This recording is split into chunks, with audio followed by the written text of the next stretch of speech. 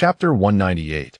Cultivation and seclusion by the shores of the East Sea. A somewhat desolate seaside villa stood in solitude.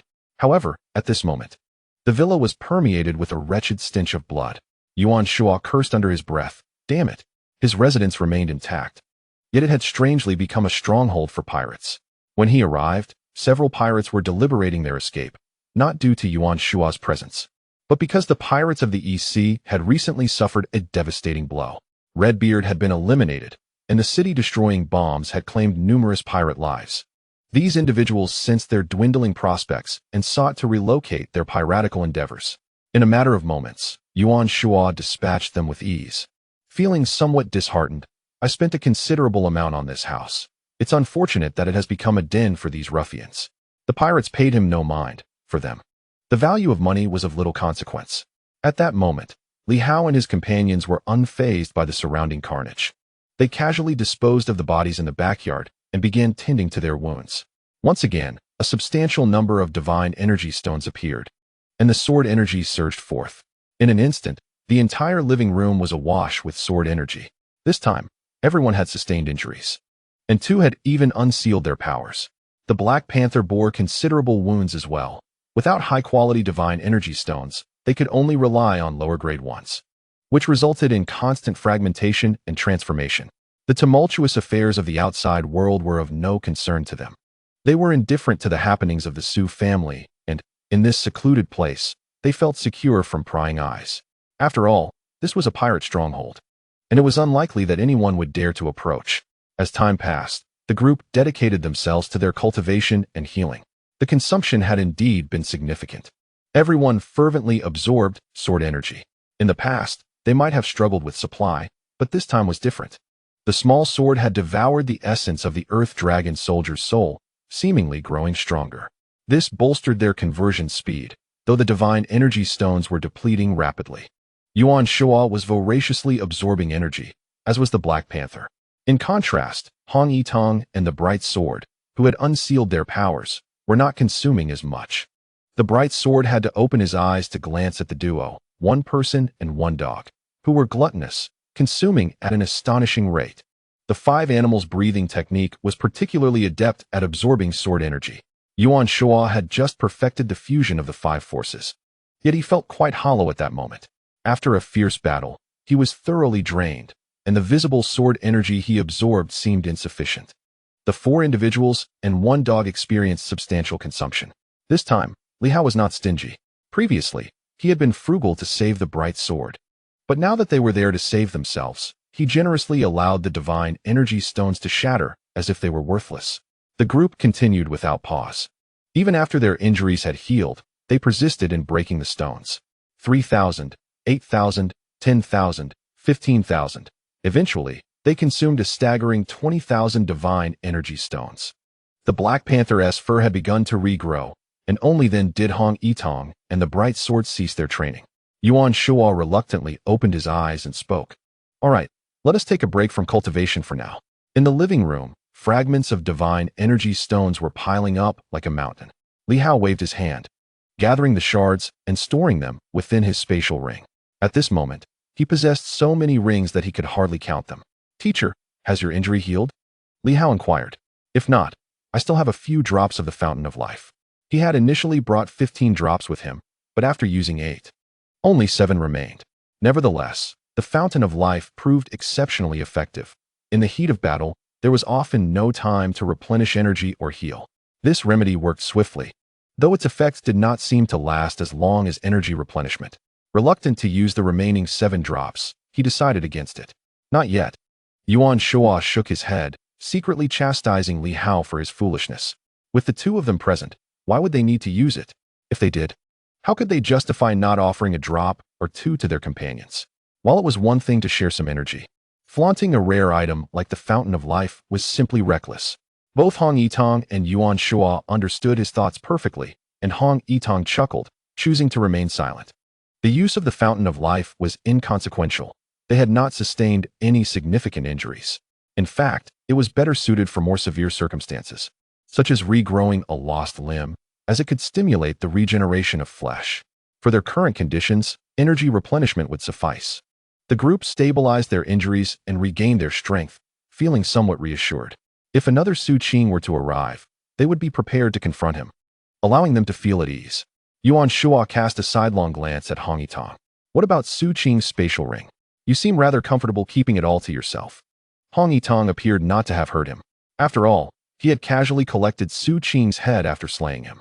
Yuan Shuo, noticing his silence, huffed. Su Qing fought alongside me and Li Hao for quite some time. It was only when the Sword of Heaven arrived that you managed to defeat him. My apprentice acknowledges this favor, yet now you wish to claim his spoils? Hong Yitong laughed, and Li Hao chimed in, Teacher, let Uncle Hong keep it. We did not slay him ourselves. Yuan Shuo felt a profound sense of despair. Indeed, this foolish lad had been so stingy in the past. Yet now he refused even the spatial ring of a duke. Li Hao merely thought that it would eventually find its way into his possession. There was no need to rush. After all, Hong Yitong would eventually trade it for energy. It was unwise to directly request it from others. Instead, they should subtly extract what they needed and reclaim it later. With a smile, Hong Yitong casually tossed out the spatial ring, glancing at Yuan Shuo. Brother Yuan, after all these years, you remain as straightforward and direct as ever, almost to the point of being shameless. Unfazed, Yuan Shuo ignored him. Upon seeing the ring being discarded, he finally relented. Li Hao cheerfully suggested, let us not bicker over such trivial matters. I must tally our gains from this venture. It has been remarkably fruitful. I practically emptied the Su family's treasury, and there are many fine items. I cannot oversee them all alone. I would appreciate your assistance in counting them. As he spoke, he drew forth a long necklace of spatial rings from his armor, leaving the others momentarily speechless. The Su family had truly suffered a considerable loss this time. Li Hao's gains this time were truly remarkable. The Su family's treasury had been raided, for formidable members of the Redbeard faction were slain, and both Su Xing and General Huang, along with the second steward, fell at his hands. Ultimately, even Su Qing met his demise. If the Redbeard faction is considered part of the Su family, then a staggering total of 8 powerful individuals at the Shuangguang level perished. Prior to this, 9 had already been killed.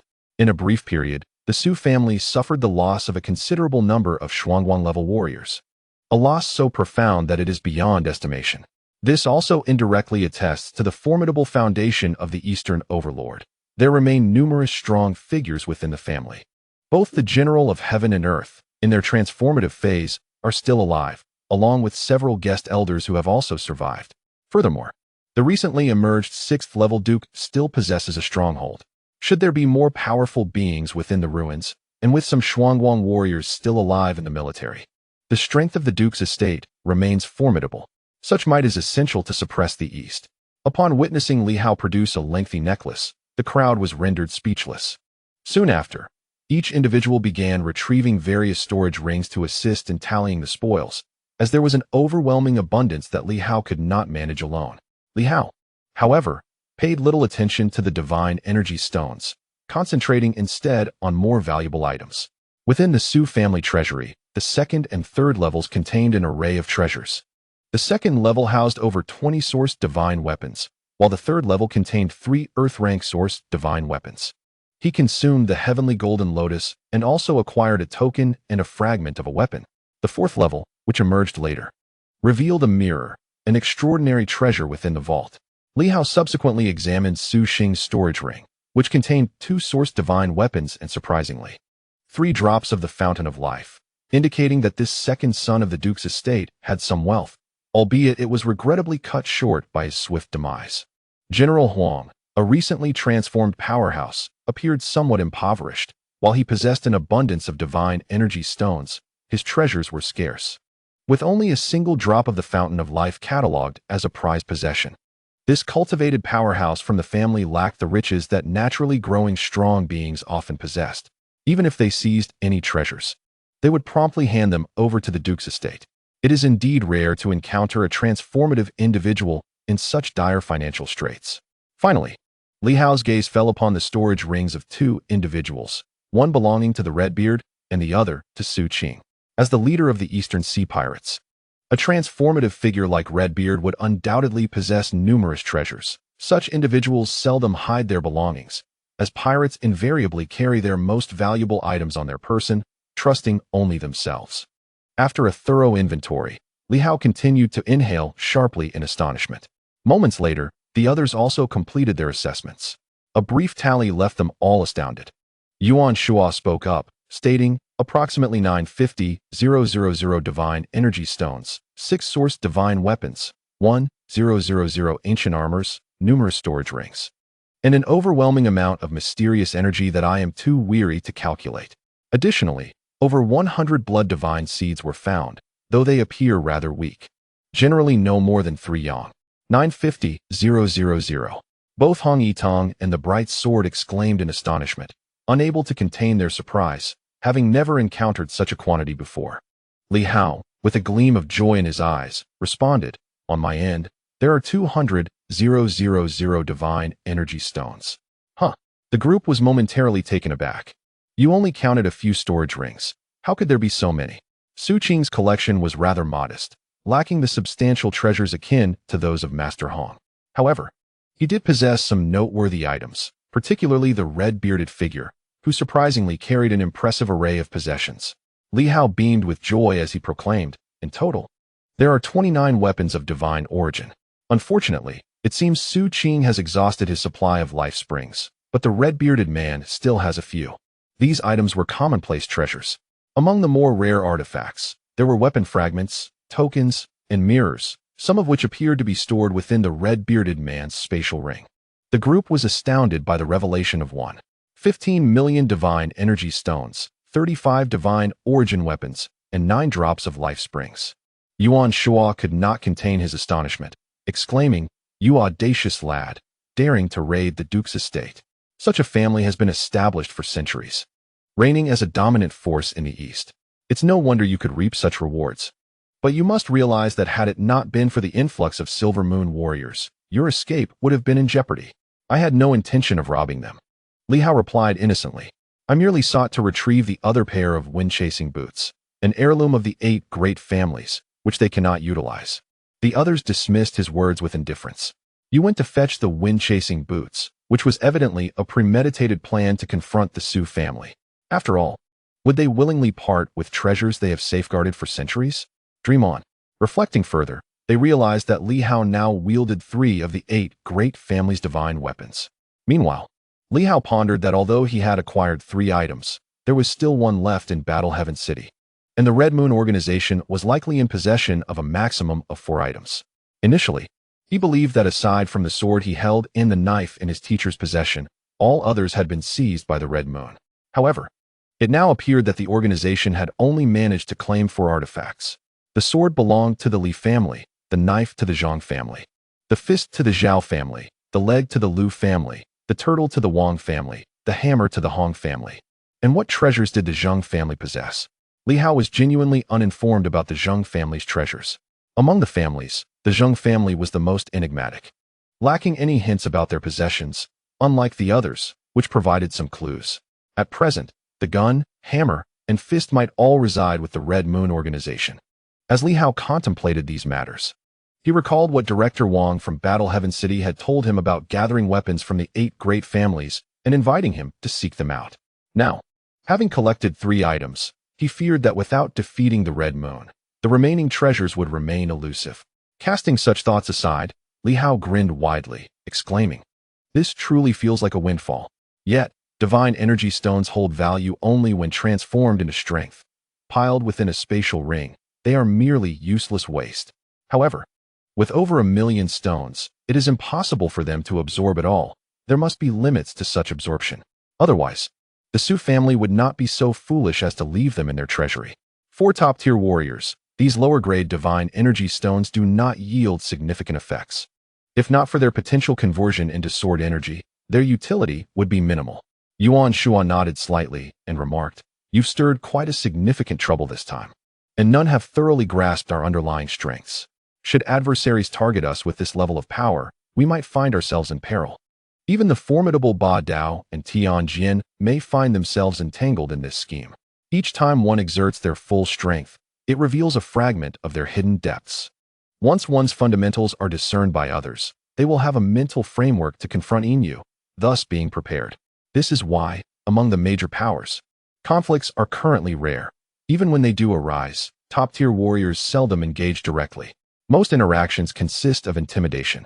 Take, for instance, the recent situation where even the revered Tianjin Mountain, one of the 7 sacred peaks, has had its strength assessed, which may lead to complications for them. Li Hao nodded in agreement. He then smiled and remarked, "Thus, the pressing task is to fortify ourselves, ensuring that our enemies cannot uncover our secrets. When they assume they can easily deal with us, we must surprise them with a counterattack, gradually diminishing their strength." It sounds simple enough. Li Hao did not linger on this thought, and quickly inquired, "Teacher, have you achieved a new breakthrough in your 5-animal technique?" Indeed, Yuan Shuo replied without reservation.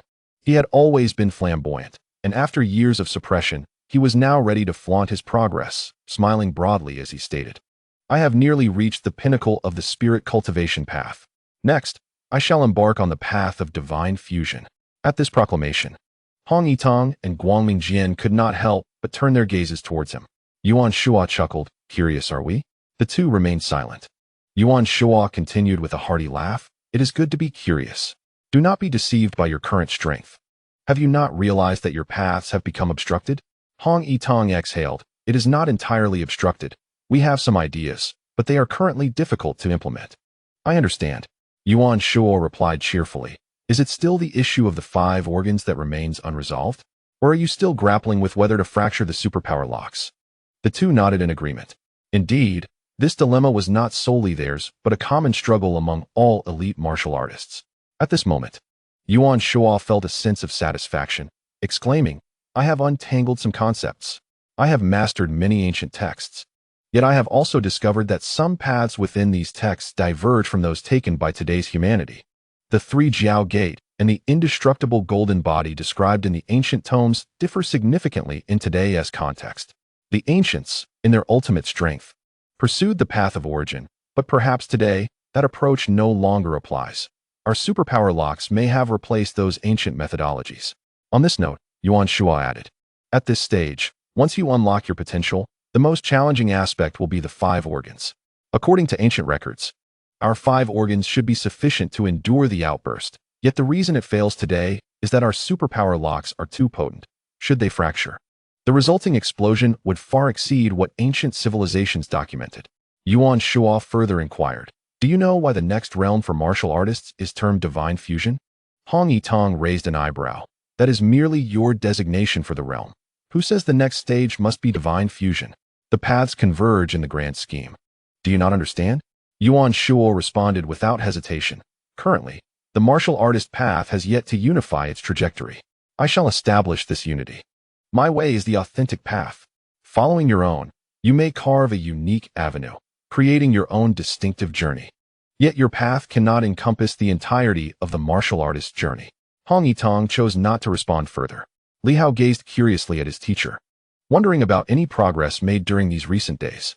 At this moment, he indeed required the teacher's assistance. Noticing the teacher's playful demeanor, he ventured, "Teacher, the realm of merging the spirit must be related to the superpower locks, correct? Is it not about infusing the essence into the superpower locks, allowing the locks to embody the essence and thereby replacing the primordial paths of ancient civilization?" Yuan Shuo paused, glancing at Li Hao. Li Hao continued, "In your current stage of the spirit-concealing realm, it is just the 2 of us traversing this path, requiring the fusion of the 5 essences. However, not everyone can achieve this fusion. Even I have yet to accomplish it. What should we do about this singular essence?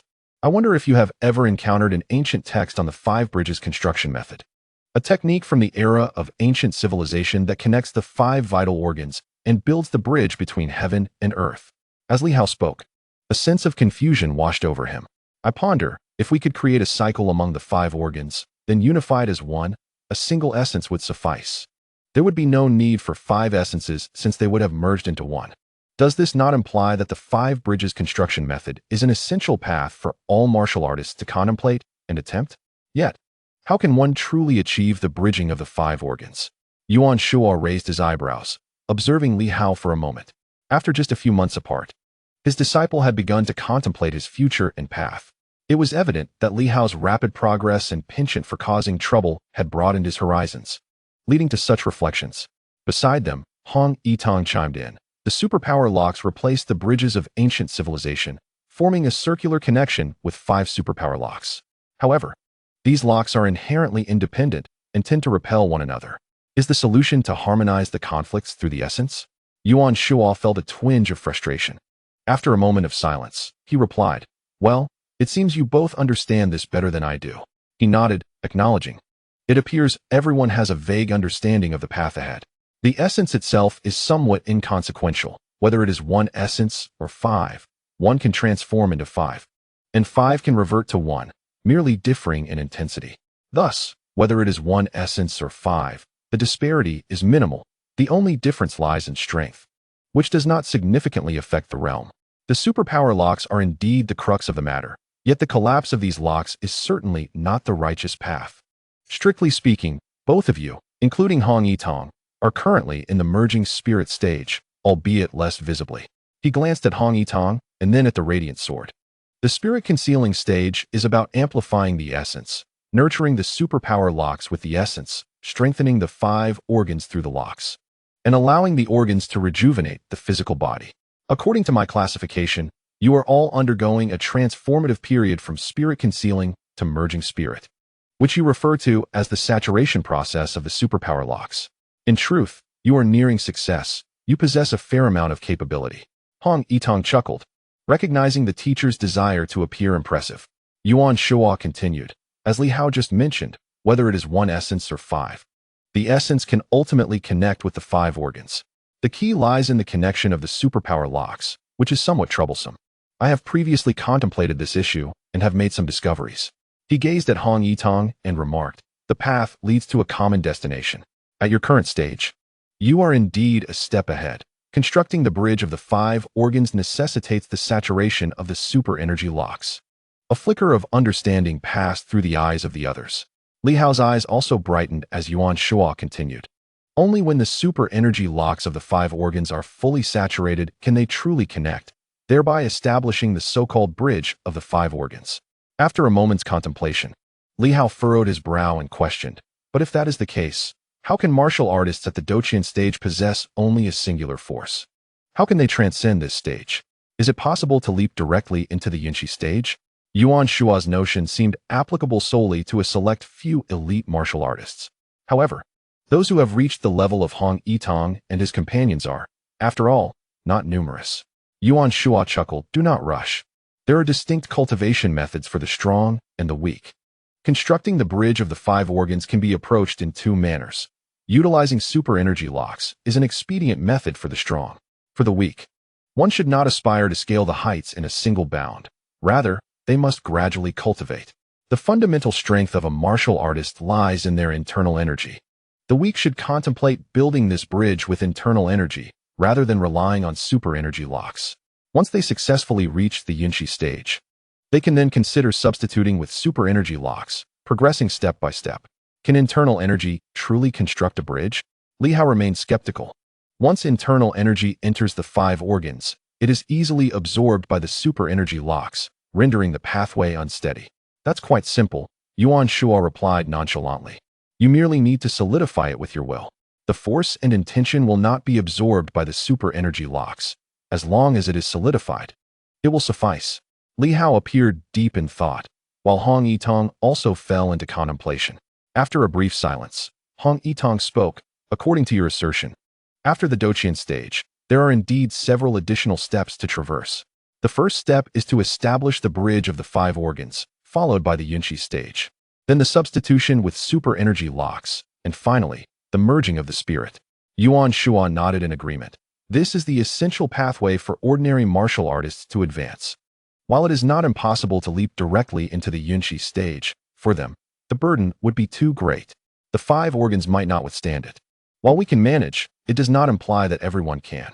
Though Li Hao and his companions had not constructed the bridge of the 5 organs, they nevertheless reached the Yunqi stage because their 5 organs were robust, unlike the average Doqian, whose 5 organs lacked such strength. After some contemplation, Li Hao inquired, Master, why must others first saturate the super energy locks of their limbs before they can saturate the super energy locks of the 5 organs? Only then can they unlock their power? Yuan Shuo shook his head. I am not entirely certain about this, as I have not experienced it myself. However, I surmise it pertains to the intrinsic connection between the super energy locks. At this point, Han Yitong interjected with an explanation. Saturating the strength of the limbs serves to fortify the physical body, which in turn benefits the 5 organs. Otherwise, directly enhancing the 5 organs would overwhelm them, and the physical body would not be able to cope. Li Hao contemplated, pondering that he had first reinforced the super energy locks of the 5 organs, yet upon reflection, he realized that his physical form and bones were indeed being strengthened. Otherwise, solely enhancing the 5 organs might not suffice.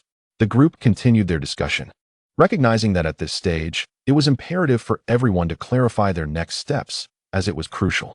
Those capable of unlocking their potential are all top-tier martial artists. To unlock the seal, one's combat strength must surpass that of the radiant light, yet when compared to the 6th realm, it may still fall short, unless one can completely shatter the superpower lock. In such a case, when the 6th realm emerges, attempting to stabilize the realm with these top martial artists may lead to obsolescence. Others, including Yuan Shuo, have already reached this juncture. Although Li Hao has yet to attain this stage, he is rapidly approaching it. Without a clear path ahead, the journey becomes arduous. After several hours of discussion, Yuan Shuo finally spoke. The cultivation of the spirit can be divided into 2 phases. The first phase involves constructing the 5 organs bridge, while the second phase is nurturing the momentum. The merging of the spirit can also be categorized into 2 stages. The first stage saturates the superpower lock, and the second stage connects the 5 locks to merge the momentum into the lock. He continued, from the perspective of a singular martial artist. Han Yitong and his peers are merely in the first phase of merging the spirit, yet they can already surpass the level of radiant light. Therefore, merging the spirit can indeed rival both the radiant light and entities beyond that level. Should they enter the second stage, they may contend with even stronger beings. Han Yitong chuckled. Do not force me into your framework. Yuan Shuo rolled his eyes. To be part of my system is your honor. In this era of martial arts, only I can carve a complete path. Your misguided approaches will inevitably revert to orthodoxy. Li Hao, uninterested in their banter, furrowed his brow slightly. If I bypass the construction of the 5 organs bridge and do not use internal energy to build it, does that mean I must directly construct it through the saturation of the superpower lock? Why would you skip it? Yuan Shuo retorted, somewhat irritated. Is it so difficult for you to use your internal energy to build the bridge? Are you creating troubles for yourself? Or do you believe you possess extraordinary talent and can ascend in one leap? First, integrate the 5 organs, and then you can take your time with the rest. If you insist on skipping ahead, do you think the challenge is not sufficient? Are you looking to showcase your talent? Li Hao fell silent. He merely felt he had surpassed that phase, but upon Yuan Shuo's remarks, it seemed to hold some merit. Thus, he resolved to first construct the internal energy bridge, connecting the 5 organs, and then proceed to saturate the superpower lock. Nonsense. Yuan Shuo snapped. Have you even begun to cultivate your spirit? Li Hao was taken aback. I have cultivated my spirit. How could I not? Your momentum has all been forcibly enhanced. What spirit have you truly cultivated? Yuan Shuo expressed his frustration. Feeling exasperated, you are entirely reliant on external factors for enhancement. This is incorrect. Cultivating the spirit is a process of strengthening the momentum. When the momentum is strong, the 5 organs are strong. You have merely pushed your strength up through external means. Strictly speaking, you have not truly cultivated your spirit. You are simply piling up combat strength artificially. I have only walked this path for a few months, while you have strayed completely, locking the spirit, merging the momentum. You're just muddling through. He then explained to Li Hao, cultivating the spirit is not done in your fashion. If you continue down this path, enhancing your momentum will become exceedingly difficult, and trouble will surely arise. You have not grasped the true essence of spirit cultivation. Why must the momentum be integrated with the 5 organs? Is it merely for play? Whether you integrate or not is ultimately inconsequential. If you strip the momentum away, your strength remains unchanged. Thus, you are merely exposing yourself in name a cultivator of the spirit, but in reality, you are just playing around. Li Hao was left speechless. Surely, it couldn't be that dire. He contemplated the matter, yet he always believed that once they reached the stage of fusion, perhaps they could elevate their momentum together. The teacher's intent was to root deeply within the 5 organs. Yuan Shuo furrowed his brows and remarked, your momentum and your 5 organs are not inherently connected. The essence of nurturing the spirit lies in anchoring the momentum within the 5 organs. It is not merely a game of locking. It requires a simultaneous elevation. When the 5 organs are strong, the momentum is robust. Conversely, a strong momentum fosters strong organs. Momentum is not without foundation. One must trace back to its origins and establish roots within the super-energy lock. This preparation is essential for the forthcoming fusion of spirit. One cannot simply achieve the fusion directly. You must correlate the momentum with the super-energy lock before any enhancement can occur. Only then, when your super-energy lock is formidable, will your momentum be powerful. At this juncture, he cast a glance at Hong Yitong, somewhat displeased. Having reached this stage, you cannot possibly be oblivious. I have been on this path for a while, and my disciple has mingled with you. Has no one offered him a word of caution? Hong Yitong, feeling somewhat innocent this time, replied helplessly, how could I know how your nurturing of the spirit unfolds, or if it aligns with ours? Li Hao publicly stated that integrating with the 5 organs suffices. I assumed that you, of the 5 beast sect, possessed a unique method to enhance momentum. Yuan Shuo rolled his eyes. I was aware of this young man as proclamations. I thought he was deliberately misleading others. Is it truly that he believes so? Li Hao, feeling sheepish, replied, indeed, aside from the locking of momentum, everything else reflects my genuine thoughts. Did you all think I was merely deceiving? Why such prejudice against me? When I first entered Bai West City, I was weak and timid. How could I dare to speak recklessly? Yuan Shuo sighed. Did I not inform you before I departed about the locking of momentum and nurturing the spirit? The realm is named nurturing the spirit. How did you stray from the path? I was under the impression that you understood, yet it appears you comprehended nothing at all. Li Hao could only smile wryly. Teacher, when you left, I was still a mere 100-level martial artist, with little understanding of momentum. I merely grasped it through serendipity. How could I fathom your teachings? Yuan Shuo sighed once more. Very well, I have overestimated you. Now, take the time to meticulously sort out your path. Yuan Shuo spoke solemnly. If you continue down this route, your strength may indeed grow, yet it will be a mere accumulation, inevitably reaching a limit. You cannot perpetually acquire treasures to enhance your momentum. The true strength of momentum is the foundation of a martial artist. Momentum is not solely a matter of mental power. Do you understand? Strictly speaking, momentum may have replaced the primordial path of ancient martial arts. Without means to elevate your momentum, you will eventually fall behind. The primordial path has, in fact, diminished since the late period of ancient martial arts. Today, few can traverse this path, save for those remnants of ancient civilizations or their descendants who can still tread the primordial path. If you cannot surpass your ancestors, you will ultimately discover that there are no avenues ahead. During the ancient civilization period, certain changes must have occurred, leading to a divergence in the laws of heaven and earth. He turned his gaze to Li Hao. If you persist along this path, perhaps you may eventually tread upon the primordial path. However, in this lifetime, you will only be able to follow the ancient martial arts path. Ultimately, you may reach the level of your ancestors, but the prospects are dim. The possibility of replicating your ancestors' path is almost non-existent. Li Hao scratched his head, expressing, I have yet to contemplate such long-term aspirations. Foolishness. Yuan Shuo furrowed his brow, asserting, even if you may never reach that pinnacle, one must maintain lofty ambitions. If you lack even this modicum of ambition, what is the point of your cultivation? It would be better to divide the divine weapons among us 3, each take one, and we can devise a plan to eliminate Yue. You should simply find a woman to settle down with. Yuan Shuo appeared to be quite incensed. Li Hao forced a bitter smile. Teacher, that is not my intention. All right, I shall amend my ways.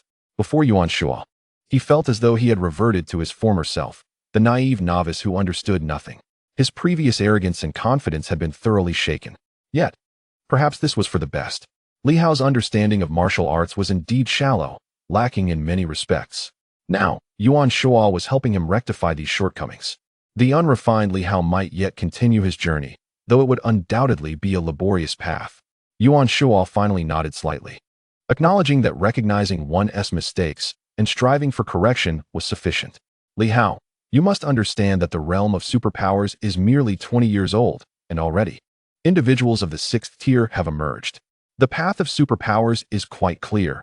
Once the issue of internal organ conflicts is resolved, they will swiftly ascend to the 7th, 8th, and even 9th tiers.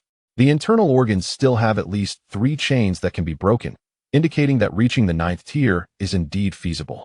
As long as the issue of the internal organs is addressed, the path ahead will be smooth. Though we may verbally deride superpowers, we must not allow such disdain to cloud our judgment. This is tactical contempt, yet strategically, we must regard it with seriousness.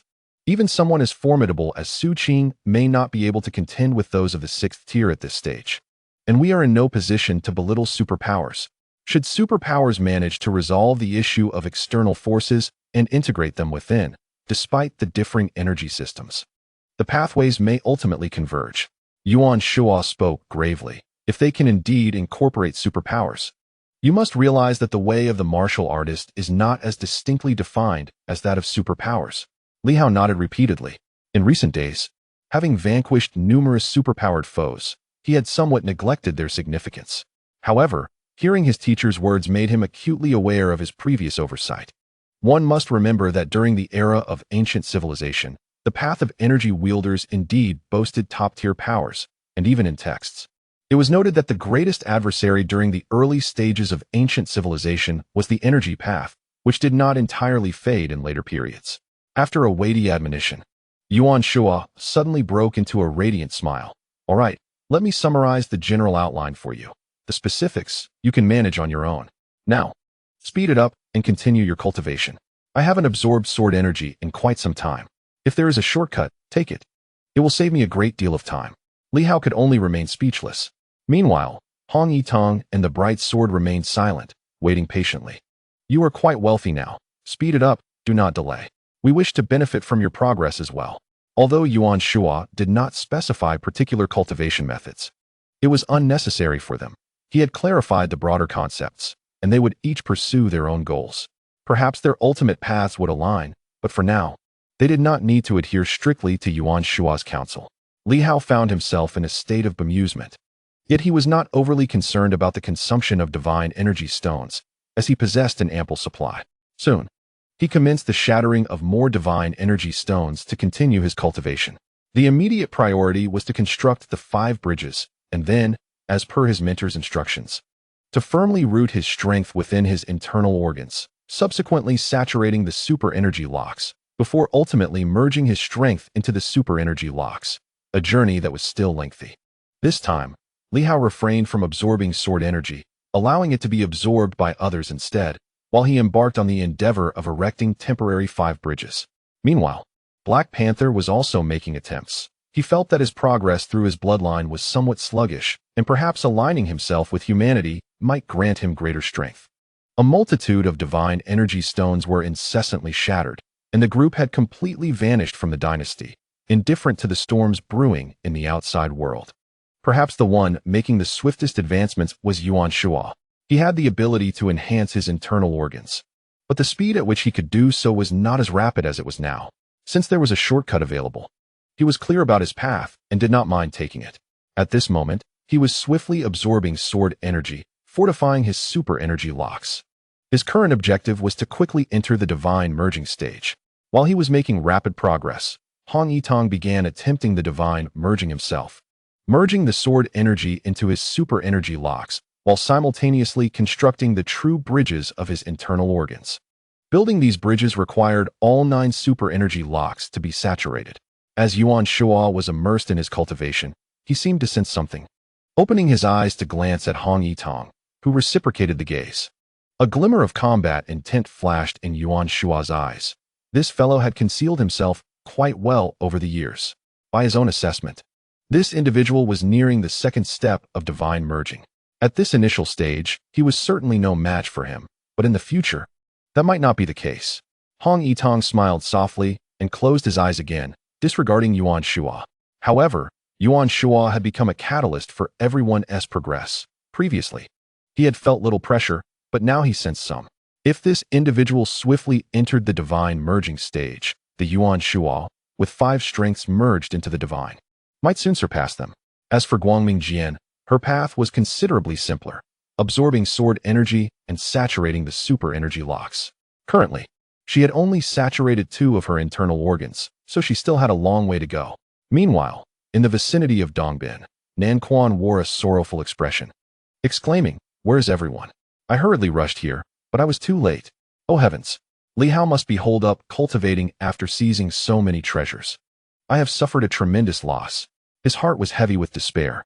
He understood that those rascals were certainly engaged in cultivation. So he had set out as soon as the news broke. Arriving just a moment too late, he failed to locate Li Hao and the others. Realizing he had missed a significant opportunity. They must be within 1,000 miles of me. Damn it, but they are not responding. I could reach out to Tong Ka. But alas, those fellows are ignoring me. It is truly disheartening. Chapter 199. Going their separate ways. Subscription and monthly tickets requested. Nan Quan's message was received by everyone. Li Hao was preoccupied and had no time to respond. Hong Yitong outright blocked Nan Quan, thinking it pointless to disturb them when he had missed the battle.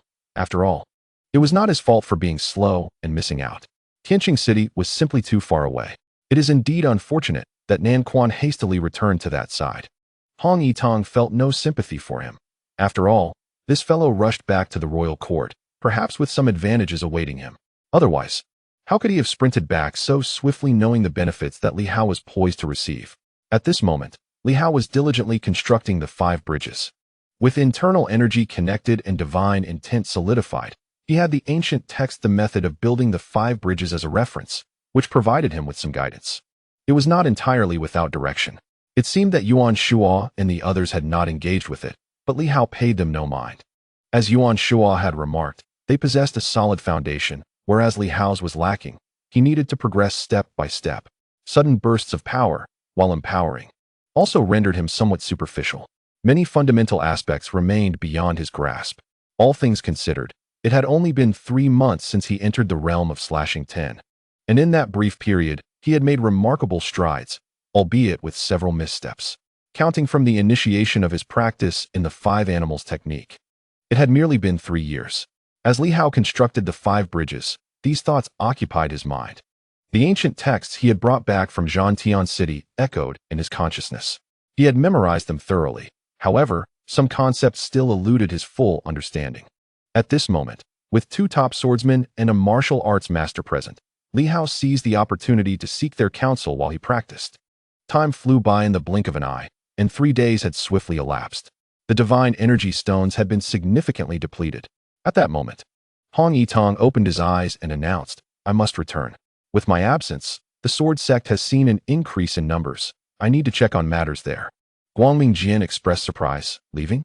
You won't take advantage of such a splendid opportunity to cultivate?" Over the past few days, Guangming Jian had been immensely pleased. She had filled her 3rd super energy lock at an astonishing pace, achieving results far superior to her solitary training over the previous year or 2. She was almost inclined to remain in seclusion indefinitely. Why would he leave now? As for Li Hao, his focus during these 3 days had primarily been on organizing his understanding. At present, the construction of the 5 bridges was nearing completion. Hearing Hong Yitong's intention to depart, Li Hao furrowed his brow slightly and asked, "Returning now, will it be safe?" The strength on Silver Moon primarily resided in Baiwa City, and the sword sect was still somewhat distant from there. Hong Yitong chuckled, "It matters not. They would not recklessly make a move against me. It would be a loss for them. What benefit is there in killing me? To do so, they would at least require a 6th realm powerhouse, and even then, it would not be guaranteed. Currently, the 6th realm is not particularly stable." He paused, contemplating before adding, "The 5 animals breathing technique may prove invaluable to those in the 6th realm. I can perceive some of this, and those super beings might also sense it. You too, as master and disciple, are likely to encounter trouble." After a moment's hesitation, he continued, "Not only you, but also Yuan Xingwu and Chen Yuhua." His expression grew somewhat grave. Even if they are not practicing the latest version of the 5 animals breathing technique, the broader knowledge they possess will undoubtedly stir their interest. Consider this carefully. I shall not involve myself in the matters of the 5 animals sect. At this stage, many had yet to grasp this point, or rather, they did not fully comprehend the true mysteries of the 5 animals breathing technique. Su Qing had seen much in the final stages, but alas, he perished. Had he survived, he would certainly have recognized the extreme significance of the 5 animals breathing technique. Those who cultivate the 5 animal breathing technique may not fully comprehend its essence. Li Hao, who previously held a simplistic view of breathing methods, has begun to grasp some of its intricacies. Particularly, he experiences a profound connection of spirit and vitality when collaborating with his mentor, a sensation both mystical and enlightening. Moreover, the technique's applicability to ancient divine weapons adds to its complexity. After sharing this insight, Hong Yitong turned to Yuan Shuo, inquiring about the origins of his adapted breathing method, suggesting it must be substantial. Yuan Shuo cast a sidelong glance and retorted, questioning the relevance of it to Hong Yitong. Internally, Hong Yitong cursed the old man for his obstinacy, fully aware that such an attitude would eventually invite retribution. Yet, after decades of familiarity, he had grown accustomed to it. Yuan Shuo stroked his chin and chuckled, acknowledging the profound roots of his technique. He clarified that the five-animal technique is not a single tome of secrets, but rather a synthesis drawn from numerous ancient texts, encompassing elite martial arts. Furthermore, the breathing method itself has been refined based on what is said to be a secret passed down by ancient emperors. He elaborated, stating that the five-animal breathing technique did not originally possess such extraordinary effects. It is only since the rise of superhuman abilities that it has acquired unique properties, perhaps linked to sword energy. Without this sword energy, the technique's efficacy diminishes significantly. He then addressed Li Hao, asserting that the true mastery lies in the combination of sword energy with the five-animal breathing technique. He speculated that among the ancient martial arts secrets he referenced, there may be techniques from Li Hao's ancestors. While the five-animal breathing technique is indeed powerful when utilized alone, it cannot achieve the same results without this synergy. Li Hao pondered the implications. The technique, if disseminated, would yield limited effectiveness unless others could also harness the sword energy. Yuan Shuo, brimming with pride, remarked that even if a mediocre individual were to acquire the five-animal breathing technique, it would ultimately amount to little more than an additional skill. Mastery is what elevates it to a top-tier secret. Otherwise, it remains ordinary. He questioned whether anyone could truly comprehend the five forces. Hong Yitong chose not to engage further, stating his intent to depart. Yuan Shuo, unbothered, remained in no rush to leave.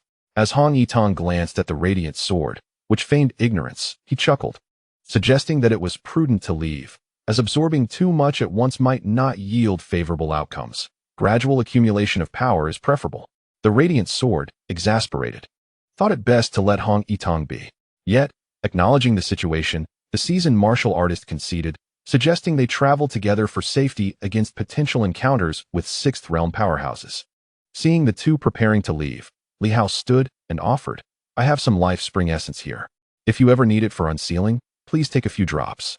As I might not always be available. Originally possessing 7 drops, he had managed to acquire 2 more, totaling 16. He retrieved 2 vials, filling one with 3 drops, assuring them that should they require simple unsealing, this should suffice without his intervention. Hong Yitong cast a glance at him, smiled, and then turned his gaze to Yuan Shuo, directly taking the bottle and saying, "If there is anything, find me later." Guangming Jian was equally unreserved. Generally, the martial artists from Silver Moon were not overly courteous. Having something was better than nothing. If needed, they could always engage in another bout in the future. The two each took a bottle, offered no farewells to Yuan Shuo, and swiftly departed under the cover of night. Yuan Shuo waited until they were gone before snorting, "At least they know their place."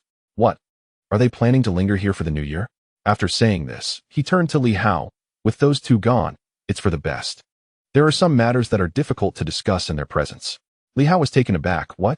Generally, martial artists were quite magnanimous, unless it pertained to the secret techniques of their sect. Indeed, Yuan Shuo then spoke, "The 5 animals breathing technique.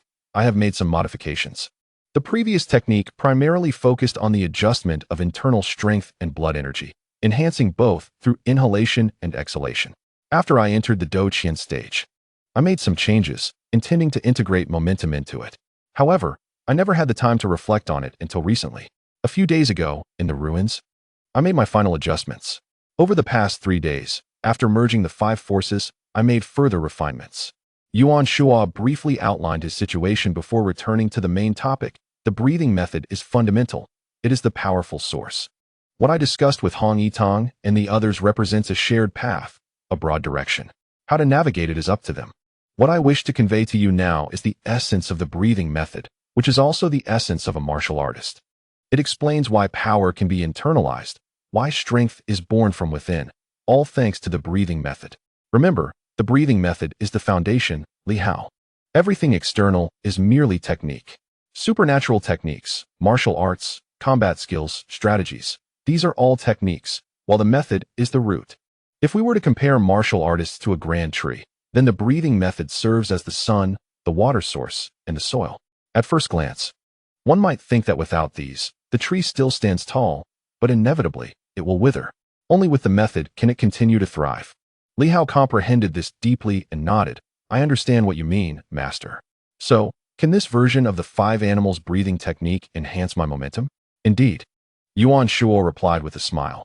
Thus, it is no surprise that Hong Yitong mentioned that someone might have designs on your 2 unworthy senior brothers and sisters. Their version is rather antiquated, a relic from many years ago, even less profound than your current practice. Times evolve. And what of the old version if it were cast aside? In truth, both you and I, having perused ancient texts, should grasp that clinging to the past is not the direction of advancing martial arts. Yuan Shuo scoffed. In this era, if you do not cherish what you have, you are courting disaster. Even if I were to pass on my knowledge, it would not be now, nor would it be before those fellows have stabilized their realms. That would only invite trouble. I now regret not having paid more attention to some things I studied in the past. They were carelessly disseminated. Li Hao nodded, feeling a surge of excitement at this moment. After practicing your version of the 5 animals breathing technique, will my 5 forces surge dramatically? What are you thinking?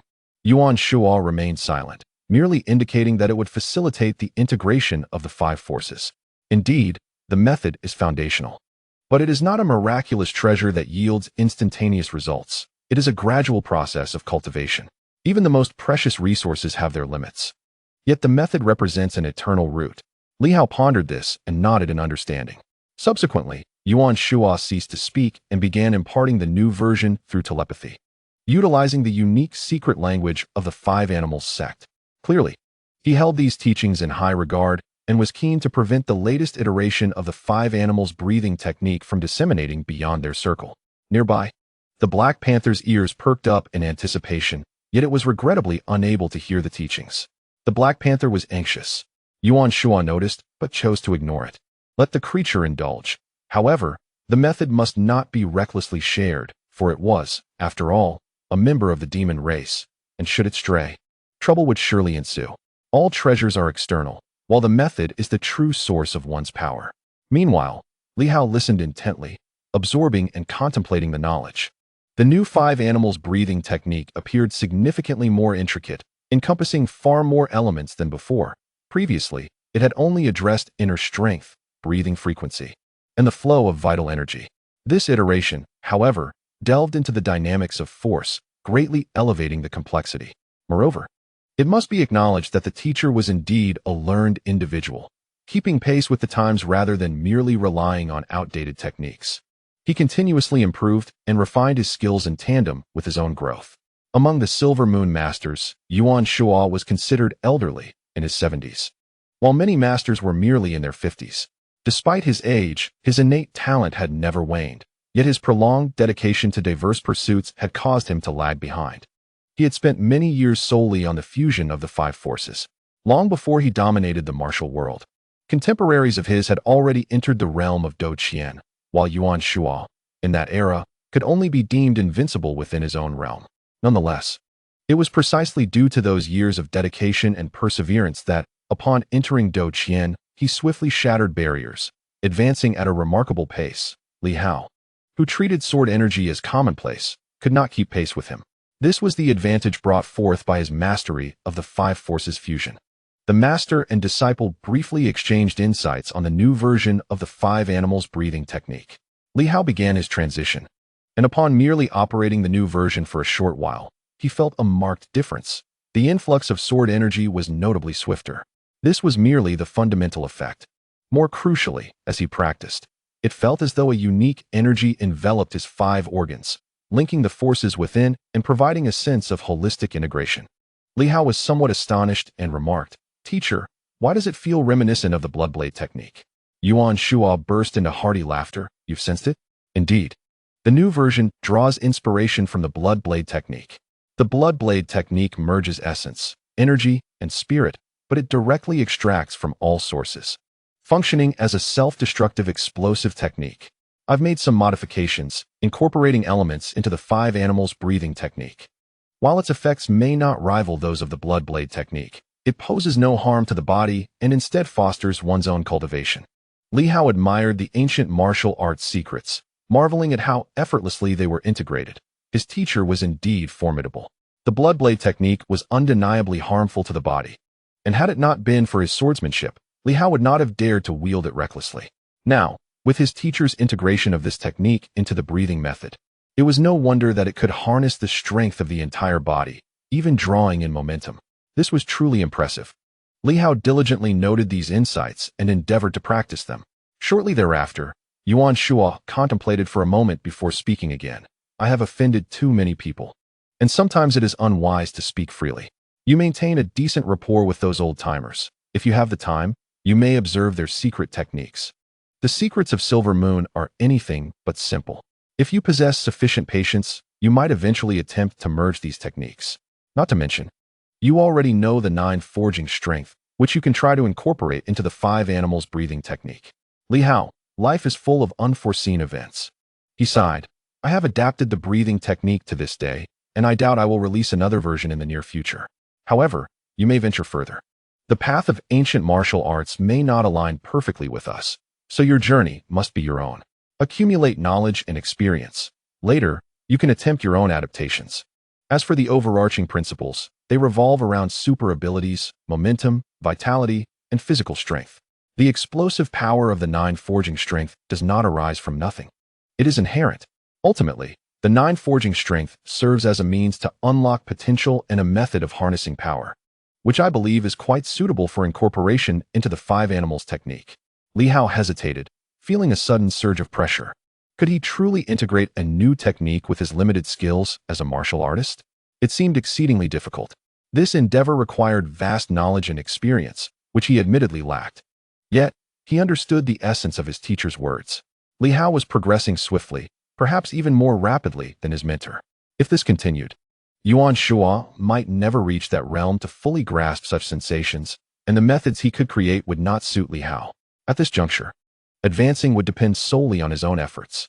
Yuan Shuo patted Li Hao on the shoulder and said with a smile, there is no need to feel overwhelmed. Some matters are indeed challenging, but what seems simple often unfolds naturally. The more you witness, the easier it becomes to comprehend and synthesize.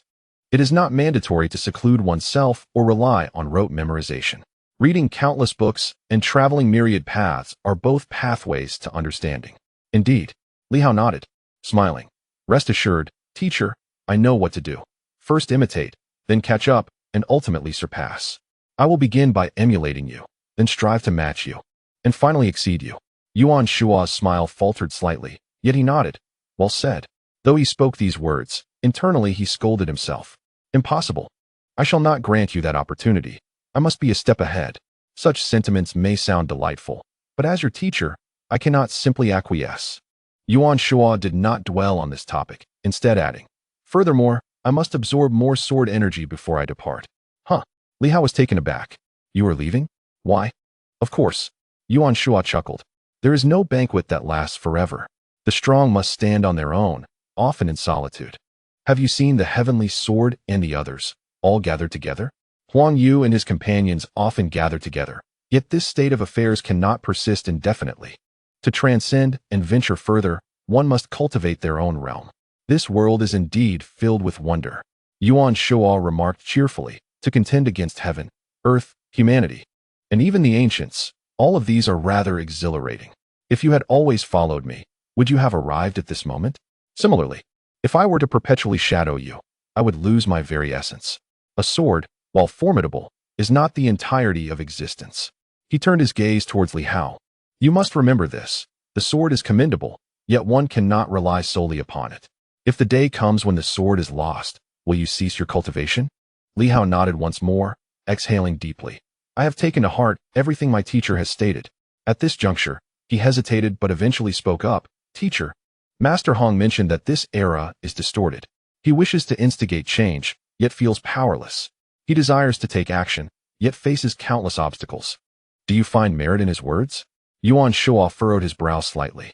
After a moment, he replied, there is truth in his reasoning, yet remember, each person's path is distinct.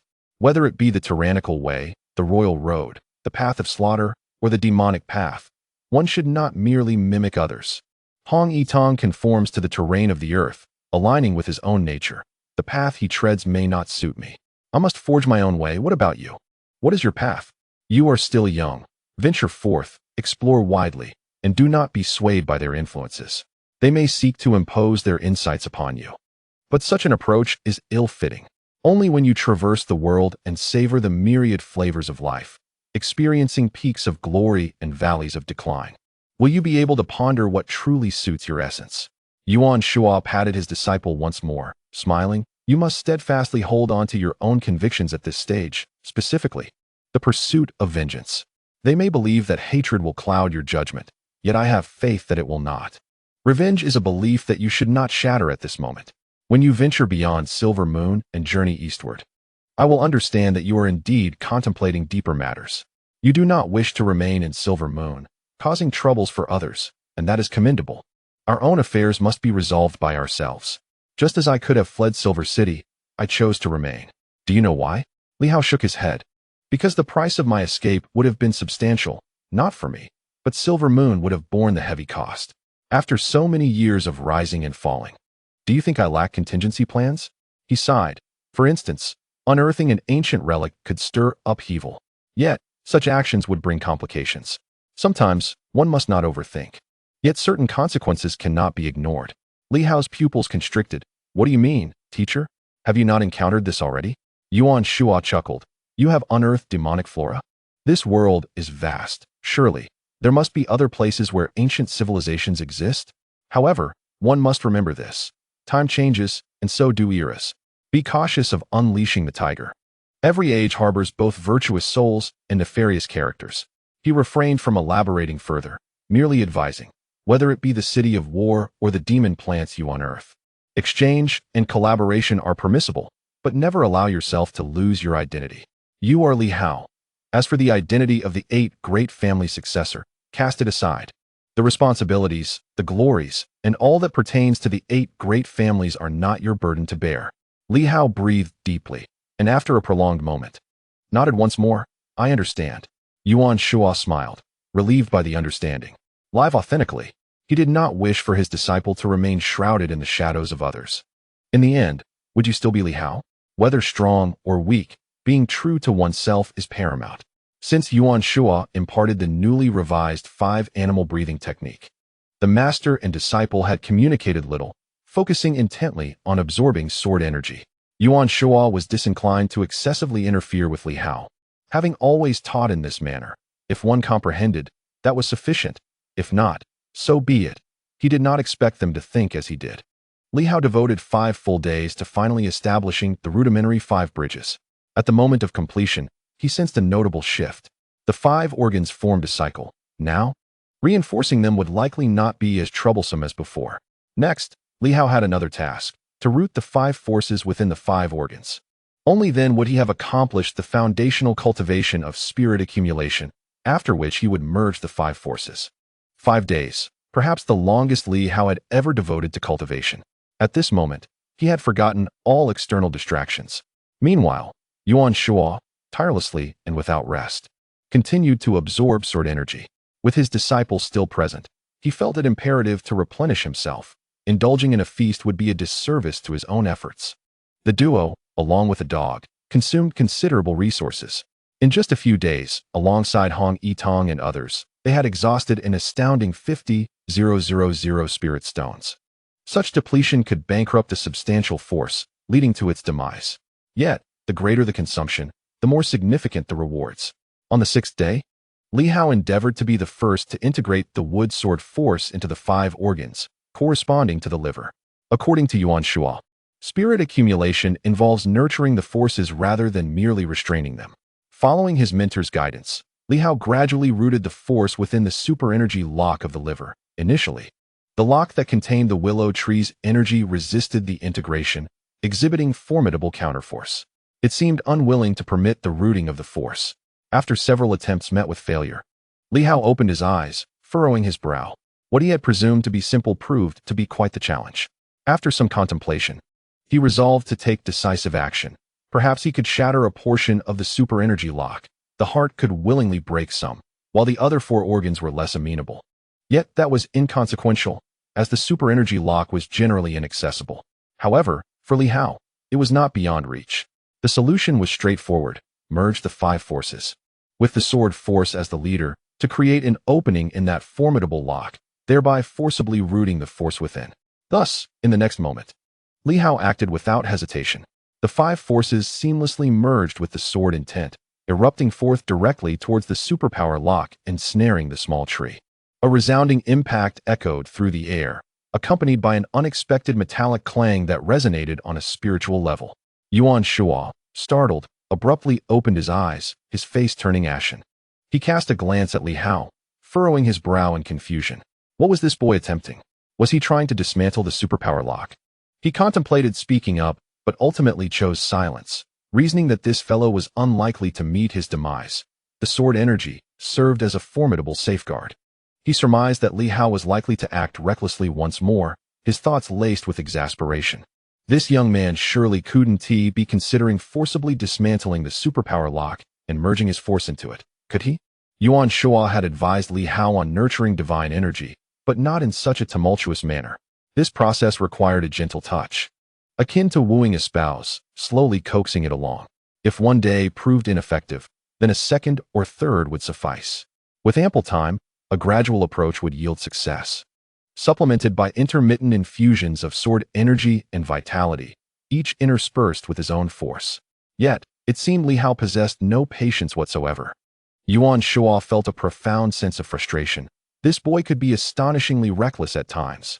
Of course, he had the confidence to be so brash. What could be done? Yuan Shuo had taken over a month to merge his 5 forces into the superpower lock, with each foundational force requiring at least a week to properly establish.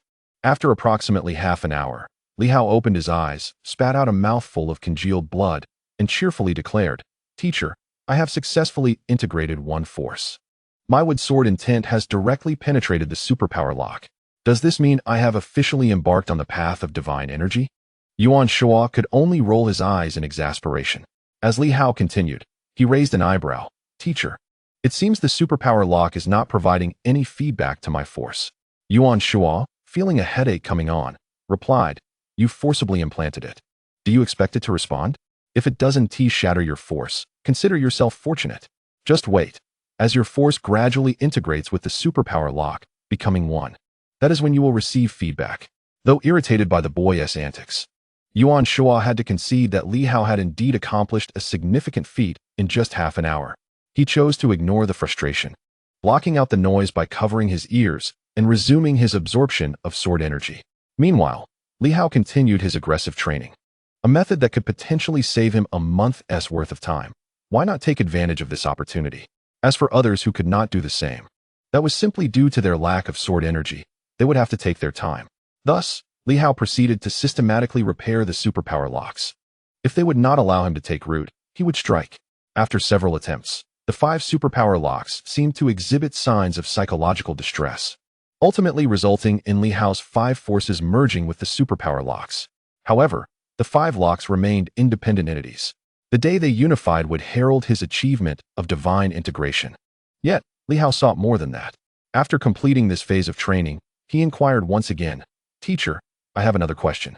If I were to comprehend additional sword intents, could I also attempt to integrate them into the superpower locks located in my limbs, spine, and purple palace?"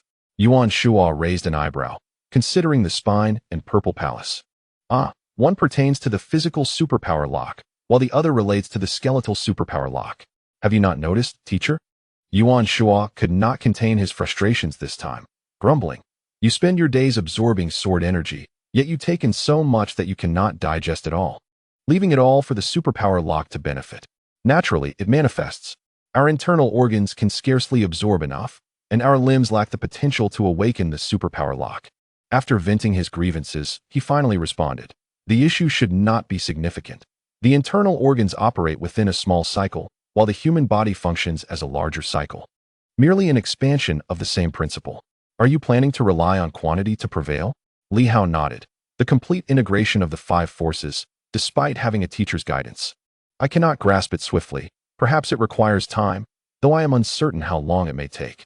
If I could cultivate certain techniques and then comprehend the force, the manifestation of strength would perhaps be simpler. Ultimately, under the overarching principle of sword force, this could indeed be a viable path. Yuan Shuo acknowledged. That is a commendable idea. As Master Hong has stated, be quiet. Yuan Shuo felt a twinge of exhaustion.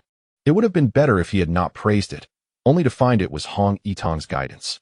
However, he quickly added, while your idea is sound, one must consider, how strong is your overarching sword force? Can it truly govern all? Your ancestor's sword was formidable, yet when you comprehend it, you may find yourself too weak. Perhaps you should return to Silver City and revisit that sword. Li Hao felt a stir in his heart and nodded. But soon, he furrowed his brow. Master, at present, I may not be able to see it again. Observing that thing requires the activation of bloodline powers, which only the blood godchild could achieve at that time. And he was stronger than I am now. Even at the pinnacle of Shuguang, the blood godchild may not suffice, at the very least. I would need to reach the metamorphosis stage. Then I shall seek out the red moon. Yuan Shuo remarked. The red moon undoubtedly still possesses it. Very well. Li Hao chuckled softly, nodding. Perhaps it was time to confront the red moon's formidable beings, and indeed, his teacher was right. He should revisit that sword.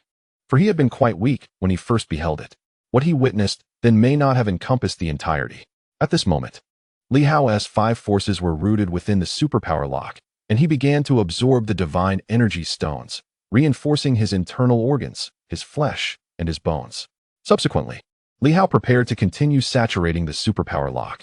He had the advantage of dual approaches. There were no rules preventing the cultivation of divine energy from saturating the superpower lock. With ample resources at his disposal, Li Hao felt emboldened. On the 8th day of his cultivation, Yuan Shuo rose, interrupting Li Hao's practice.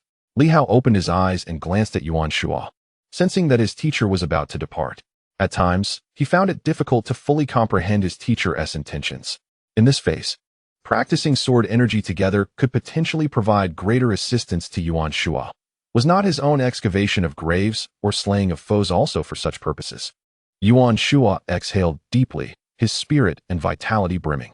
Casting a glance at Li Hao, he smiled. The progress over these few days has been commendable. Yet I have lingered here for quite some time. I shall seek out some old friends. Should you venture to the central region, take care, while you are advancing. So too are others. No one remains stagnant. With the divine sword and windchaser boots in your possession, there will be no shortage of adversaries with designs upon you. As long as you have not surpassed the 6th realm, these individuals will not relent. Li Hao nodded, feeling a pang of melancholy. Yuan Shuo, undeterred by sentimentality, chuckled and remarked, I shall take my leave now.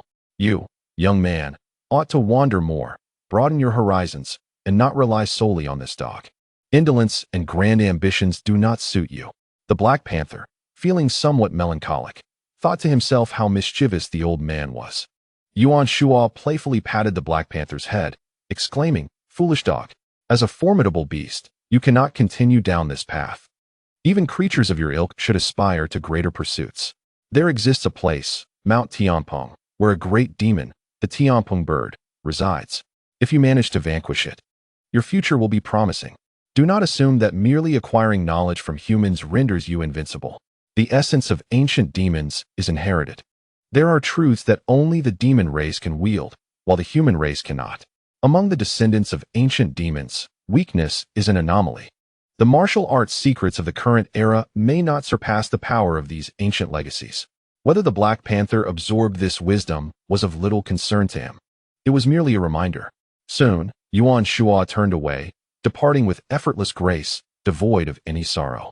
Meanwhile, Li Hao rose and observed Yuan Shuo until he vanished from view, then sighed softly. He could have simply stated his intent to seek the Biguang sword instead of rambling on. At his age, still pursuing women. Oh, it seems that the joys of life are more enticing than mentoring a disciple. In the distance, as Yuan Shuo was about to disappear, he glanced back at Li Hao, his eyes glinting with a hint of menace. This rebellious disciple. How dare he contemplate severing ties? Spreading rumors all day? Who is seeking women? Yuan Shuo cursed inwardly, then pondered anew. I merely wish to see if anyone has slain the Biguang sword. What foolish thoughts occupy this disciple's mind?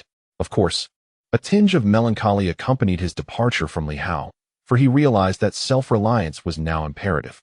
It was for the better. Their generation was not inclined to thrive on the efforts of others, nor did they desire such a life. Aside from that shameless glutton, Nan Quan, none among Yuan Shuo's peers shared such inclinations. Once Yuan Shuo had departed, Li Hao absorbed the sword energy for several more days, maintaining his cultivation time at 10 days. This marked the longest period of seclusion he had ever undertaken. When he finally emerged, it was late October, with November just around the corner. If he continued to cultivate, perhaps he could achieve saturation with the super energy lock. However, mere saturation would not yield the anticipated enhancement. The essence of power was paramount, and Li Hao needed greater strength, wishing also to return to examine that singular sword. Yet, for all of this to materialize, he required a potent catalyst, the blood god seed, and it had to be of a high grade. Otherwise, if the force became too overwhelming, the sword intent would become ungovernable. At that point, if Li Hao failed to integrate the 5 forces, his strength would paradoxically diminish as the force grew stronger. Being mindful of these considerations, Li Hao set forth with the Black Panther, embarking on his journey anew. The Black Panther, indifferent to Yuan Shuo's admonishments, chose not to depart. It relished the comforts of following Li Hao, finding the prospect of battling for survival far too grim. On the last day of October, Li Hao exited the villa, heading southward. To the south of Dongbin lay the heartland, while to the north was the route back home. Li Hao did not choose to return. Instead, he yearned to venture into the heartland, to witness the true strength of its champions, and to behold the world with open eyes. Chapter 200. My arrival. The central region is vast, encompassing 22 provinces, with thousands of cities of varying sizes and a population density surpassing that of the frigid northern territories. The population in the central region exceeds 2 billion. However, due to the inadequacies of statistical practices in this era, many remote corners go uncounted. Furthermore, numerous local officials are unreliable in their duties, leading to an actual population that far exceeds 2 billion. The sheer expanse of the central region is astonishing. Nan Quan once informed Li Hao that a number of cities composed of superhumans have emerged in this area. The central region is steeped in mystery, giving rise to an unimaginable number of superhumans. It is said that on average, there is at least 1 superhuman for every 1,000 individuals, a statistic provided by Nan Quan, whose mathematical prowess is questionable. Li Hao speculated that this figure may not be entirely accurate. Based on this ratio, the number of superhumans in the central region surpasses 2 million. What does that signify? At the very least, Li Hao had never encountered such a multitude of superhumans. The most he had witnessed was during the gathering of nearly 2,000 superhumans in the battle city of Tiantian, where various superhumans from the northern provinces congregated. This assembly, though significant, was merely a fraction of the total potential. With over 2 million superhumans in the central region, and with their numbers increasing annually, unless a great war were to erupt, the growth rate is rapid, implying that there could easily be more than 10,000 superhumans within a single province. This figure pertains solely to superhumans, without accounting for martial artists. The immense silver moon has only a limited number of superhumans. Even in desolate regions, such vast discrepancies seem implausible. Thus, Li Hao approached the central region with a blend of skepticism and curiosity as he officially stepped into the territory of the Central Plains from Dongbin, which lies within the central region. However, the central region itself is stratified. The 22 provinces form a celestial ring, with Tianqing City at its center, surrounded by the 4 peaks provinces, Dongyue, Nanyue, Xie, and Beiyue. Only upon entering these 4 provinces does one truly step into the celestial ring. These 4 provinces serve as the core gateways to the central region, while Dongbin is overly coastal. At this moment, Li Hao's objective is to reach the peripheral province of the celestial ring, Dongyue Province.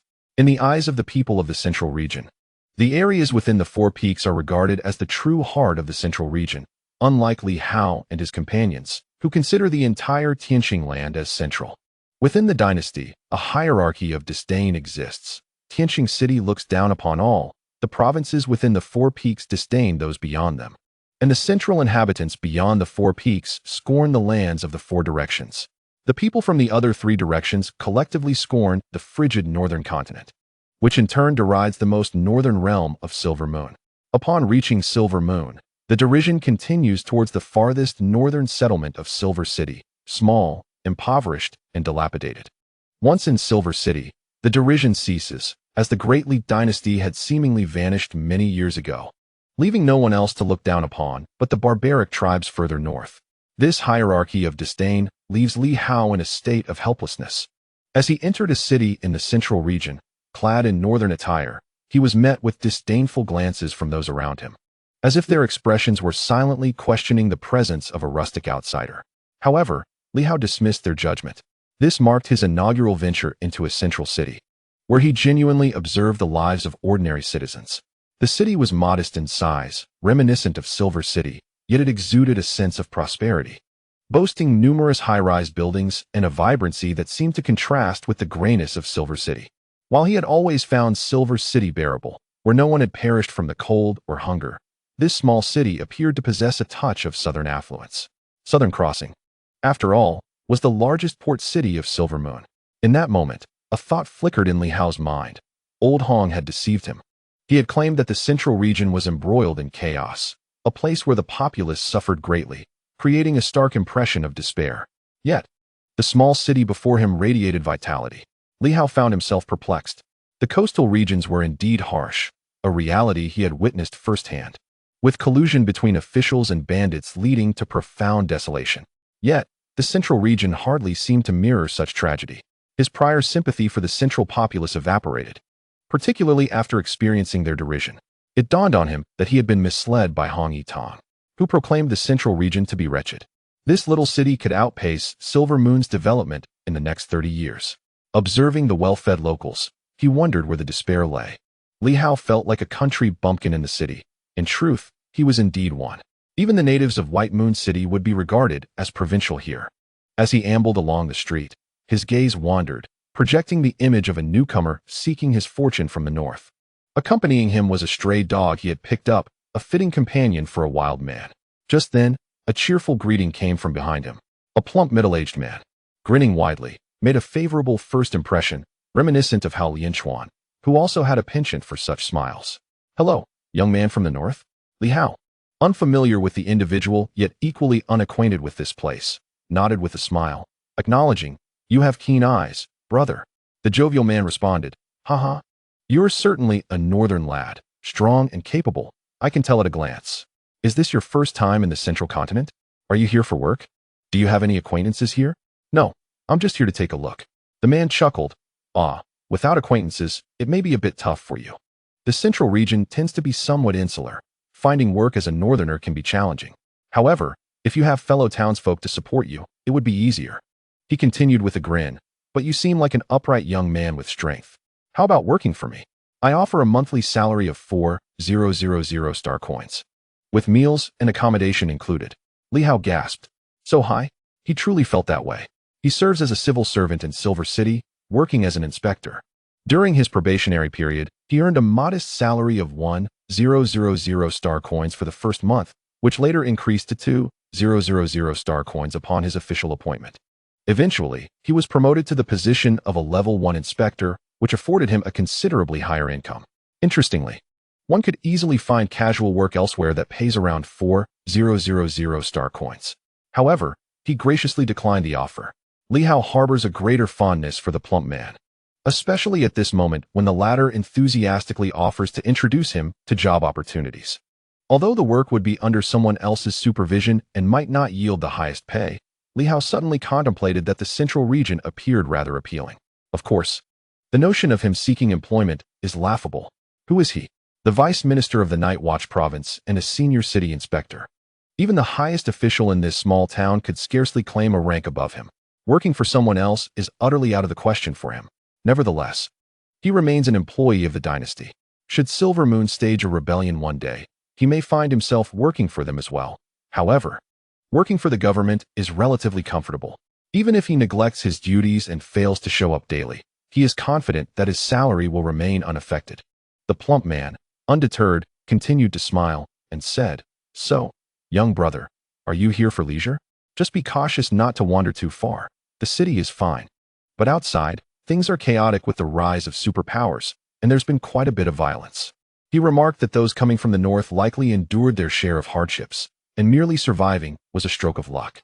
He mentioned that there was also fierce fighting near the North Sea, with recent reports of city-destroying projectiles causing widespread devastation. Truly a plight for ordinary people. Li Hao nodded in agreement.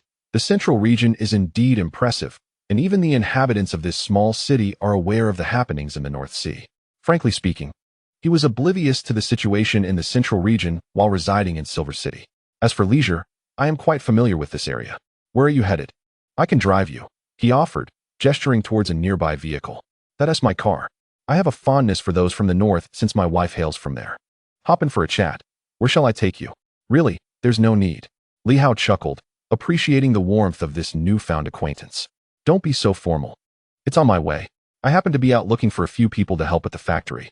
At this hour, finding someone is quite a challenge. Where is your destination, young brother?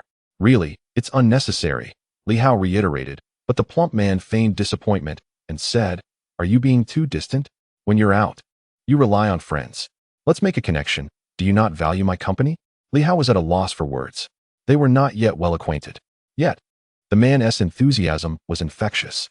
After a moment of reflection, he replied, I plan to head south, to the territory of the Siua province, to explore the celestial star belt. South. That's quite a distance. Are you a superpower? The plump man asked, surprised. Not at all, Li Hao chuckled. I am merely a backpacker. My teacher once said, reading 10,000 books is not as valuable as traveling 10,000 miles. A student? The plump man was even more astonished. Are you in university? Li Hao contemplated for a moment and nodded. Sort of. I am a student at a small academy, the ancient academy of Silver City. If I hadn't dropped out, I would be nearing graduation. The plump man laughed heartily. My apologies. You are indeed a scholar. I lack formal education. I know the North well, and to reach this level of study from such a harsh place is no small feat.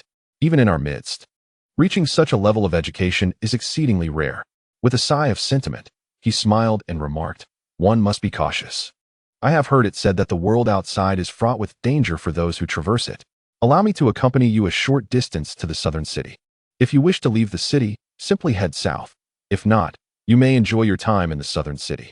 Thank you very much. Li Hao chuckled, appreciating the warmth of his demeanor. He followed the plump man toward the parking area, where he opened the car door to reveal another individual in the back seat. Appearing to be in his 30s, the plump man introduced him, saying, This is the accountant from our factory, who came along to assist me in recruiting. It's a pity you have to leave, young man. If you weren't departing, I could offer you a position as a cashier. The salary is 8,000 a month. In this day and age, it's quite challenging to find educated individuals. The person in the car nodded slightly at Li Hao, shifting to make room. Initially, Li Hao paid little attention, but after a moment, he furrowed his brow briefly before saying nothing further.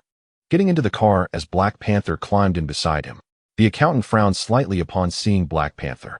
Li Hao smiled and explained, I found this stray dog by the roadside. I felt too lonely, so I brought him along. I hope you gentlemen do not mind. If it's inconvenient, I can exit the vehicle. The plump man chuckled amiably. No worries at all. It's wonderful to see a young man with such compassion. A little dog is quite charming. Accountant Zhang, please make some space for our young friend. In the back seat, the man remained silent, merely shifting slightly toward the door. The vehicle was small, and the rear seat even smaller, with Black Panther occupying some space. Li Hao, not particularly tall by northern standards, appeared quite tall here, making the environment feel somewhat cramped.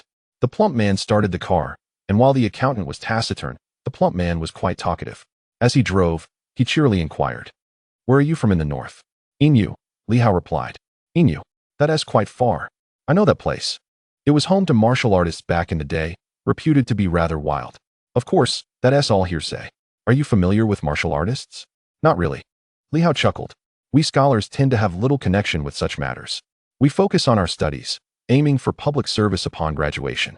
Those affairs are far removed from our reality.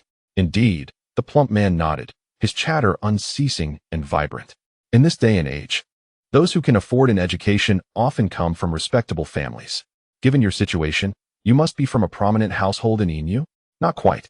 I performed reasonably well academically, received some government subsidies, and my family had a bit of extra funds, so I managed to continue my studies, Li Hao replied, his smile gradually becoming somewhat peculiar. At that moment, he seemed to have a revelation. Martial artists, superpowers, family background, friends, compatriots. This plump man chatted away, traversing various topics. In contrast, anyone else might have felt drained, yet one could not help but admire his eloquence and broad knowledge. However, why was the vehicle veering so far off course? Li Hao glanced out the window, watching as the bustling city receded into the distance. The clamor faded gradually. This vibrant central area truly appeared splendid. The plump man was quite amiable, leaving Li Hao with a favorable first impression of the central region, though he began to feel a sense of regret. Brother, why not take the city road? The streets are too congested. It would take more than an hour to reach South City. Let us take the outer route. It may seem farther, but it will be quicker. Gradually, the buildings along the road began to vanish. I suppose this counts as reaching the outskirts. Li Hao exhaled softly, glancing at the silent accountant Zhang beside him, and smiled. Brother Zhang, as an accountant, with 81 workers earning 200 star coins each per month, how much would we need to pay in salaries? Accountant Zhang appeared momentarily dazed, seemingly taking a moment to comprehend. After a brief pause, he replied, Is your family running a factory? No, but a friend of mine does. He often mentions the high salaries. So I was curious to calculate how much he pays out each month. Accountant Zhang's eyes darted around, and he hesitated, mumbling, Well, it's not a substantial amount. Over 80 people in a small factory, it's just us here. Suddenly, there was a jolt, as if the vehicle had shuddered. The plump driver in front coughed lightly, and said, Accountant Zhang, there's a bottle of water in my trunk. Could you fetch it for me? Oh, right. Accountant Zhang turned around as if to retrieve the water. Li Hao sighed and remained still. In the next moment, a pair of hands unexpectedly clasped around Li Hao's neck, tightening fiercely. With all their strength, the assailant gritted their teeth and said, Fatty, should we kill him or take him back? Why act in the middle of the road? Without turning back, the driver replied through clenched teeth, Fool, they're already suspicious of you, and you're still mumbling nonsense. Knock him out and take him back. The mine needs more workers. Damn it. Those who study are full of tricks, and you're just as foolish. Can't even do the math. Can you handle this? Accountant Zhang retorted, his grip surprisingly strong. It seemed he had some skill, perhaps a background in martial arts, though he appeared not to have reached the pinnacle of mastery. As he tightened his grip around Li Hao's neck, he muttered curses under his breath. Calculations? What nonsense. You little rascal, you have plenty of wits. But gradually, he sensed something was amiss. Why was this person not resisting at all? Previously, there had been instances where individuals were subdued mid-journey, but they would typically struggle with some strength. Yet, this one remained utterly still. Leaning closer to examine Li Hao's face, he was suddenly struck with terror. At this moment, Li Hao's eyes were wide open, staring back at him. Upon noticing the scrutiny, Li Hao even managed a smile, followed by a sigh. What dreadful luck. The driver's expression changed abruptly, and he slammed on the brakes. In an instant, Li Hao seized the head of the person leaning over him, gripping it tightly, and leaned forward with his other hand, directly grabbing the plump driver who attempted to flee. The front seat was smashed to pieces with a single kick. Spare us. We're just trying to make a living. The driver cried out in desperation. Li Hao sighed. I thought the central area was quite nice, bustling even. Meeting a person, they are so welcoming. Yet it turns out this is the kind of business you all are involved in. The driver quickly begged for mercy. Sir, we were wrong. This is our first time doing this. Please, you seem to have quite the experience. Li Hao smiled as the hefty man attempted to speak again. With a casual grip, Li Hao crushed one of his hands with a resounding crack. The man let out a pained scream, prompting Li Hao to jest, Speak again, and I shall crush your skull. The cries ceased abruptly. The man was drenched in sweat, grimacing in agony, yet too fearful to utter another sound. He realized he had encountered a formidable opponent. He inquired repeatedly if Li Hao was an esper or a martial artist, only to be met with a firm denial. Frustrated, he thought, this kid is toying with us. Who has the leisure to be an esper or a martial artist? He had been cautious enough. Meanwhile, the accountant, nearly having his head crushed, was unceremoniously tossed at Li Hao's feet. Both men, now huddled in pain, drenched in sweat. Li Hao furrowed his brow and questioned, Is this all for mining? Capturing and killing for such a purpose? Yes, esteemed sir, the hefty man stammered, cold sweat pouring down his face as he bravely endured his pain. This isn't our business. It's the inspection bureaus. They operate the mines. We're merely errand runners. For taking one person, we only receive a meager 2,000 yuan in labor fees. They're all outsiders. We dare not touch the locals. Please, don't kill us. We're just running errands. You, too, are a person of great ability and must understand what the inspection bureau does. There's no need to draw their attention over two insignificant bugs like us. Li Hao's frown deepened. The inspection bureau operates mines. They could simply hire workers without resorting to abduction. The hefty man fell silent. The accountant, hearing this, quickly interjected, "It's about saving costs. The profits are substantial. If they capture 100 people, the labor fees would only amount to 200,000 yuan. But mining requires more than that. Without at least 3 to 5,000 a month, it wouldn't work. Over a month, the expenses would reach nearly 500,000 yuan. In truth, 100 people are insufficient. A mine needs at least 1,000 workers, leading to monthly expenses in the hundreds of millions. Over a year, that's over $1 billion. Furthermore, in these times, there are countless refugees. Some cities in the central region have been obliterated, leaving at least 500,000 people homeless, fleeing for their lives. Here, at least 10,000 have arrived. And there's no time to manage them. We can barely take care of our own. By gathering everyone to work in the mines, they won't starve. And we can simplify our tasks." The accountant, less astute than the hefty man, divulged everything in one breath. Li Hao pondered thoughtfully, realizing the rationale behind the inspection bureau's methods. They profited handsomely while alleviating their troubles. No beggars, no refugees needing resettlement, and no headaches over petty crimes. It was a multifaceted benefit. No wonder, during his time in the city, he had perceived it as a prosperous place. Unlike Silver Moon, where beggars still roamed, here he saw none. The law and order appeared remarkably sound. How could it not be? The beggars and refugees were all sent to the mines. Li Hao chuckled. "Your inspection bureau's director is quite the talent." It was unclear whether he was being sarcastic or genuinely impressed, but indeed, they possessed remarkable ingenuity. Indeed, Li Hao was not angered. There was no need for such a reaction. He had witnessed the collusion between the military and pirates, the noble house harboring brigands, and the governor supporting marauders. What, then, had he not seen? Merely a petty inspection officer in a small town, whitewashing the truth while dragging people to the mines. And this was but one of the thousands of cities in the central region. Perhaps it was merely an exception. "Where are the mines?" he inquired. "If we drive another 40 miles ahead, we shall arrive. It is quite a distance." Li Hao exhaled, uttering nothing further. With a swift kick, he silenced the two men beneath him, rendering them speechless. Leaning back in his chair, he finally spoke. "Black Panther, drive. Let us take a look." The Black Panther wagged its tail and glanced at Li Hao, sensing his earnest excitement. In an instant, it scampered to the front, igniting the engine, and with a roar, the vehicle surged forth. The Black Panther, resembling a seasoned driver, grasped the steering wheel with its paws, navigating with surprising steadiness. Li Hao chuckled to himself, relieved that no one was watching. Otherwise, they might jest that he drove worse than a dog. Yet, the driving was indeed commendable. As they sped along, the Black Panther even executed a drift, its tail curling around the wheel. Meanwhile, the two terrified individuals in the back seat were pale with fear, utterly aghast. A demon. A truly formidable demon, they thought, recognizing that this creature understood human speech. The people of the central region had far more experience than those from the north, and they were gripped by panic, believing this creature to be at least a sunlit or lunar tier demon. Li Hao, however, paid them no mind, lost in thought. After half an hour of the Black Panther's rapid driving, he spotted a mountain and instructed it to halt from a distance. Once they disembarked, Li Hao waved his hand, and the vehicle vanished. The two men were struck with sheer terror. A storage ring. This is a standard equipment of the powerful. Yet Li Hao remained silent, gripping both men by their arms as if they were mere rags, squeezing with such force that their limbs became pliable in his grasp. In the next moment, Li Hao soared into the air, while the two men, overwhelmed by fear and pain, succumbed to unconsciousness. Suspended in the air, Li Hao surveyed the mountain, noting several superhuman guards and possibly a few martial masters, none too formidable, merely at the starlight or moonshade levels, with not a single sunlit presence in sight.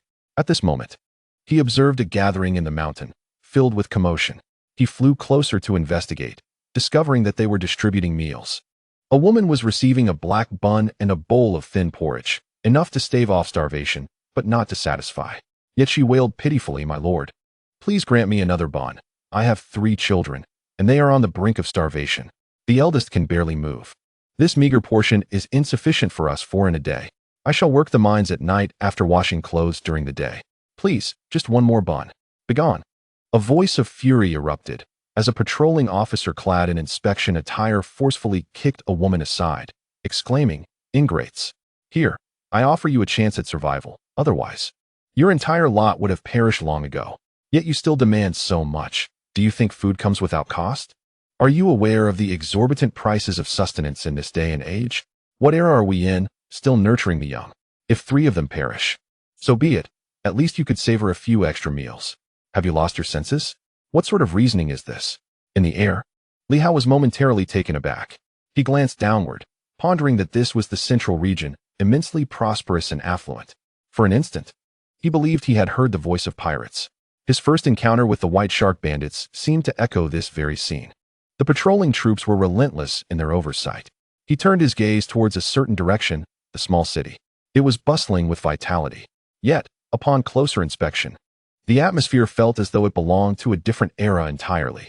Here, he witnessed the remnants of history, reminiscent of the chaotic twilight of ancient dynasties, where people were treated like mere weeds. Yet, only 60 miles away, lay a vibrant city, alive with the glimmer of neon lights and the allure of indulgence. He shook his head slightly, as if transcending time itself. The phrase prosperity of the central region flickered in his mind. In the next moment, he recalled Hong Yitang's words, foretelling a time of turmoil, where the world would be thrown into disarray and the populace would suffer. This era seemed beyond salvation. As Li Hao stepped into a city in the central region for the first time, he received a poignant lesson. What one perceives does not necessarily reflect reality. Beneath the surface of affluence lurked unspeakable truths. The cities laid to waste, the refugees fleeing.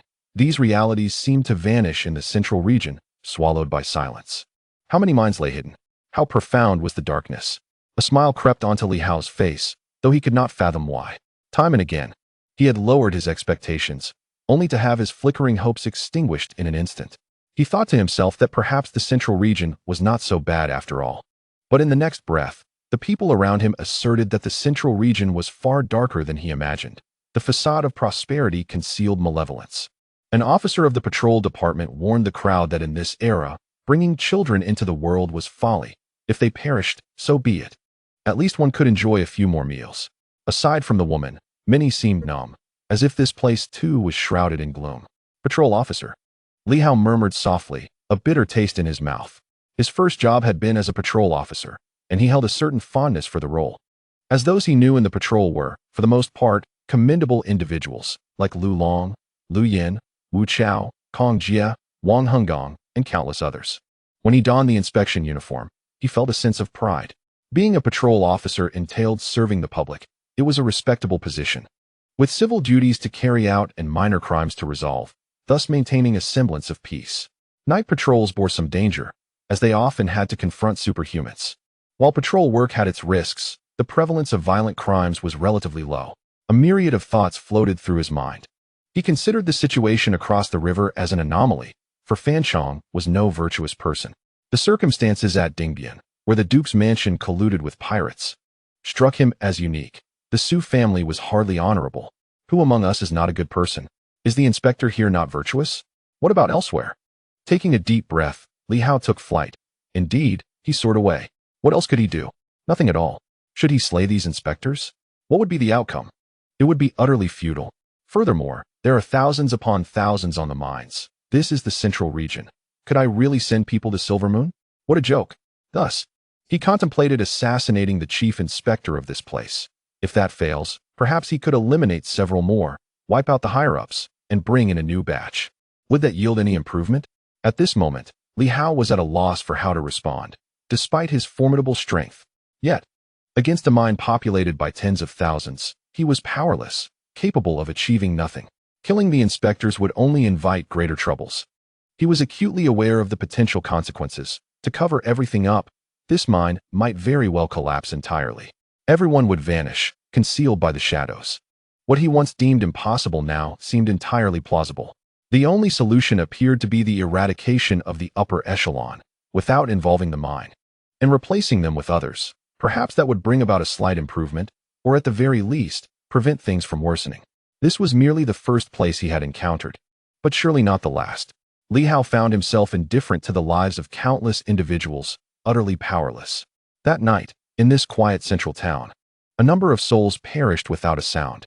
The rotund man and accountant Zhang each pointed out the wrongdoers to Li Hao. He dispatched them all without mercy. The strongest among them barely reached the level of 3 sons, yet none could escape Li Hao's grasp. That very night, he departed from the small town, leaving the rotund man and the false accountant to be consumed by flames, and he continued his journey southward. As for the future of the small town, he remained oblivious. He had no knowledge of the fate awaiting the thousands of refugees from the mine. At this moment, he felt the weight of Hong Yitong's struggles and hardships. Saving one person is not difficult, but the true challenge lies in how to provide for them, in igniting their hope. The difficulty multiplies with the numbers, thousands, tens of thousands, even hundreds of thousands, a small town beset by misfortune. How many souls dwell in those 1,000 cities? The mere thought sent chills down Li Hao's spine. This dynasty resembled a cage. The very notion of Hong Yitong aspiring to be a savior filled Li Hao with dread. It was terrifying, indeed. He admired the man's grand aspirations, resolute determination, and audacious spirit, yet he felt that there was no hope. No hope at all. To perceive the vast through the minuscule. To glimpse the leopard through the tube.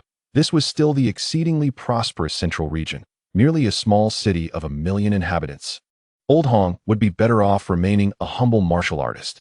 As Li Hao walked, he muttered to himself. His master was truly the best.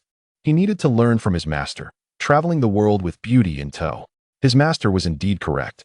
His immediate priority should be to seek vengeance for the Red Moon, leaving this monumental task to Hong Yitong. After all, he was just a humble martial artist. In recent days, on the day he vanquished the pirates, he had felt a glimmer of potential within himself to be a savior.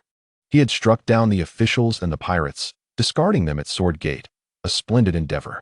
Yet today, that flicker of ambition had been extinguished in an instant. At this very moment, a flicker of anger ignited within Li Hao. How could the Inspection Division act in such a manner? I am also a member of the Inspection Division, a senior figure among the night watchmen. How can this be tolerated?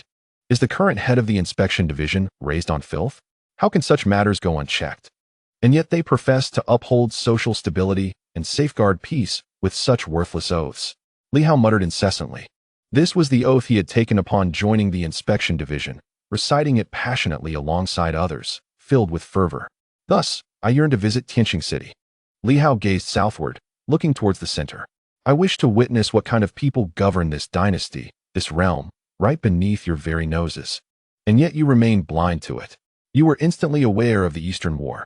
When a superpower perished under the silver moon, you knew immediately. Your eyes are not blind.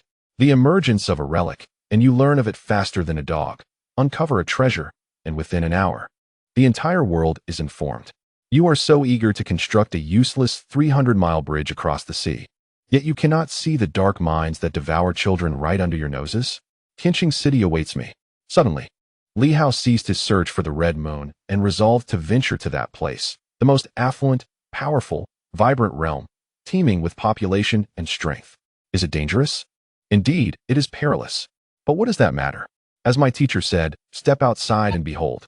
The world is a magnificent spectacle, and indeed it is. So captivating that upon entering the central region, I have already witnessed a grand performance. A smile graced Li Hao's face. Then I shall explore the most bustling and splendid place in this world.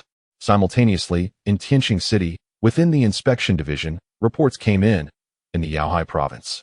The Inspection Division officials of a small city, GUS City, the director, deputy director, chief of law enforcement, and deputy chief of law enforcement, were all murdered overnight.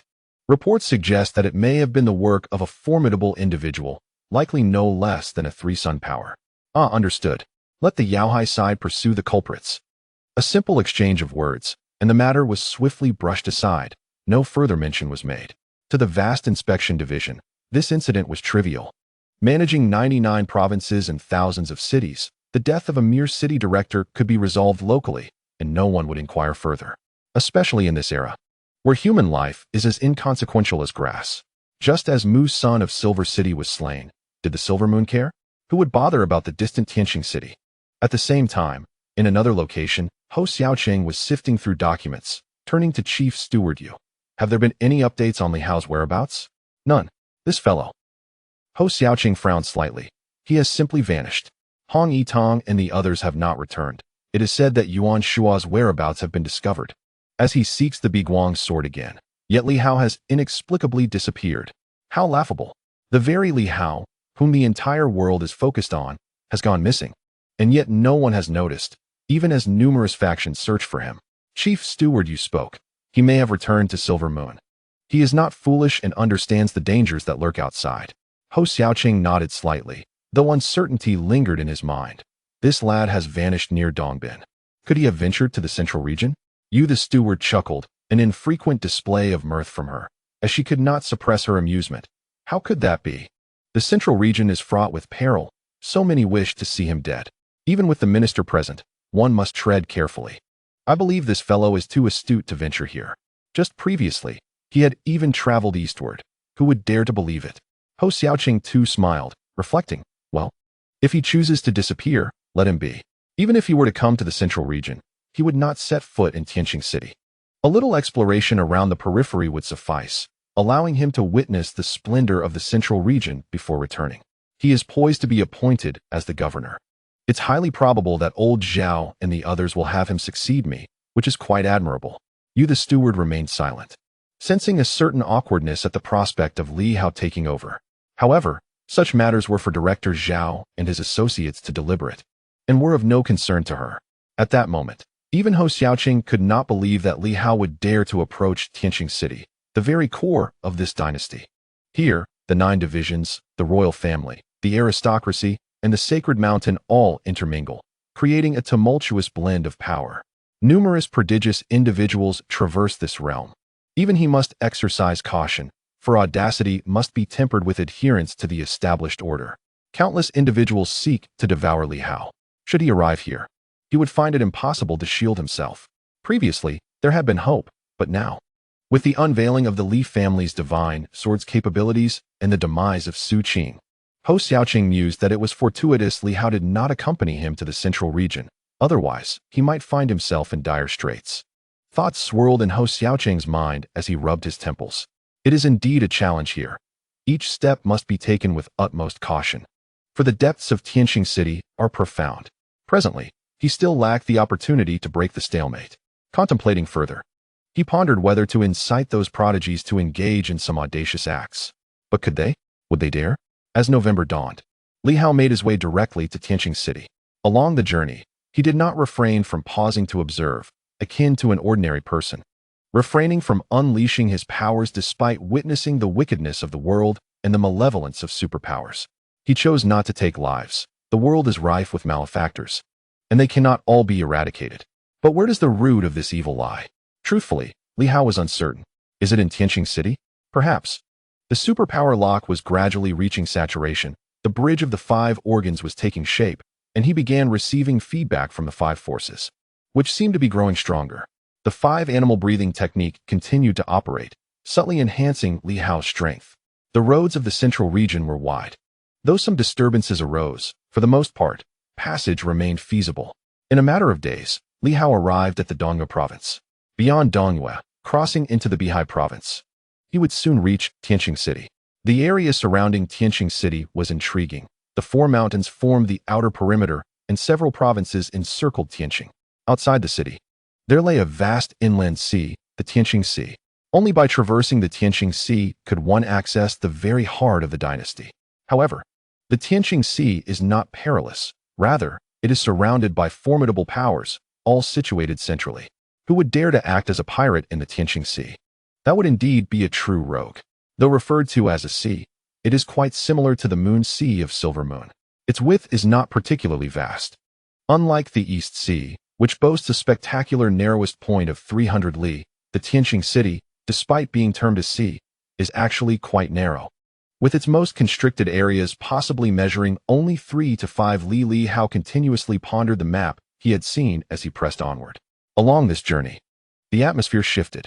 The thoroughfare became more congested with vehicles and pedestrians alike. The broad road bustled with life, voices resonating as a myriad of people traversed, and extraordinary abilities became increasingly commonplace. As Li Hao drove a dilapidated vehicle, he overheard snippets of conversation. The dialect, infused with a sense of pride characteristic of the central region, suggested that ordinary folk here spoke with a certain confidence, unlike in other areas where discourse often felt insipid. Recently, there has been an uptick in vehicles heading to Tianqing City. The increase in extraordinary individuals is to be expected over at the Royal City. Both the Juicy Academy and the Royal Academy are set to recruit new students by the year's end. Once one enters the academy, they ascend to a higher echelon. Rumors circulated about a new deputy minister of the Night Watch, a fierce individual from the north, who purportedly intended to lead academy students to confront members of the three major organizations. Was there any truth to this? Would those who enrolled be compelled to partake in such violent endeavors? Who can say? Regardless of how ruthless he may be, he is merely a deputy minister of the Night Watch, allegedly demoted to a high-ranking city patrol officer. He is not even a provincial governor. Sooner or later, he will surely find himself imprisoned. As they chatted, these ordinary individuals in the heart of the central region displayed a keen awareness of events, their boldness and speech reflecting their knowledge of high officials. In just a month, Ho Xiaoqing had managed to carve out a small reputation for himself. Li Hao, lacking a communication jade, which was typically possessed by various organizations and equipped with tracking capabilities, had no desire to reveal his whereabouts and thus abstained from acquiring one. It was only at this moment that he learned of Ho Xiaoqing's demotion. Now a high-ranking city patrol officer, he was at the same level as Li Hao. A faint smile graced Li Hao's face. His spirits, previously dampened, lifted upon hearing this news. It amused him to think that old Ho had sunk to the same rank as himself. Yet, his thoughts drifted back to the academy. In the past, when Nan Quan extended an invitation to Tianqing City, he had mentioned the esteemed extraordinary academies in the area, particularly the Tianqing Academy, which was affiliated with the royal institution. Additionally, there were other academies established separately by Juicy, all accessible only to those with extraordinary talents, gathering a multitude of divine masters blessed by the heavens. These institutions were modeled after the martial science universities of ancient civilizations, with an abundance of prodigious talents and divine masters.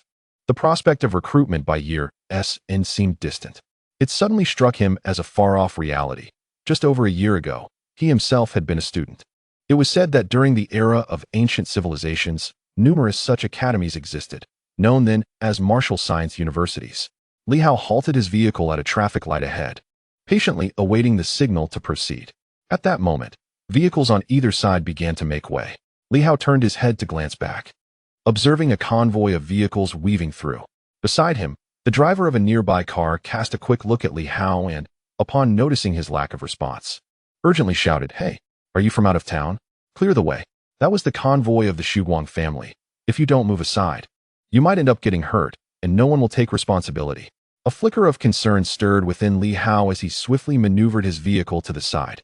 Moments later, the convoy, comprising more than 10 cars, passed through the center. Ahead, the traffic light had turned green, yet no one moved, all waiting for the procession to pass. At the heart of the convoy was a luxury vehicle that Li Hao could not identify, exuding an air of opulence. The windows of the lavish car were rolled down. Besides the driver, there was a young man and woman inside.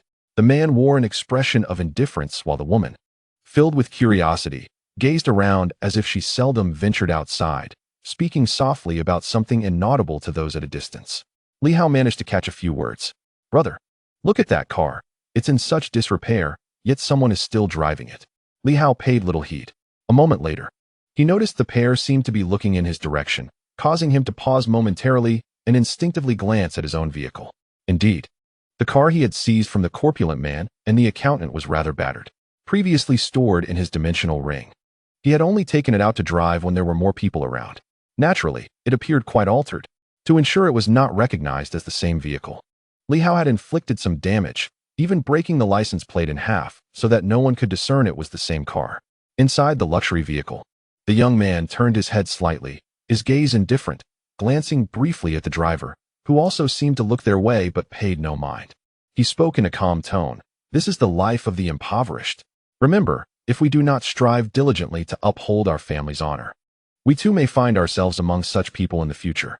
The young woman shivered slightly. "Surely not? That is terrifying.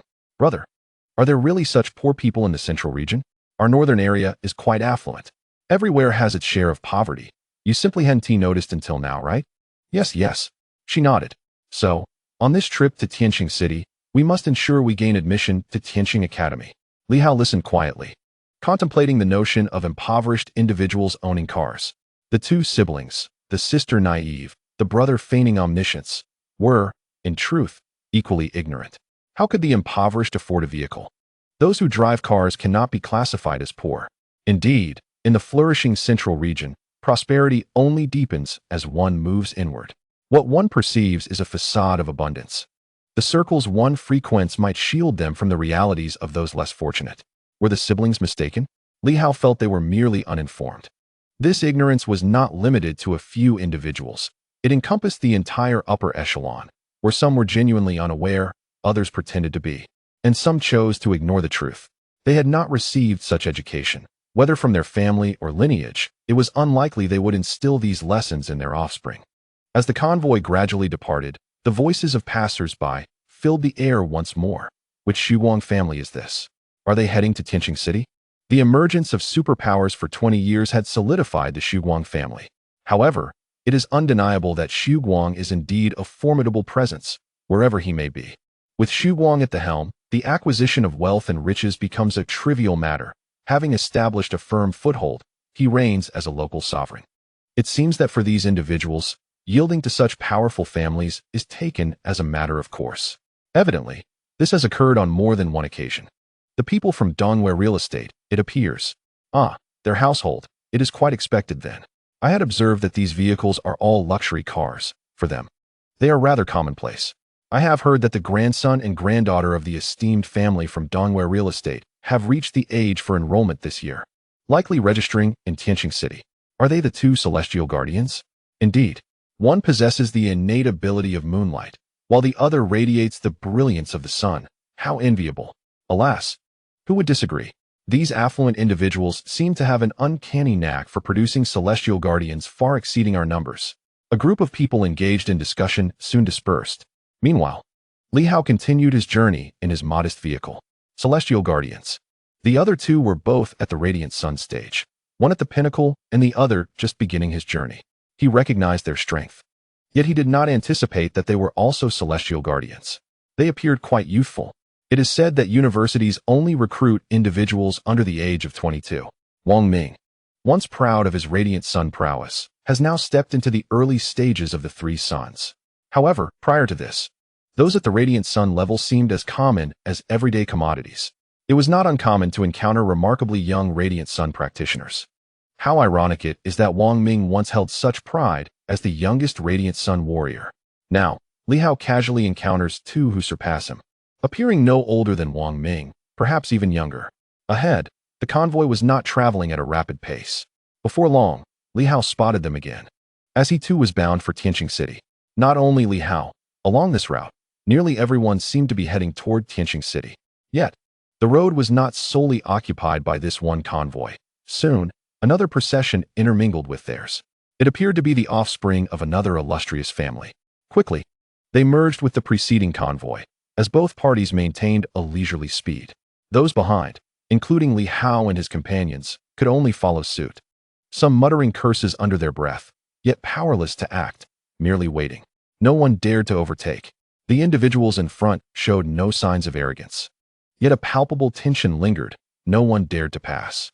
In the middle ranks, it seemed that these matters were of greater concern, with a clearer hierarchy established.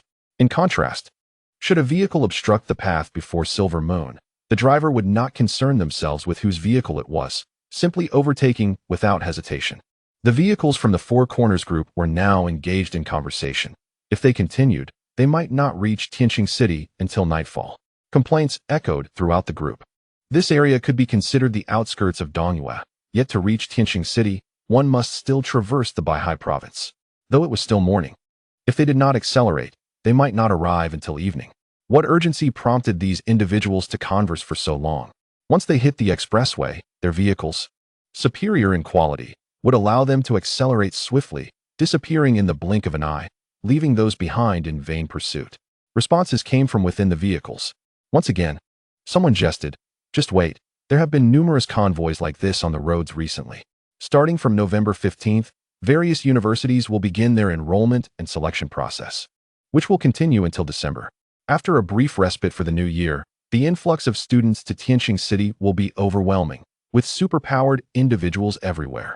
Everyone is flocking to the city of superpowers. There are even more academies there, and I have heard that some of them receive covert support from the three major organizations. Don't spout nonsense. Who said that? The city of superpowers is home to formidable beings in the divine passage realm. What is there to fear? Moreover, this is hardly a secret. It's not just us. Even the 9 divisions are likely aware and remain silent about it. That is true. Despite the 3 major organizations being wanted criminals a few years ago, they have since rehabilitated and re-established themselves as regional sovereigns. Who knows? They might even be granted a royal title someday. That is a matter for the prominent figures, not for us. Li Hao raised an eyebrow slightly. The 3 major organizations were on the verge of redemption in the central region. One was an assassin organization known as Feitian, another was the ruthless Yan Luo, and the third was the cunning Hongyue. Could these organizations truly rehabilitate? The expressions of the common folk seemed to indicate that such matters no longer surprised them.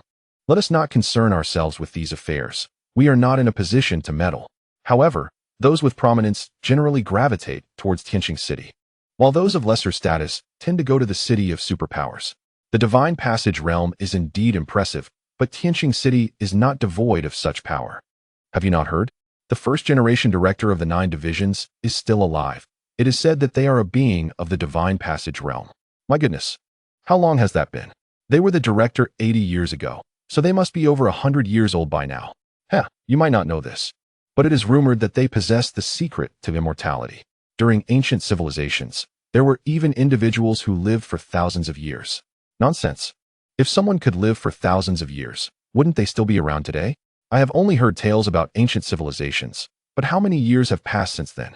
There has never been a definitive account of the situation. Perhaps some of it is mere exaggeration. However, living for 1,000 years, that is said to be true. The topics of discussion among these individuals are considered highly confidential in the north, yet in this place, they are common knowledge among the populace. Li Hao chuckled softly. Indeed, he had underestimated the level of awareness among the people in the central region. The convoy ahead seemed to have exchanged pleasantries, and now that the formalities were over, they resumed their swift journey. Li Hao was in no rush and followed along leisurely. The roads here were wide, yet exceedingly congested, filled with vehicles.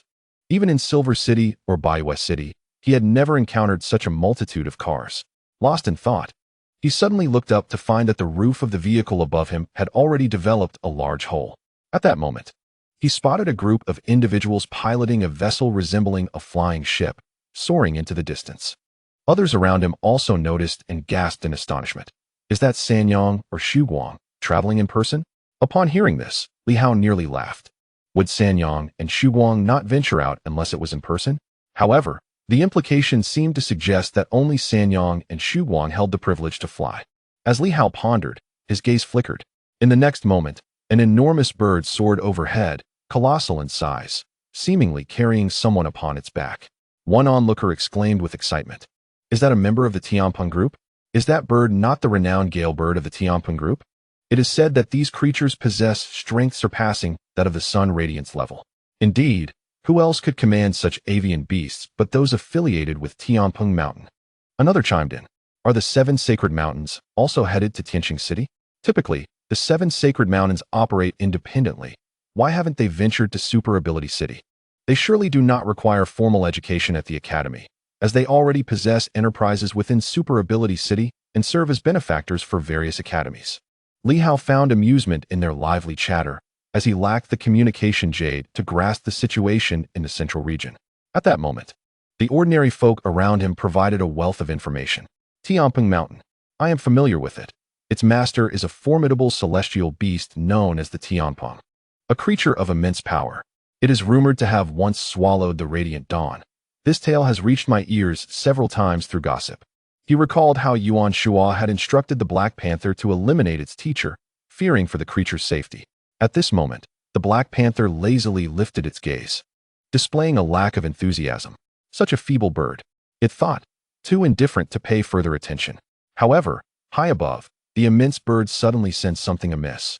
Wobbling precariously before it flapped its wings a few times, on the verge of plummeting, a surge of energy erupted from the figure atop the bird, stabilizing its descent in an instant. In the sky, the great bird bore not one, but multiple riders. A middle-aged man, possessing the strength of 3 sons, furrowed his brow. Perplexed, what transpired? How did this gale bird nearly fall? He scanned the surroundings, furrowing his brow further, yet detected nothing amiss. A sneak attack by a strong adversary? That seems improbable. They represent Tianping Mountain, and moreover, we are in the core area of the central region. Who would dare to ambush a member of Tianping Mountain here? At that moment, the great bird, though still somewhat dazed, continued its journey. As it crossed the prior zone, it regained stability. However, being a sun radiance-level creature, it lacked the ability to communicate telepathically. Thus, the gathered crowd remained oblivious to the unfolding events. Yet, within the heart of the majestic avian, a sense of foreboding lingered, hinting that a top-tier beast might be lurking below. Sensing this, the great bird hastened its departure. In the vehicle, Li Hao raised an eyebrow and glanced at the Black Panther, suddenly frowning. Conceal that ancient beast bloodline power of yours. Do not draw attention to yourself. Once we arrive at Tianqing City, I cannot afford to be exposed, and you will not be the one to reveal us first. If we encounter a demon, must I bow to you? The Black Panther looked innocent. I did not intend for this. I have no interest in these minor demons. However, reasoning fell on deaf ears. Soon, the Black Panther wagged its tail, uncertain if it had truly reigned in its aura. Li Hao assumed it had complied and added, "Shrink down a bit. Just to the size of a small puppy will suffice." The Black Panther remained unresponsive. Li Hao smirked. "Do not think I am unaware of your ability to alter your size. I once resided within you, and your internal organs have become as resilient as steel. Compressing them makes them smaller, while relaxing them allows them to expand. Hurry." The Black Panther howls with urgency. "I don't want to," you exclaim. "Your current reputation is quite formidable." The Black Panther, overwhelmed with frustration yet motivated by the promise of better days, sheds tears of determination and, moments later, transforms into a small puppy. Li Hao chuckles at this. As for himself, he has made minimal alterations, merely changing his attire to blend in with the locals, making it difficult for anyone to discern his northern origins. His previously short hair has grown considerably, and he has cultivated a slight beard. Thus, only those who are not intimately familiar with him would fail to recognize him at first glance. Even acquaintances would perceive the current Li Hao as an artist. With glasses perched on his nose, leading a small puppy, and sporting longer hair and a modest beard, he could easily pass as an art teacher in school. Not only that, he has completely concealed his silver armor from Nan Quan to avoid any unwanted summons. Otherwise, even at a considerable distance, Nan Quan would be aware of his presence. While Nan Quan cannot pinpoint Li Hao's location, Li Hao can effortlessly locate Nan Quan. That fellow seems to have returned to Tianqing City. The Copper Armor Squad leader still holds limited authority. Thus, as he ambles along, stopping intermittently, Li Hao blends in with the ordinary populace, absorbing snippets of gossip. Although he does not glean much pertinent information, he is inundated with a plethora of rumors. The very act of engaging in gossip signifies that these individuals are faring quite well. Indeed, those driving or riding in vehicles, and those with the leisure to venture to Tianqing City, are unlikely to be struggling. Simultaneously, Tianqing City buzzes with life, forever vibrant. Its streets and alleys teem with people and vehicles. Compared to Silver Moon, Tianqing City boasts towering edifices at every turn, necessitating the presence of high-rise buildings to accommodate the throngs. Nevertheless, not every part is dominated by skyscrapers. In the city center, there are surprisingly few tall structures. A grand palace stands majestically at its heart, surrounded by the formidable black-armored guards, once renowned for their valor in battle, now serving to protect the reclusive royal family. Surrounding the palace are wide avenues, flanked by numerous modest buildings, the names of which have faded from memory. Today, the people of Tianqing recognize this area as Jiuxi Street. Jiuxi, akin to 9 dragons encircling a pearl, envelopes the palace within its embrace. The vast expanse of Tianqing City, with Jiuxi Street and the palace, occupies a substantial area. Here, buildings rarely exceed 6 stories, mostly constructed in recent years, embodying a retro architectural style, or rather, ancient designs. As dusk descends, the atmosphere grows dim. Yet Tianqing City remains oblivious to the encroaching darkness, illuminated as if it were day. The 9 thoroughfares of Jiuxi Street bustle with hurried pedestrians, predominantly superhumans, or martial artists. This is where true strength congregates. Perhaps an unassuming individual among the crowd is a powerhouse, a figure of great renown. The royal city has centralized power for 200 years, accumulating immense wealth and a multitude of elites. At this moment, within the precincts of the Night Watcher's office, Three youthful figures sauntered in with a carefree demeanor, one wielding a blade, another a firearm, and a woman amongst them. The petite individual with large, expressive eyes blinked playfully and exclaimed, "Minister, did you summon us? It's evening already. Are you treating us to dinner? After all, you haven't hosted a meal since your appointment. I know a delightful place where the food is exquisite." Her innocent expression radiated a sense of wonder. Ho Xiaoqing offered a gentle smile, but remained silent. Beside him, Steward Yu poured a cup of tea for Ho, casting a fleeting glance at the large-eyed youth, a glimmer of lethal intent flashing in her gaze. The girl felt a jolt of unease but maintained her composure, silently cursing, "This old woman is truly fierce. Why glare at me when I'm so adorable?" Yet, given Yu's notorious reputation as a ruthless figure, her demeanor was, perhaps, to be expected. "What's the matter? Sister Yu? Are your eyes bothering you? Should you have them checked?" In response, the steward chuckled softly and replied, "No need for concern. You are all treasures of the night watch, and the minister wishes to meet you, engage in casual conversation, and ascertain if you are indeed as remarkable as the rumors suggest." With emphasis, she added, "The four prodigies of the night watch. Why have we only seen three of you? What of the fourth?" The large-eyed girl beamed and replied, "Oh, you mean the little Taoist. He is in seclusion, Sister Yu. Are you not aware? He was at the late stage of radiant dawn, on the brink of reaching the pinnacle. Upon his return, he may very well attain the peak or even enter the transformative phase of radiant dawn. He is truly formidable." With a mischievous grin, she continued, "Would you like to summon him from his retreat? He is quite impressive." Before you could respond, Ho Xiaoqing interjected with a smile, "Let him remain in seclusion. It's for the best." Turning his attention to the trio, he inquired with a warm smile, "What have you all been occupied with lately? I've heard you seem to be tracking Qinghua." The two wielders of blade and gun remained silent. The large-eyed girl giggled, "Indeed. Everyone from the three major organizations is to be eradicated.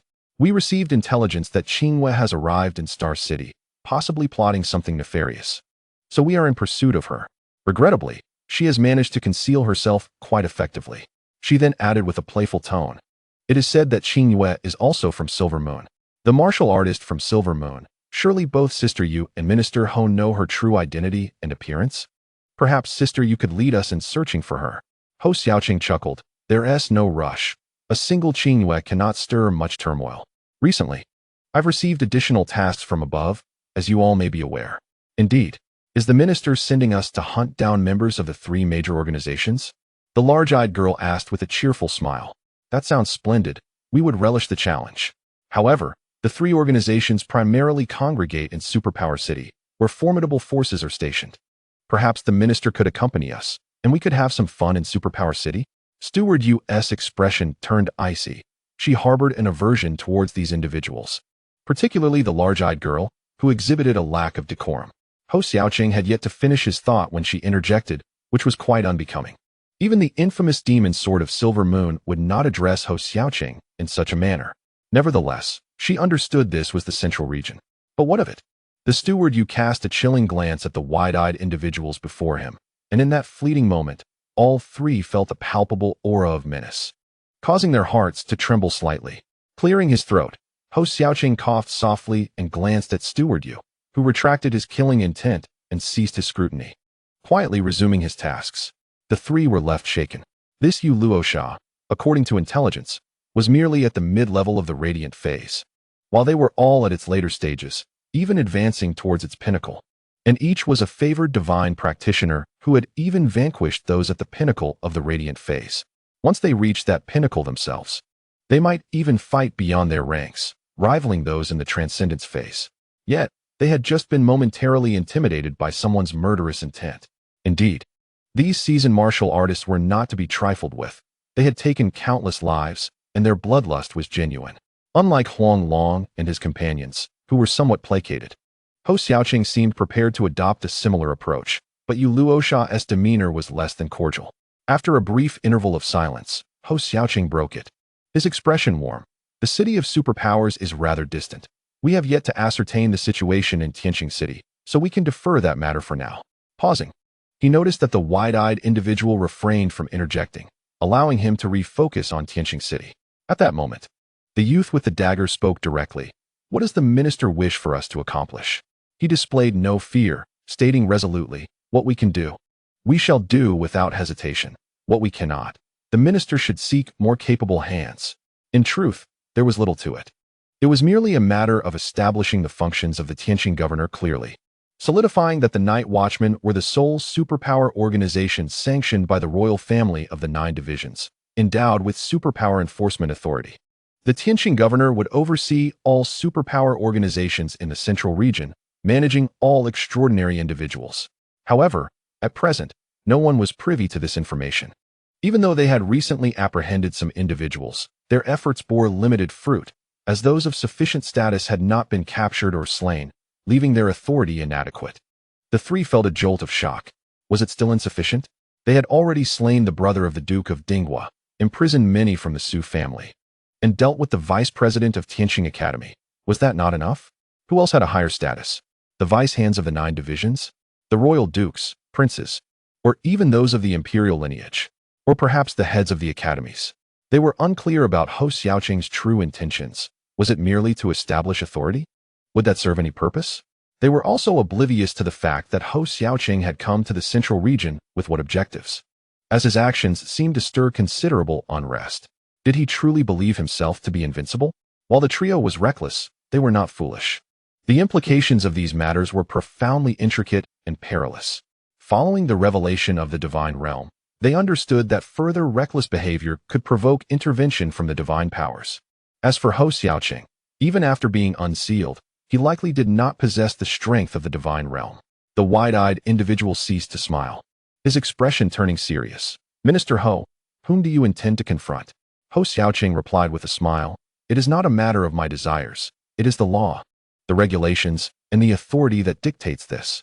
It is not merely my personal sentiment, but rather the consensus among the Night Watchmen that we must assert our authority in law enforcement, rather than remain in a state of disarray.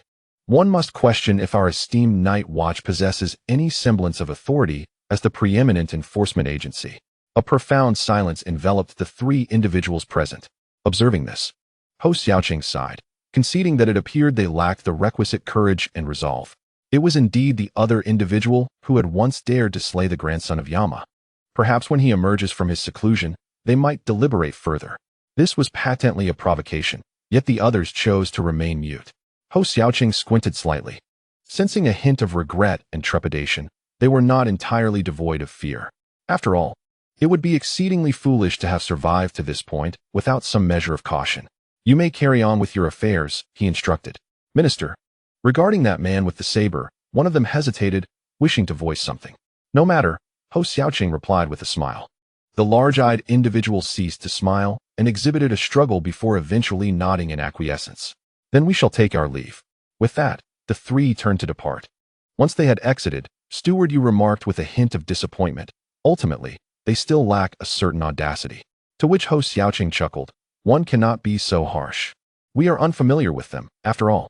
These youngsters possess talent, strength, and courage. However, they are still strangers. Why would they willingly serve as our blades?" Why did the minister not elaborate further? Perhaps that might have swayed them, Steward Yu pondered. They are not the core members. The one in seclusion among the 4 is the true key. He was the one who initially killed the grandson of Yama and seized the Dao ruler. Without his emergence, these 3 may handle minor matters, but they will not venture too far into significant ones. Steward Yu appeared somewhat regretful, then suddenly smiled. "It is a pity that Li Hao did not come, otherwise—" "Stop," Hou Xiaoqing interjected with a grin. "If he had arrived, I would have had a headache. He seemed rather timid before, but once he ventures eastward, I suspect he will reveal himself to be a second Yuan Shuo. No, perhaps even more reckless. If he arrives, I might not even need to speak before he seeks to create trouble for me." At that moment, outside Tianqing City, Li Hao had crossed the Tianqing Sea, gazing upon the magnificent city in the distance with a smile. "Minister Hou, I have come to see you." The sprawling Tianqing City was devoid of familiar faces. He had no desire to seek out Nanquan, so his only recourse was to approach Hou Xiaoqing and his companions. Indeed, Li Hao had no intention of sneaking around. He wished to behold the world with open eyes. With his lowly status, how could he see anything of significance? He needed to find those of higher standing to truly comprehend this world. Thus, he had resolved to seek out Hou Xiaoqing, believing that upon encountering a fellow townsman, there would be an emotional reunion. Surely, Minister Ho would be delighted to see him, as would Jin Chong, Mulin, and Steward Yu. They would surely be elated to see him here. Though he had arrived a month late, it was not too tardy. Li Hao could already envision the excitement, enthusiasm, joy, and admiration on their faces upon his arrival. Having just caused a ruckus at the Duke's residence, they must be envious and in awe. Moments later, Li Hao set foot in Tianqing City. In an instant, it felt as though he had traversed into an entirely different realm. The vibrancy, the cacophony of voices. Some soared through the air, others walked, while vehicles traversed the roads. Towering edifices loomed, and thoroughfares crisscrossed. The bustling crowd created an atmosphere of lively commotion. In the enchanting city of Tianqing, one would never fathom the splendor it harbors until they set foot within its vibrant streets. As night descends, the city transforms into a realm of dazzling lights. Nearby, a supernatural performer astounds onlookers with his magic, while further afield, another uses his powers to ward off mischievous spirits, delighting the gathered crowd. Is this the extent of the existence for both the supernatural beings and the spirits? Must the exalted supernatural beings and the demon race merely scrape by in such a manner? A group clad in the uniforms of the Inspection Bureau approaches from the far end of the street. More than a dozen individuals, led by a first-tier inspector, who, astonishingly, is a radiant figure. Li Hao finds himself awash in a whirlwind of sensations, feeling acutely aware of his own naivety. He surveys his surroundings, pondering the location of the night patrol headquarters. In a city of such vastness, where might he seek assistance? Surely, someone must know where the headquarters lie. With a small black panther in tow, Li Hao strides further into the city. The outer fringes have already left him in awe. Tianqing City, here I come. Chapter 202. Meeting Brother Ho at last. Tianqing City is immense. As a newcomer, Li Hao feels utterly disoriented, akin to a fool lost in a labyrinth. He solicits directions, receiving guidance on which bus to take, how to transfer, and which streets to navigate. He comprehends the instructions, yet finds himself bewildered amidst the throngs of vehicles and people, his head spinning in confusion. Just as he grapples with his disorientation, a short girl, appearing no older than 15 or 16, nudges him playfully and chirps, "Hey, young man. Need a tour guide?" Li Hao recalls a previous encounter with a plump individual and furrows his brow. Do I seem so easily deceived? He muses. Is it the norm for everyone here to attempt to dupe me into perilous situations? A flicker of menace glimmers in his eyes. Despite being only 20 himself, he finds it disheartening that such a young child could harbor ill intentions, causing a wave of disdain to wash over him for this city. The girl's attire is somewhat shabby yet impeccably clean, with even the frayed edges meticulously sewn and adorned with floral embroidery, albeit somewhat unattractive. Seemingly taken aback by his gaze, she mutters, "If you don't want it, then fine, no need to scare me." Li Hao exhales deeply.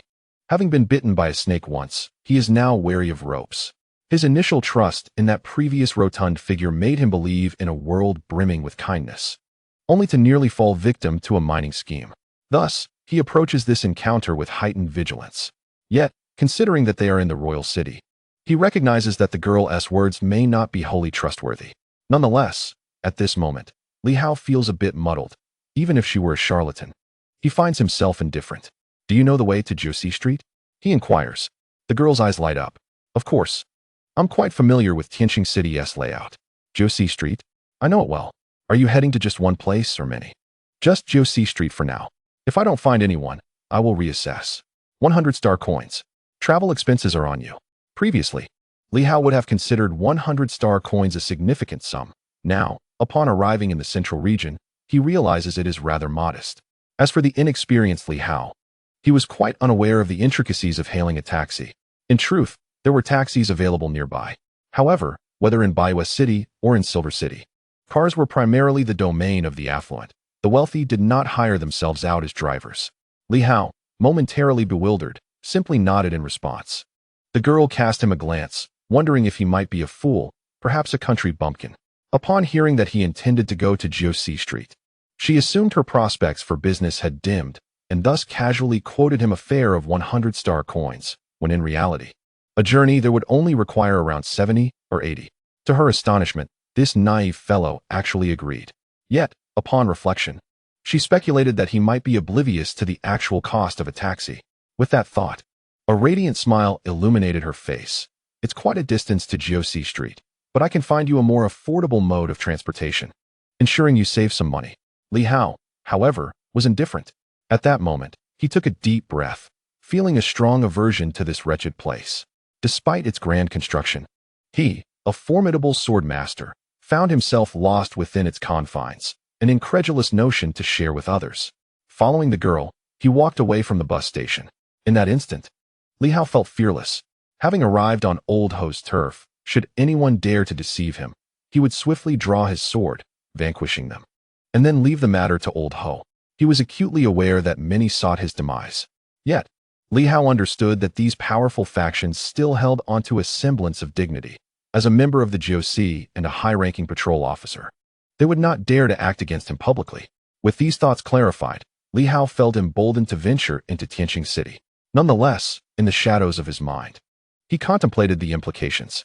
With Nan Quan and Ho Xiaochen around, if a serious conflict were to arise, he would take charge of suppression and sealing, and these two would not necessarily fear any formidable adversaries. As these thoughts circulated, he followed the girl into a narrow alley. A sardonic smile crept across his face, but it quickly faded as he found himself at a loss for words. The girl emerged from the alley, pushing a somewhat dilapidated bicycle. Noticing Li Hao's gaze, she hastily explained, "Traffic jams. You must be unaware. The ride to Jiuxi Street can be quite congested. By car, it takes at least 2 hours. But on a bike, it can be done in half an hour. This fare is low. Just give me 10 coins. You will take me?" he inquired. "Of course," she replied matter-of-factly. 10 coins is akin to the bus fare, and since the bus is also subject to traffic, I will ride you there and even share insights about Tianqing City. Li Hao found himself caught between amusement and exasperation. He had once commuted by bicycle daily, lamenting the fate of his long-held bicycle now left at his grand residence in Silver City, unsure if it had been commandeered by someone else. "Very well. As long as you get me there," he conceded, too weary to voice further objections. Riding a bicycle would allow him to survey the surroundings. Otherwise, in this treacherous locale, should he find himself pursued, he might not know where to flee. In that moment, thoughts of retreat began to occupy his mind. As for the reasons behind the threats against him in Tianqing City, who could say? The girl, brimming with excitement, swiftly mounted the bicycle and patted the rear seat, urging, "Hop on. Oh, and you'll need to hold on to that dog." After a brief pause, she added, "What about your luggage?" "I didn't bring any." "You have no luggage at all?" The girl was somewhat taken aback, but soon understood. "So, you have a place to stay, right? You can always come back and find me." Li Hao smiled faintly, choosing silence as he took a seat in the back. He refrained from mentioning that he was the one who had paid for the ride. After all, he was unfamiliar with the route. Observing her slender arms and legs, it was highly probable that she could not bear his weight. Together with the hefty Black Panther, they weighed no less than 800 pounds, if not 1,000. As they began their ride, the girl started pedaling, glancing back to say, "Be careful, watch the road." Li Hao was speechless. A large vehicle zoomed past them. Didn't she know to pay attention while cycling? The girl quickly turned around, seemingly unafraid, demonstrating considerable courage. However, she did not forget that he had requested her as a guide. She pointed ahead. "Look, that's south, the most famous place in East City, the paradise on earth. Hee. You men love going there. The entire street is lined with it, and I've heard the prices are quite reasonable." Li Hao remained indifferent. The girl pedaled intermittently, and though Li Hao was almost floating, she was evidently exerting herself, as her stamina appeared lacking. Along the way, she narrated various aspects of the surroundings to him. Li Hao listened quietly, committing everything to memory. Before long, the towering buildings began to dwindle. The girl continued her chatter. "Jiuxi Street has 9 roads. Which one are you headed to? Each street is long, and the directions vary. The inspection division, the night watchman." You're going there?" She seemed surprised. "That area is where the superpowered individuals reside. Are you looking for someone?" "Yes. You're a superpowered one too?" She questioned, only to negate her own assumption. "No way. Generally, those with super abilities don't dare venture there. Are you seeking a friend or a relative?" "Just a friend." "Oh, then do be careful." The girl lowered her voice. "I heard that a new minister arrived for the night watchman recently, and he is quite ruthless. Just a few days ago, he killed many people and even caused a ruckus at the Celestial Academy. That's a royal institution. I've heard people say he probably won't live long." "Your accent sounds a bit northern. You're not looking for those he brought along, are you?" At this, the girl appeared somewhat apprehensive and cautioned. I advise you not to seek them out. Those who were brought by him are said to have no hope of returning to the north. Li Hao frowned. Was there such audacity in the imperial city? What is wrong with the imperial city? The girl scoffed. There are many dark places lurking beneath the roots of the imperial city. Let me tell you, just last year, a significant figure died right outside the palace. Supposedly drowned in a sewer. We all knew he was a superpowered individual. Who would believe that? Unfortunately, no one dared to investigate. It's said to be connected with the royal family. Suddenly, the girl fell silent, and after a moment, she added, I was just rambling. Don't take me seriously. Also, if you truly hail from the north, you should leave immediately after meeting your friend. Your friend isn't a major figure, is he? If he is just a small fry, a mere pawn, then you should be fine. Li Hao chuckled softly. This girl had quite the loose tongue, unafraid to speak her mind. Initially, he had intended to ignore her after reaching his destination. But now he couldn't help but inquire further. How did you know I was looking for a guide? You are unmistakably an outsider.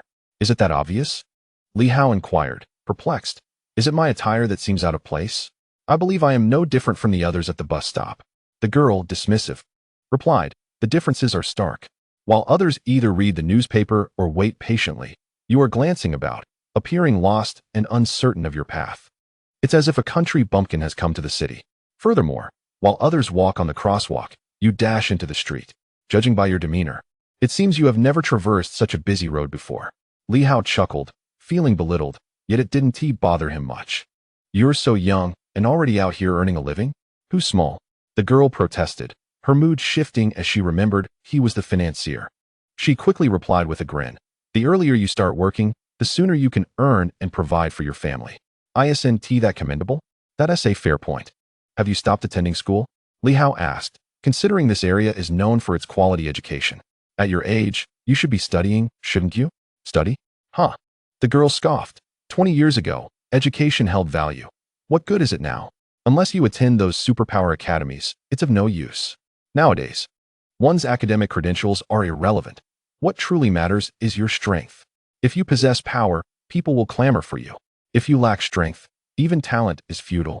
Just consider a former teacher of mine, who was well-versed in every subject. Yet when the school closed down, I recently saw him selling vegetables at the market. You seem educated too. Are you hoping to find a job in the royal city? The girl mused. Don't harbor too much hope with the rise of superpowers. Ordinary folks like us have dwindling opportunities.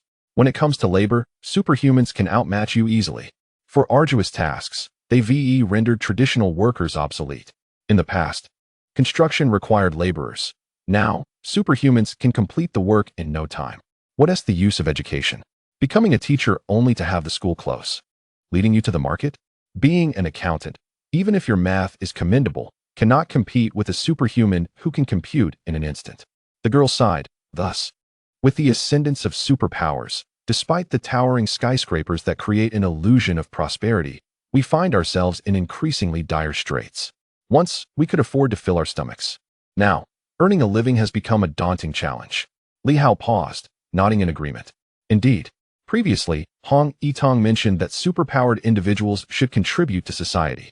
But upon arriving at Tianqing City, this girl's words made Li Hao realize that the proliferation of superpowers has, in fact, encroached upon the livelihood of ordinary people. Menial jobs have vanished, intellectual work is scarce, and education has lost its significance, making it even harder to make ends meet. With soaring prices and lacking strength, life only becomes more arduous. Li Hao fell into contemplation. After a moment, he asked, So, do you believe superpowers are ultimately good or bad? Having superpowers is undoubtedly advantageous. Lacking them is a misfortune. The girl answered without hesitation. Without them, life is indeed grim. With them, life becomes much more comfortable. Those in power ought to impose restrictions on superhumans. They should not be allowed to compete with us for jobs. Perhaps we should find something to occupy ourselves with. Not everyone possesses the extraordinary capabilities that some do. We are on the brink of starvation, Li Hao mused, nodding slightly in agreement. At that moment, they had arrived at an area steeped in antiquity. The girl spoke, dismount. In this vicinity of Jiuxi, only officials are permitted to drive or ride bicycles. We must proceed on foot, and do refrain from casting furtive glances. You might be mistaken for a malefactor and apprehended, which would spell disaster. Moreover, If you encounter anyone resplendently attired, avoid making eye contact. They are significant figures, and one might find themselves in dire straits.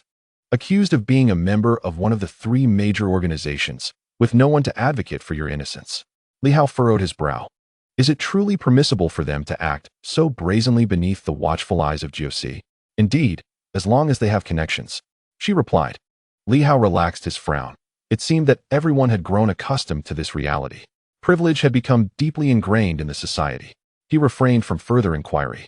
Dismounting from his bicycle as the girl pushed hers towards a parking area, Li Hao lifted his gaze ahead, where a long avenue stretched into the depths, reminiscent of an insatiable abyss. This thoroughfare was extensive, marked with street names, yet it was neither Jiuxi Street nor Sun Jianxi Avenue. Those were mere colloquialisms. Its official designation was Jiu Long Street, named for the legendary 9 dragons that once protected the royal family. Of course, what was once a safeguard had now transformed into a form of entrapment. The girl secured her dilapidated bicycle and trotted back with a beaming smile.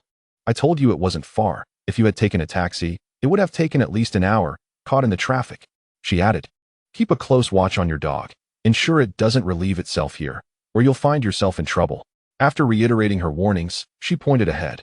This is Sun Jianxi Avenue, home to many subordinate institutions of the Sun Jianxi. The patrollers are just up ahead, not far from the headquarters. With that, she stepped onto the street, opting to walk along the side rather than the center, and turned to remind Li Hao, stay on the edge. The center is reserved for esteemed individuals. Did you see that? Only those of remarkable stature can tread the middle path. One day, we might ascend to such heights and no longer have to live like this. The streets on either side appeared somewhat dim. Besides the official establishments, there were residences and shops, yet the bustling heart of the area seemed rather lackluster, eerily quiet, with only a handful of people lining the roads. Many appeared to be mere tourists, like Li Hao, drawn to witness the imposing Sun Jianxi Avenue. However, Li Hao's eyes were nearly overwhelmed by the multitude of radiant orbs. So many, in fact, that he struggled to discern between the strong and the weak. Perceiving a brightness that surpassed even daylight, he blinked, and the luminescent spheres vanished from his sight. Fearing further visual impairment, he chose to avert his gaze. This was a skill he had only recently acquired. Previously, he could only view passively, but now he possessed a degree of control, able to shield himself from sights he wished to ignore. The sheer number of powerful beings was staggering. It was no wonder this was the core of the entire dynasty, housing the headquarters of both the Sun Jianxi and the patrollers, with an indeterminate number of formidable entities, possibly even many at the 6th realm. As Li Hao traversed the streets, he sensed an unusual presence, as if someone or something was surveying him. Was it akin to the surveillance system of the noble houses? Indeed, given the significance of this place, the foot traffic was surprisingly unrestricted, suggesting that the 9 divisions possessed ample confidence to address any disturbances. However, this did not concern Li Hao. He was a martial artist, a formidable one at that. With the copper mirror in his possession, along with the dark energy that had absorbed much, there was little that could probe into him without consequence. He glanced around, disregarding the girl's admonition to refrain from looking about. Curiosity was only natural in such an intriguing setting. The girl appeared somewhat unfamiliar with the area. She seemed to have a general awareness of the institution's layout, yet it was evident she seldom ventured here. Cautiously, she guided Li Hao forward, warning, this area is populated by the elite. Up ahead lies the path to the palace, so do not wander off. The royal family is not to be approached, or you shall find yourself in grave peril. Li Hao nodded slightly, retrieving 2 banknotes from his pocket. We've arrived. I now know the way. Here, 200 star coins. No need for change. The girl's face lit up with joy as she eagerly accepted the money. She patted her pocket, realizing there was no change to be had. Feeling slightly awkward, then I shall not be polite. You are truly generous. Should you need anything in the future, feel free to call upon me. By the way, I am Yuchi. I primarily guide in the East City. This area is rather intimidating. Just ask any child in East City, and they will know where to find me. With that, she turned and dashed away, clearly eager to escape. Had it not been for the prospect of earning some coins, she likely would not have ventured here at all. Li Hao chuckled to himself, feeling quite magnanimous, having just given away 200 star coins. Nevertheless, it was refreshing to encounter someone who was not entirely unkind. His spirits lifted, for she had indeed led him to this place. He set down the Black Panther, which he had been carrying, as it was rather heavy.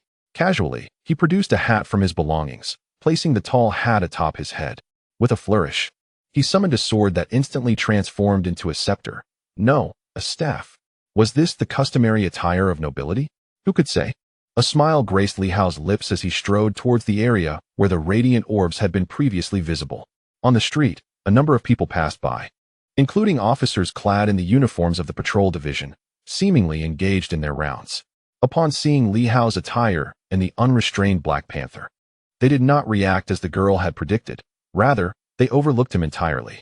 Typically, those who walked their dogs in the patrol division's vicinity were not ordinary citizens, and few dared to provoke them.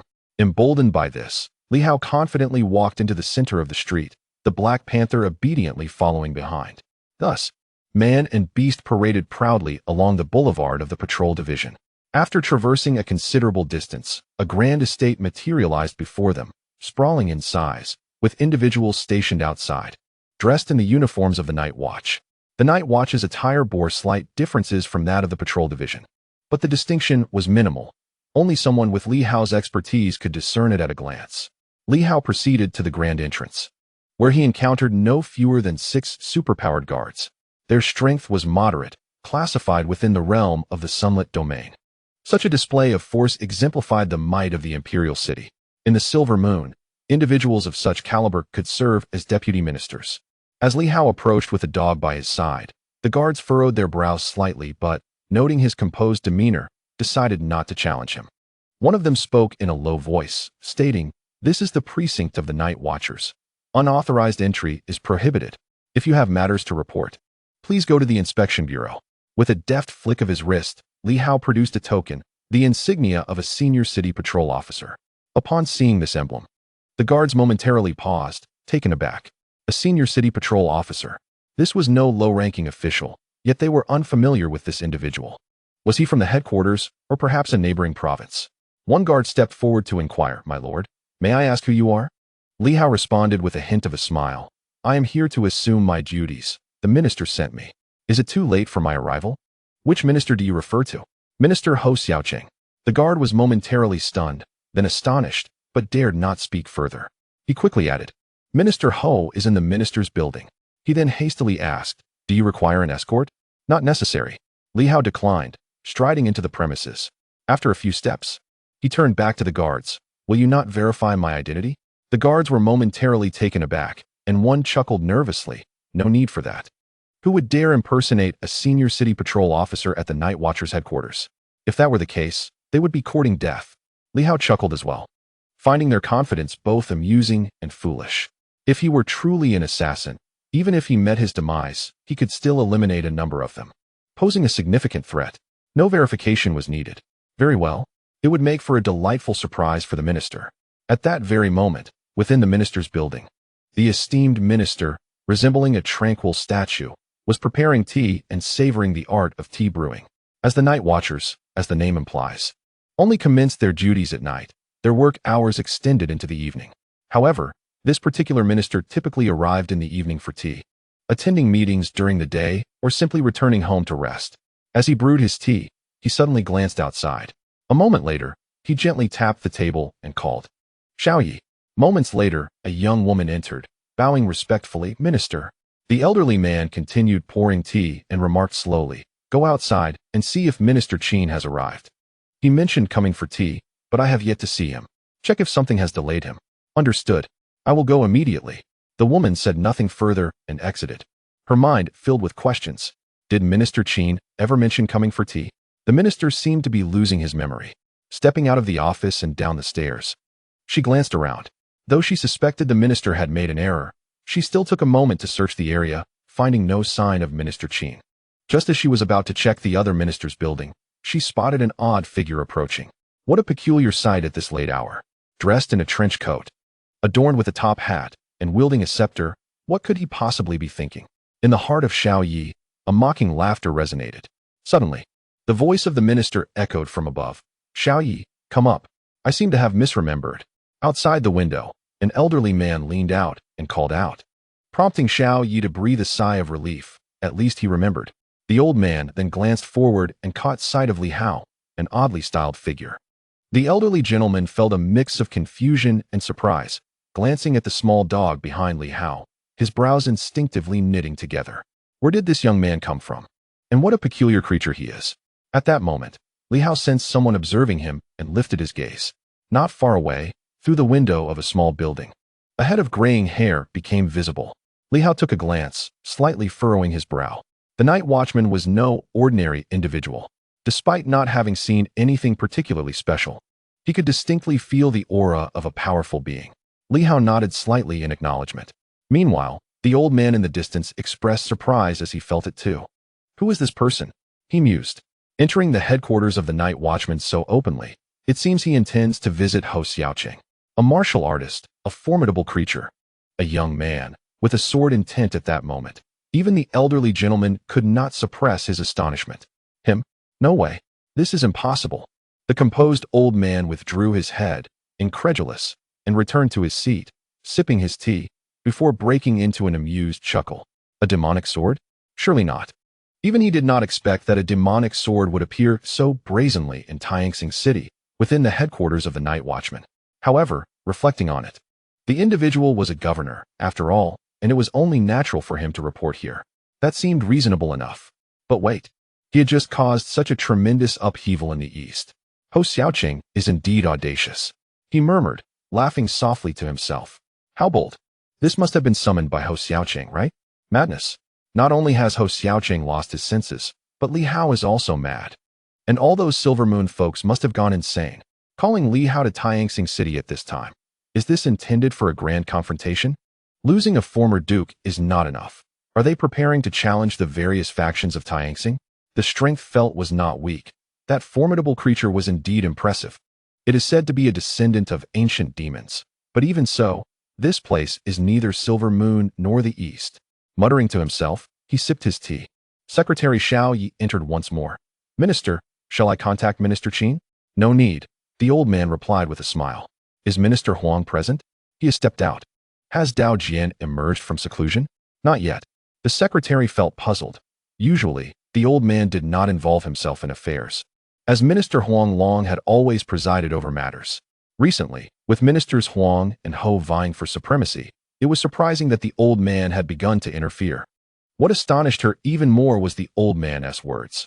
Please tell Minister Ho that we should have a meal together when he has the chance.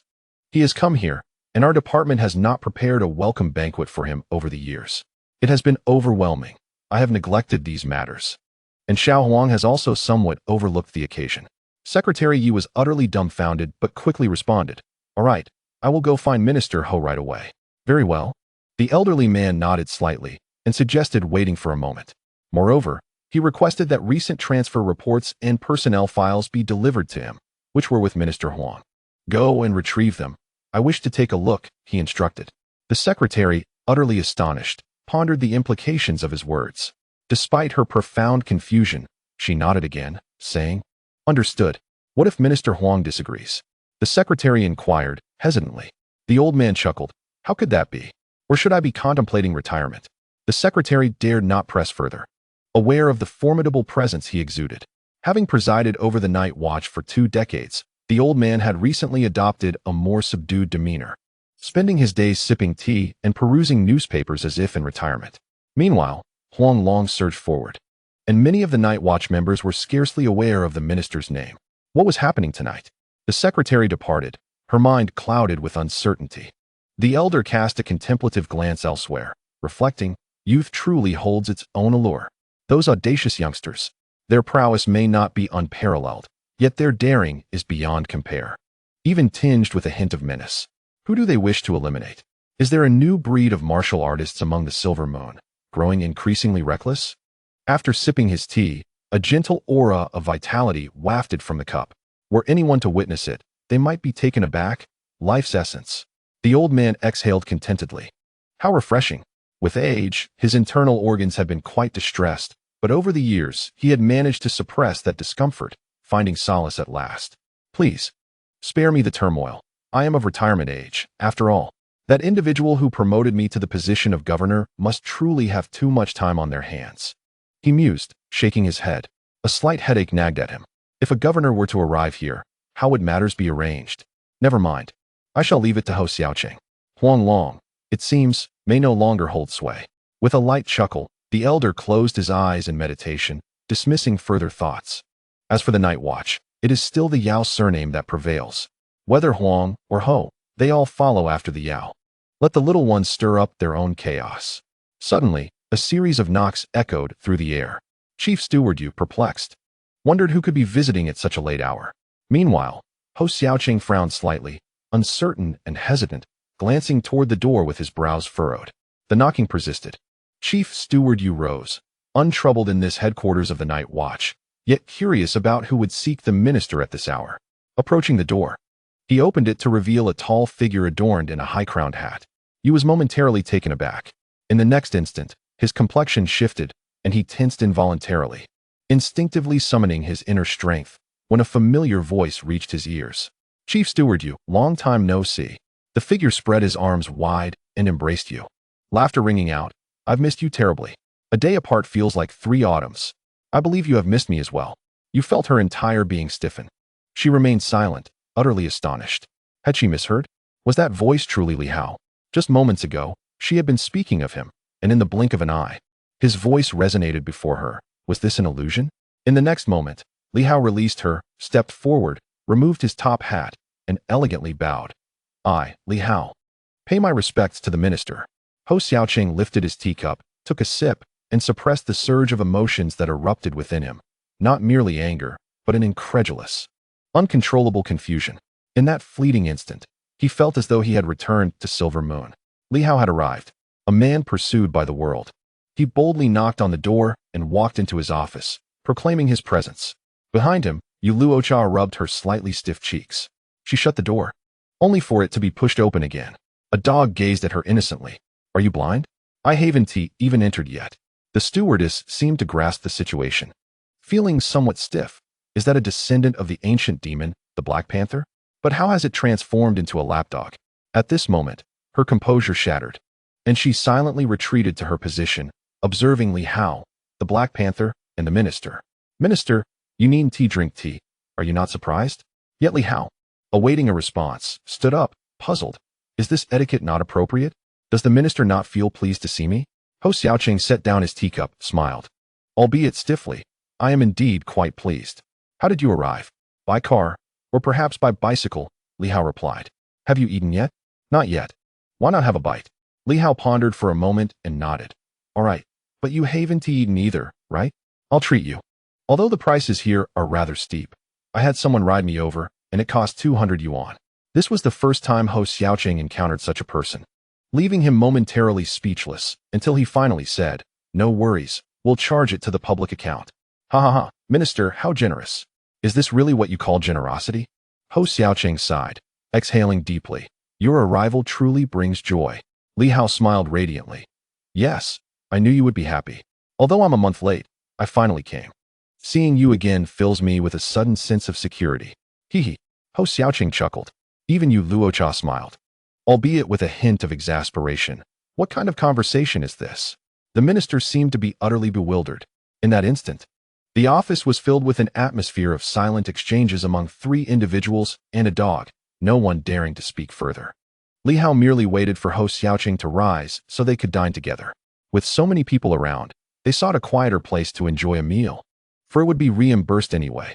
But why are you just sitting there? Ho Xiaoqing was digesting, mulling over thoughts, and after a long moment, he smiled. Now that you are here, can I really ask you to leave? It's good that you have come. He exhaled slowly, looking at Li Hao with a more relaxed smile. Let us go eat. Your presence brings me great comfort. Shall you? Place an order for a splendid feast at Jiulong Pavilion. Yu Luocha gasped. Are you out of your mind? What kind of place is Jiulong Pavilion? It's where the prominent figures of the 9 departments gather for entertainment. Are you sure you want to take Li Hao there, considering the trouble it may cause? Her head throbbed. At that moment, she found herself longing for Silver Moon once more. 7017K request for leave. A new chapter in the new instance with fresh plot. I must confess that I struggled a bit while writing this chapter last night. It was rather challenging. To be frank, I was quite fatigued and wished to retire for the night. I shall make amends for this chapter on Saturday, when I will provide 2 updates. Chapter 203. The Nine Dragons Pavilion. Ho Xiaoqing had come to a realization. With everyone gathered, could they truly be dismissed? Since they were present, it would be more lively to entertain them. Naturally, certain responsibilities must still be fulfilled. As the governor of the Celestial Star and vice minister of the Night Patrol, he wielded a degree of authority. As he prepared to step out, he suddenly chuckled and swiftly scribbled a note.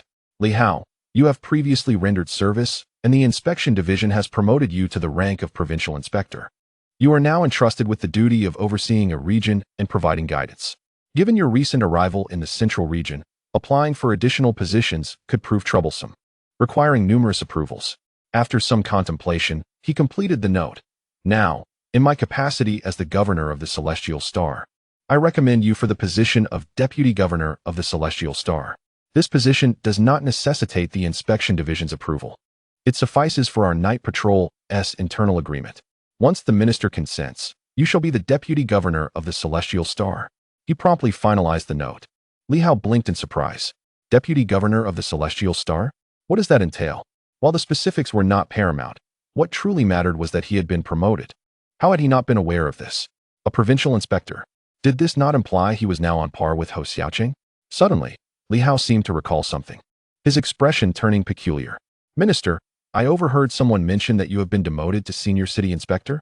Ho Xiaoqing paused, casting a glance at Li Hao. What do you mean by that? Under his scrutinizing gaze, Li Hao chuckled awkwardly. So I am now a provincial inspector? Ho Xiaoqing regarded him with a smile. Indeed. Your rank surpasses mine. What would you like to convey? Li Hao felt somewhat sheepish. I merely wish to point out that after decades of service, your rank is now lower than mine. How unfortunate. Ho Xiaoqing chose to disregard his remarks. A moment later, there was a knock at the office door. Everyone understood that someone had arrived. Li Hao was unfamiliar with the visitor, but Ho Xiaoqing recognized them, smiling as he glanced towards the entrance. Just as you arrived, your companion followed closely behind. Come in. The door swung open, and Xiao Yi entered. She glanced at Li Hao, the unfamiliar figure she had just encountered, and, not recognizing him, offered no greeting. Instead, she appeared slightly apprehensive towards Ho Xiaoqing, bowing slightly. Minister, the minister mentioned that upon your arrival, a welcome banquet was not held. He wishes to invite you to dinner in the coming days. Certainly. Ho Xiaoqing accepted without hesitation. While this was expected, his lack of inquiry regarding other matters left Xiao Yi feeling somewhat uncomfortable. Ho Xiaoqing then smiled as he sent a paper floating towards her. Take this back for the minister's review and obtain his signature. Xiao Yi appeared puzzled. What will the minister know from reviewing it? Indeed, Xiao Yi dared not ask further questions, for he was a formidable figure. When the Duke's residence issued an order, it was to be followed without question. She had no desire to provoke him, especially since the former minister was now focused on self-cultivation and wielded little power within the Night Patrol. As for the signature, she was unclear on what it entailed. This small piece of paper, when she glanced at it, caused her eyes to sting and her heart to tremble. Could the written words possess such lethal power? How terrifying! Xiao Yi did not linger any longer. As she departed, she cast one last look at Li Hao and the little puppy, still puzzled by the question of who would seek out Minister Ho at such a late hour. With her confusion lingering, Xiao Yi left. After Li Hao and the others had departed, there arose a sense of curiosity. Is she truly the secretary of our esteemed minister? Indeed, I envy her. Ho Xiaoqing paused momentarily, perplexed by the sentiment. Envy what? Li Hao mused. It seems that once one becomes a minister, one can appoint a female secretary at the public's expense. Now that I am a governor, if I were to hire one, would it not also be funded by the state? Li Hao, why are you always so unique? Ho Xiaoqing was at a loss for words. At that moment, what exactly was occupying your thoughts? Chief steward, you paid them no heed, engrossed in his own tasks, internally lamenting. This fellow Li Hao is now wealthier than nations. Having seized the Su family's treasury, why does he always seek to gain a little advantage? Joking aside, Li Hao appeared to be in deep contemplation. The minister must be an elderly man with graying hair, correct? Have you seen him? I caught a glimpse upon entering. Li Hao chuckled, adding, impressive. Ho Xiaoqing nodded, certainly. 20 years ago, when the Night Watch was established, he was already the minister. The 9 departments and the royal family were reluctant to expend energy against the 3 major organizations, seeking a blade, and he was that blade. You must understand that in that era, even to be used as a weapon, one must possess the strength and value to be such. I am also a weapon. Yet my blade remains confined to Silver Moon, while he serves as the blade of the entire dynasty. Li Hao nodded, recognizing the formidable nature of the man. He must be a pure martial artist. But I wonder, how many super energy locks has he saturated? He then turned to Hou Xiaoqing. It seems the minister has refined certain aspects. Has there been further advancement? Hou Xiaoqing smiled. What makes you say that? Li Hao smiled without responding. In the past, you were quite ostentatious. Now, however, you are no longer so glaring. This indicates that the hidden injuries or deficiencies left from the transition from super energy have been overcome and suppressed, allowing the energy to be wholly contained. This is undoubtedly progress. Hou Xiaoqing has truly returned to the essence of being a martial artist. Therefore, advancement is inevitable. Otherwise, one would be like Chief Steward Yu. Somewhat glaring. This is due to the impurity in the martial artist's path, as part of the energy cannot be contained within, thus appearing as a glaring beacon. Hou Xiaoqing was not overly concerned and rose to his feet. Let us go to the Nine Dragons Pavilion for a meal. The minister's signature should come swiftly. Soon you will be the deputy governor of Tianqing. Is that of any use? Li Hao inquired. As Hou Xiaoqing walked out, he replied with a smile. Of course it is useful. As long as the dynasty stands, it remains valuable. The prerequisite, however, is sufficient strength. Otherwise, one might meet a fate akin to Su Qing, and that would serve little purpose. However, in Tianqing City, it remains quite useful. This is not the East. It is the dominion of the Jusi and the royal family. Should anyone dare to directly assassinate a deputy governor of Tianqing, even if various factions secretly wish for your demise, they would still come to your aid, though the timing of such assistance is uncertain. If you are slain, they will seek vengeance on your behalf. Li Hao smiled helplessly. Is that all there is to it? I expected more. Chief Steward Yu, with a cool demeanor, added, there is another benefit. You are entitled to a small apartment in Tianqing City. Although it is modest, securing property here is quite challenging, and its location is excellent, right on Jusi Avenue. Hou Xiaoqing nearly rolled his eyes at this. Is this really the time to mention that? Yet Li Hao chuckled. Not bad. Is it possible to receive the property deed?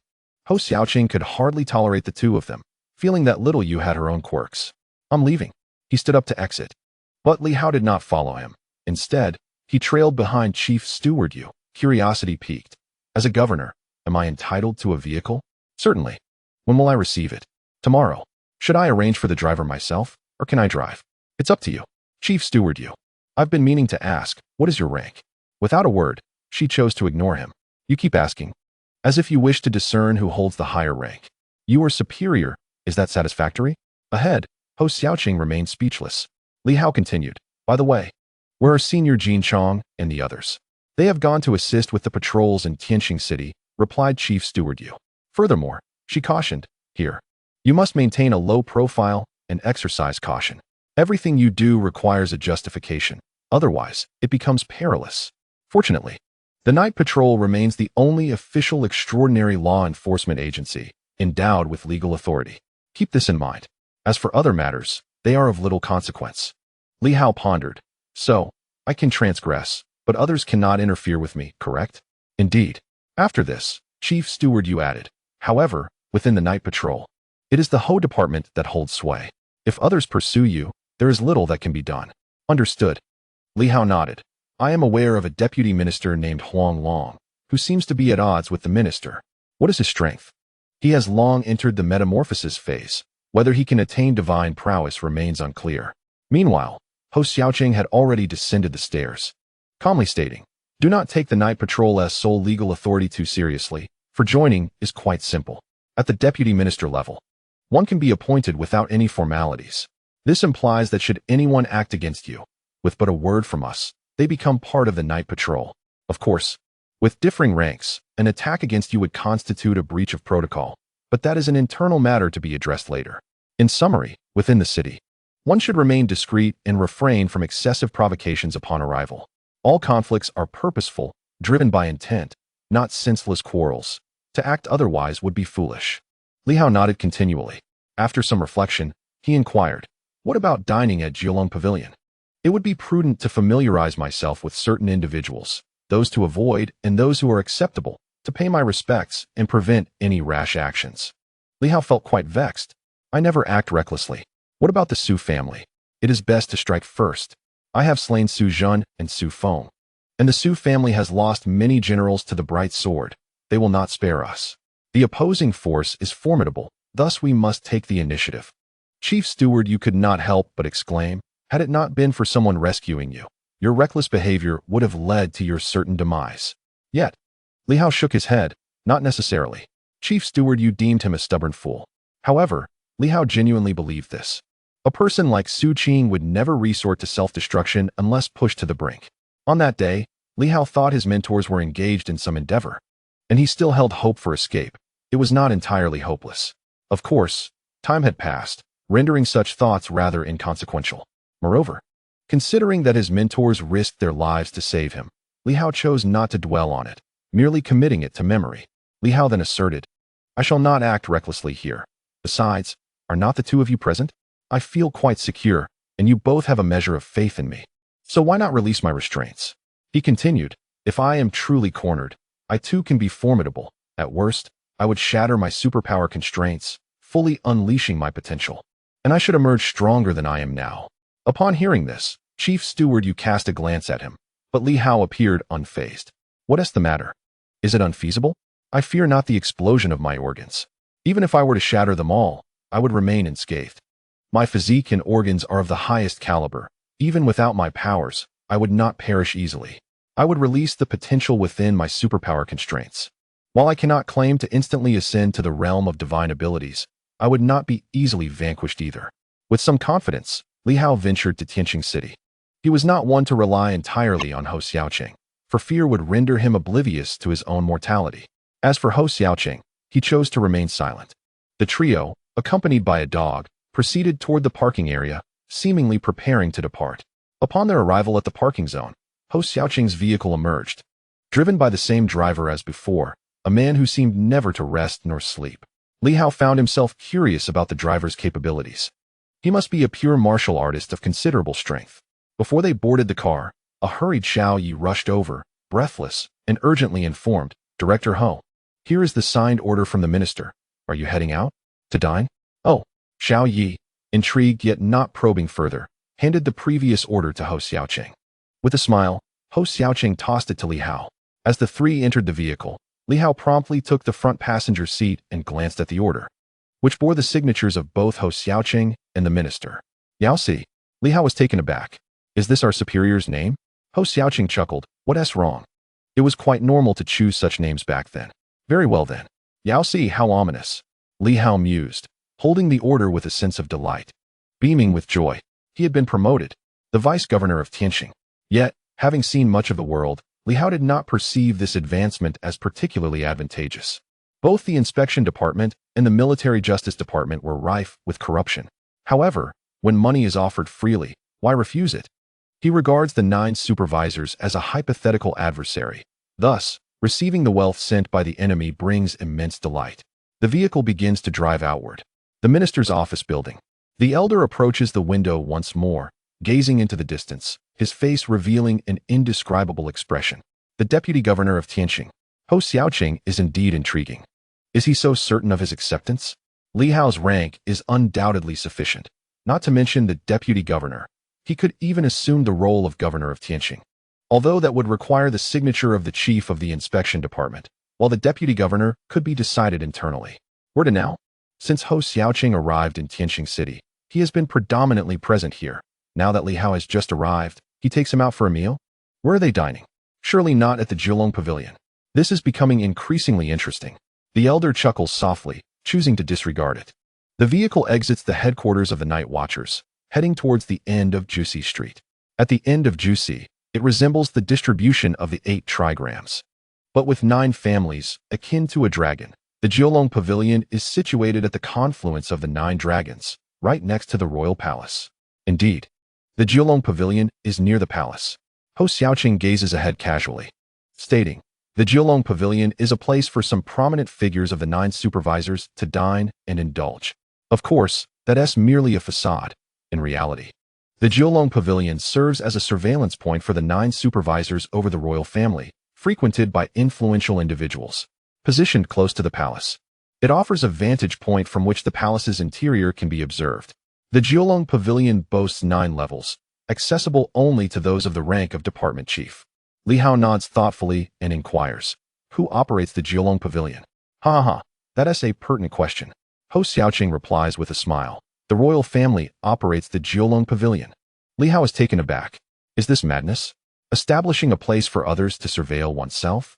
Yet upon reflection, it is rather amusing. Aware that the 9 supervisors are wary of him, the royal family establishes the Jiulong Pavilion to assure them. "You may watch me. Come and observe."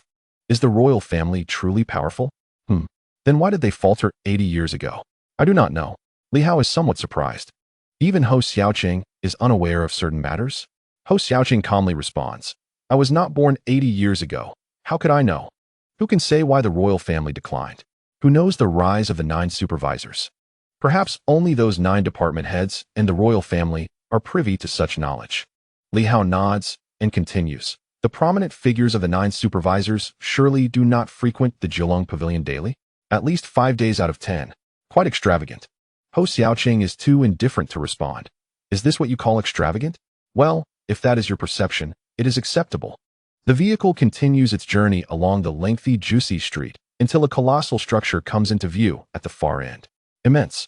That is the Tianqing Imperial Palace. However, it appears somewhat shrouded in darkness, the lights akin to will-o'-the-wisps. While other areas are brilliantly illuminated, the palace itself seems exceedingly dim. The Jiulong Pavilion is not within the palace, but rather outside, near the eastern gate of the palace.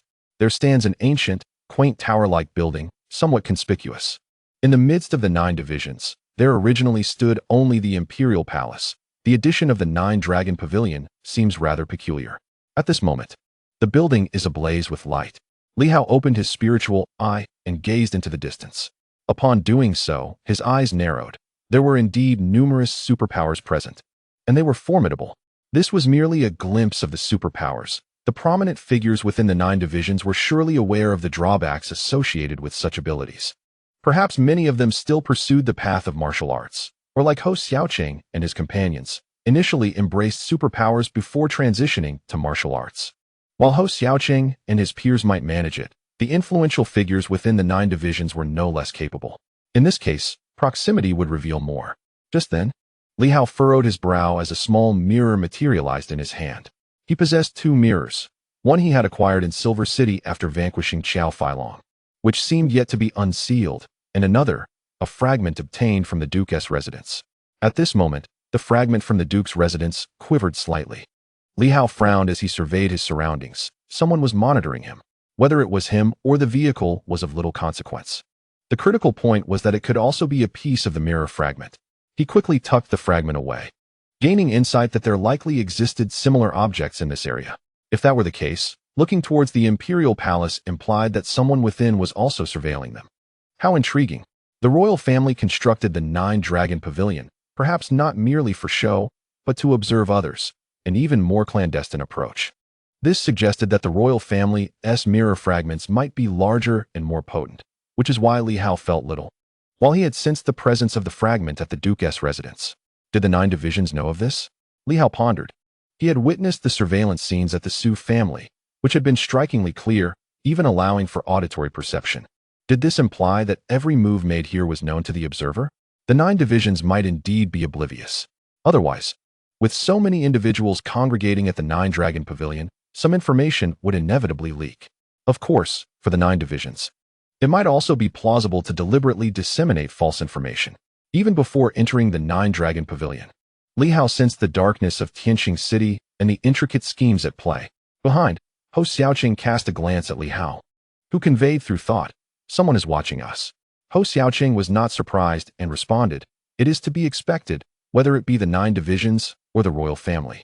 They cannot disregard the movements of the powerful. My vehicle's appearance will naturally attract attention. Be cautious about speaking openly, lest you be overheard." Ho Xiaoqing chuckled. "It's not quite that dramatic. Should it be so, I would be aware. What if it were a piece of the heaven-peering mirror?" Ho Xiaoqing paused, deep in thought, before finally replying, "It should not be a mere imitation. The fragments are somewhat similar. The true heaven-peering mirror, as ancient texts describe, is all-powerful, capable of probing the entire world effortlessly. Even fragments are beyond the grasp of contemporary individuals." Li Hao was somewhat taken aback. The minister was indeed knowledgeable. "The item you just revealed is a fragment, I assent to it?" Indeed. Make good use of it, Ho Xiaoqing replied with a smile. Refining it might be beyond others. But perhaps you could manage it. If you can eliminate surveillance and eavesdropping effectively, that would be quite advantageous.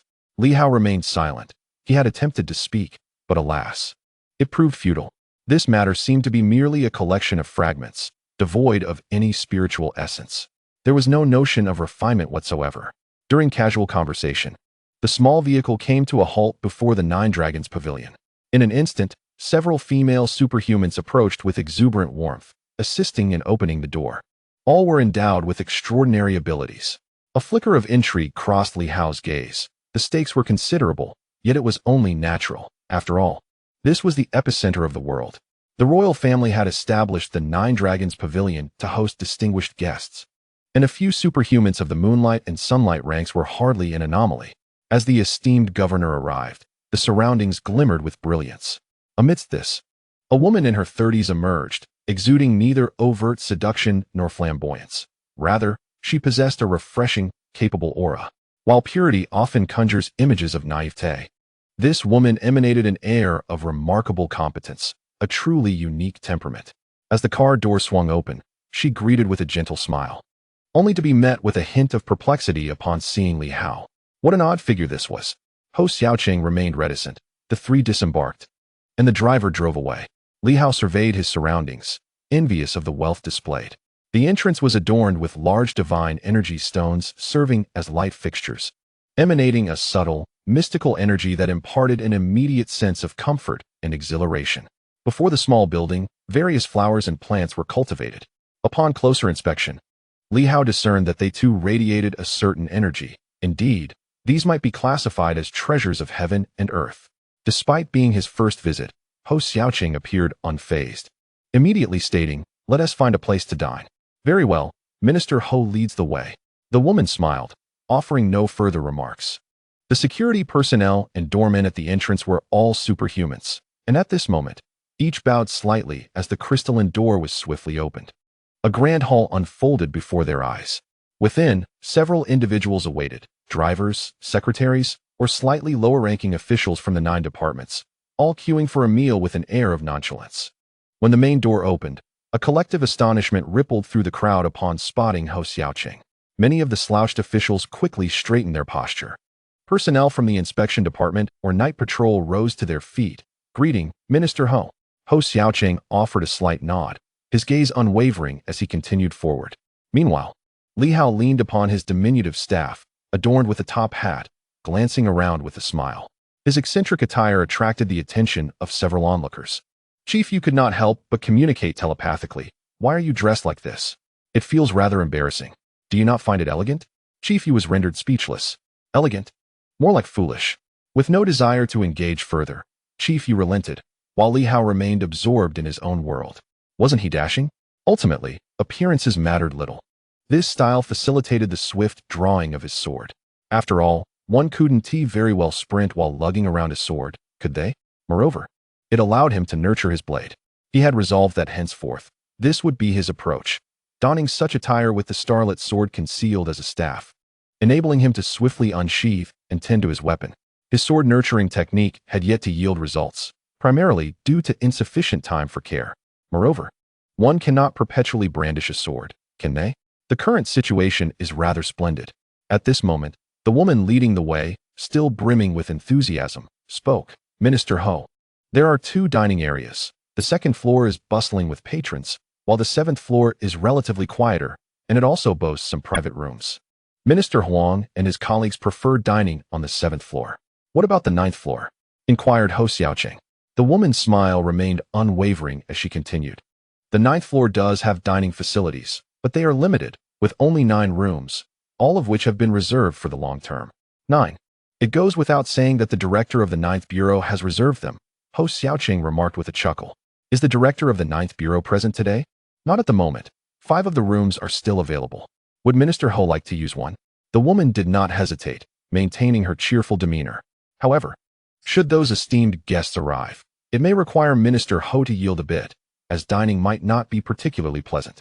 The view on the 7th floor is quite comparable. Let us go to the 9th floor. Ho Xiaoqing responded with a calm smile. It is superior, with a better view. Let us occupy the room reserved by the finance department. The woman's expression shifted slightly. Is the representative from the finance department here? No, they are not. Then it shall be as you wish. The woman appeared to contemplate for a brief moment before regaining her smile. Very well, Minister Ho, please follow me. The finance department. Li Hao pondered, recalling an individual, the young man from Shuguang who had been eliminated by Qi Gang and his associates. Rumored to belong to the Liu family of the finance department. A group ascended the elevator. Meanwhile, in the lobby, it seemed that many had heard the commotion. They were not deaf, and who among them lacked some measure of strength? At this moment, several individuals slightly paled. What was Ho Xiaoqing up to? He was even attempting to seize the room reserved by the director of the 9th Bureau. What was this madness? In the crowd, members of the finance department wore grim expressions and swiftly exited the lobby. This matter needed to be reported immediately. This was not merely an issue of dining arrangements. It was a potential provocation by Ho Xiaoqing. Had he lost his mind? The 9th Bureau had been a symbol of unassailable authority for 80 years.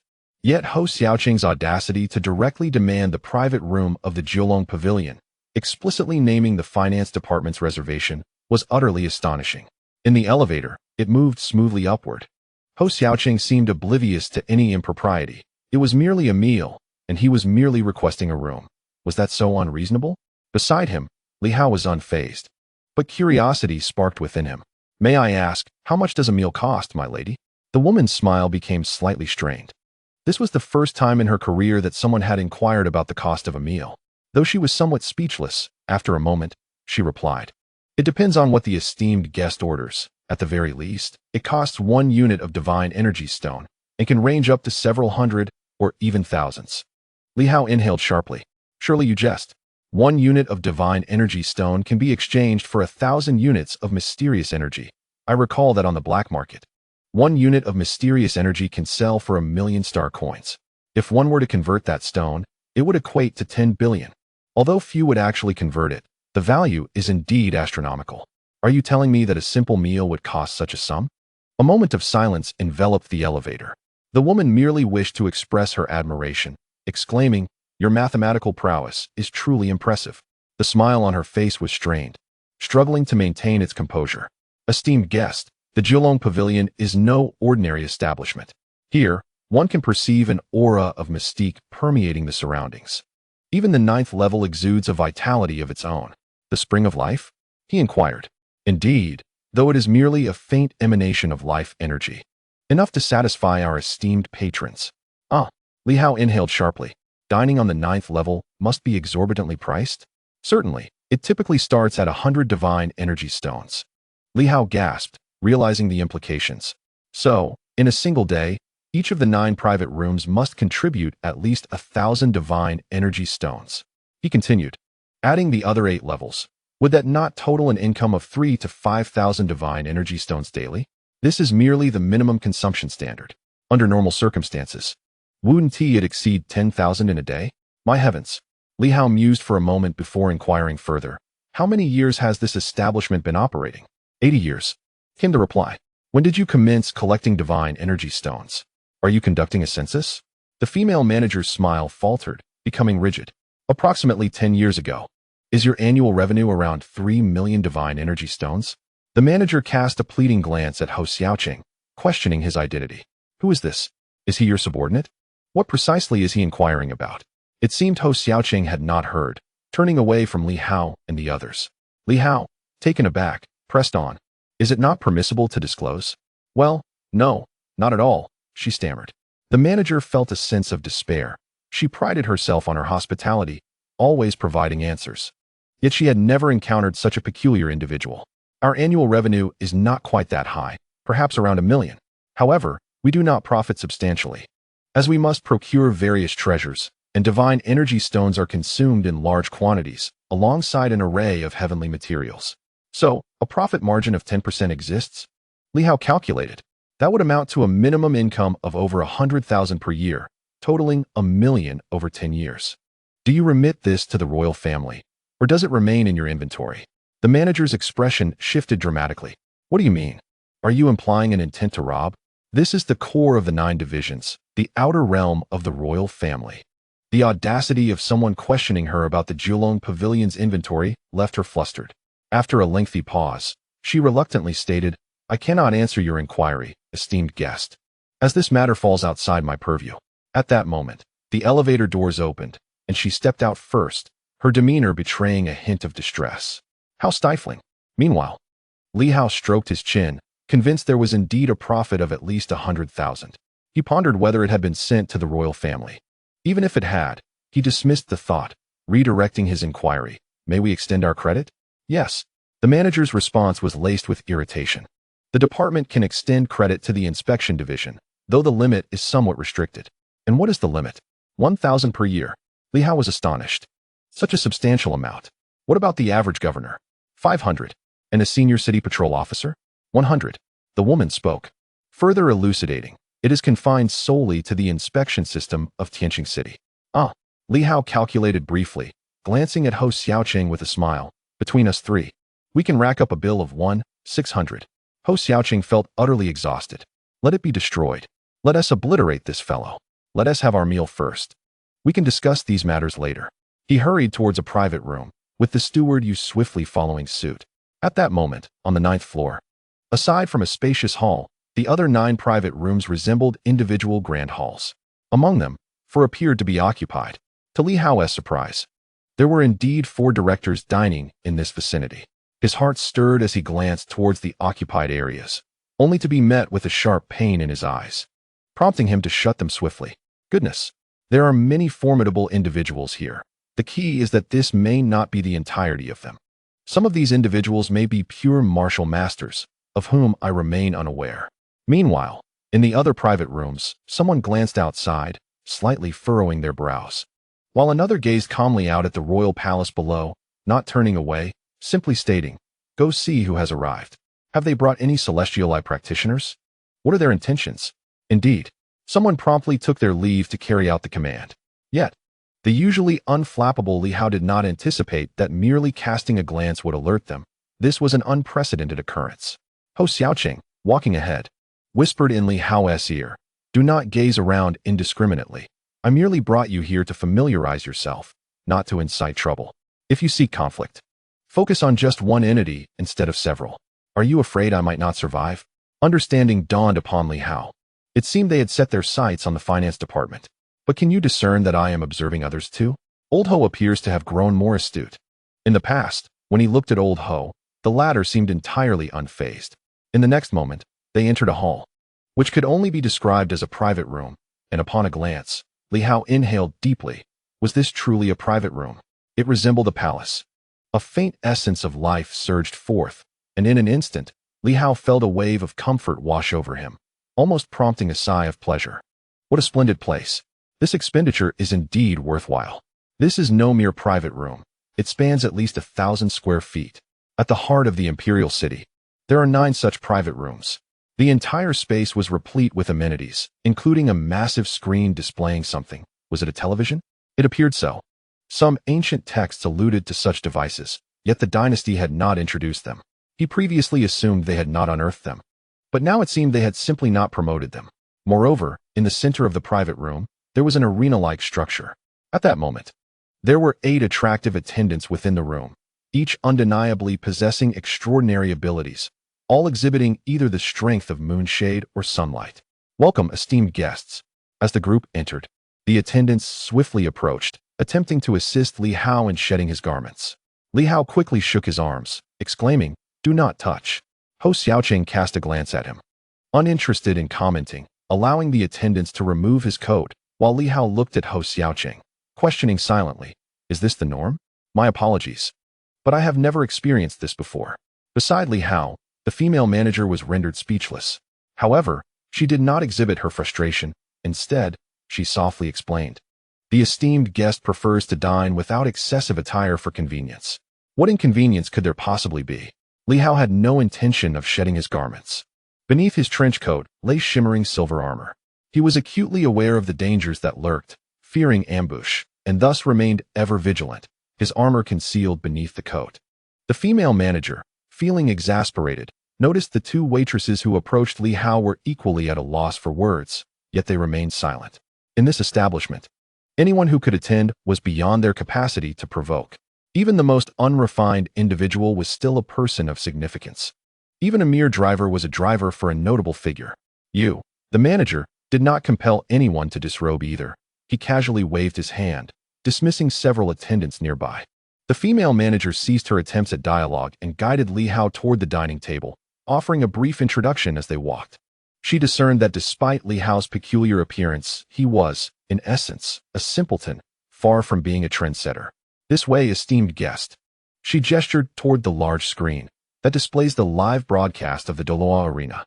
What is the Doloa Arena? Li Hao inquired. Due to the overwhelming number of superhuman abilities and the myriad of grievances in Starry Sky City, the royal city could not suppress these powers indefinitely for fear of greater turmoil. Thus, the city boasted a grand Doloa Arena, where any parties with grievances could engage in decisive battles, provided both sides agreed. Whether it be a life-and-death struggle or a friendly contest, all was permitted, and the victor would receive a monetary reward from the arena. Li Hao frowned. What nonsense! Such disputes among superhumans should be settled by the Night Watchers. Engaging in private brawls is against the law. Has no one studied the law here? Was this place established by the Night Watchers? The female manager hesitated, feeling somewhat helpless, and shook her head. No? Then who is the mastermind behind this? She glanced at Ho Xiaoqing, who had already taken a seat, prompting her to respond. The Ministry of Finance. No wonder. Li Hao snorted. They have usurped the authority of the Night Watchers. No wonder the Ministry of Finance is overflowing with wealth. With the Doloa Arena, gambling is inevitable, and with gambling comes profit. The revenue generated from ticket sales is astronomical. It is evident why the Ministry of Finance has intervened in this matter. The female manager remained silent. At that moment, she found herself perplexed. Who exactly was this individual? It must be said that Li Hao had, in an instant, articulated the crux of the issue, profit margins that were vast and substantial. While superhuman conflicts were not uncommon, they typically transpired in the wilderness, as the nobles within the city would not venture outside to witness such life-and-death battles. Here, however, one could observe them live, and the financial transactions involved were likely astronomical. This lucrative business had been monopolized by the Ministry of Finance. Suddenly, Li Hao comprehended why Ho Xiaoqing sought to suppress the Ministry of Finance. A grin spread across his face. Has the Inspection Bureau not intervened at all? This clearly infringes upon their authority. Ho Xiaoqing replied calmly. They have intervened, but it seems they were unable to reclaim control. Li Hao chuckled. So timid? The two conversed openly, unrestrained before those present, discussing matters well known to all. What harm was there in voicing such truths? Ho Xiaoqing lifted his teacup and took a sip of tea, expertly poured by Steward Yu. The few waitstaff who attempted to intervene were promptly dismissed by a wave of his hand. Li Hao also seated himself, while the previously eager to escape female manager now harbored a newfound curiosity and chose to remain. How many individuals could converse so casually with Ho Xiaoqing? At this moment, her intrigue was entirely directed towards Li Hao. Was this person truly from Silver Moon, and was it indeed his first visit to Tianqing City? Who was Silver Moon? A relatively young figure. There were indeed individuals of such nature in Silver Moon, yet the most renowned among them was undoubtedly the demon's sword, Li Hao. But would Li Hao dare to venture into Tianqing City? She cautiously observed him, and the more she looked, the more he resembled the image of Li Hao.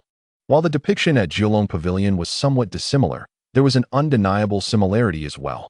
As Li Hao settled down, the female manager refrained from instructing the waitstaff, instead personally pouring a cup of tea and quietly remarked, "Esteemed guest, this tea is brewed from leaves steeped in the spring of life." Li Hao took a sip and then expressed his disdain. How stingy. This must be diluted 1,000 times, right? In silence, the female manager recognized that this individual, though somewhat rustic, had likely partaken of the spring of life, as he suggested. Indeed, a single drop of the spring could be diluted over 1,000 times. After a moment of contemplation, she softly replied, "It's not that there aren't complete drops available, but they come at a premium." Are you selling the spring of life? The female manager nodded slightly. Not for sale, but if the esteemed guest desires, I can temporarily provide a small amount. How much? 100,000 divine energy stones per drop. Li Hao chuckled. Are you jesting? That would make this cup of tea worth 100 divine energy stones. This is complimentary with the private room. Does the private room incur a fee? Yes. And how much? For a 9th level private room. The minimum charge is 500 divine energy stones. Li Hao laughed. Isn't that rather steep? Indeed. However, he mused, if someone truly possessed 100,000 divine energy stones, but lacked access to the spring of life, would there be individuals willing to barter? Certainly. Li Hao recalled his encounter with Yuan Shuo, who charged him 10,000 per drop, along with substantial handling fees. Yet here it was tenfold. Li Hao chose not to press further. Glancing at the large screen where two superpowered individuals were engaged in a fierce life-and-death battle on a platform, both being daybreakers, their combat proving quite spectacular. He cast another glance at the central arena within the private room. What is the purpose of this arena? If the esteemed guest desires, we can arrange for performances here. Or it can serve as a venue for resolving disputes among esteemed guests through combat, the female manager explained. The privacy here is exceptional. And the arena is crafted by top-tier superpowered beings, surrounded by defensive barriers laid by specialized superpowered individuals to prevent any mystical energy from leaking out. No wonder it was so costly. Li Hao nodded, then glanced at the crystal-like tableware. Are these not susceptible to theft? The female manager smiled. Not at all. Those who come here are all esteemed guests. The implication being that none would dare to lose face in such a setting. These items seemed akin to energy stones for cultivation. Li Hao casually picked up a bowl and remarked, just this single bowl, if thrown away, would surely cause a commotion among the three sons. Yet here it is, merely a dining utensil. The royal family possesses considerable wealth, and so do the 9 divisions. Ho Xiaoqing chuckled. Otherwise, why would everyone vie for power and profit? This is the privilege of the upper echelons.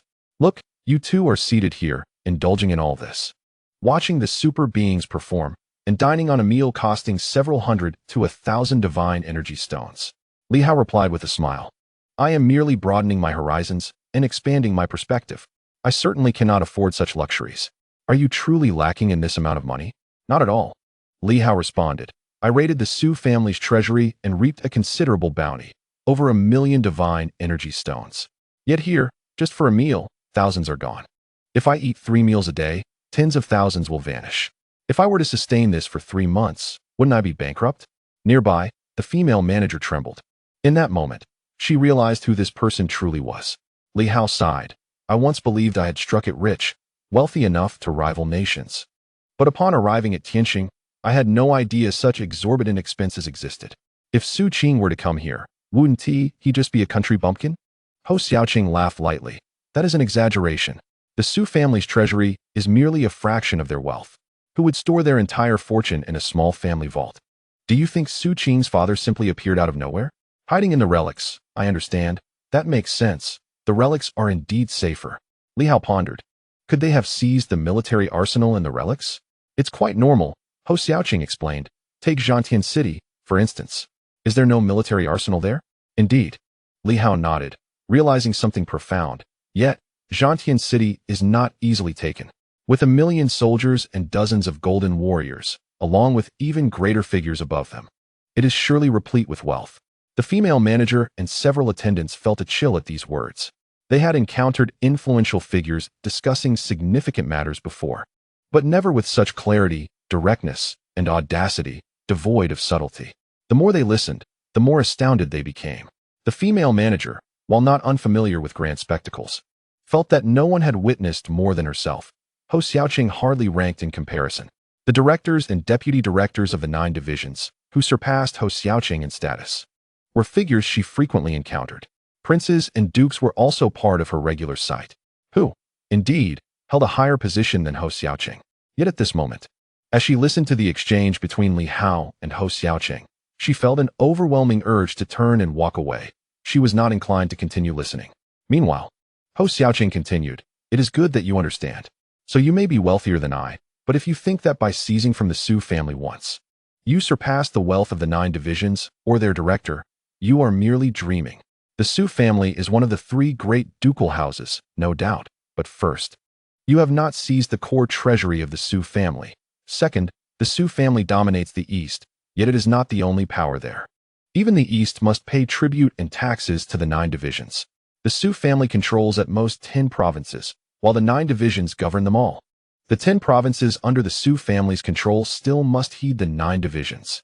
Li Hao nodded repeatedly. his understanding of the status of the 9 divisions becoming ever clearer. Among the 9 departments, I can comprehend the wealth of the military law department, the finance department, the administration department, the examination department, and the commerce department.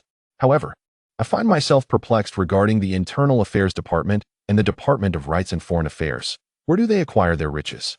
Li Hao inquired, bewildered about the exact responsibilities of the internal affairs department. Ho Xiaoqing chuckled. You, as a governor? How utterly embarrassing. The 9-Dragon Pavilion is essentially an extension of the internal affairs department. In fact, the internal affairs department serves as the royal representative for external enterprises. Understanding dawned upon Li Hao. Meanwhile, the female manager felt an urge to cover her ears. She wished to present the menu and depart. Yet she refrained from interrupting the ongoing conversation between the 2 gentlemen. And what about the Department of Rights and Foreign Affairs? Li Hao pressed on. The Department of Rights and Foreign Affairs originally dealt with neighboring nations, such as the Dali Kingdom nearby. However, those surrounding countries have either vanished or are now obstructed by perilous terrains. Ho Xiaoqing elucidated for Li Hao, therefore. The current primary function of the Department of Rights and Foreign Affairs is not to engage with external dynasties, but to interface with the demon tribes, the 3 major organizations, and the 7 sacred mountains. Whenever they send envoys, it is the Department of Rights and Foreign Affairs that conducts the negotiations. But how do they generate income? Li Hao remained curious. Isn't that straightforward? Ho Xiaoqing laughed. For instance, the demon tribes possess certain specialties, yet they also require items from the human race. How is this resolved? Through direct plundering or warfare? The demon tribes are not foolish. Thus, they communicate through the Department of Rights and Foreign Affairs, allowing for advantageous trading opportunities. Do not underestimate this aspect. The profits are staggering, beyond your imagination. Li Hao interjected, so, if the 3 major organizations also need to engage in transactions with the dynasty, is that also the responsibility of the Department of Rights and Foreign Affairs? Indeed. But isn't that akin to aiding the enemy? Ho Xiaoqing gazed at him. Your view of the 3 major organizations as irredeemable foes is one perspective. However, for the 9 departments, the 3 major organizations serve as representatives of numerous powers. Until we are prepared for their complete eradication, do you expect us to sever all ties? Li Hao, you must understand that the perception of friend and foe differs greatly between ordinary individuals and those in high positions. For some, such as the 9 departments, conflicts with the 3 major organizations can be even more severe than with other departments.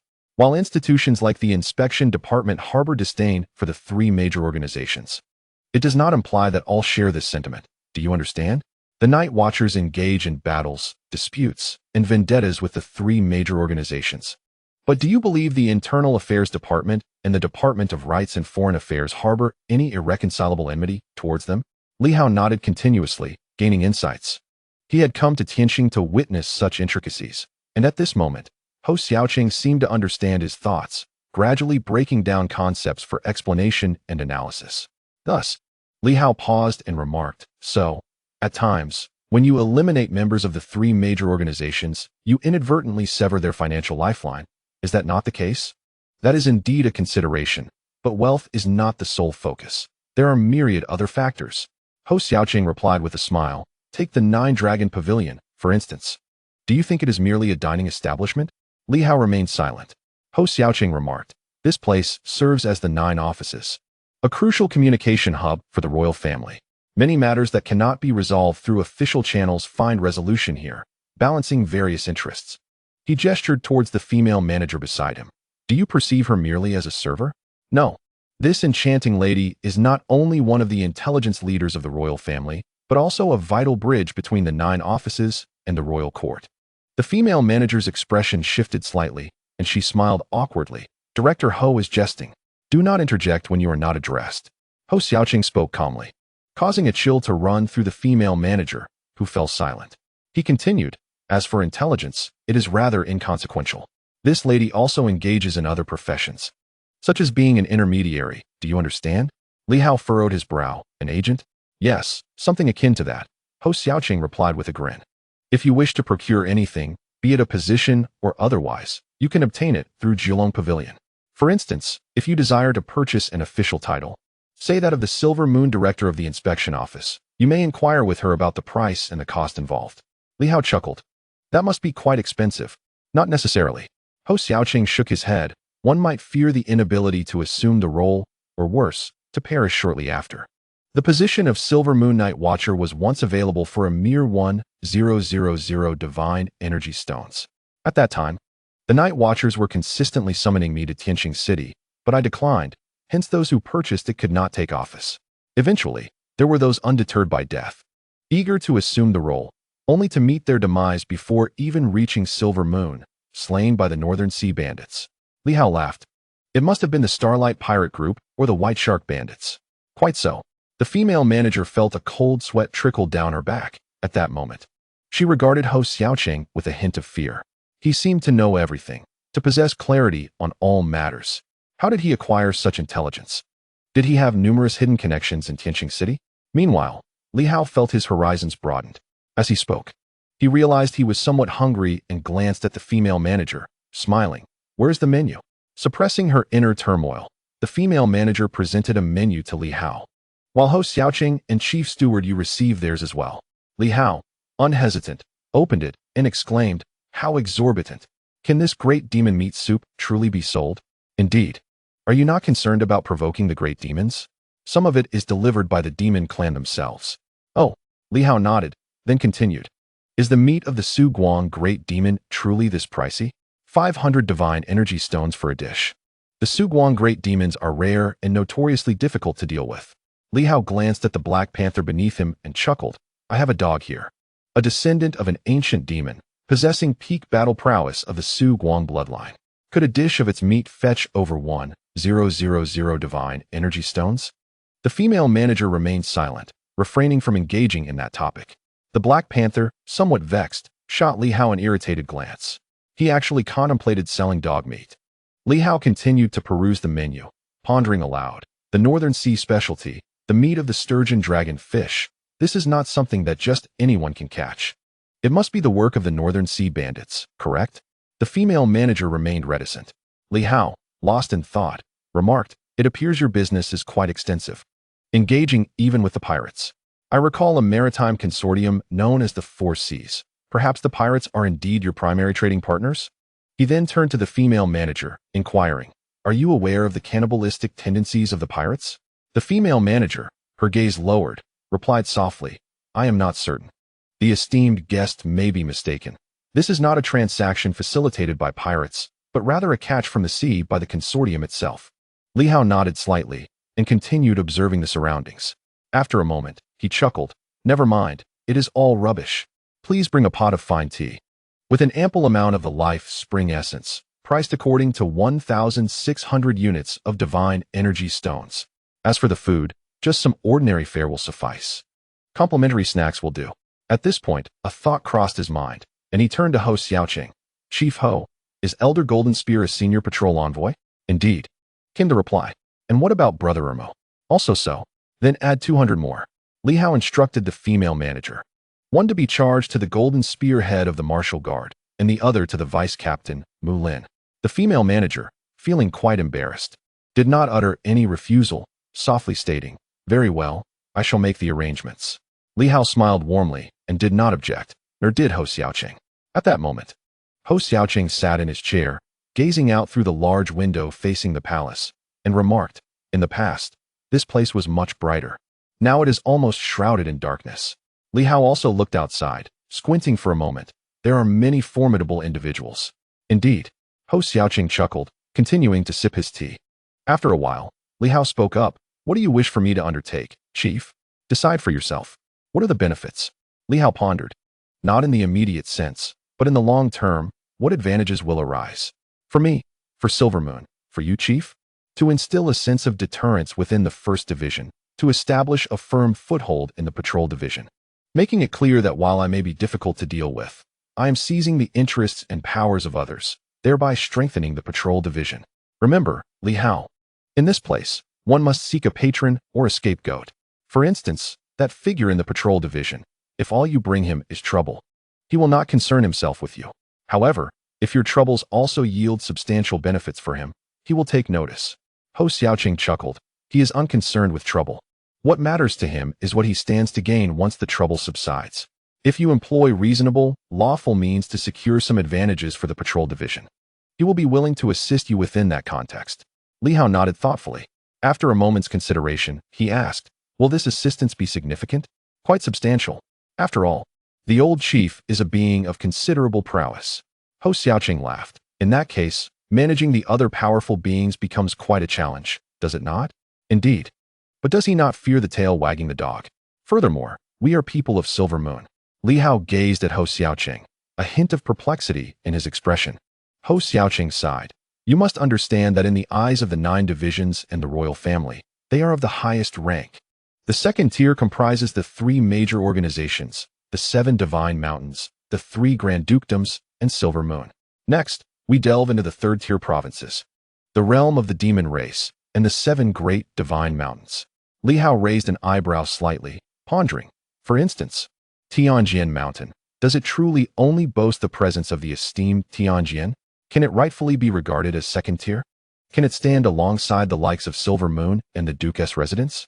Indeed, it is true that Tianjian possesses formidable strength. Who says Tianjian Mountain is solely represented by Tianjian? Hou Xiaoqing chuckled. If it were just Tianjian, could it still be counted among the 7 great divine mountains?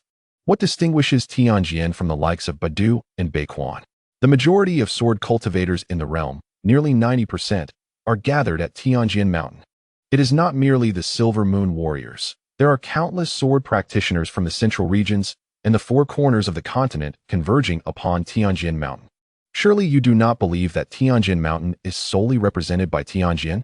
Li Hao chuckled awkwardly, realizing he had indeed entertained such a notion. Ah, I see. So, they have almost unified the sword cultivators of the world, which diverges from my initial impression. I had thought Tianjian was a solitary figure, preferring not to engage in such matters. As the two conversed, footsteps echoed from outside, not belonging to the female manager. In the next moment, under the slightly exasperated gaze of the manager, the hall doors swung open, revealing a somewhat portly man accompanied by several officials. The stout middle-aged man glanced at Hou Xiaoqing, smiling broadly. Ah, young Hou is here. Let us dine together. It just so happens that there are matters to discuss. No need to relocate. Now that you're here, let us enjoy a meal together. Li Hao turned his gaze toward the portly gentleman, scrutinizing him closely. After a brief moment, he exhaled softly. Truly, there are so many formidable individuals. Aside from the female manager, 6 others had arrived, and apart from this stout man, the remaining 5, old and young alike, were all above the Shuguang level. Moreover, it seemed that 2 among them were likely in the transformative phase.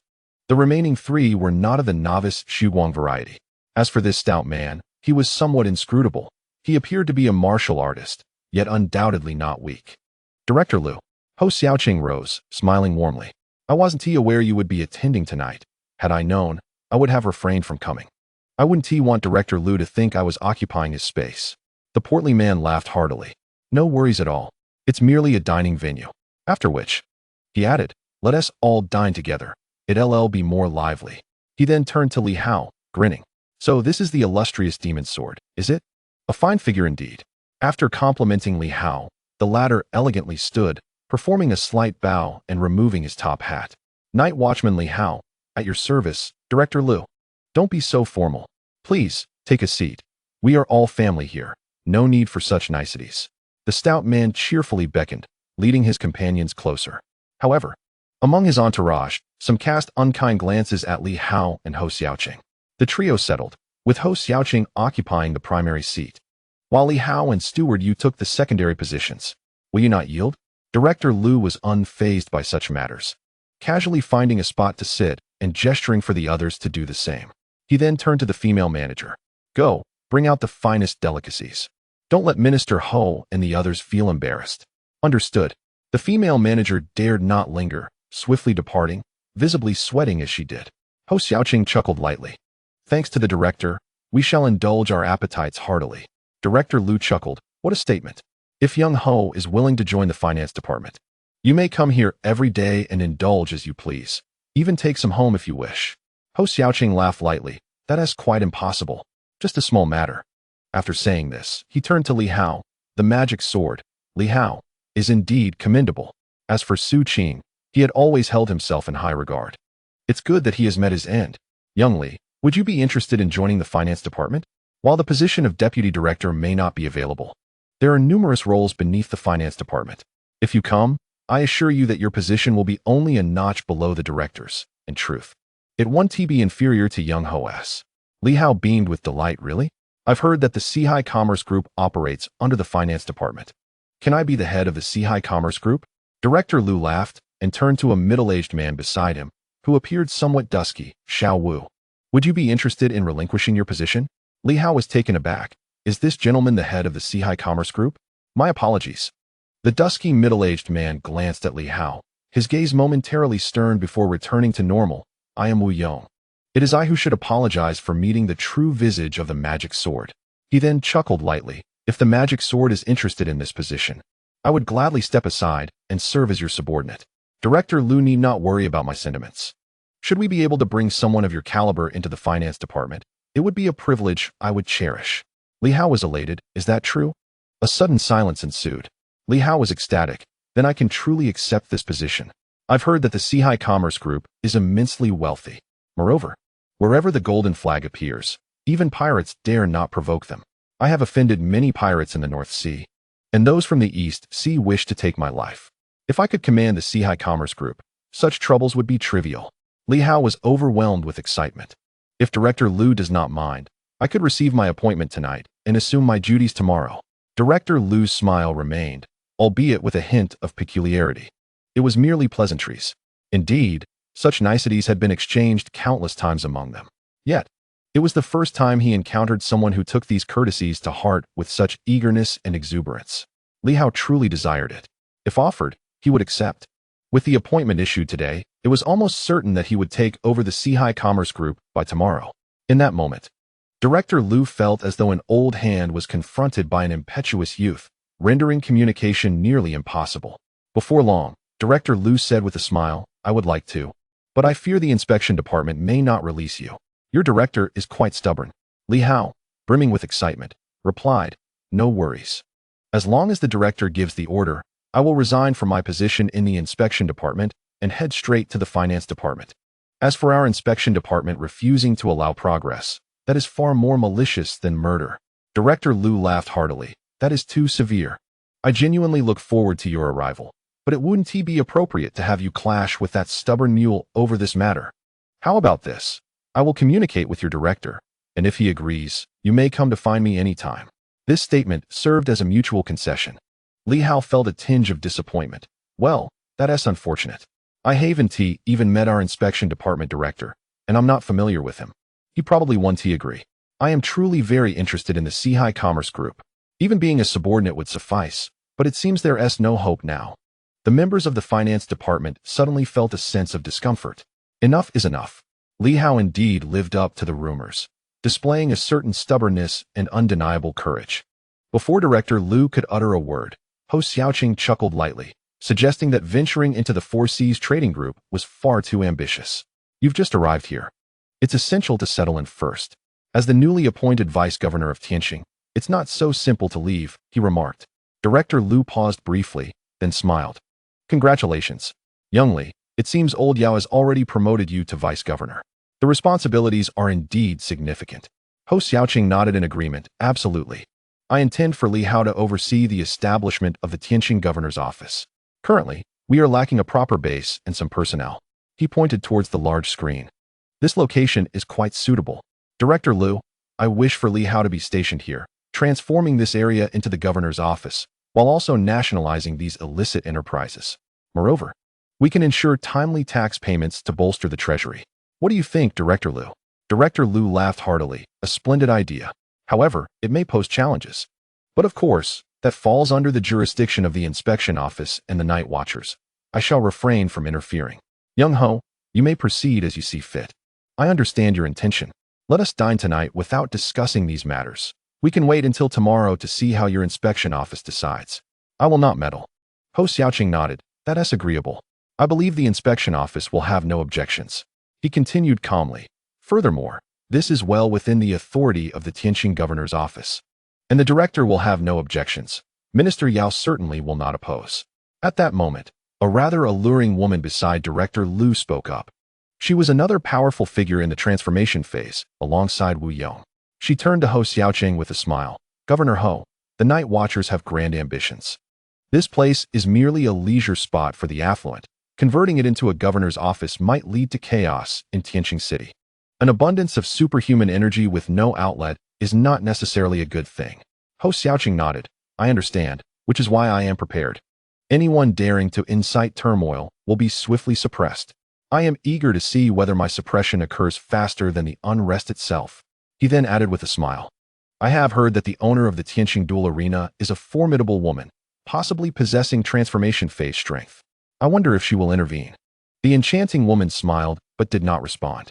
At this moment, Director Liu seemed to recall something, suddenly saying, I just remembered. There are matters in the office that require my attention. Young Ho, enjoy your meal. He then turned to the newly arrived female manager. Charge all expenses tonight to my account. After a brief reprimand, he remarked, in the grand establishment of Jiulong Pavilion. Ensure next time that such items are not placed in the private rooms, as it is a disgrace.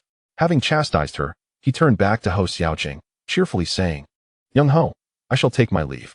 As for the Tianqing duel arena, you all manage it. However, we must avoid causing a stir throughout the city. Also, if the unrest escalates and leads to dismissals, that would indeed be troublesome. I understand. Thank you for the reminder, Director Liu. Director Liu beamed, turning to leave, with the others quickly following suit. The two transformation phase experts wore slightly grim expressions. This was a declaration of war. Indeed, a declaration of war. What is this madman Ho Xiaoqing truly aiming for? This evening, his arrival raised suspicions, but no one anticipated that Director Liu would personally come, speaking in soothing tones. Yet this man remained impervious to reason. Did he truly believe that with the presence of Li Hao, he could achieve anything of significance? Director Liu, however, chose not to prolong the discussion. Since Ho Xiaoqing had made up his mind, they would simply have to observe how events would unfold. Ho Xiaoqing chuckled, casting a glance at Li Hao, who reciprocated with a smile. Bring me a portion of every dish, and a single drop of the fountain of life. Too much, and I fear you may run out. Director Liu, who had yet to exit, suddenly turned back to look at Li Hao, smiled, and nodded. The reputation of the Silver Moon martial artists is indeed well-deserved. With that, he departed. The audacity of those from Silver Moon was remarkable. Li Hao, grinning, glanced at Ho Xiaoqing and couldn't help but transmit a thought. Minister, you can't truly expect me to undertake this task, can you? I can assist, but I dare not take the lead. Not to mention that hefty fellow. I fear the two transformation stage warriors. Ho Xiaoqing sipped his tea, remaining silent. Of course. It was you. Could it be me? As Li Hao assessed the situation, anxiety crept over him. I should have returned to Silver Moon tonight. It's too late now. Damn. Li Hao was on the verge of tears. He only wished to witness the vastness of the world, to see if this place was as beautiful as rumored. Not to engage in a battle with transformation stage warriors. Should things go awry, it could mean his demise. Old Ho must have some regard for me. Ho Xiaoqing appeared to be in good spirits. When the dishes arrived, he began to eat while nonchalantly stating, what is there to fear? I assure you, no one beyond the transformation stage will appear. I'll take action myself, to see if I can eliminate one and give you some confidence. The servers bringing the dishes trembled slightly, their bodies instantly drenched in sweat. In the private room, with the table laden with food, the group indulged in merriment. Clearly, Ho Xiaoqing's intention to confront the Ministry of Finance was not a spur-of-the-moment decision. He simply lacked the right opportunity, which he now believed had arrived. As for whether there were deeper schemes at play, Li Hao was unaware of them at this moment. He merely pondered the implications of their gathering while feasting. Ho Xiaoqing intended to use him as a breakthrough tool. Why had he chosen Li Hao? Were the Golden Spear and the Jade Rakshasa truly so weak? The Golden Spear aside, the Jade Rakshasa, once unsealed, should not be lacking in strength. So why had he chosen Li Hao for this pivotal role? Was it merely a coincidence? Perhaps not.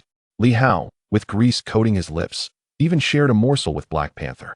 After much eating and contemplation, he deliberated whether he should embrace this role as the knife. Was it worth it? After a long while, he arrived at some conclusions.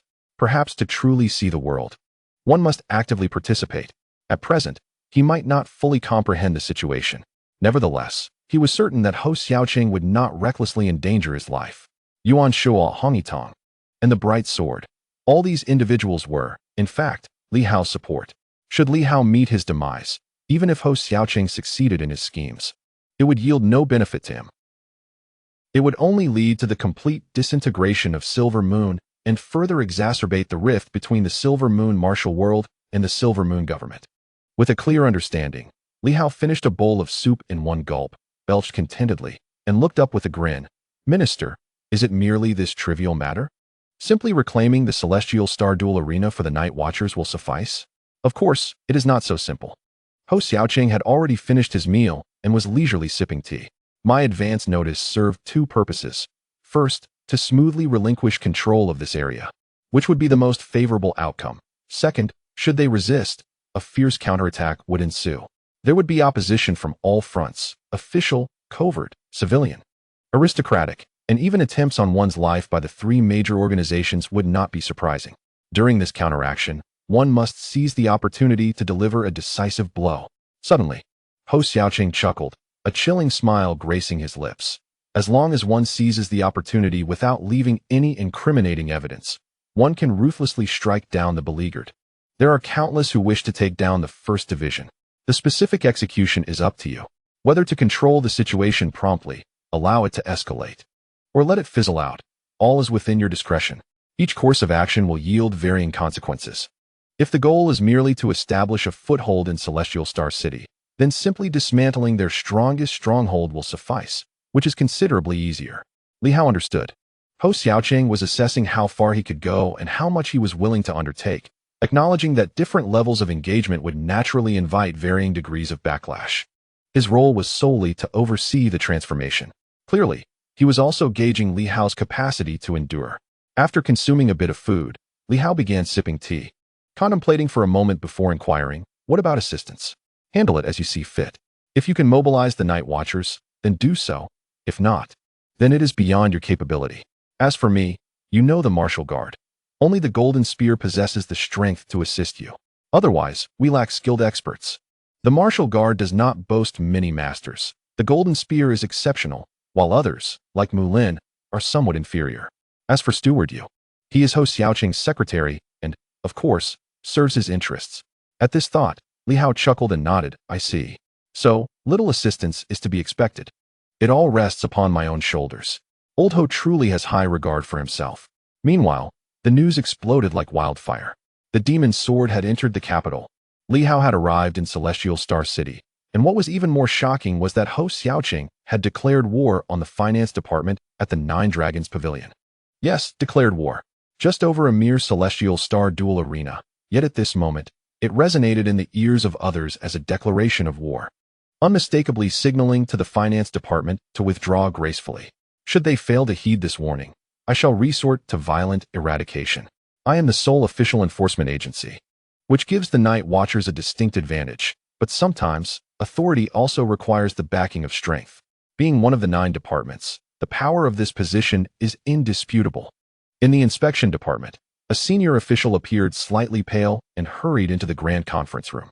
At this moment, the seemingly youthful head of the inspection department had already arrived. Noticing the newcomer's pallor, he smiled. "Have you received the news?" Yes. No need to panic." The director of the inspection division chuckled lightly, remarking, "This does not concern us. It is a declaration of war by Ho Xiaoqing. Besides, the success of such endeavors is uncertain, so why the haste? When the demon sword Li Hao arrives, does Ho Xiaoqing truly believe that Li Hao can suppress all, or that he can manage everything on his own?" At this point, he suddenly scoffed. "Let them entertain themselves. This fellow, without prior notice, has directly summoned Li Hao, seemingly intending to leverage Li Hao's tumultuous reputation to intimidate the entire realm. If that is the case, Ho Xiaoqing is thinking too simplistically." He frowned, stating, "The Heavenly Star Duel Arena encompasses a vast array of matters. Where do the superpowers and the demon clans originate? The countless rare treasures also pose a significant question, and the hidden interests involved are astonishingly immense. They may even surpass the benefits derived from raiding Su Qing's lair. Apart from the Four Seas Commerce Guild, the Heavenly Star Duel Arena is the largest source of profit for the Liu family. For these gains, he even forsook certain other rights in the past." With a chuckle, he added, "Ah well, let us watch the tigers fight from the mountain." Below, a formidable figure spoke solemnly. "Director, what if we get entangled in this?" The director laughed. "How could that be? If they fail, it is they who will bear the consequences. If they succeed, it would be a fortuitous outcome. Should they manage to leave the Liu family in disarray, it would prompt them to intervene themselves. Our involvement would not necessarily aim to dismantle the Liu household, but at the very least, we could aim to weaken them significantly, consuming half of the finance department. The director laughed heartily. What a splendid prospect. Upon reflection, if they fail, we are not liable, and if they succeed, we can partake in the spoils. What could be more advantageous? The Silver Moon martial artist is willing to serve as my blade, and I have no objections. Clearly, he had discerned many underlying truths. However, as Ho Xiaoqing had stated, if the stakes were substantial, what harm could the Silver Moon martial artist bring? They could still be safeguarded. The essential condition is that they should not only bring trouble without any benefits. Otherwise, any collaboration would be fleeting. Someone spoke in a somber tone. As for the Night Watchers, Li Hao's appointment as Deputy Governor of the Heavenly Star has been approved. Is our Minister Yao contemplating action? Hard to say. What about Huang Long? Another interjected, will Huang Long involve himself? Even if he does not intervene directly, he certainly would not stand idly by while Ho Xiaoqing succeeds. If Ho Xiaoqing prevails, Huang Long's position may become precarious. Clearly, these individuals were astutely perceptive, seeing through all facades. Above, the director of the inspection division remarked coolly, let them contend with each other. If the Silver Moon martial artist cannot even triumph over a Huang Long, nor seize the Heavenly Star de la Arena from those Silver Moon individuals, it would merely be courting trouble, and we need not concern ourselves. Director, what is it that Ho Xiaoqing ultimately seeks to achieve? Someone gazed at the director, filled with curiosity. Beyond solidifying his position and enhancing his reputation, does he have other objectives? If it were merely about establishing a foothold, it seems overly risky to engage in such a perilous conflict. What is the ultimate outcome? The director spoke with profound significance. What ultimate outcome is necessary?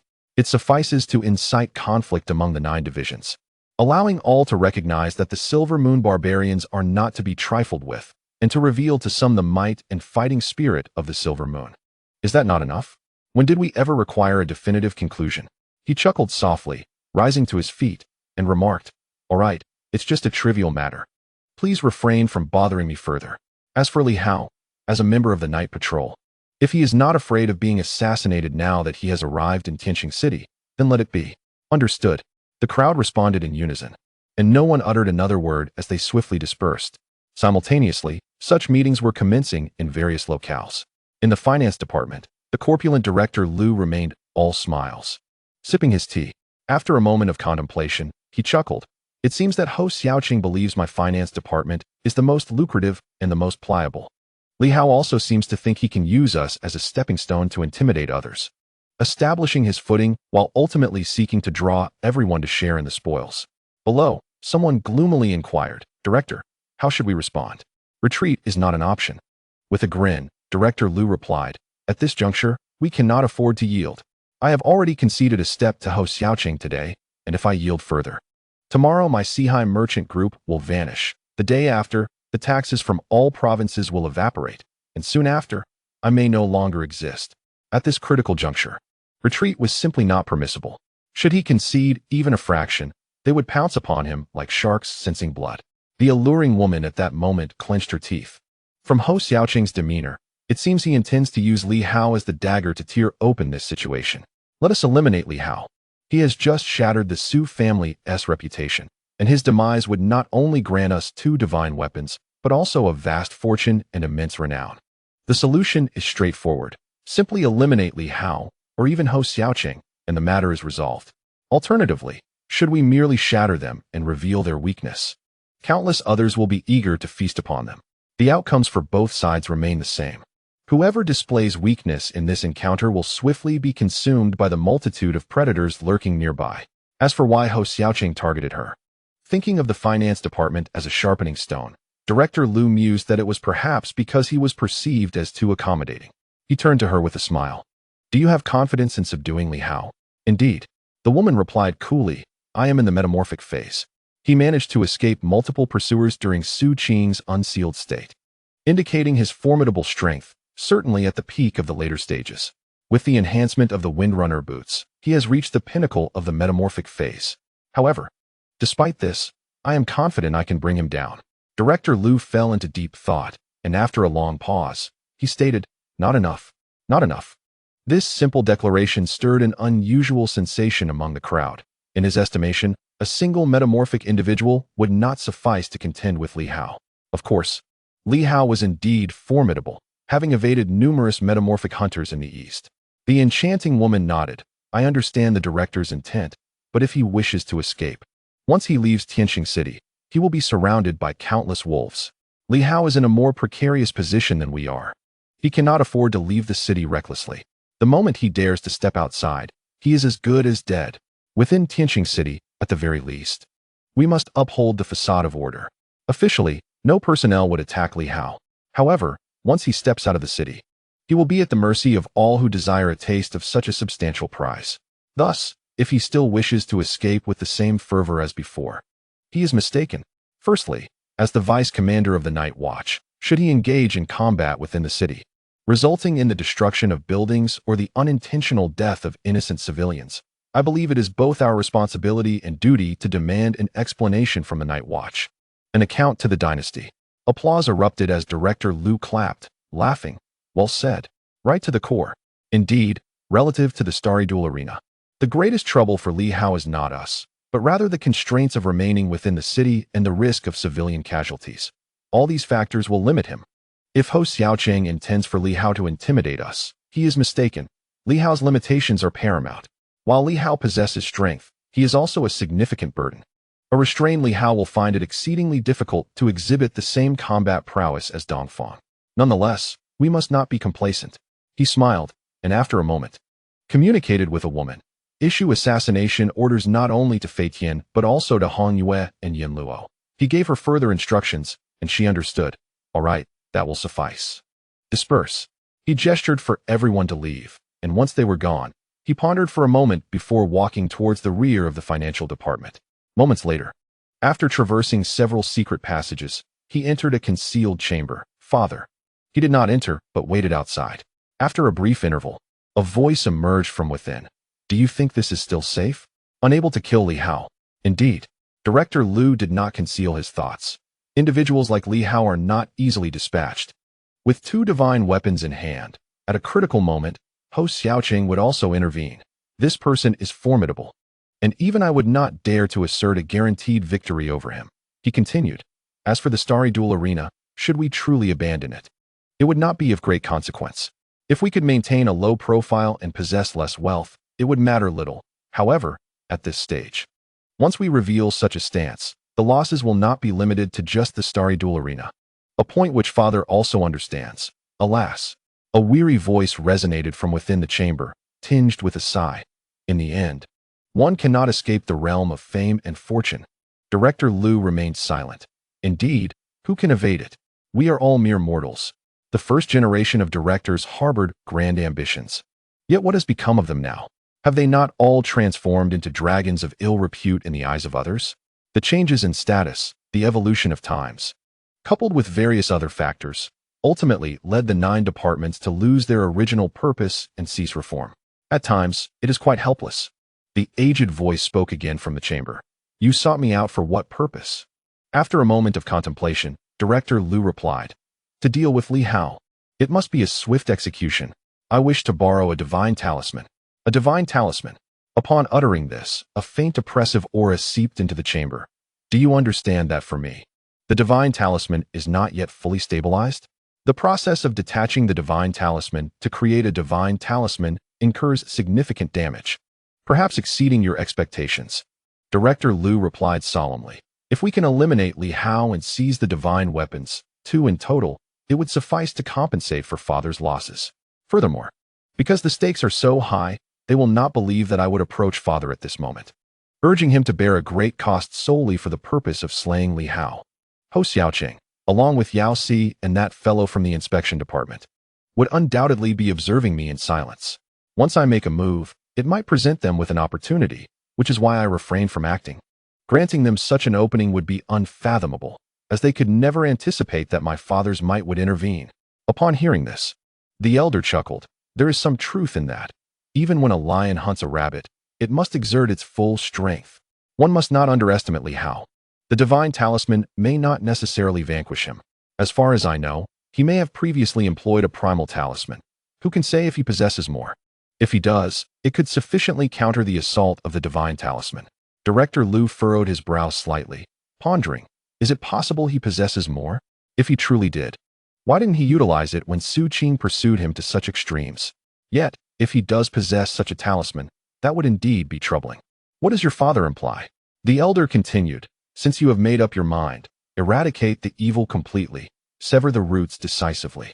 Rather than incurring incremental costs, it is far wiser to invest a greater sum for a permanent resolution. His voice was frail yet firm.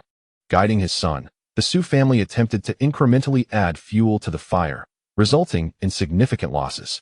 Having learned from their missteps, how could the Lu family afford to repeat such an error? A single divine talisman may not guarantee Li Hao's demise. The talisman is lifeless, while he is very much alive. Director Lu listened intently as the elder continued. The stakes are already set. Therefore, let us raise them further. The Lu family storehouses contain 12 small handheld energy bombs. Do not hold back on their use. Director Lu felt a jolt of apprehension. The so-called energy bombs were the very devices used by Fan Chong on that fateful day, which had even forced the retreat of some from the Hongyitang. And there was only one then. The Lu family, with its vast resources, still had a stockpile of 12 energy bombs. Each could pose a tremendous threat to anyone in the metamorphic phase, and a misstep could even lead to their demise. While these bombs may not have the extensive coverage of city-destroying munitions, their localized destructive power surpasses that of such weapons. 12 bombs directed at the metamorphic phase could indeed result in death. Even those at the divine realm would hesitate to assert their survival against such explosive might. A single divine talisman, complemented by 12 energy bombs, with the added force of Wu Yong and Lu Sha from the metamorphic phase, alongside the 3 aerial organizations. Director Lu hesitated before speaking. Father, with such a concerted assault, Li Hao would surely have no chance of escape.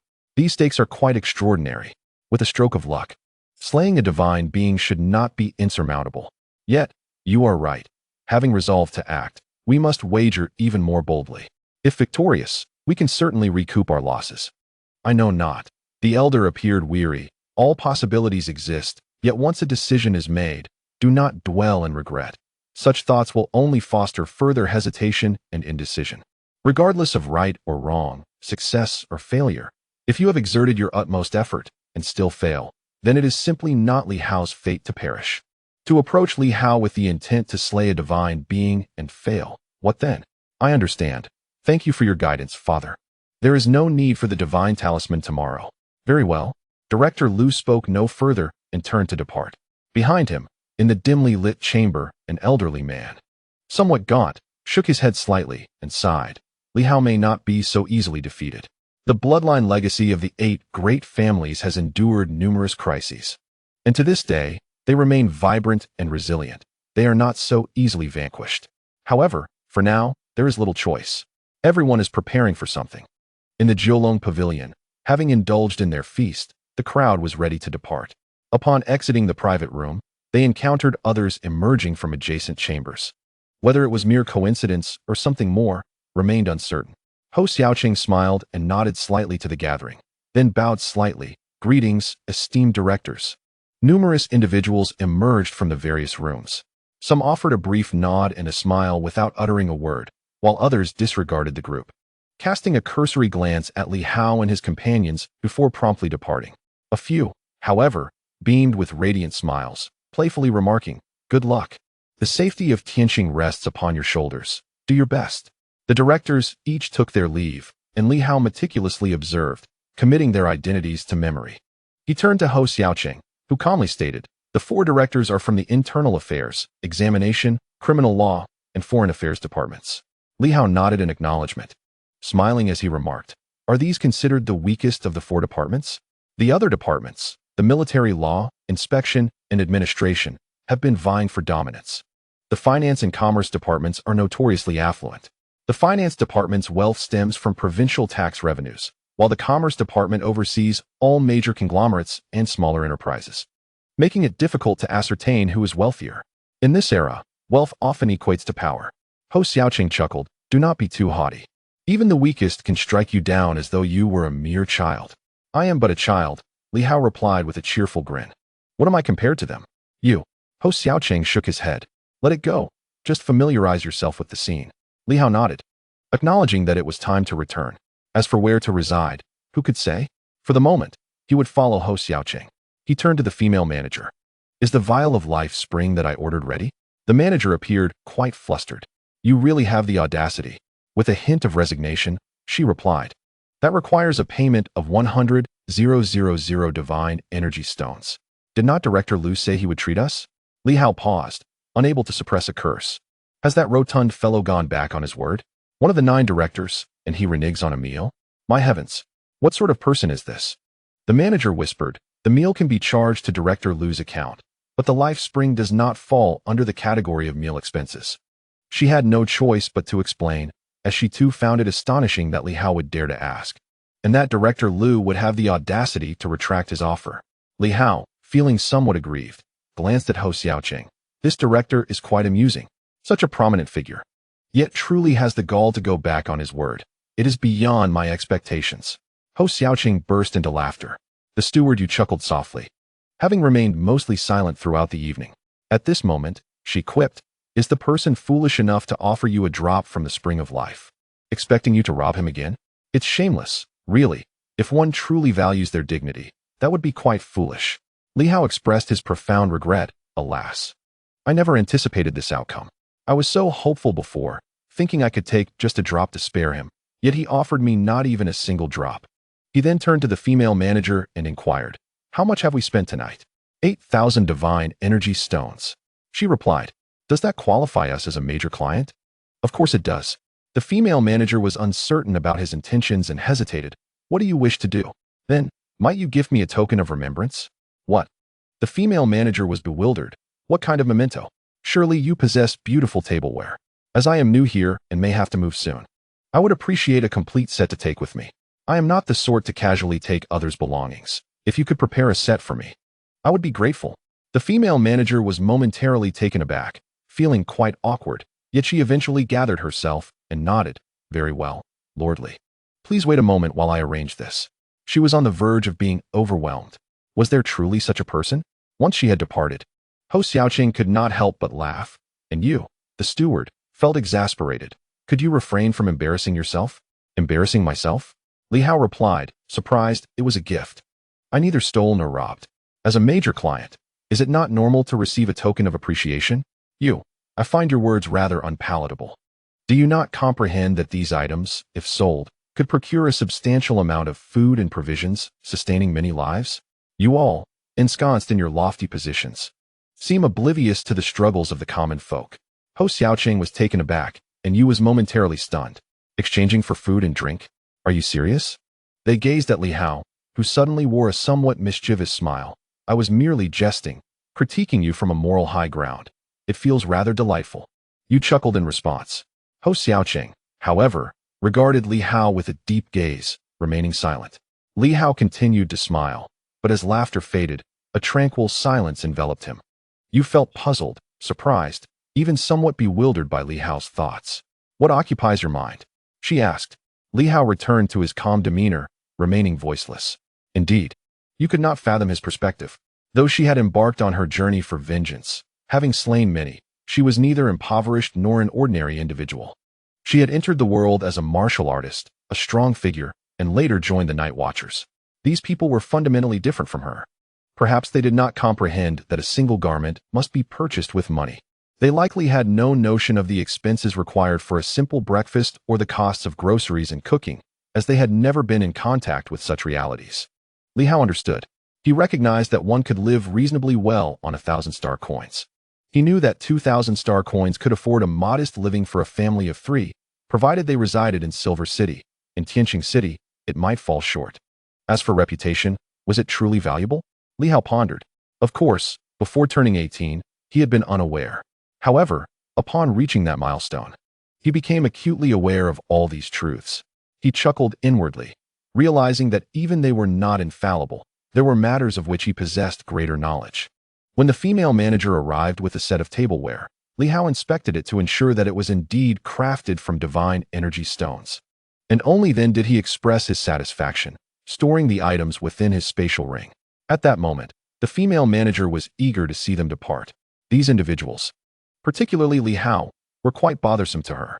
However, Li Hao showed no haste to leave. Instead, he pondered for a moment and inquired, "If you are a broker, what price would it take to have one of the 9 directors assassinated?"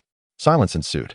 The female manager was drenched in sweat, and after a long pause, she replied, "Governor Li is joking. I am not jesting." Li Hao smiled. "How about 1 million divine energy stones for the assassination of a person? We are merely a restaurant, not a flying organization." The female manager hastily shook her head. "Governor Li, you have truly misunderstood. I am quite serious. You genuinely have misunderstood." The female manager insisted, wishing she could kick Li Hao away at that moment. "Ah, forget it." Li Hao shook his head, realizing that she either dared not accept or deemed them unreliable. The group of 3 and a dog swiftly descended the stairs. The hall was nearly deserted. The trio boarded their vehicle, and amidst the female manager's forced smile, the car started and gradually departed. It was only after they had left that the female manager let out a sigh of relief. A moment later, a middle-aged man approached and transmitted a message. "How did it go?" "Challenging." The female manager vented. "That magic sword is not to be trifled with, and its unpredictable temperament is exceptionally difficult to manage." The middle-aged man seemed surprised. "You find it difficult to deal with?" "Of course. It possesses great strength. Not in terms of raw power." "Never mind. You wouldn't understand. I will document it later and correct the information about him." "Very well." The man said no more and soon departed. The female manager exhaled, relieved to have sent them away. Just as she turned to re-enter, her expression stiffened. Unbeknownst to her, Li Hao was standing right behind her. The female manager's face turned pale with shock. When had he gotten out of the car and returned? "Governor Li, you are. Come in." Li Hao beckoned from the doorway of a room on the first floor, smiling. The female manager, filled with trepidation, considered her surroundings. Seeing no one else around, she cautiously approached, reasoning that Li Hao would not dare to act indiscreetly here.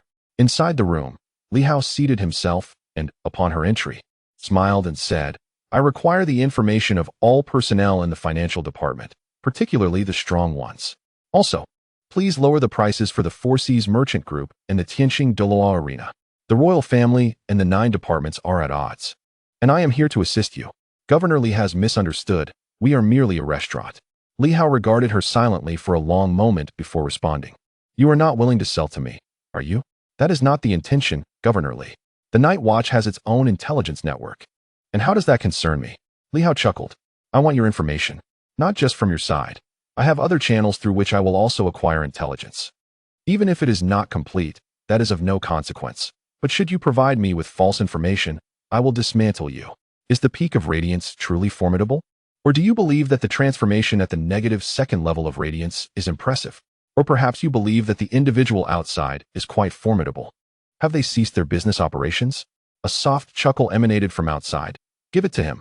100,000 divine energy stones. A drop from the fountain of life will suffice." "Right?" Li Hao replied with a smile. "However, it must be worth that price.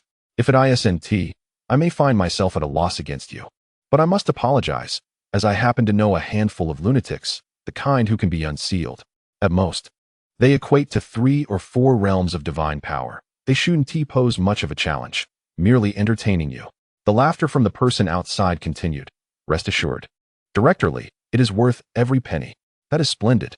Li Hao chuckled, turning to the female manager. "Your superior has spoken. Why are you not hastening to attend to it? You've been quite slow in your duties.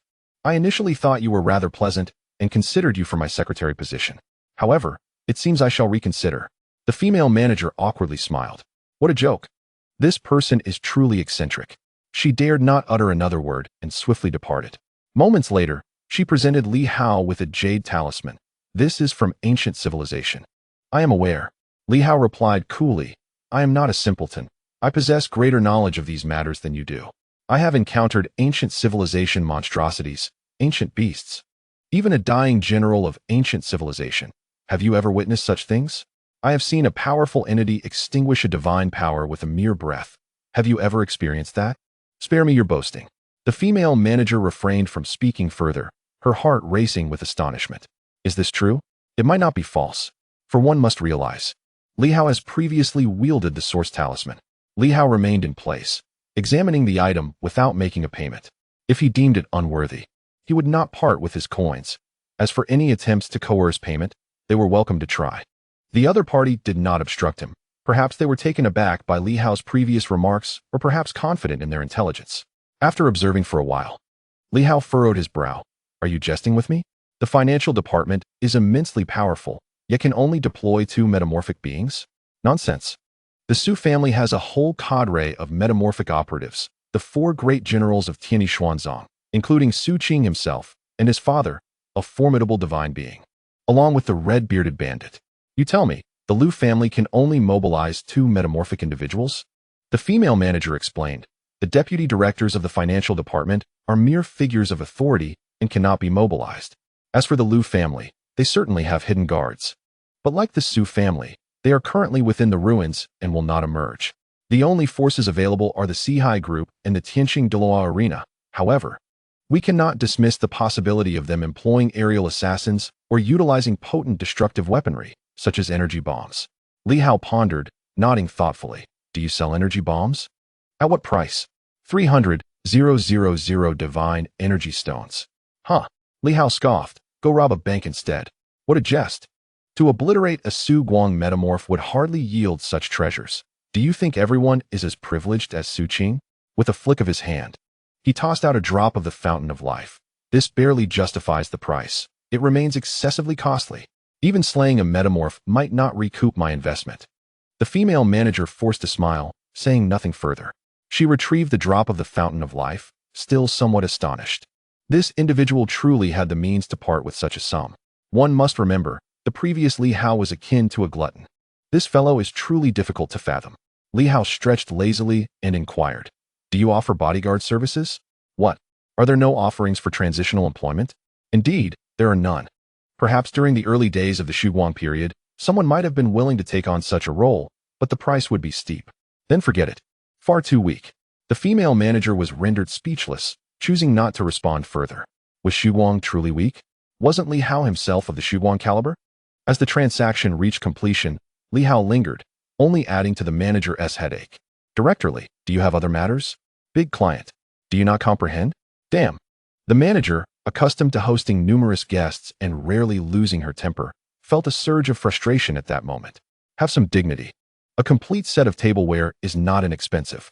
Crafted from divine energy stones, of the finest quality, a complete set is valued at no less than 2,000 divine energy stones. Yet this fellow had the audacity to ask for more. Cursing internally, she contemplated but ultimately decided to retrieve it. Very well. A drop of the fountain of life is indeed a worthy client, valuable enough to be given away to rid herself of this pest. Soon, another set of tableware was delivered. Only then did Li Hao feel satisfied. A drop of the fountain of life, obtained from the little tree, priced at 10,000 divine energy stones per drop, along with 2 sets of tableware worth 4,000 to 5,000, and after a grand feast, his losses were not too significant. As he departed, he took one last deep inhalation of the divine energy stones at the entrance. This time, his absorption dimmed the once bright stones. Only then did Li Hao take his leave. Once he was gone, the female manager felt utterly overwhelmed, plagued by paranoia, fearing Li Hao might reappear behind her. Fortunately, this time, no one was around. However, it wasn't long before a server from upstairs informed her that the luxurious private room Li Hao had just occupied now held nothing but empty decorations made of divine energy stones. All energy had been depleted. At that moment, the female manager could no longer contain her exasperation and exclaimed, "What a piece of work!" Meanwhile, Li Hao remained oblivious. And even if he were aware, he would feel wronged. It wasn't his doing. It was all the work of Black Panther, who possessed a formidable absorption ability. While Li Hao dined, Black Panther had been playing, and in the midst of its frolic, it drained all the energy from the room. Li Hao would not take the blame for that. At this moment, Li Hao had not returned to the headquarters of the Night Watch. Beneath the night sky, wearing a smile, a hat, and wielding a scepter, he initiated a call. "Sergeant Nanquan, please respond." In the palace, Nanquan sprang up, unable to suppress a stream of expletives. "Damn, trouble has come, calling for me." Earlier, during his training, he had been quicker to evade than anyone else. Yet this scoundrel chose to contact him now. Was he summoning him for a brawl? He was terrified. He did not dare confront the Ministry of Finance. However, he could not resist the allure of sword energy. And after a moment of struggle, he replied, Where are you? At the entrance of Jiulong Pavilion, waiting for you, Uncle Nanquan. Missed you. Nanquan fell silent for a moment, muttering a lengthy curse, then began to make his way out. Li Hao, be a decent person. Chapter 206. Fleeing overnight. It had been a considerable time since Li Hao last saw Nanquan, and he felt an overwhelming sense of nostalgia. Upon their reunion, a radiant smile blossomed on Li Hao's face. Good evening, Uncle Master, he exclaimed. When there was a matter at hand, he addressed him as Uncle Master, and otherwise, he was simply Soldier Nanquan. Nanquan silently scoffed. His bushy beard was now scrunched together, adorned with a hint of a cold smirk. Such audacity. Arriving at Tianqing City only now, this lad has grown increasingly arrogant. Arrogance has nothing to do with it, Li Hao responded with a brilliant smile. As a Silver Moon martial artist, he aspired to traverse the world, wielding his sword across the vast expanse, following in the footsteps of his predecessors, vanquishing the extraordinary, and elevating the name of Silver Moon martial artists. His tone was undeniably bold. Nanquan surveyed his surroundings, in the Jiulong Pavilion, at the end of Juicy Street. And beyond the palace, few who dared to speak thus had met with favorable outcomes. Li Hao remained unfazed. 80 years ago, the royal family had harbored similar sentiments. Today, surrounded by the 9 officials, he declared, Uncle Master, nothing in this world is insurmountable for the determined. Nanquan chuckled. He was indeed audacious. Yet his bravado was tempered with shrewdness. In contrast, during their first encounter, Li Hao had seemed cautious and reserved. Now, however, he had undergone a remarkable transformation. Nanquan pondered whether this change was due to Li Hao's enhanced strength or other factors, but he was indifferent. This boldness aligned with the character of a Silver Moon martial artist. Shall we find a place to enjoy a drink? Nanquan suggested. That sounds splendid. Li Hao nodded. He had just shared tea with Ho Xiaoqing, and Nanquan's notion of a drink naturally implied alcohol. By the way, Nanquan continued, you ought to change that outfit of yours. It is quite unsightly. Your appearance is too conspicuous. Everyone knows it's you, Li Hao. Are you aiming to be seen wherever you go? Li Hao chuckled, choosing to remain silent. With a wave of his hand, the glaring hat vanished, and the staff in his grasp transformed into a bracelet that encircled his wrist. Have you mastered it? Nanquan inquired, somewhat taken aback. Has it been refined? Not quite. Li Hao shook his head. I have merely absorbed the weapon's spirit, making it easier to control and granting me some fundamental abilities. What about the Black Panther? Woof. As soon as he asked, a little puppy in the corner barked. Nanquan furrowed his brow, pondering for a moment before stating, who would believe this dog is the golden retriever listed on the Divine Master rankings? The Divine Master rankings? You haven't seen it? No. You could take a look. While it may not be entirely accurate, it will provide a general understanding of the formidable individuals under 30 in the central region. I'm not interested. Really? I've long surpassed that phase, Li Hao replied nonchalantly, pointing ahead. My current ambition is to confront these individuals, the heads of the 9 officials, the old heads, the relics of ancient civilization. Even if my strength does not yet match theirs, my aspirations soar higher than the heavens. As for whether my life is as fragile as paper, we'll see how fortune favors me. A humble heart cannot traverse far.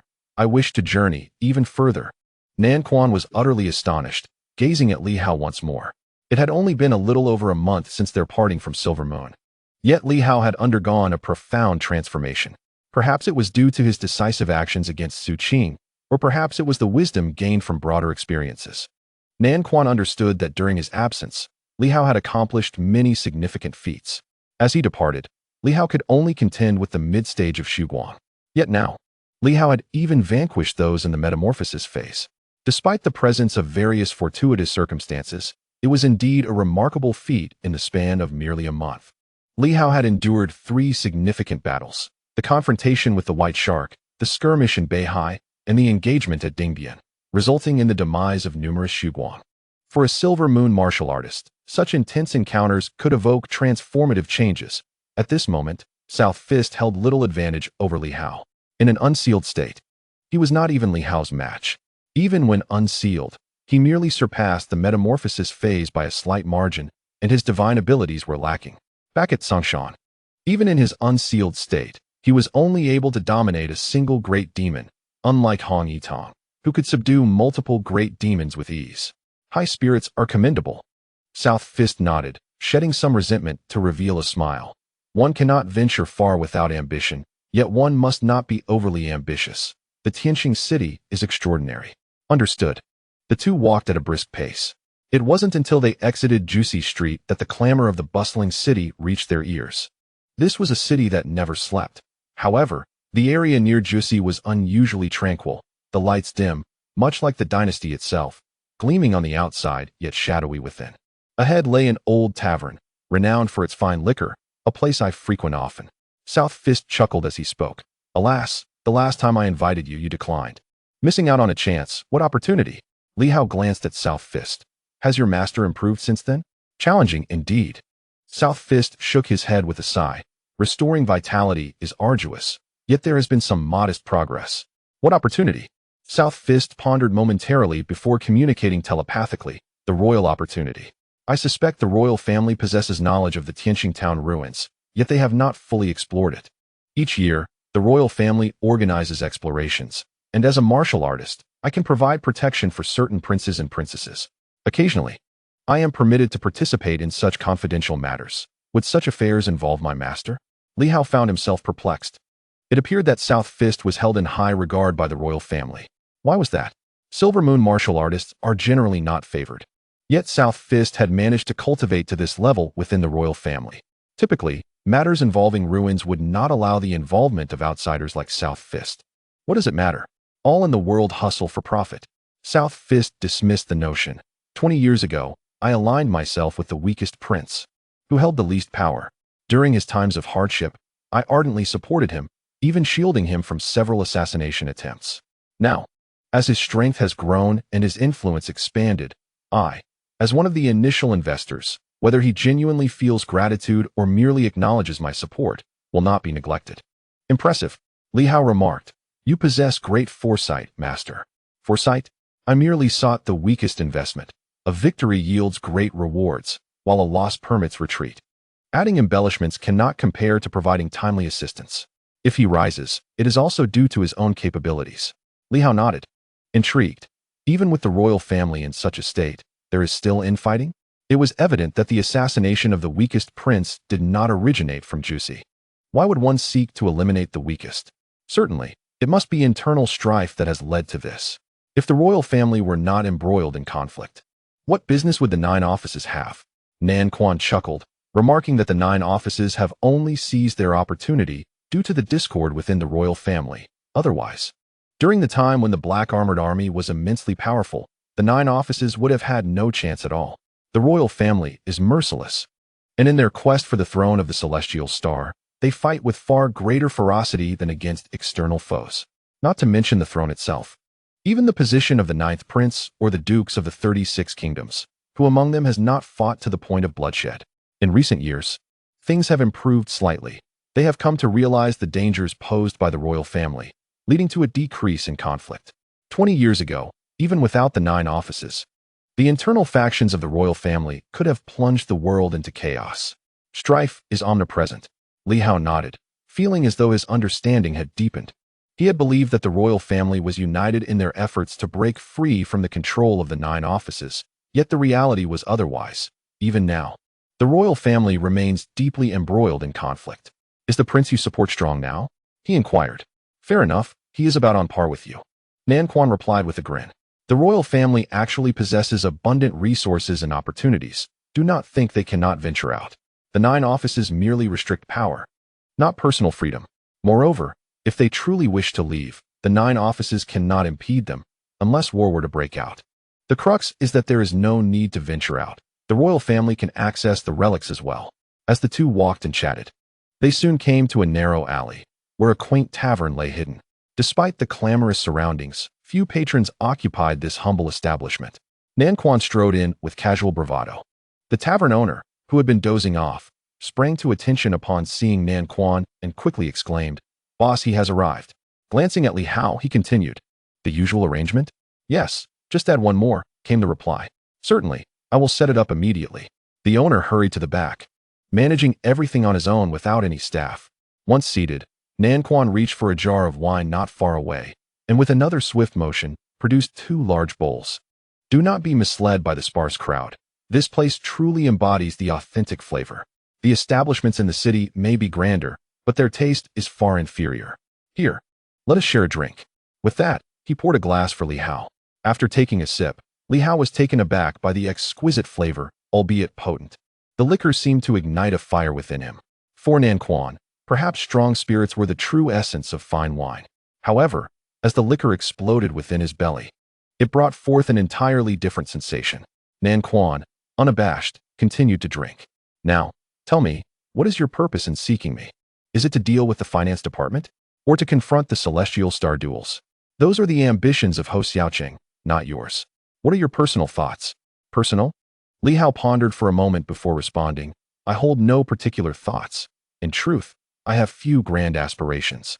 Before I arrived, I had intended to cause trouble for Hong Yu, but along the way, I changed my mind. I wish to see what the heart of the dynasty is truly like, whether it is black or white, and if there is still a glimmer of hope in this world. Have you learned from Hong Yitong? Nan Quan was at a loss for words. Let me tell you, this world is as dark as a crow. Tianqing City is even more drenched in darkness. In the unseen corners, many perish daily, with snakes, insects, rodents, and ants congregating here. Li Hao chuckled softly, took a sip of wine, and exhaled. I am not emulating Master Hong. I merely believe that as a martial artist, as someone extraordinary, and as an official, there are matters one must engage in and others one must refrain from.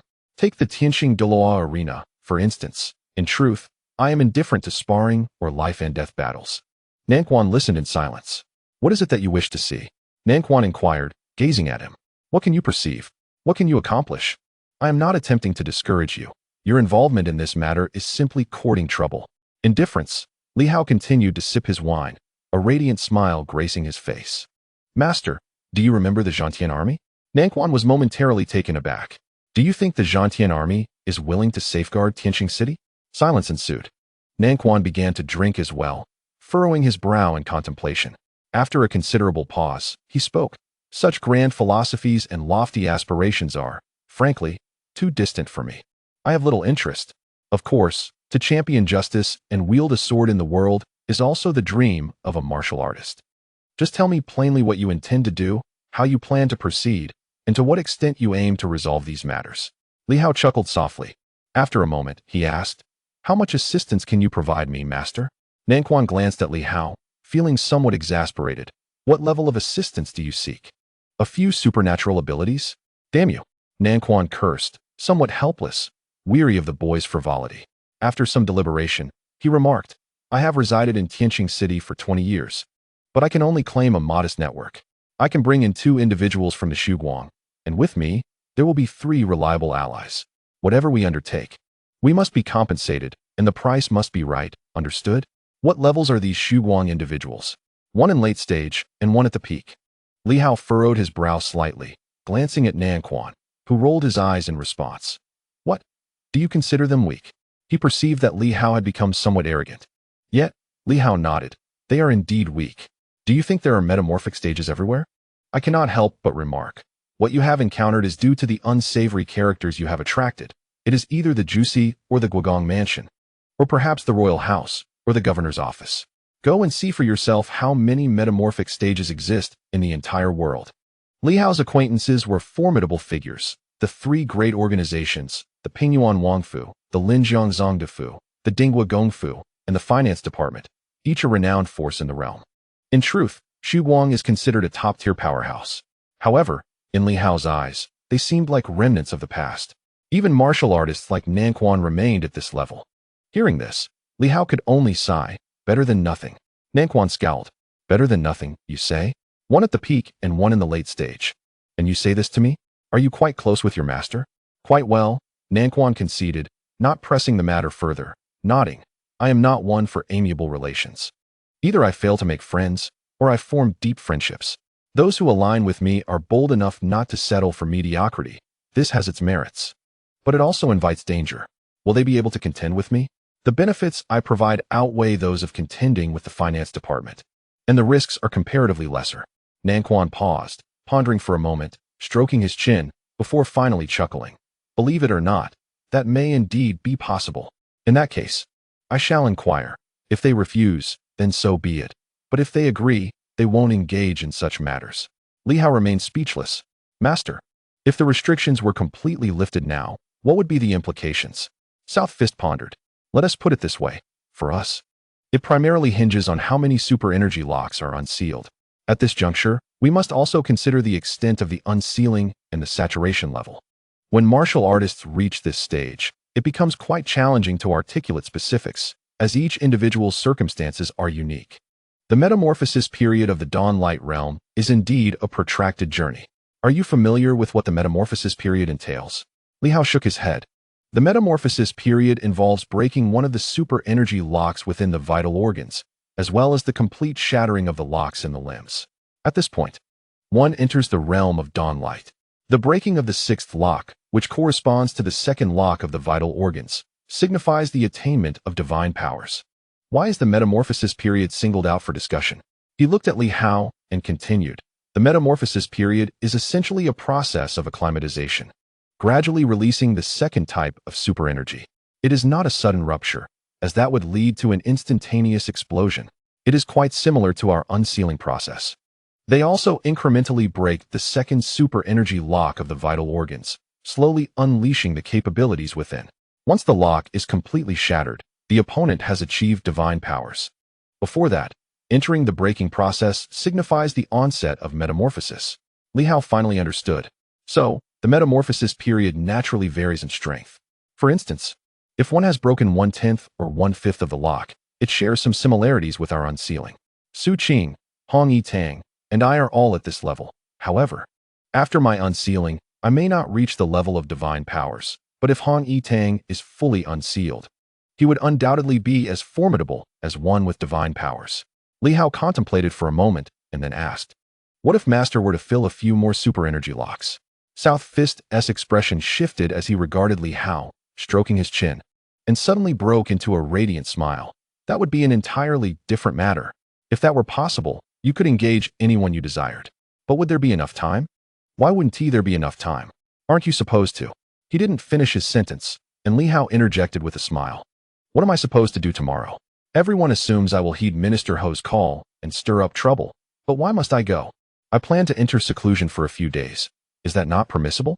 South Fist was taken aback. Oh, that actually works. Li Hao's eyes sparkled. If your two friends are willing, I can pay them in advance. What does one require to enter the peak of Dawn Light into the metamorphosis period? Energy? Sword energy? The 5 elemental forces? Or something else? I shall pay. Consider it hiring bodyguards. South Fist regarded him for a while, then grinned broadly. You are quite the character.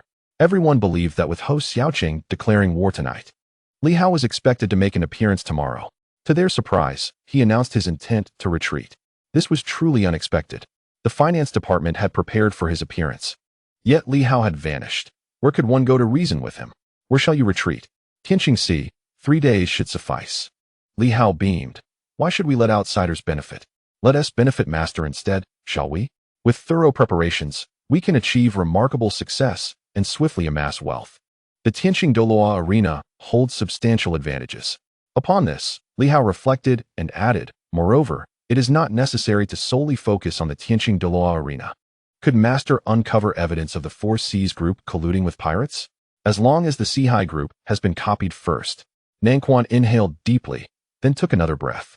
After a moment, he glanced at Li Hao and remarked, you are quite the formidable person. Li Hao chuckled softly. What a statement, Master Uncle.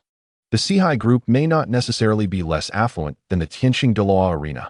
In fact, they might be even wealthier. The crucial point is that they are likely colluding with pirates. Li Hao sneered. Without such collusion, how could the seaside group navigate the tumultuous seas with such ease? Even a fool would understand that there is an unspoken agreement, perhaps even a partnership in crime. It's quite possible that the seaside group is covertly engaged in piracy themselves, essentially operating as one. Otherwise, legitimate trade would not yield profits as substantial as those from piracy. After all, a no-risk venture is the real profit. Nanquan regarded Li Hao for a while in silence. Li Hao continued, the seaside group has traversed the seas for many years. And even if a significant portion of their wealth must be surrendered to the finance department, a portion remains under Wu Yang's control. However, it is not solely his personal gain that has allowed the seaside group to thrive. They are bound to prosper. Nanquan smiled and nodded. At that moment, the dishes arrived. The tavern owner, after serving the food, retreated to one side to continue dozing off. Li Hao and Nanquan enjoyed their meal and drinks. After a while, Nanquan spoke. Let me contact those two fellows first. If possible, we will join forces. If not, it will just be the two of us. All right. Li Hao did not say much in response, while Nanquan, instead of making the contact there, asked Li Hao to wait a moment before stepping outside. Li Hao was uncertain whether he was using a communication device or some other method. Nearly half an hour later, Nanquan returned, wearing a smile and nodding. It's all set. Those two were quite excited when they heard the news. However, they have a condition. Afterwards, they wish to join the inspection department or become night watchers. For self-preservation. Nanquan stated plainly, you have not directly eradicated the finance department. You are not afraid, but they are. They could easily face retaliation afterwards. I am different. At least I hold a nominal title. They are both free agents and must be allowed to join in a non-active capacity, in a guest capacity. Is that acceptable? Certainly. We can arrange that now. The Tianqing governor's office is to be established, and I am the deputy governor. I merely require a title, below the rank of first inspector. I can decide freely. Even the inspector general is merely a matter of acquiring a couple of additional tokens. Once in office, the sense of security is entirely different. Nanquan chuckled softly and communicated telepathically. I will send them to Tianqing Sea first. Once they disperse, you should leave ahead, and I will follow behind. You can contact me through your armor. Understood. Li Hao said little more, exchanged a few more words with Nanquan, and then swiftly departed. Without taking a vehicle, he melted into the shadows. Li Hao made his way directly to the outskirts of Tianqing City. Before long, Nanquan also vanished without a trace. The sky began to brighten gradually. On this particular night, the towering heights of Tianqing City were restless, as everyone awaited the dawn's arrival. At the headquarters of the Night Watchers, Hou Xiaoqing, too, was unable to sleep, surrounded by Jin Chong, Mulin, and Chief Butler Yu, all anxiously waiting in the office. After a prolonged silence, Hou Xiaoqing exhaled deeply and couldn't help but chuckle. Li Hao, you truly are something. Chief Butler Yu, exasperated, remarked. Has the minister lost his way after launching a tirade against the finance department? He mentioned he had matters to attend to and would return shortly. But where is he now? Gone. Was this what he meant by being willing to fight alongside Hou Xiaoqing? Damn it. Could he have fled? Mu Lin cautiously suggested. Could Li Hao have run away, perhaps even in the dead of night? Their speculation stemmed from the fact that they had all agreed to take action today. Yet Li Hao had vanished without a trace. Jin Chong sighed. If he has indeed left, I might as well lead a team to the Tianqing Doa arena, otherwise. Hou Xiaoqing would be left in an untenable position. Not only would he face no benefits, but he would also irreparably offend the finance department. Hou Xiaoqing chuckled, forget it. Unless I take matters into my own hands, even if Xiao Yu goes, it would be futile. Sigh. What happened to the promise made last night? You were so eager. And now that you are absent, I am not in a hurry to declare war. Yet, here we are, with you gone right after the declaration of war. I can only imagine the ridicule I will face today as news of Li Hao's disappearance spreads. It truly was a vexing situation. Chief, Butler Yu pondered. Could he be impersonating someone again, perhaps already en route to the Tianqing Dola arena? It was certainly a possibility. Hou Xiaoqing nodded and smiled. Let us assume that for now. All right, everyone, go get some rest. He said no more. At that moment, at the Night Watcher's headquarters, Huang Long sneered. Li Hao has actually not returned? No way he has managed to infiltrate the Tianqing Dola arena? Huang Long mused. Then scoffed again. Does he think this is the East? After one successful disguise, he wishes to attempt it again? One of his subordinates quietly suggested, could he have run away? The speaker, Hu Qingfeng, was quite familiar with Li Hao. He cautiously added, I know a bit about Li Hao, having encountered him before. Given the uproar he caused in the East, I was surprised. Based on my understanding of him, he shouldn't be so audacious. Perhaps he has already fled, considering he is challenging a major faction. Huang Long responded incredulously, run? Does he not fear Hou Xiaoqing? His master Yuan Shuo, along with the likes of Di Fu Jian and Guangming Jian, are his strong allies. He surely would not fear Hou Xiaoqing. Huang Long laughed, a radiant smile gracing his face. If he has run away, then all the better. How delightful. With Hou Xiaoqing ready to declare war, and his chief general absconding under the cover of night, it's not just a laughingstock. It utterly undermines his authority, and he has also made a mortal enemy of Director Liu. Director Liu may be silent now, but it is only a matter of time before he retaliates. I am eager to see how Hou Xiaoqing will navigate this predicament. Hu Qingfeng chuckled awkwardly, not daring to interject further. As the dawn broke, Li Hao still had not made an appearance, leaving everyone in disbelief. Tianqing Dolaw Arena. In the shifting sands of Allure, a dark-skinned man named Wu Yong awaited, yet the anticipated figure never arrived. The arena of Tianqing Dolaw remained operational today, but it bore a distinct atmosphere. Numerous dignitaries had gathered, not to witness the battles on the stage, but rather to observe the imminent downfall of Li Hao from the Tianqing governor's office. However, such an event did not transpire. All remained calm. Disappointment echoed from the private boxes above the stands, murmurs of discontent rising among the spectators. He fled, someone exclaimed, incredulous. Who would have thought it? It was Ho Xiaoqing who initiated the conflict. With the demon's sword just arriving in the capital, we all assumed he was poised to make a significant move and solidify his standing. Yet he vanished. Could he have been assassinated? Another suggested. But this notion underestimated both Ho Xiaoqing and the swift dissemination of information in Tianqing City. If he had truly been killed, news would have spread like wildfire. It was evident he had made a hasty retreat. Is the demon's sword so easily dismissed? How ludicrous. Someone scoffed. Ho Xiaoqing likely fears stepping outside now, lest he become the subject of ridicule. We all expected the demon's sword to assert its dominance, and yet, he was nowhere to be found. How utterly dull. The guests engaged in fervent discussions, some mocked, others chuckled, and a few empathized with Li Hao. Recognizing the gravity of offending a figure of such prominence as one of the 9 divisions, escaping was a prudent decision, indeed. Director Liu of the Finance Division gazed skyward, furrowing his brow in contemplation. Have I been deceived? Did Li Hao truly flee in fear? Yet, during our meeting last night, despite it being our first encounter, he did not strike me as a coward. He felt a twinge of frustration. All preparations had been made for today's arena, which was intended to be a battleground, a place of demise for Li Hao. Yet, with no one to confront, what was the point? Suddenly, his communications device chimed. He answered the call, absorbing the report. And after a moment's pause, he cautioned, exercise caution. Do not let your guard down.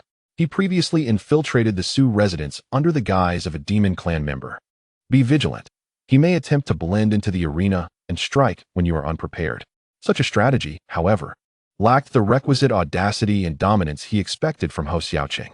A multitude of thoughts flooded his mind as he furrowed his brow and retrieved a jade pendant, inscribing a few characters to inquire about Li Hao's whereabouts. Yet, no information emerged. After leaving the Jiulong Pavilion last night, Li Hao had seemingly vanished without a trace. Where could Li Hao have gone?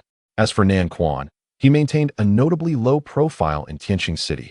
Few were aware of his actions, and those who were privy to the truth remained tight-lipped. Moreover, there was little connection between Nan Quan and Li Hao on the surface. The crux of the matter was that Nan Quan was relatively weak. Investigating him within the palace would require delving deep into royal matters, which could provoke significant upheaval, thus deterring anyone from inquiring about Nan Quan's presence. At this moment, Li Hao had just arrived in Tianqing, devoid of acquaintances, and suddenly disappeared. It inevitably raised suspicions. Had he truly fled in fear? As for the inspection division, the director stroked his chin, a perplexed expression adorning his face, before finally asking, "Do we have any leads on Li Hao's movements?" Below, someone spoke. However, last night, a formidable figure took to the skies near the north gate, possibly Li Hao. Yet he did not confront the guards. The director of the inspection department was left speechless. What a commotion this has caused. Ho Xiaoqing was indeed overbearing last night. And now he bears the shame alone. It has nothing to do with me. Li Hao fled in the night, and those outside likely remain oblivious. The crowd below could only chuckle in disbelief. The thunder was loud, yet the rain was non-existent. No, there wasn't a drop of rain. On this day, Li Hao and Ho Xiaoqing once again became prominent figures discussed among the notable residents of Tianqing City, albeit with a hint of ridicule attached.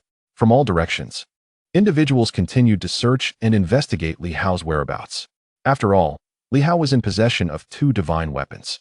Yet, no one could locate him. At this very moment, Li Hao was beneath the sea, spending lavishly to enhance the South Fist's superpower locks. As for the opinions and mockery from others, Li Hao had never paid them any mind. His life was his own.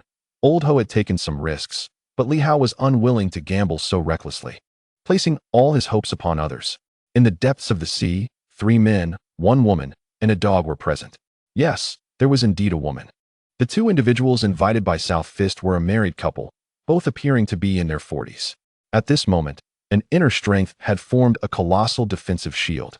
The man, resembling South Fist with a bushy beard, was joined by a petite woman. At this juncture, the man exclaimed in utter delight, "Oh my God! Is this what cultivation feels like? It's exhilarating. Ah, this is fantastic." Li Hao's expression darkened, and the man's wife felt a wave of embarrassment wash over her. South Fist rolled his eyes dramatically. What a disgrace. This is so exhilarating. The man's name was Yuan Shuo. In his youth, he too was a martial artist, later transitioning into superpowers after their rise in prominence. Now he had reached the pinnacle of Shuguang, a level typically unattainable by solitary practitioners. Indeed, he was not a wanderer. A few years prior, he had served the Duke of Anghua in the West, reaping numerous benefits. However, he set his sights on the pirates of the West Sea, believing the resources insufficient, and ventured to confront them. Unfortunately, he misidentified his targets, eliminating a group of pirates nurtured by the Duke's household. The Duke said nothing about it, merely requesting that Yuan Shuo present the treasures he had seized, for he was undeniably powerful and valorous. The pirates had unearthed a precious artifact from the sea, which the Duke desperately needed, and the conditions were rather lenient. Yet, Yuan Shuo either succumbed to greed or deemed the Duke's alliance with the pirates unsavory, promptly absconding with the riches, and his wife followed suit. In truth, she had not originally been his wife, but rather a head steward from the Duke's estate. Somehow, he had charmed her away. Otherwise, his escape from the West would have been improbable. At this moment, Yuan Shuo was in high spirits, laughing uproariously. He appeared even more reckless than South Fist, resembling a pirate, exuding an unmistakable aura of mischief. Indeed, like attracts like, South Fist's choice of companions reflected his own nature. My heavens! The path of cultivation can be so exhilarating, surpassing my wife's evening affection. The petite woman, with a somewhat shrill voice laced with anger, shot him a fierce glare, exclaiming, "What are you saying?" "Oh, that's not what I meant," Yuan Shuo stammered, then excitedly added, "Lordly, from now on, my wife and I shall align with you. Our demands are modest. We simply wish to experience the thrill every now and then, and you can direct our endeavors." Li Hao chuckled softly and replied, "That may not be necessary. As long as the esteemed couple harbors no ulterior motives to seize my divine sword, there remains a possibility for cooperation." "How could that be?" Yuan Shuo stammered. "Are we such people?" Li Hao merely smiled in silence. During their first encounter, he had noticed the glint of greed in their eyes. Yet, with one at the pinnacle and the other in the latter stages, to covet treasures seemed but a dream.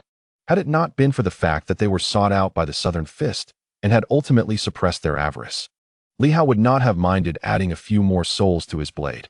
Having slain many, he had long since grown accustomed to it. The extraordinary could indeed be slain.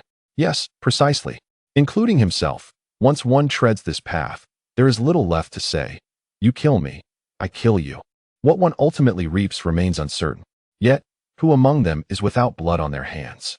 Is there a chance to transcend? Li Hao glanced at Yuan Shuo, who pondered before responding. To transcend, one must touch the sixth superpower lock and unleash some secondary superpower. My innate ability is fire, presently. I am connected to the kidney lock, aspiring to release water-type superpowers, merging water and fire to create divine abilities. However, the alternating of water and fire is precarious and could easily lead to collapse. Li Hao regarded him and remarked, "What if I could use my sword to sustain your 5 organs? Would that pose a significant issue?" Yuan Shuo's eyes flickered. "However, it requires considerable sword energy. My wife and I lack sufficient funds. Even if we pay you, it may not suffice for such an expenditure, considering the substantial divine energy stones you seem to consume." Li Hao watched him intently, and after a moment, he replied, "Brother Yang, if you are willing to lend your efforts, we can negotiate. The tasks possible during the transformation phase far exceed those at the pinnacle stage. Sometimes, with a slightly elevated perspective, one can realize that entering the realm of divine abilities necessitates numerous resources, with the stability of the 5 organs being paramount." Upon hearing this, Yuan Shuo's expression shifted slightly. Indeed, the realm of divine abilities. Nowadays, aside from those who have transcended for many years and are leaders of significant forces, capable of obtaining abundant life energy to stabilize their 5 organs, others find it exceedingly difficult to ascend. Transcending during the transformation phase is fraught with peril. As he contemplated this, the petite woman, wearing a radiant smile, reassured him. Lordly, rest assured, brother, he summoned us here, naturally placing his trust in us. Whether it be the Li family's divine sword or the wind-chasing boots, are such treasures within reach of individuals like us. To speak truthfully, my husband and I stand alone, lacking the confidence that you possess to confront the world's enemies. The Silver Moon martial arts world is teeming with formidable foes. During a single battle, the Heavenly Sword, Dominant Blade, Southern Fist, and the King of Five Beasts all strike with ferocity. Would we dare to provoke them? She was far more astute than Yuan Shuo, her smile radiant as she continued. None of these individuals have dared to seize the Li family's divine sword. If they do not, how could we? Lordly, you overestimate our abilities. Yuan Shuo, feeling somewhat awkward, added, Indeed, you can rest easy, Lordly. Li Hao smiled, expressing his reassurance. I am quite at ease. I simply wish to avoid any unforeseen complications and errors. I prefer to clarify matters to prevent any unexpected changes along the way. Both of you are friends of the Southern Fist Master, and I certainly hope that we do not end up in an unpleasant situation. Southern Fist dismissed the concern, stating, If either of them dares to betray us, I will be the first to eliminate them, so rest assured. Yuan Shuo rolled his eyes in exasperation, too weary to respond further. After some contemplation, he finally spoke.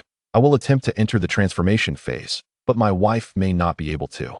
The enhancement of super abilities requires physical strength to reach a certain standard and must also engage with the super ability lock.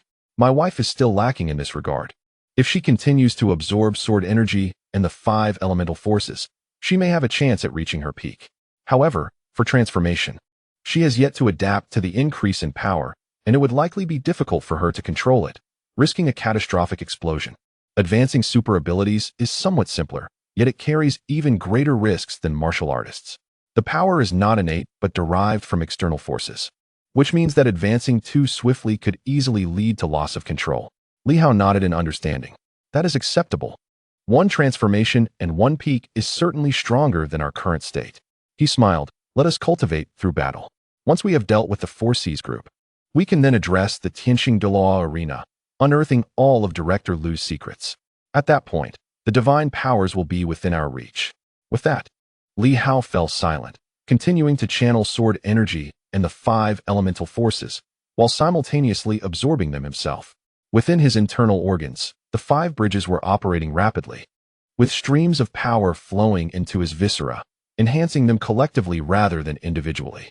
Nearby, Black Panther also engaged in relentless absorption. Li Hao sighed, noting how voracious Black Panther was, more than anyone else. Yet, the creature's strength seemed unchanged since their departure from Battle Heaven City. Even now, it appeared the same. Whenever Li Hao inquired about any improvements, Black Panther would simply shake its head.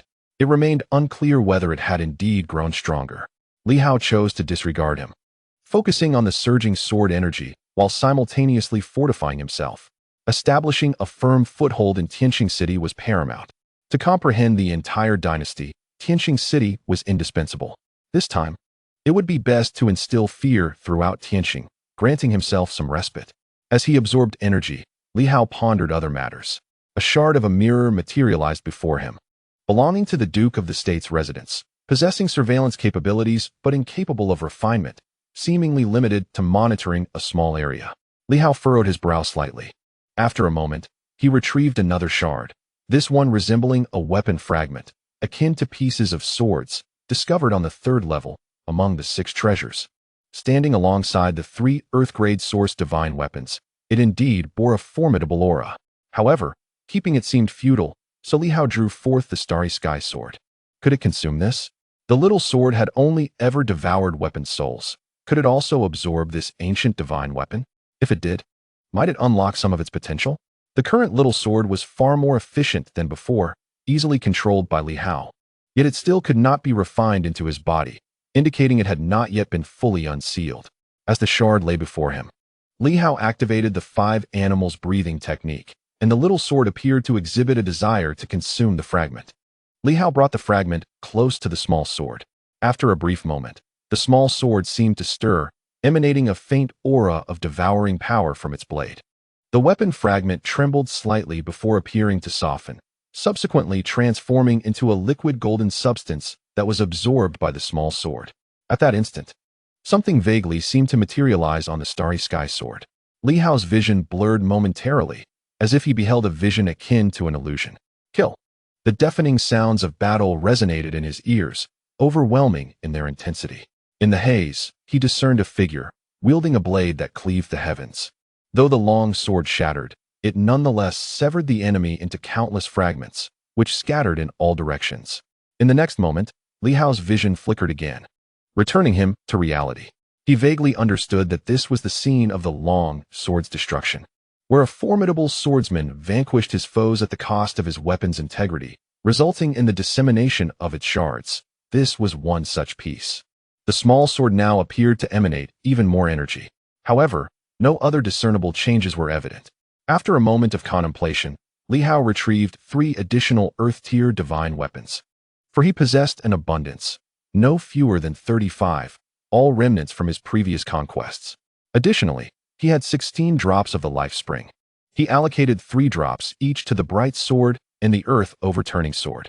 His mentor had not claimed any, and it seemed he still possessed a few. Having previously consumed 1 drop at the 9 Dragons Pavilion, now 9 remained. After musing, he placed 4 drops into a vial and tossed it to Nan Quan. Nan Quan was taken aback. During battle, he might not be able to promptly assist his master in suppressing the violent surge of psychic locks, but with the life springs, his master could freely unseal their potential. As long as they did not completely shatter, the life springs could aid in timely suppression. Nan Quan inhaled sharply. You are essentially buying my life. Sometimes, acquiring such resources was not so straightforward.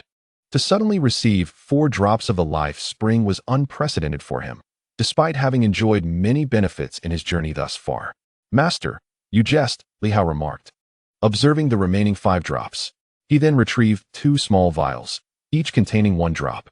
Yang Shan and his wife appeared somewhat exhilarated, as if they had grasped the significance of the moment. Indeed, Li Hao casually tossed 1 drop, a life-saving gesture. Generous, Yang Shan exclaimed, nearly snatching it from the air. I have never witnessed such magnanimity from a Silver Moon martial artist before. Old he is notoriously stingy. I have never seen him this generous. Nan Quan chuckled derisively. Of course, that generosity must be backed by wealth. He is practically destitute, whereas the Silver Moon martial artists are rarely affluent. They use what they have until it runs dry. Where would he procure treasures to share? Yang Shan's wife, Qin Lian, hurriedly expressed her gratitude. Thank you, Li Governor. Of course, Li Hao smiled. To preserve life signifies the willingness to fight. The 2 of you should deliberate carefully on this. Having spoken, he turned to the 3 Earth-grade divine weapons before him. While I possess a considerable number of source divine weapons, my collection of Earth-grade ones is rather limited, and the lower-tier items do not significantly aid us. Among the 3 Earth-grade artifacts, a piece of armor, a blade, and a hammer, one must be assigned to each. These are merely on loan, not gifts, while the Fountain of Life is indeed a gift. Yang Shan grinned broadly. Of course, may I wield this blade? He quickly added, my wife can make use of the armor, and since Lao He has formidable defense, I believe the hammer will suffice for me. Nan Quan rolled his eyes again. Is this truly what a person would say? Even so, possessing a hammer is quite advantageous. He happily grasped it, grinning from ear to ear. This essentially equips me to the teeth. He had a bronze armor, and now he had acquired a hammer. If only he had a pair of gauntlets. With a generous supply of 4 drops of the Fountain of Life for survival, he could confidently claim to be well armed. Yang Shan and his companion each selected a source divine weapon, along with a drop of the Fountain of Life. Li Hao contemplated the situation. He had expended a total of 6 drops of the Fountain of Life, and considering the energy provided by the sword, he had consumed over 30,000 divine energy stones. Based on the pricing from Xiao Shu, that amounted to 90,000 stones. However, at the Jilong Pavilion, the price would multiply tenfold, 1,000,000 stones. Indeed, the 30,000 stones he had used could also be exchanged with Xiao Shu for 3 drops, bringing his total to 9. Counting 1,000,000 stones did not seem excessive. The Starry Sky Sword, too, should incur some service fees. Having invested such a significant amount, 1,000,000 divine energy stones, if the returns were not commensurate, Li Hao gazed at the others and spoke slowly. Then it would be a loss. I seldom engage in unprofitable ventures. Of course, the enhancement of your abilities is genuine. However, for me, that is not the crux of the matter. Do you understand my meaning? Yang Shan, brimming with excitement, replied, "Rest assured, Li Governor. This time, we will risk everything to secure a grand deal." They had indeed been compensated, and at such a considerable cost. A boss of this caliber, even when compared to Duke Ngua and Li Hao, appeared quite modest. Now this is what one might call generous. It is essential to serve such a grand employer well. Moreover, the pivotal point lies in the fact that if they aspire to ascend to the realm of divine abilities, Li Hao is undoubtedly a crucial figure. Without him, their status as loose cultivators makes entering that realm akin to scaling the heavens. Unless they were to align themselves with a formidable power, they would need to ensure they were wanted. Would it be wise to offend Duke Ngua for their sake? Additionally, would any ordinary faction dare to facilitate their entry into the realm of divine abilities? Perhaps they would need to serve for 3 to 5 years before gaining trust, which is far too cumbersome. Observing Li Hao, it seems he might not be concerned with such matters. This phase of cultivation was far from over. Li Hao himself continued to absorb the sword energy to replenish his super energy locks. Previously, he had filled the Heart's super energy lock. In his last session, he had devoted 10 days to cultivation, enhancing his momentum and perfecting the bridge of the 5 viscera while steadily absorbing energy. By the time he departed from Dongbin, he had completed the filling of 4 super energy locks. This time, he began to complete the filling of the 5th super energy lock of the 5 viscera. As for his limbs, he had yet to commence, which was quite the opposite of the others. The teacher once remarked that Li Hao's momentum was exceedingly formidable. Yet this might not necessarily be a boon. The overarching framework was insufficiently robust, and it was imperative for him to proceed gradually, ideally refining the essence of the overarching sword intent before seeking personal enhancement. Failing to do so could easily lead to a loss of control over the 5 forces. At this moment, however, Li Hao seemed relatively unconcerned, believing he could sustain himself for a while longer. Once the 5 vital locks achieved energy saturation, according to the customary progression of cultivation, Li Hao could indeed utilize the 5 super energy locks to construct the true 5 bridges. Such an approach would facilitate the nurturing of momentum. Completing the cultivation of the 5 vital bridges and integrating the momentum would potentially allow Li Hao to unlock his abilities, thus entering the so-called divine integration realm as defined by Yuan Shuo. However, Li Hao opted against merging the 5 bridges. Should he choose to unify them, the momentum would receive a significant amplification, likely resulting in a scenario where the overarching framework could no longer maintain control, an outcome he was not currently pursuing. Over the past 3 days, Li Hao had merely filled 1 super energy lock. In contrast, Nan Quan, unencumbered by such concerns, recklessly absorbed energy, having previously accumulated a substantial amount. Several times, while Li Hao was suppressing him, he discreetly absorbed more energy, and he had also reaped benefits from the royal relics. This time, he likely achieved the saturation of 1.5 locks, and in an instant, he completed the saturation of 3 vital locks. His vitality had significantly strengthened. Previously, he had only possessed the strength of a mid-level rising light. Yet now, Nan Quan felt that even without unlocking, he likely possessed the battle prowess of a peak rising light. The 3 locks had even caught up to the current radiant sword. Nevertheless, his unawakened strength was still inferior to the previous unawakened radiant sword, highlighting the distinct paths taken by martial artists at this juncture, as their enhancements varied considerably. After achieving saturation of the 3rd chain, Nan Quan expressed a hint of regret. Why did it feel as though his vitality still lacked strength? He was somewhat perplexed. Li Hao cast a glance at him, suggesting it was an issue with his physical body. Although he had completed 3 locks concerning his limbs and vital organs, he had yet to finish the 2 locks associated with the purple mansion and spine. If his vitality were to amplify, it likely hinged primarily on the purple mansion lock. Nan Quan's eyes flickered as he regarded Li Hao. Li Hao observed him. Did the master uncle not realize this? Nan Quan replied solemnly. I do sense something. But to pinpoint it completely, I seem unable to achieve what you can. That too is unattainable. It merely indicates that the master uncle's physical strength and skeletal robustness have yet to catch up. Nan Quan nodded, exhaling. I see, I wondered why. After reinforcing to the 3rd vital lock, I still fell short compared to the likes of the earth-covering sword. Could it be that their physical bodies and bones are stronger than mine? Master Hong is likely stronger than you. Li Hao pondered before smiling. The radiant sword is probably also stronger. Her radiant power possesses the capacity to nourish the body effectively. Nan Quan felt a tinge of disappointment. What about the Dominator blade and the others?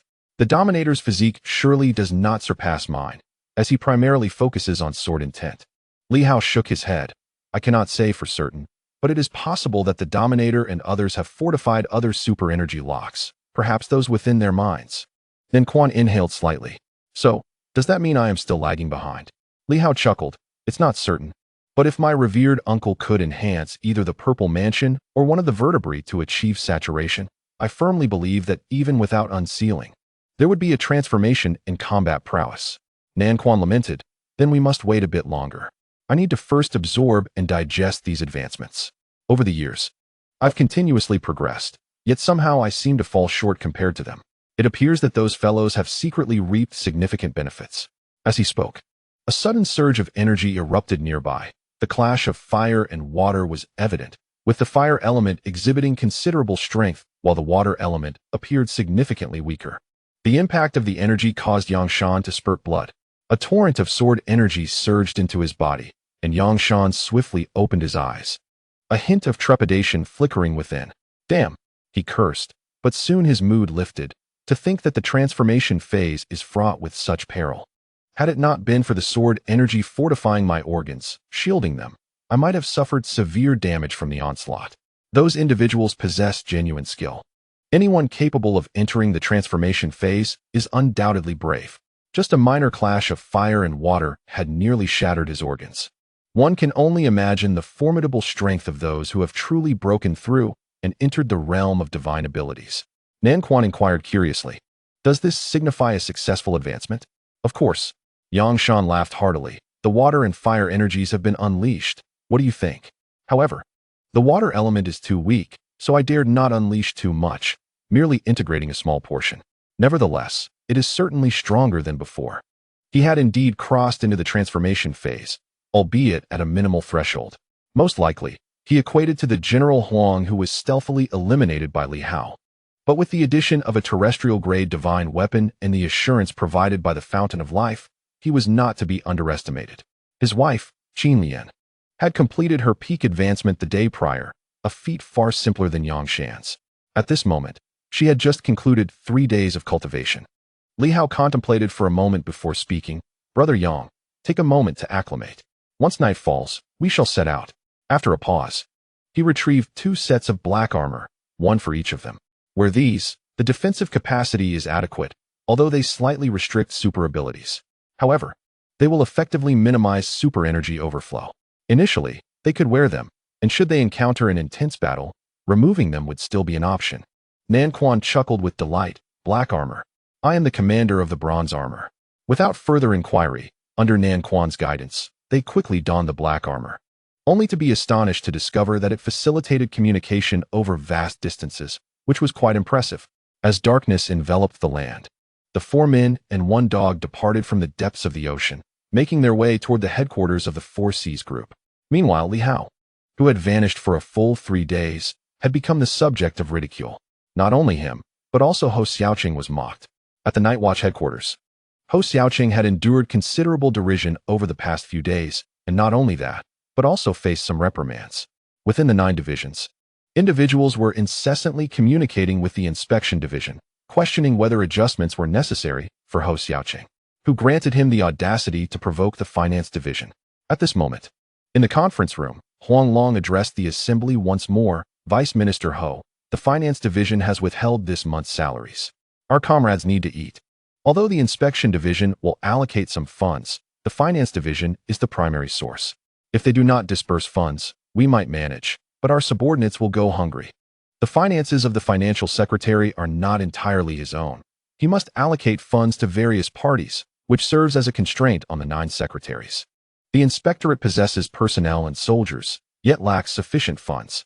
Naturally, the inspector general has his own wealth, but it is unreasonable to expect him to fully finance the sustenance of all. Ho Xiaoqing remarked calmly, what is the rush? Today is merely the 5th.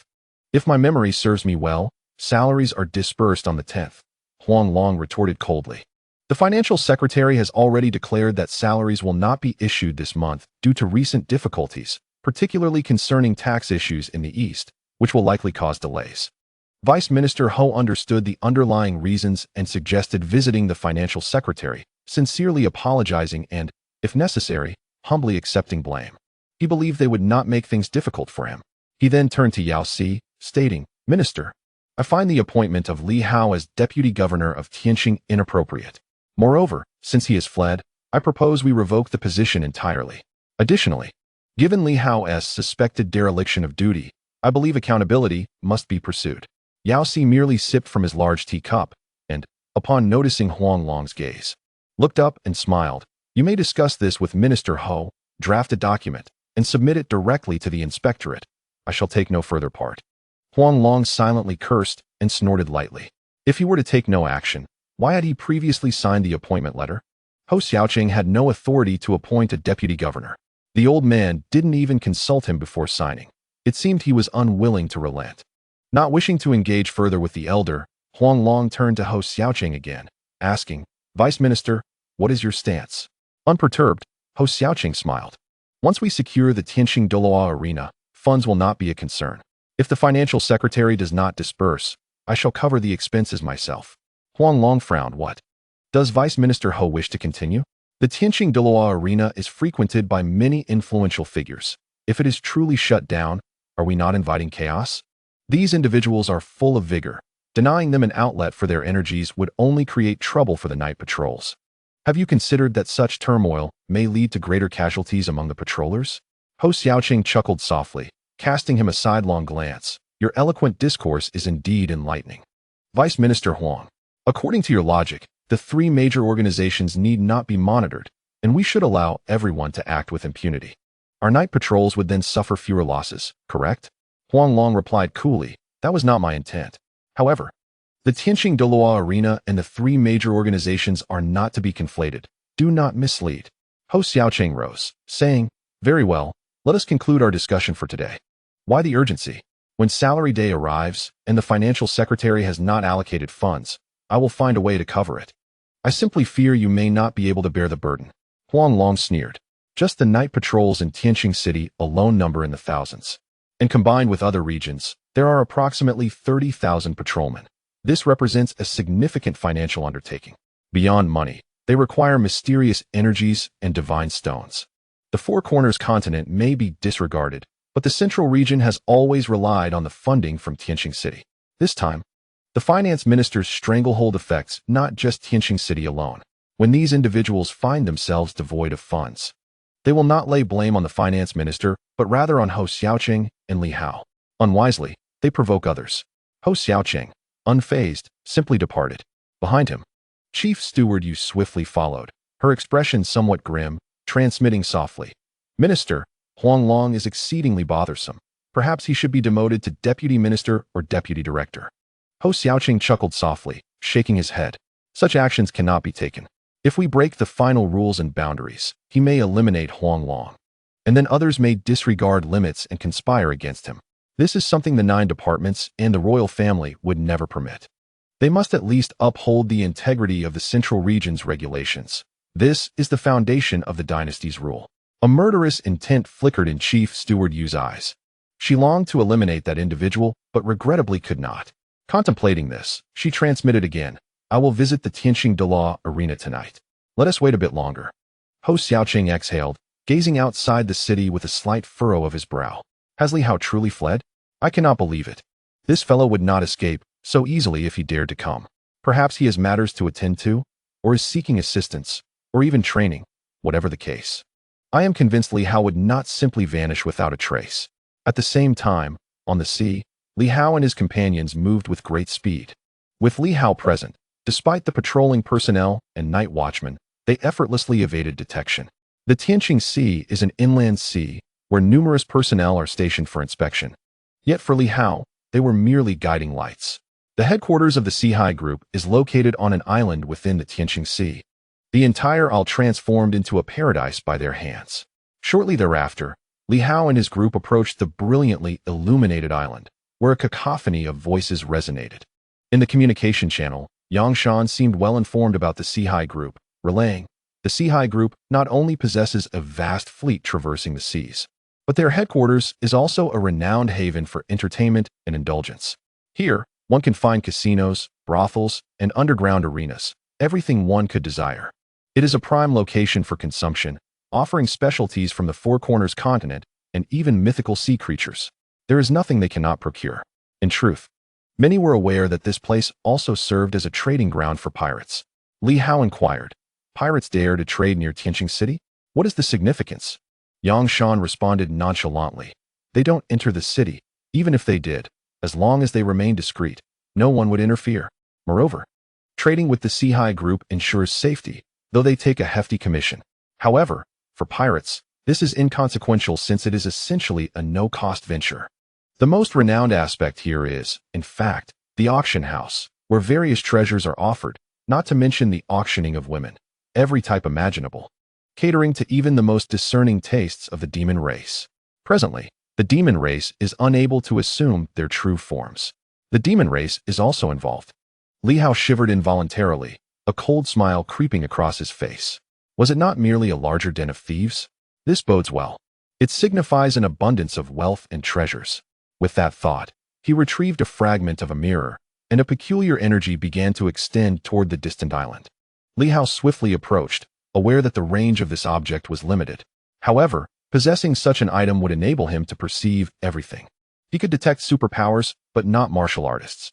He needed to ascertain the presence of martial artists in this area, particularly those of formidable strength.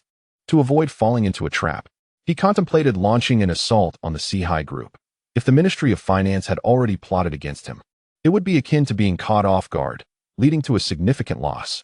As Li Hao drew near the island, the mirror revealed the internal environment of the island.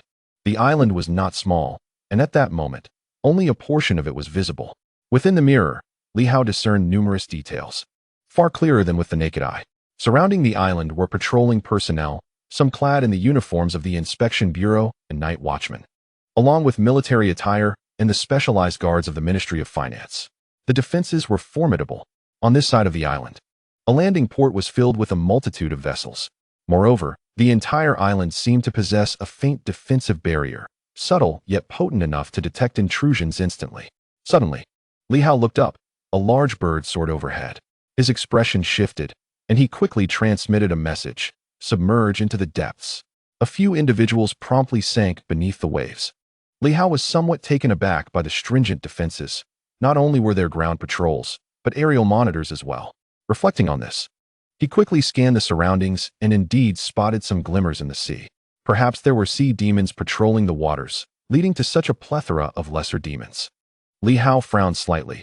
The seaside group was exceptionally vigilant. Patrols were present in the sea, on land, and in the sky. A moment's inattention could easily lead to detection, potentially summoning powerful adversaries. According to the information I acquired from the Jiulong Pavilion, the leader of the seaside group is Wu Yong, who is in the transformation phase. Beneath him, there are 4 vice presidents managing seaside operations, all in the Shuguang realm, typically at the late to peak fighting capacity. Additionally, there are captains from the seaside guard who sometimes undertake missions and occasionally remain on site. Together with Wu Yong, there are a total of 9 individuals in the Shuguang realm. Is this weak? Not in the slightest. A full 9 in the Shuguang realm, along with 1 in the transformation phase, with the backing of the Ministry of Finance. Their strength is formidable. They may not all be present, but at least 2 or 3 would remain. If all were there, that would be even better. As Li Hao continued to introduce these details to his companions, he examined the mirror fragment further. At that moment, he had discovered a particular building. Inside, there were several individuals with superpowers. Some were resting, while others were engaged in card games. These were likely members of the guard, posing little threat. Li Hao raised his gaze toward the island, spotting some Shuguang light clusters, pinpointing their locations. He declared, "This time, we shall capture them all." The others, including Nan Quan, were taken aback. "Capture them all? Don't jest. With such a vast island, how could we possibly achieve that? The notion of escaping in 4 directions is utterly impractical. One must recognize that this island is not small. With 4 individuals, even if each were to guard a quadrant, it is unlikely that they could apprehend everyone, especially with the risk of being attacked in unison." Li Hao continued, "Fear not. My treasure can create a cage-like structure that can envelop the entire island. Of course, a limited area can withstand the radiant light, but on a grander scale, even the 3 suns might breach it. Therefore, As long as we eliminate all sources of radiant light and the three suns, the others will find no avenue for escape. This device, during its transformation phase, could not be shattered even by several radiant beings led by the red-bearded one. However, it is rather costly and requires divine stones for support. Nan Quan, feeling a headache coming on, communicated, "Are you planning to eliminate them all? There must be tens of thousands on this island." "How could that be?" Li Hao chuckled. "There are surely nobles from Tianqing City among them. We are law enforcement, not brigands. We cannot resort to slaughter simply because they seek amusement, gambling, or other vices. That would be tantamount to inciting enmity. You understand that, don't you? We shall detain them and demand their families pay a ransom. Furthermore, we will have them identify the Four Seas group and draft a confession with their testimonies, and should we capture additional pirates, the charges against the Four Seas group will be irrefutable. We must execute our tasks meticulously. Remember, we are not thieves but enforcers of the law." He reiterated, "We cannot engage in indiscriminate killing. We must uphold evidence to maintain our credibility. Moreover, we must guard against their attempts to communicate. I am uncertain if communications have been severed, but we must be prepared. The journey from Tianqing City is brief for a powerful individual, merely a matter of minutes. During this interval, we must eliminate all who dare to resist." "Understood." Nan Quan smiled. "I hadn't realized you had become more vigilant than before. Better safe than sorry." With that, Li Hao sent a message. "Elder Qin Lian, your expertise lies in the shadow arts. You and Black Panther are tasked with eliminating all escaping strongholds. Nan Quan and Elder Yang Shan will handle the strong individuals within the island, while I provide positioning." As for himself, he decided to hold back a little, remaining wary of any formidable martial artists that might unexpectedly emerge. After swiftly organizing their plans, Li Hao turned to Black Panther, who wore an innocent expression. Li Hao instructed, "Soon, I will have you unleash your bloodline power to swiftly subdue all the beast clans. We must incite chaos among the creatures both on the island and beyond." The powers of Black Panther were invaluable. It was indeed a potent force. Black Panther bobbed its head. Having consumed much, it understood the necessity of contributing to their efforts, especially when a substantial gain was at stake for future feasts. At this moment, Li Hao began to wait, anticipating a later hour, as darkness deepened over the island. On the Four Seas Island, several strong individuals felt a sense of unease, faint yet palpable. They conducted inspections, but discovered nothing amiss. Even the avian demons above and the aquatic demons below remained silent. The unique formation enveloping the island showed no signs of disturbance, which brought them some relief. The Four Seas group, a power that commanded respect across the realm, who would dare provoke them? The one hoping to dismantle the Tianqing arena, Ho Xiaoqing, was currently facing setbacks, soon to become the laughingstock of Tianqing City. Chapter 208. The raid darkness envelopes the scene, while the sea wind howls fiercely. Yet on the island, there is a bustling vibrancy. The lights shine brilliantly, the laughter of women mingles with the shouts of men, and the clamor of gamblers fills the air, accompanied by the fervent cheers of the spectators surrounding the arena.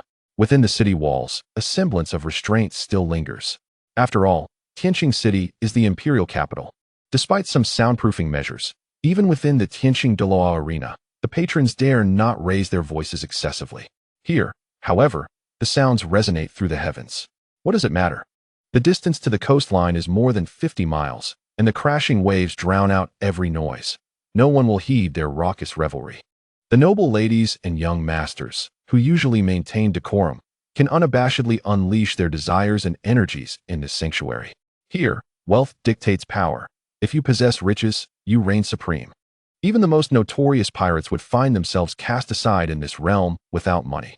However, with wealth, one is indeed a lord. Strength?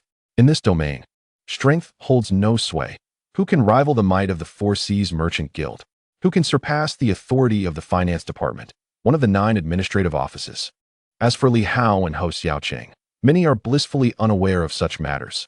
They have remained holed up in this den of indulgence for days, with little time to concern themselves with the outside world. Who would dare to provoke the 9 offices? No one dares. Indeed, this is the prevailing thought among many. Unbeknownst to all, a thin veil of mist begins to infiltrate and envelop the entire island. Li Hao continues to squander his fortune. 100, 500. 1,000 pieces of copper mirror shards emanate a faint mist, akin to that day in Su's treasury, initiating the release of a special protective barrier. Yet this time, the purpose is not to shield, but to ensnare the enemy. Previously, this device thwarted a formidable being in its metamorphosis. This time, Li Hao merely hopes it will suffice to impede those beneath the level of the three suns.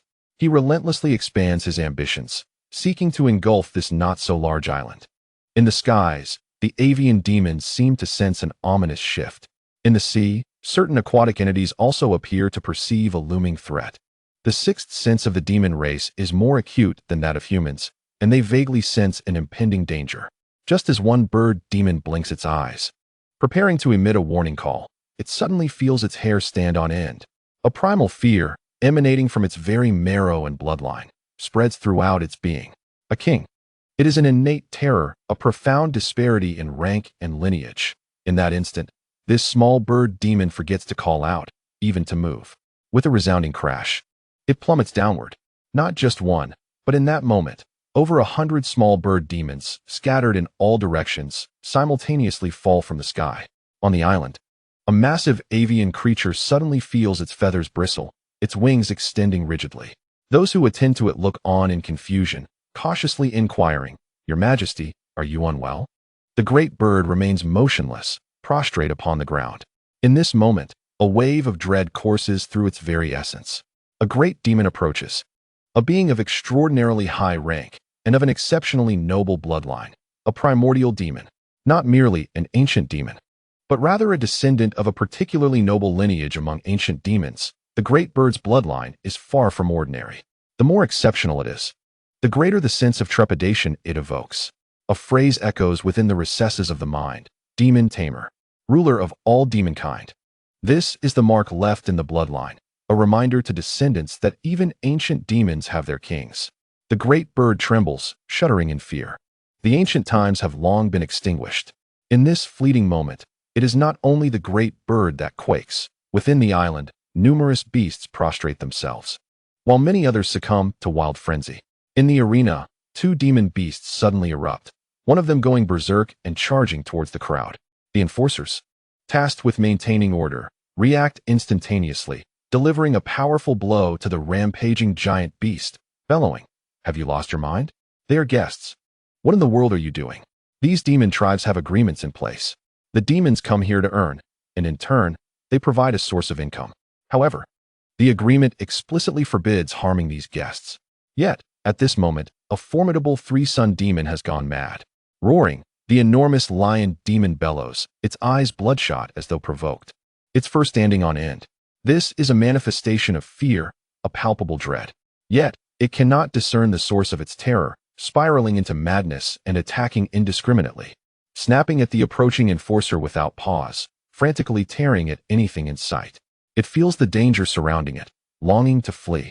Li Hao had not anticipated that the panther's unleashed bloodline would lead to such chaos. Coincidentally, there are numerous demon beasts upon this island. In this instant, the entire island descends into pandemonium. Hurry to the arena. The demons are in revolt. Cursed be it. I have long warned that these demons are not easily tamed. They should never have been allowed entry. Silence. Someone hurry. A riot has broken out in the beast street. Damn it. Why is there chaos over there too? What is happening? In a heartbeat, the island is thrown into disarray as countless powerful beings swiftly take to the skies.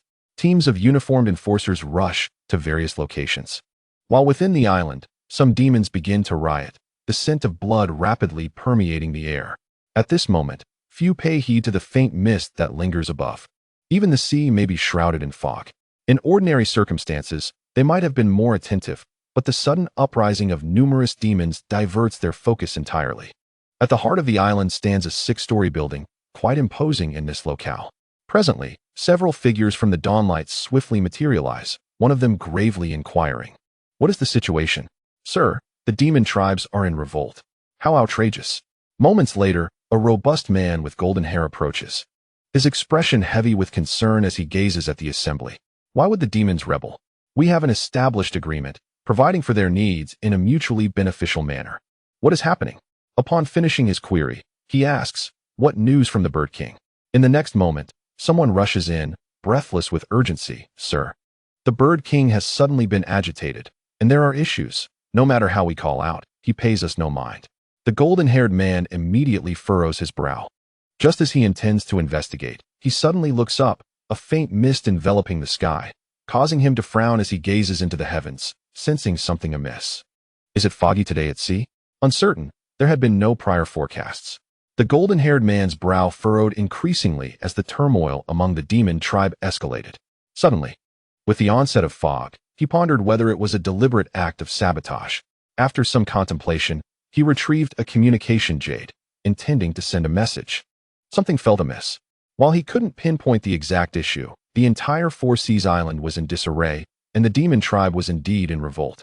Perhaps it was wise to summon the president back, despite his current engagement in defending against formidable foes at the Delaw Arena. Yet, wasn't Li Hao already gone?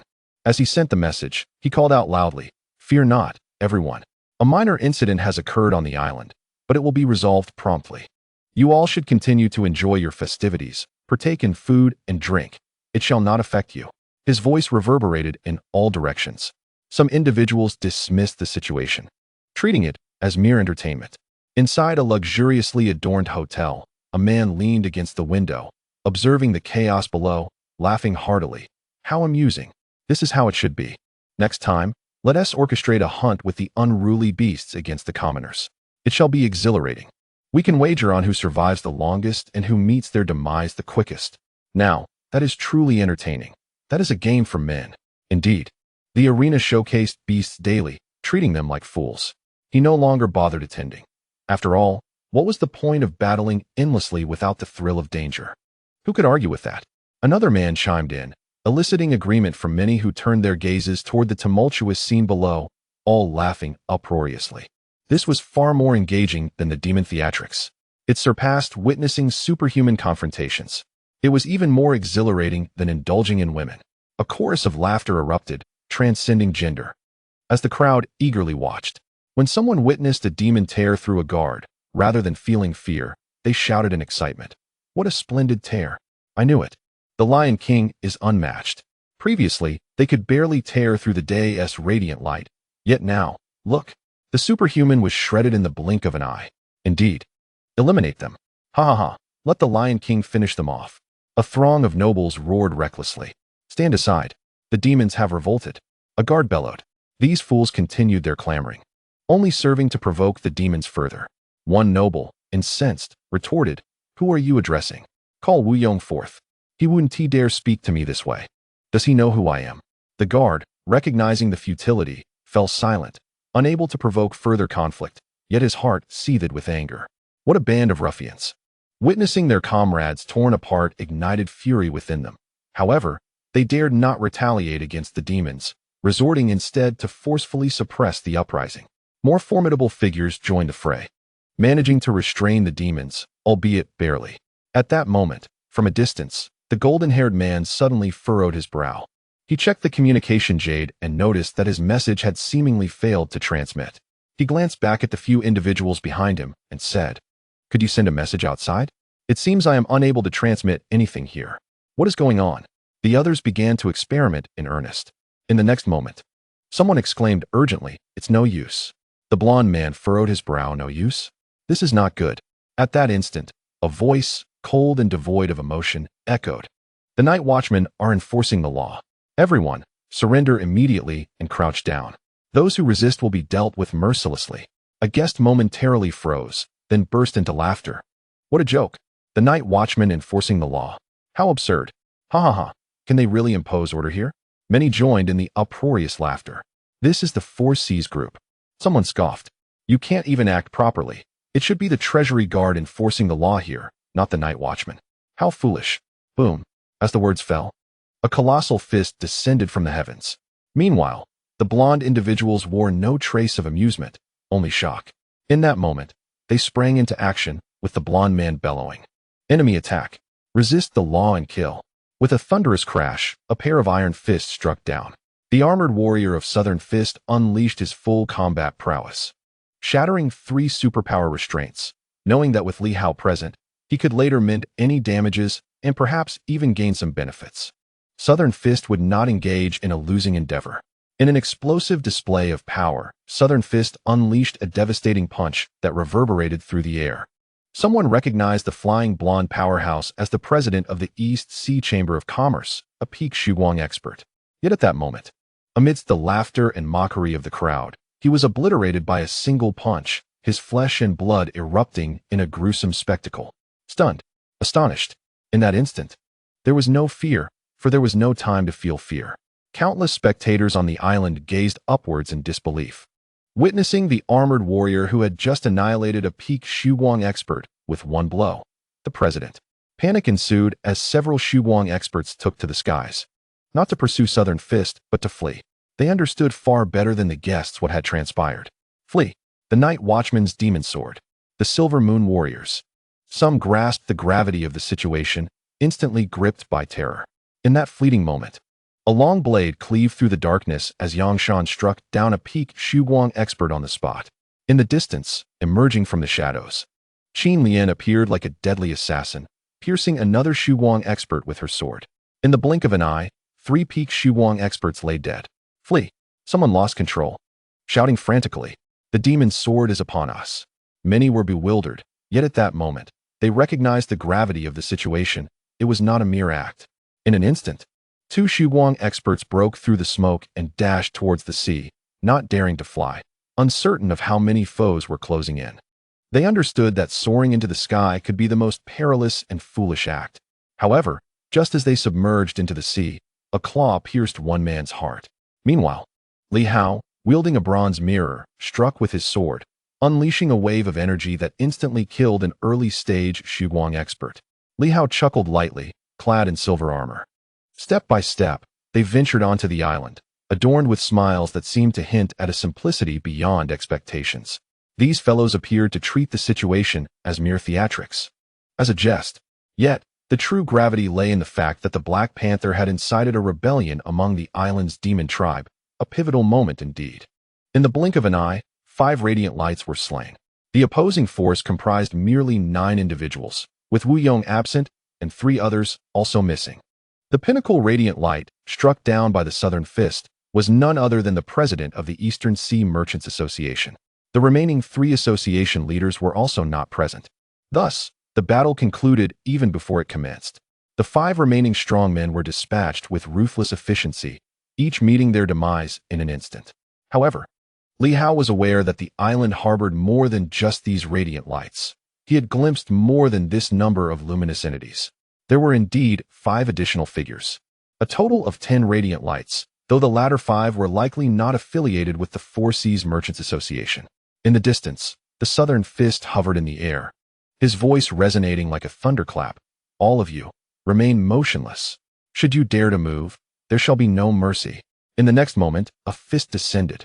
A thunderous crash echoed as an elderly man soared into the air, flames erupting from his being, a formidable force sweeping in all directions.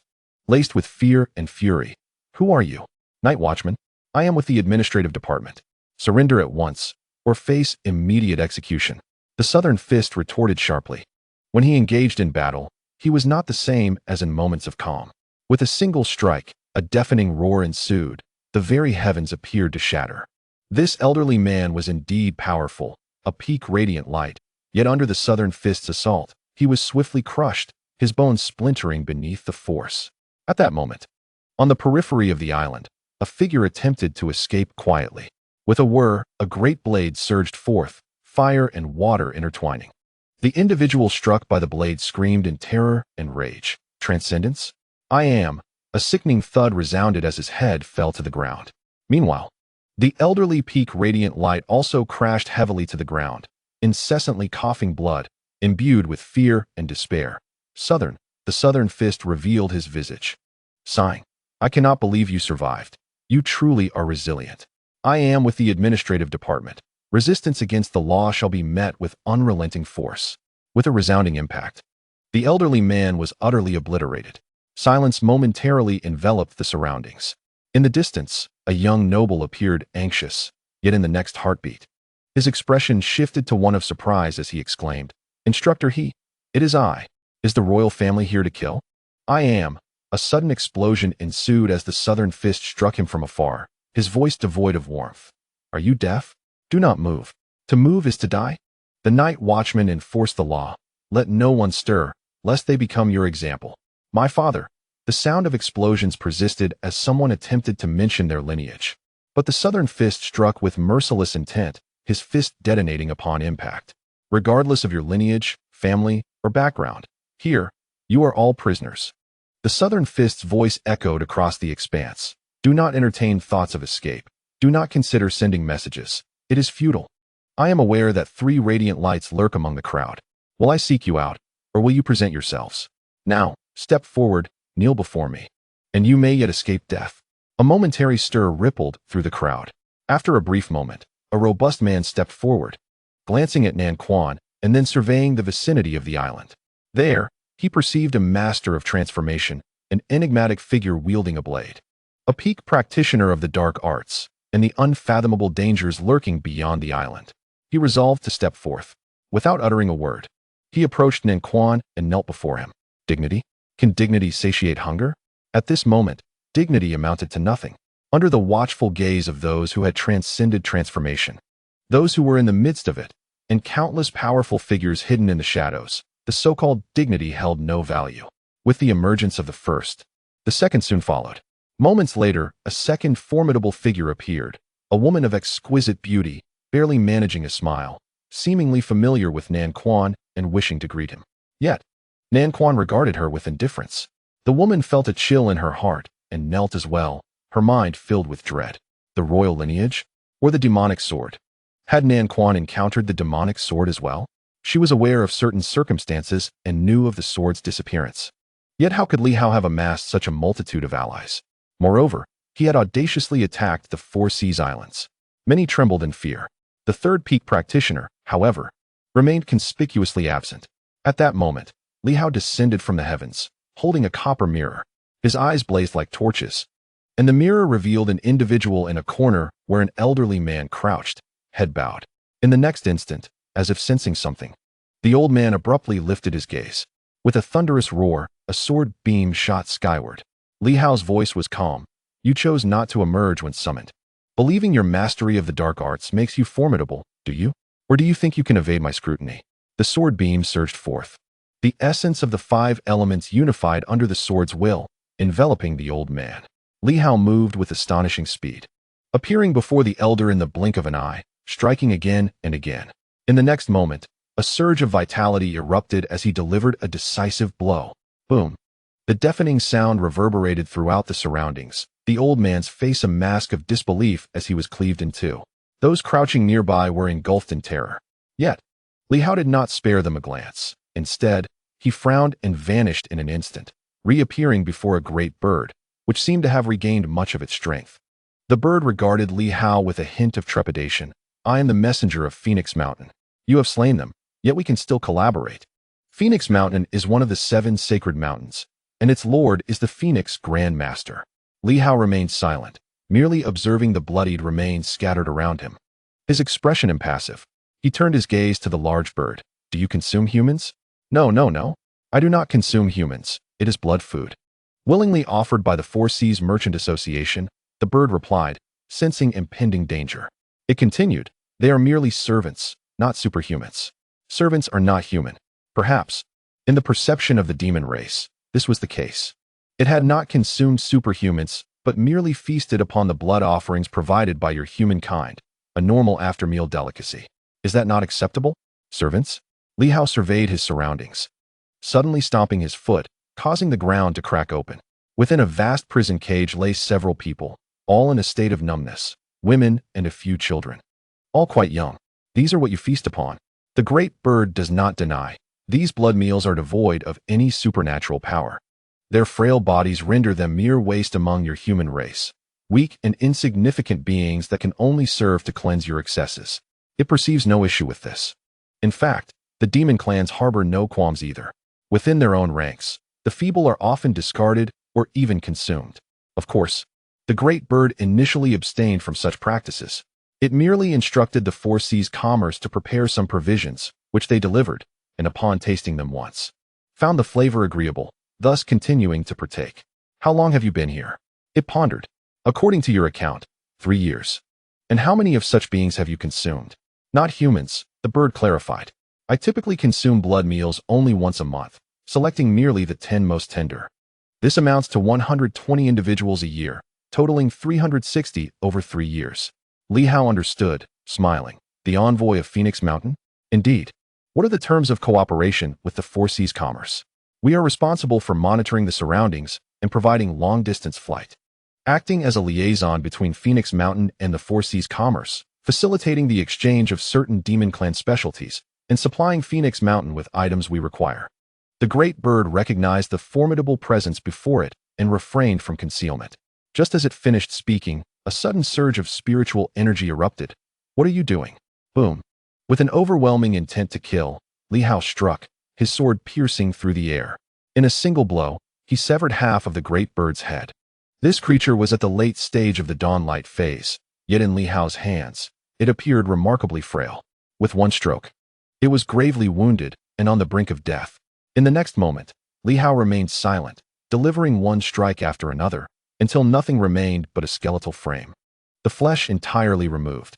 You are quite tender as well. Li Hao chuckled, turning to Nan Quan. Eliminate all the guards here. Leave not a single one alive. Boom. The prostrate guards were instantly filled with terror.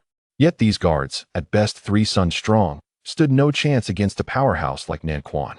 Sensing Li Hao's fury, Nan Quan refrained from further words, unleashing a punch that transformed the ground into a vast crater, directly killing dozens of guards. Senior Yang. Eliminate all demon clans on the island. Understood. With a low command, the next moment, blades flashed. On the island, all gathered here were to be slain within 5 minutes if they did not comply. Li Hao hovered in the air, clad in armor, radiating silver light. He held a bronze mirror, observing silently. He scanned the surroundings. Should any of you believe you can escape, feel free to try. I am Li Hao, the vice-governor of Tianqing, known as the demon sword among you. Today, the Four Seas Commerce colludes with pirates and demon clans, slaughtering the human race. Using them as sustenance. All of you have witnessed this. Attempt to flee, and see if you can survive. Around him, groans and cries filled the air. None dared to move.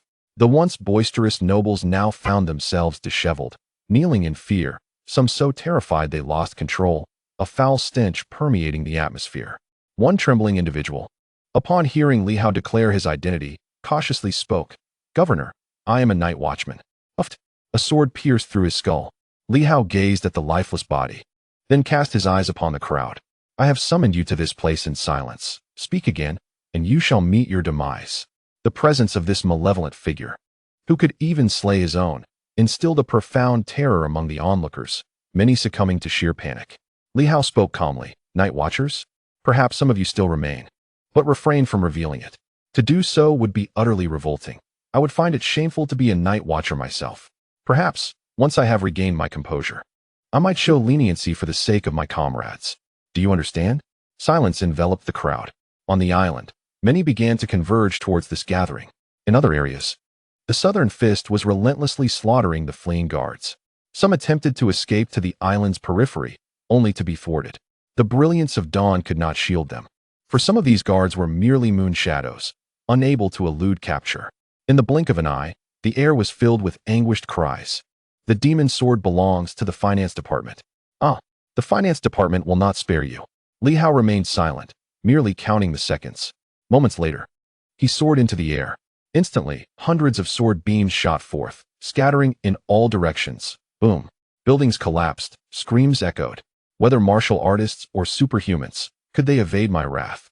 Though Li Hao could not see the martial artist's light, he wielded a copper mirror, capable of detecting any life signs within its radius. Where could they flee? In the next moment, a martial artist launched into the air, swiftly attempting to escape. Yet, Li Hao's sword beam was shattered by a single punch from his opponent. A formidable foe indeed. The individual growled, I am a disciple of the floating pagoda. Boom. A colossal sword beam descended. Li Hao, akin to a bird in flight, pounced upward, unleashing a punch and a kick, resonating with thunderous sounds. In an instant, the opponent was gravely wounded, and Li Hao seized him with a claw, snapping his throat with a resounding crack. It seems your sect leader's brother was slain a few days ago by our hands. Your leader appears to be at odds with my master. The floating pagoda seeks to intimidate me? The martial artist, not lacking in strength, rivaled even the golden spear. Yet at this moment, faced with Li Hao, he was destined for instant annihilation. The surroundings fell into an even deeper silence. Li Hao surveyed the area where he had stood moments before. Now, thousands lay prostrated on the ground, a truly spectacular yet foul-smelling sight. Li Hao's voice reverberated once more. Everyone, inscribe your identities and power levels, surrender your storage rings. You may conceal your names, but those who fail to comply will be executed. Do not think you can escape by fabricating an identity. Try it, and see what fate befalls you. In the next instant, thousands of sheets of white paper and pens descended before the crowd. At this moment, some trembled uncontrollably, unable to write, their hearts pounding in terror. The arrogance they had previously displayed was met with the grim reality of facing a true harbinger of death. Li Hao chuckled lightly. Is this what nobility looks like? He landed gracefully before the crowd, sighing, with you miscreants in the dynasty, how could it possibly avoid corruption? How could it remain standing? Awaken. You have 5 minutes. Get someone to write for you if you cannot. Fail to do so, and you shall find your graves here. In an instant, reminiscent of elementary school students in class, the sound of writing filled the air as many diligently inscribed their identities. Some, trembling with fear, pleaded softly for assistance from those nearby. At that moment, Nanquan returned, donning a smile and nodding. It is resolved. In this brief interlude, he had dispatched 6 formidable warriors of the Su Guang and a great demon from their ranks. On the island, the guard forces numbered nearly 1,000, yet they fell victim to a handful of butchers, wiped out completely. In Li Hao's view, these individuals were more repugnant than pirates. They were all culpable. Breeding demon beasts was one thing, but feeding them human flesh? To nourish them with the flesh of the human race, children, women, under the guise of helping humanity rid itself of waste. Did the guards not realize this? Did the revelers on the island remain oblivious? Li Hao contemplated annihilating them all, yet he restrained himself, suppressing the fiery wrath within. He understood that such an act was untenable. There were simply too many involved. Slaying a few might be inconsequential, but eradicating them all was out of the question. Unless he was prepared to oppose the entire dynasty, of which he lacked the strength. These individuals deserved death. Li Hao believed that exterminating them would be just. Yet the fury within him remained stifled. He forced a smile and continued, complete your identity and then inscribe the crimes of the sea of 4 merchants.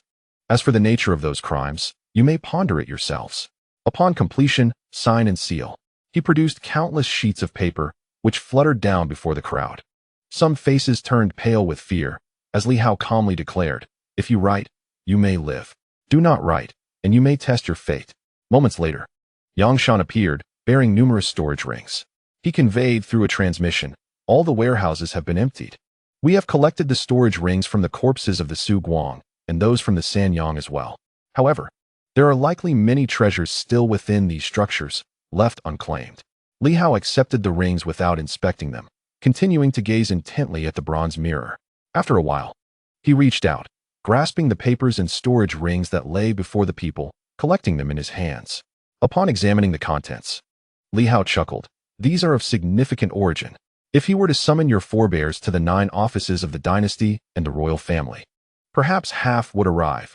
No wonder the sea of 4 merchants is so arrogant and affluent. With you in their ranks, wealth is inevitable. He pointed at a young man, who remained relatively composed. Noticing Li Hao's gaze, he lowered his head slightly. Li Hao remarked, you are the grandson of the king of the North Sea? The king of the North Sea, the notorious pirate, the greatest thief. The young man confirmed, yes, though my grandfather has many descendants, I am merely one among them. Not greatly esteemed. Li Hao replied, you should know, if you are not esteemed, then you have no reason to exist. Are you certain? The young man hesitated, sighing. I am favored by my grandfather. This is my protector. He indicated the 2 kneeling Su Guang, one of whom, a formidable man, served as his guard, an advanced warrior of the Su Guang. The capable man, somewhat resigned, let out a soft sigh. The grandson of the king of Beihai, Li Hao, bore a certain grudge against the notorious Beihai bandit. Previously, a prominent figure from the bandit faction had launched an attack on Li Hao, resulting in his demise. Although he was not one of the high-ranking officials, he was a formidable warrior deeply trusted by the king of Beihai, and thus had been tasked with safeguarding the young man. Li Hao smiled and nodded, then turned his gaze towards the woman kneeling before him. She was a formidable warrior of the mid-Aurora stage. Li Hao inquired, what is your identity? Without the need for her to respond, Nanquan interjected. She is no ordinary woman. If you peruse the Divine Master rankings, you will find her name, Mu Xiaorong, the youngest daughter of the Minister of Internal Affairs, with ties to the royal family. Li Hao was taken aback. The daughter of the minister? Indeed, Nanquan affirmed. Moreover, she possesses remarkable talent, being among those listed on the Divine Master rankings. Li Hao chuckled. The ministry represents the royal family, while the Four Seas Chamber of Commerce is managed by the Ministry of Finance. What business do you have here? Are you a woman? Indulging in debauchery? He seemed to have stumbled upon a much larger catch. The kneeling woman had a delicate appearance and seemed to be no older than 30. At that moment, she transmitted a message to Li Hao, saying, Governor Li, publicly revealing my identity is unwise, as it pertains to matters concerning the 9 ministries and the royal family. Boom. Li Hao unleashed a punch, causing Mu Xiaorong's expression to shift dramatically. She attempted to resist, but was struck down, plunging into the ground, blood spurting from her body, her face a mask of horror. Li Hao chuckled. Do not threaten me. Furthermore, I care not for the negotiations among you. There will undoubtedly be inquiries. All I know is that you are now a captive and a criminal. Do you understand? Mu Xiaorong coughed up blood, her voice low. I am your captive, but I am not a criminal. No. Li Hao shook his head. You must comprehend that all extraordinary matters in this world fall under the jurisdiction of the Night Watchers. As an extraordinary being, threatening the deputy governor of the Tianqing prefecture is a crime. Do you understand? Mu Xiaorong fell silent. Bring forth the storage ring. Li Hao commanded, his gaze sharp. What do you wish to retrieve? Mu Xiaorong's heart raced with alarm as she lowered her head and replied, Nothing. Do you truly believe that you possess something capable of eliminating me and a top-tier martial artist like Nanquan? Li Hao retorted coldly. Or perhaps you would like to test that theory. Her face pallid. Mu Xiaorong said nothing and tossed the storage ring towards him. Li Hao caught it in his hand. And in the next moment, his expression shifted slightly as he extracted an item from within. It was a transparent, crystal-like object, brimming with energy, yet emanating an unsettling aura, as if it could explode at any moment. Nanquan inhaled sharply, an energy bomb. He soon exhaled in relief. It should not be lethal to me. Just one. It should not kill him. Li Hao's brow furrowed slightly. He recognized the item, recalling that Fan Chong had employed one before, causing Hong Yitong to retreat slightly and sustain minor injuries. Truly, extravagant riches. A mid-Aurora warrior possessed such a treasure. He chuckled and glanced at the descendant of the king of Beihai. What about you? The young man hastily replied, I have nothing of the sort. Li Hao smiled. Will you present your storage ring willingly, or shall I carve it open to retrieve it? The young man's expression shifted dramatically. Li Hao remarked coolly, not only him, but all others shall face the same fate. You must understand one thing. The storage rings concealed within the flesh can indeed be discerned. One is for use, while the other serves as a backup, a strategy with which I am well acquainted. If you insist on making me cut open each individual to retrieve them, I welcome the challenge. At this moment, a palpable tremor ripples through the crowd. Soon, a muffled groan escapes someone's lips as they excavate a hidden storage ring from their flesh. These precautions were taken for unforeseen circumstances. When faced with robbery or peril, these rings contain various treasures for combat or escape. The young man sighed, opting not to pierce his flesh but instead to produce a storage ring. Li Hao proves to be quite formidable. He had concealed his storage ring within his innards, yet it was discovered. A smile crept across Li Hao's face. Did they truly discover it? Not quite. It is not so simple. However, he recalled the time he and Lu Long had hidden the divine energy stones within their bodies. If they could do it, why not others? As anticipated, he was not alone in concealing storage rings. Astonishingly, dozens had done so. A multitude of storage rings was confiscated by him. And he also managed to capture 2 individuals from the Su Guang faction, one a bodyguard of the Beihai king, and the other the daughter of the director of the Internal Affairs Bureau, both of notable lineage. Among the crowd, many had connections to the royal family of the 9 departments. Grandchildren of deputy directors and the like were plentiful. Yet, it seemed the direct descendants of the head of the 9 departments were limited to this lone woman. Numerous descendants of the royal dukes were present, as well as those from noble families, though none were princes or princesses, which was rather unfortunate. Li Hao cast a sweeping glance over the assembly, which numbered at least 3,000, a considerable throng. However, many among them were personnel from the Four Seas Chamber of Commerce. Li Hao ordered the bodyguards to be slain but spared these individuals, as some were there for trade and others provided services. He had no interest in eliminating them as well. This small island, coupled with the deceased, remarkably housed for 1,000 souls. It is neither an insignificant number nor an overwhelming one, but the key point is that many held substantial status. At this moment, everyone watched Li Hao with utmost caution. A foul stench wafting through the air. Li Hao glanced at the time.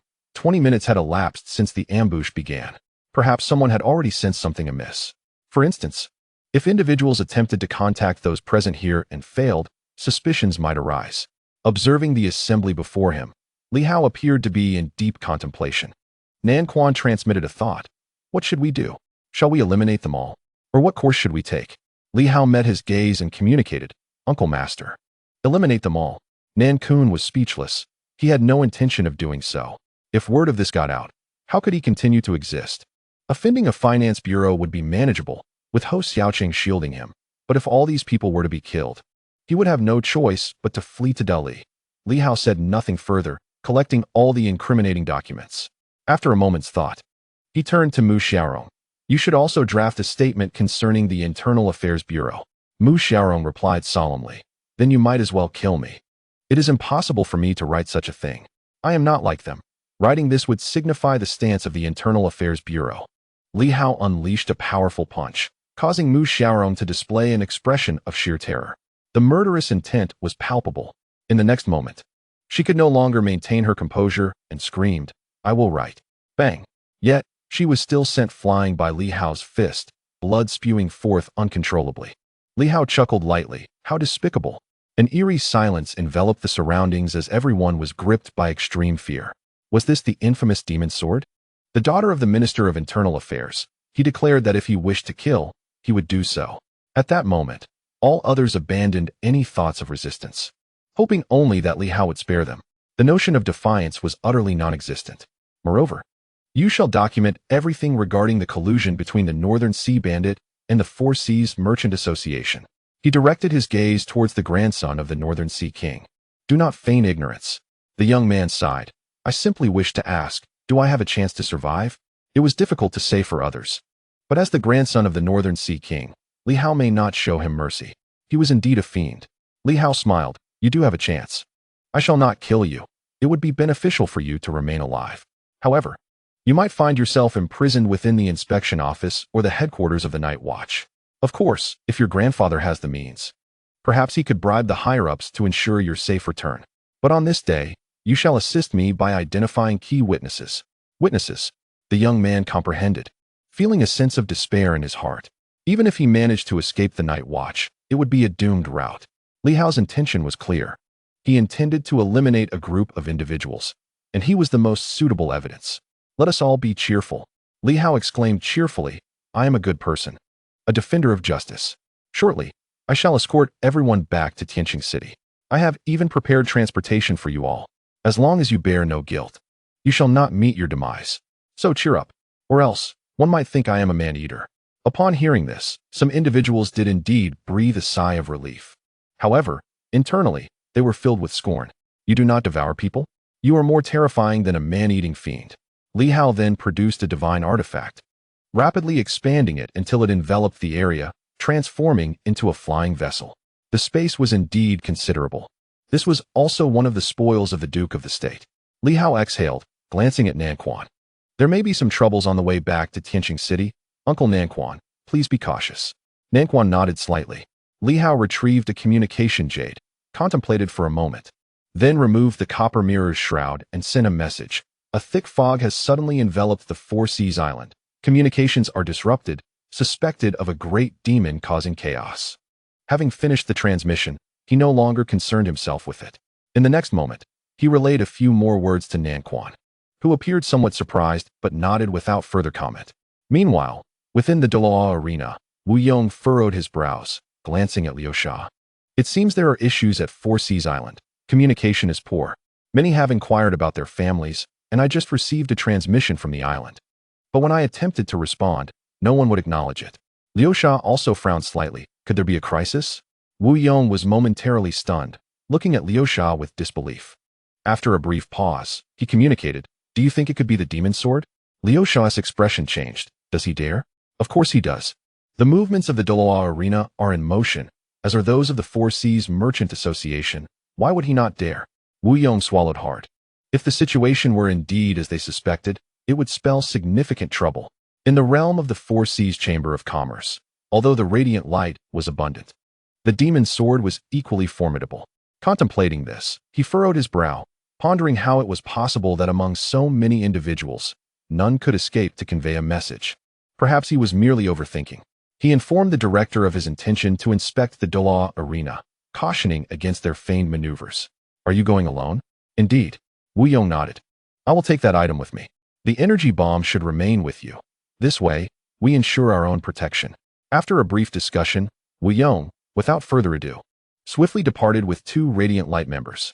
Although he harbored concerns about a potential ruse to lure him away, he feared far more for the safety of the Four Seas Island. If calamity were to befall it, the repercussions would be dire. There were numerous treasures on the island, as well as many descendants of significant figures. Should they perish, Wu Yong's own life would be in jeopardy, and even the director would be unable to shield him. Once Wu Yong left, the quicksand promptly reported back, and soon after, Director Lu's message arrived. Accompany Wu Yong for the investigation. Do not act alone. Director Lu was incensed. In such circumstances, it was imperative to act in unison. Should they grant the enemy the opportunity to strike them separately? These 2 fools. In the Ministry of Finance. Director Lu's brow slightly knitted as he pondered deeply. Could it be Li Hao? Did he possess the audacity and capability to inflict such damage upon the Four Seas Island without a trace of information emerging? Unless he had formidable accomplices, such an outcome would be improbable. He contemplated swiftly dispatching a message to ensure that Ho Xiaocheng was closely monitored. Could it be that this individual had personally intervened? His subordinates quickly relayed that Ho Xiaocheng was still at the Night Watch headquarters, which offered Lu a modicum of reassurance. It should be fine. Whether this was mere self-reassurance or genuine belief, Lu exhaled, yet a lingering sense of unease remained. Chapter 209. All is but a paper tiger in the darkness. A colossal airship soared across the sky. Thousands were imprisoned within its confines, while 2 powerful members of Radiant Light bore pallid expressions, helplessly witnessing Li Hao's internal energy gradually permeating near their hearts, their eyes filled with despair and fury. However, Li Hao remained unfazed. He exuded calmness as he meticulously infused his internal energy, gently enveloping their vital organs, his movements tender as if he were diligently engaged in a task. It is often said that a man who works earnestly is the most handsome. Yet, Mu Xiaorong and her companion felt none of this. They were engulfed in terror. The sensation of their hearts being constricted left them perpetually on the brink of explosion. Li Hao frowned slightly and spoke softly. Do not move. The mysterious energy is unstable.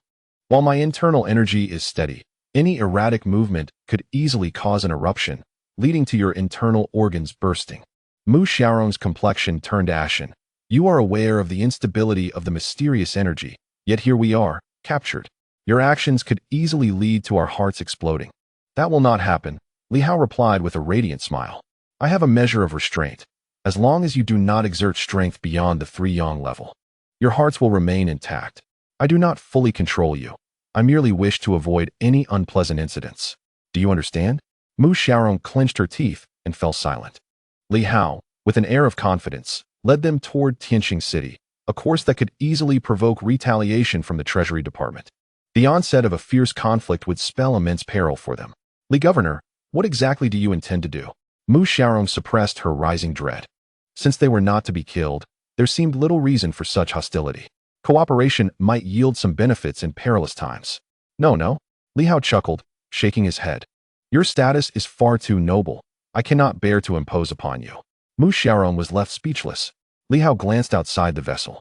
They were nearing the edge of the Tianqing Sea. Beyond the ocean, a stretch of uninhabited land lay ahead, leading directly to Tianqing City. Will the Treasury Department send someone? He smiled at Mu Xiaorong, saying, Your esteemed position grants you protection. If any official from the Treasury is present, they will hesitate to act against you. After all, the head of the 9 departments is of such high rank that none would dare harm their offspring, don't you think? Mu Xiaorong's face paled once more. Yet, Li Hao surveyed the distance, as if he perceived a luminous orb swiftly approaching. He spoke no further. Instead, gripping Mu Xiaorong and unceremoniously thrusting her to the bow of the ship, his voice resonating with authority. What I offer is a command, not a plea. Contemplate how you might dissuade those across from you from taking action against you or this vessel. Turning back, he addressed the trembling nobles in the cabin with a hint of a smile. All offspring of deputy directors, step forward. All members of the royal family, come to the front. Continue your earlier display of elegance at the bow. A hush fell over the group. They remained motionless, acutely aware of the danger that lay ahead. Li Hao's demeanor shifted, and a large divine energy stone illuminated the bow. He regarded the men and women, his tone growing chilling. Now, flaunt your previous bravado. You enjoyed your revelries on the island, did you not? Show me, whether it be kisses or other amusements. Let it be known that you are here to indulge. A tremor ran through the crowd. Mu Xiaorong's face turned ashen as she locked eyes with Li Hao, whose expression darkened further. I have no desire to slay those from the 9 departments. However, do not push me. I cannot guarantee how many will survive if provoked. Do not assume that killing you would bring me trouble. There are far too many who wish to see me harmed, and thus, I care not for offending a few more. Under the tremors of fear, the crowd began to move. Some whispered to those beside them. Others engaged in games of chance with acquaintances. A few trembled as they embraced and kissed their companions. Despite the appearance of indulgence, their bodies quivered with trepidation. Li Hao instilled fear in them. These individuals, once arrogant, now found their bravado crumbling in the face of a power that disregarded their backgrounds. Their only option was submission. Li Hao gazed into the distance.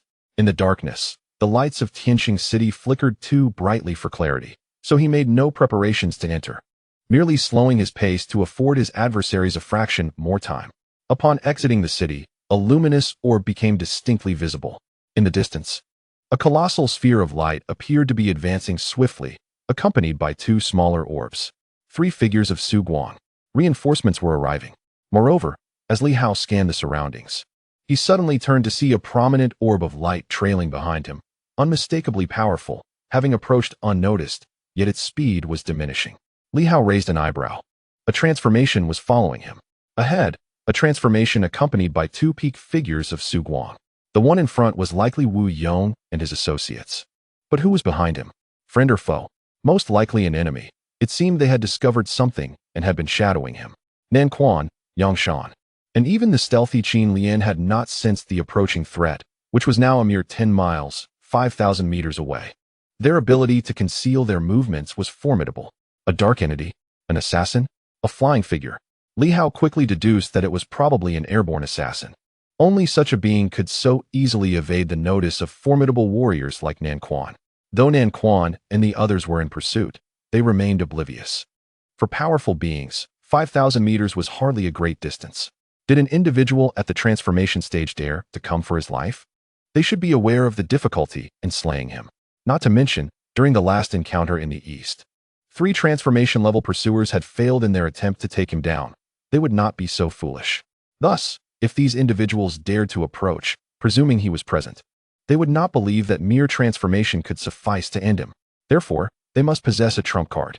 What could it be? An energy bomb? Or something else entirely? One thing was certain. Li Hao was convinced that without such a contingency, these transformed beings would not be so audacious. A multitude of thoughts swirled in his mind as he ascended to the bow of the ship. In the next moment, he seemed to vanish, gradually becoming invisible at the ship's prow. The expressions of Mu Xiaorong and the others shifted dramatically. Li Hao had escaped. No, perhaps he had merely used them as bait to retreat into the shadows. What to do? Mu Xiaorong communicated telepathically with the Su Guang from Beihai. He has left. Should we flee?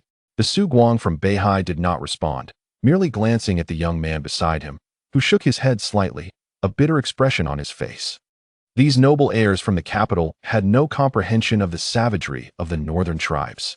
As a notorious thief of Beihai, he understood all too well what Li Hao and the Silver Moon martial artists represented in the north.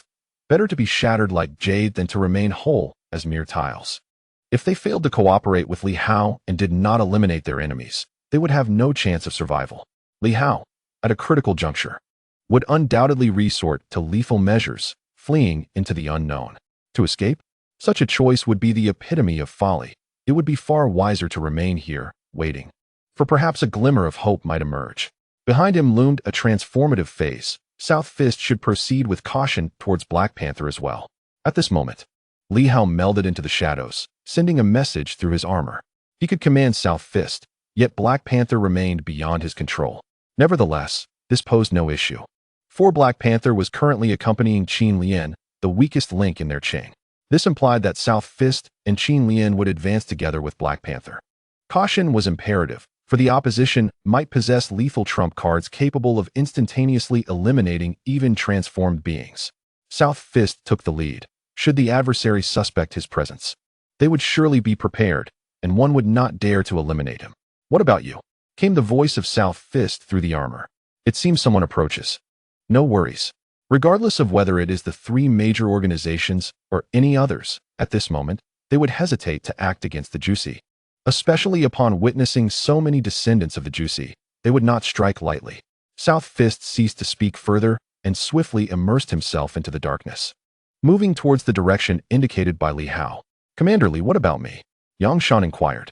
"You are tasked with dealing with any potential martial artists that may arrive." "Understood. I shall execute the order." Yang Shan dared not pose further questions. He had come to recognize Li Hao as a formidable character, whose strength exceeded the rumors.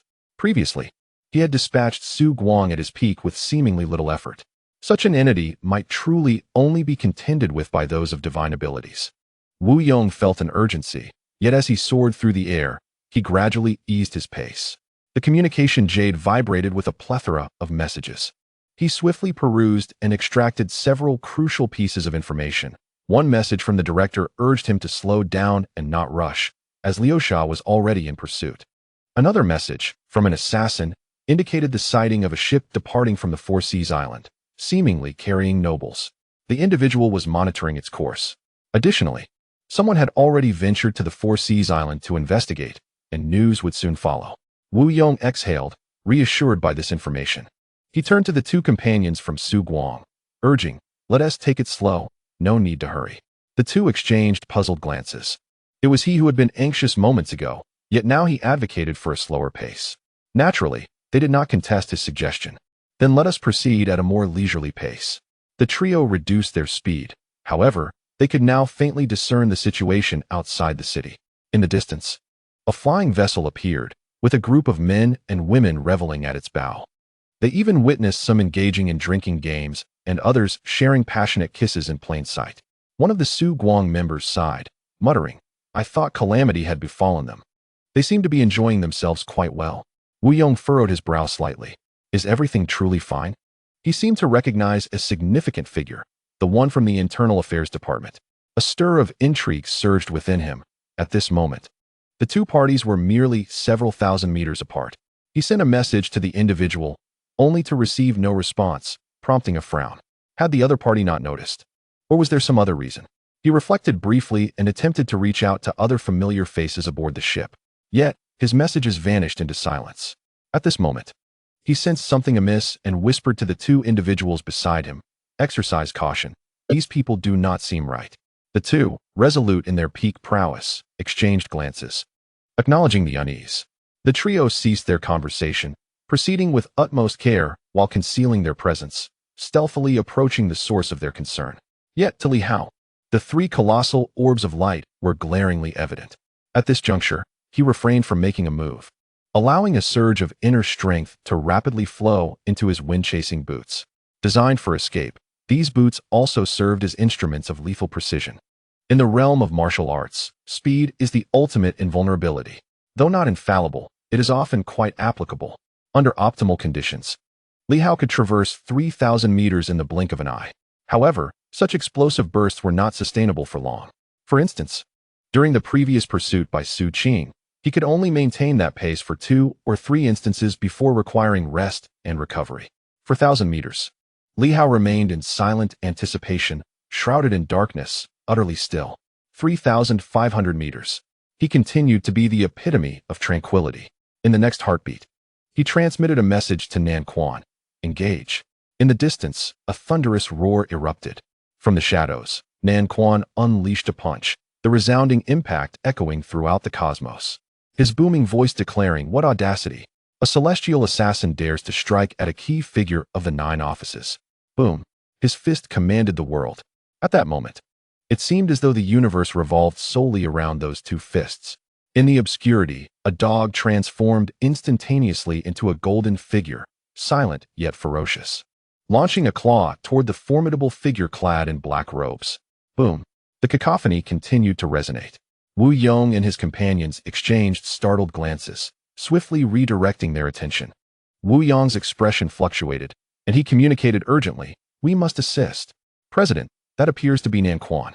"Assist?" Wu Yong cursed silently. Nan Quan was a royal powerhouse. Now vocally confronting the celestial assassin, how could they possibly lend aid? It was evident that unwittingly, trouble had arisen due to Nan Quan's involvement. Likely in concert with Li Hao. What of Li Hao? Just as this thought crossed his mind, an unexpected spatial distortion occurred. A flash before his eyes revealed a figure clad in silver armor, moving at an astonishing velocity. No, it was not mere speed, but rather a semblance of teleportation. Appearing directly before the trio, discarding an object without a backward glance, and Li Hao vanished in the blink of an eye. Wu Yong barely had time to react when he grasped the situation. He couldn't even retrieve his talisman in time. His face paled as he realized the urgency. And without a moment to spare, he fled into the void. Boom! A deafening explosion reverberated, shaking the very foundations of Tianqing City. A powerful energy bomb, specifically designed to target those in the transformation phase, detonated. One such device could very well spell death for those in transition. Of course, the outcome depended on one's strength. A more formidable individual might escape, albeit with injuries. With a thunderous blast, the two peak figures were sent careening in every direction. One met a grim fate. His head obliterated, while the other let out a roar and fled, his legs dissolving into nothingness. Wu Yong, too, bellowed in fury and vanished into the void. Boom! A tremendous surge of energy erupted from behind, sweeping forward. In an instant, an aura of formidable strength emanated from him, accompanied by a thunderous crash as he was sent flying, blood spewing from his mouth. Yet, in his eyes, there flickered a glimmer of relief. He was merely injured, his internal organs in turmoil. Suddenly, a sword sliced through the air with precision. Seizing the moment, Wu Yong unleashed a punch while bellowing, "I am the president of the Four Seas Chamber of Commerce. Do you dare? The 9 divisions will not spare you." He aimed to intimidate Li Hao, fully aware of who he was facing. If only Li Hao hesitated. If only he feared the repercussions of killing him in front of everyone. Wu Yong could summon a divine talisman to eliminate Li Hao, but Li Hao craved that very opportunity. The sword struck silently, delivering a lethal blow. With a swift whoosh, an arm was severed, causing Wu Yong's countenance to change dramatically. On that arm lay a storage ring, and he hastily reached with his other hand to grasp it. That rascal Li Hao, he thought, realizing that he had momentarily broken through.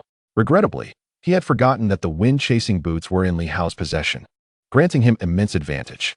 The question arose, where had this fellow acquired the energy bombs? He couldn't afford to ponder this further, as he sensed the encroaching quicksand behind him.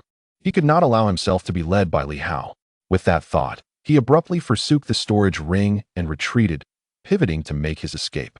Li Hao, indeed, had struck empty air as Wu Yong retracted his remaining hand and fled. Li Hao was slightly taken aback, grasping the severed arm. He glanced at the swiftly retreating Wu Yong and smiled. This transformation possessed some skill, yet at this moment, he chose to abandon the fight. In the next instant, half of the 5 superpower locks within him shattered. A fierce energy brewed within. Clutching the severed arm, Li Hao activated the wind-chasing boots, breaking through in an instant. Unleashing his sword with relentless fury, he paid no heed to Wu Yong, striking with merciless precision.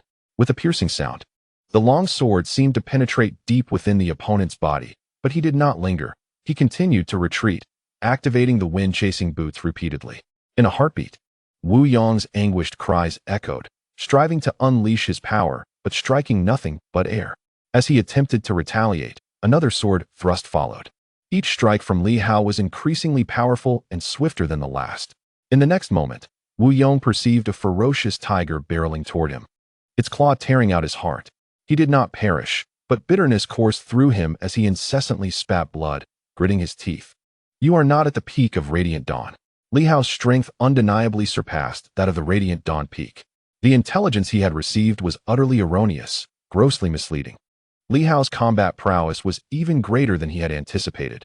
He could not discern whether it was an illusion, yet he felt that even at his peak, he might not be able to contend with this individual, who not only possessed immense power, but also wielded divine weapons. Radiant Dawn? Li Hao never considered himself as such. He was a martial master. A martial master is distinctly different from a superhuman. Without uttering a word, his sword pierced through Wu Yong's head. Wu Yong's eyes widened as he beheld him. This marked the first time Li Hao personally executed a transformation phase powerhouse. Not far away, the gravely injured Su Guangdian found his legs vanished, a look of terror etched upon his face. Suddenly, a flicker of hope ignited within him. The quicksand had arrived. In the distance, accompanied by several others of Su Guang, the quicksand had come.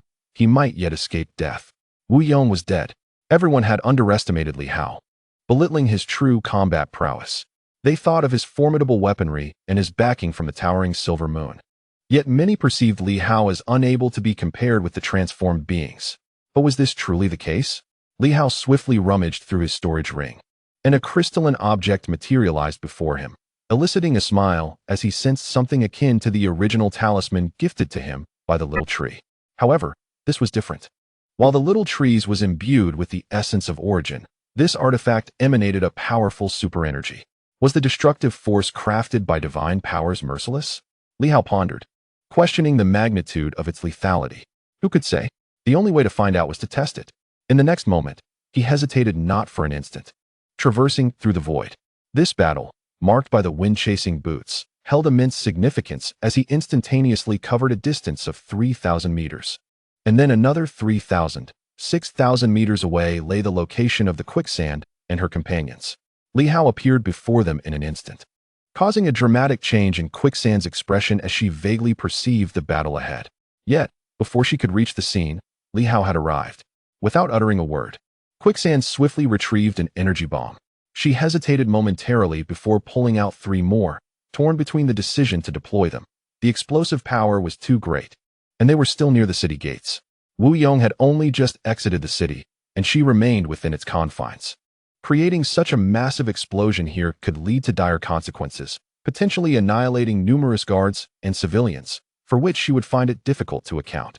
In that fleeting moment of indecision, Li Hao directly hurled a crystalline object. The next instant, he vanished. Quicksand and her companions believed Li Hao might hesitate, but he would not. As for the civilians, there were scarcely any in this vicinity.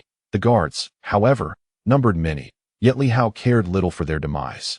In Tianqing City, among officials and soldiers alike, 9 out of 10 were deemed expendable, and Li Hao was convinced there would be stragglers. In the air, a surge of golden fire energy intertwined, culminating in an immediate eruption. Quicksand's face paled as she hastily flung the energy bombs she held. A thunderous roar ensued, instantly leveling all nearby structures. At the city gates, hundreds of guards were reduced to mere ashes in an instant.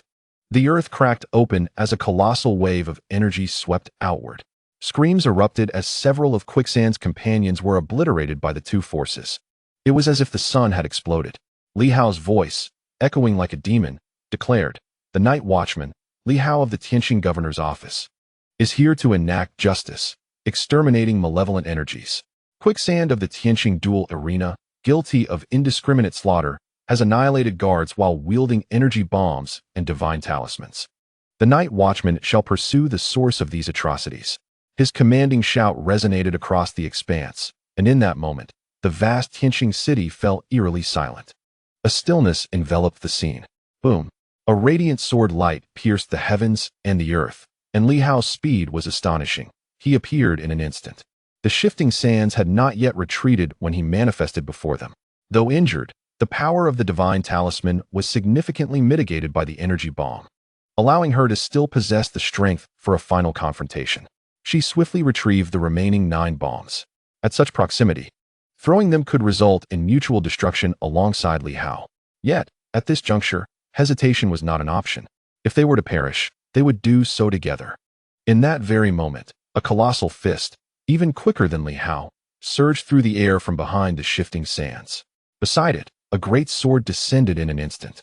And before them, Li Hao's sword cleaved through the void. Did they truly believe that Nan Quan and the others were mere bystanders? Nan Quan erupted with an overwhelming aura, appearing before Li Hao in a heartbeat, determined to shield him from the impending blast of the energy bomb. He would not necessarily meet his end. Li Hao had paid dearly for his life. Though Li Hao's speed rivaled his, He was even swifter, tearing through the fabric of space to materialize before the shifting sands. At that moment, a gaping wound marred her chest, yet she gritted her teeth and revealed a cold smile, for she had unleashed the energy bombs. Let them perish together. Li Hao was unexpectedly formidable, and Nan Quan and the others were terrifyingly powerful as well. However, the 9 energy bombs had been activated and cast forth. She could envision the devastation that would soon ensue. Li Hao, undeterred, had dared to confront her head-on, but alas, he was too late. Yet, Li Hao paid no heed to her. He sensed the unstable energy surging, but he wished to test it. In an instant, the starry sky sword emanated an immense devouring force, Black Panther. Li Hao roared. In the darkness, Black Panther stood speechless, its mouth agape, transmitting a tremendous force of absorption. The starry sky sword and Black Panther began to devour the surrounding energy, as if intent on consuming all. The shifting sands could scarcely believe it. The bombs had not detonated. Meanwhile, Yang Shan remained undistracted, casting a glance in a particular direction. The next moment, in the dark, a sharp sword cleaved through the void, piercing the head of the shifting sands with a soft thud. Qin Lian materialized. This evening, she had kept a low profile, but at her husband's signal, she emerged to claim a kill, even if it was against a severely wounded foe. She wanted to establish her merit, proving to Li Hao that they were not idle. Yang Shan vanished in an instant, roaring, "Li Hao, governor of the Starry Sky Prefecture, is executing justice. All irrelevant personnel, retreat at once."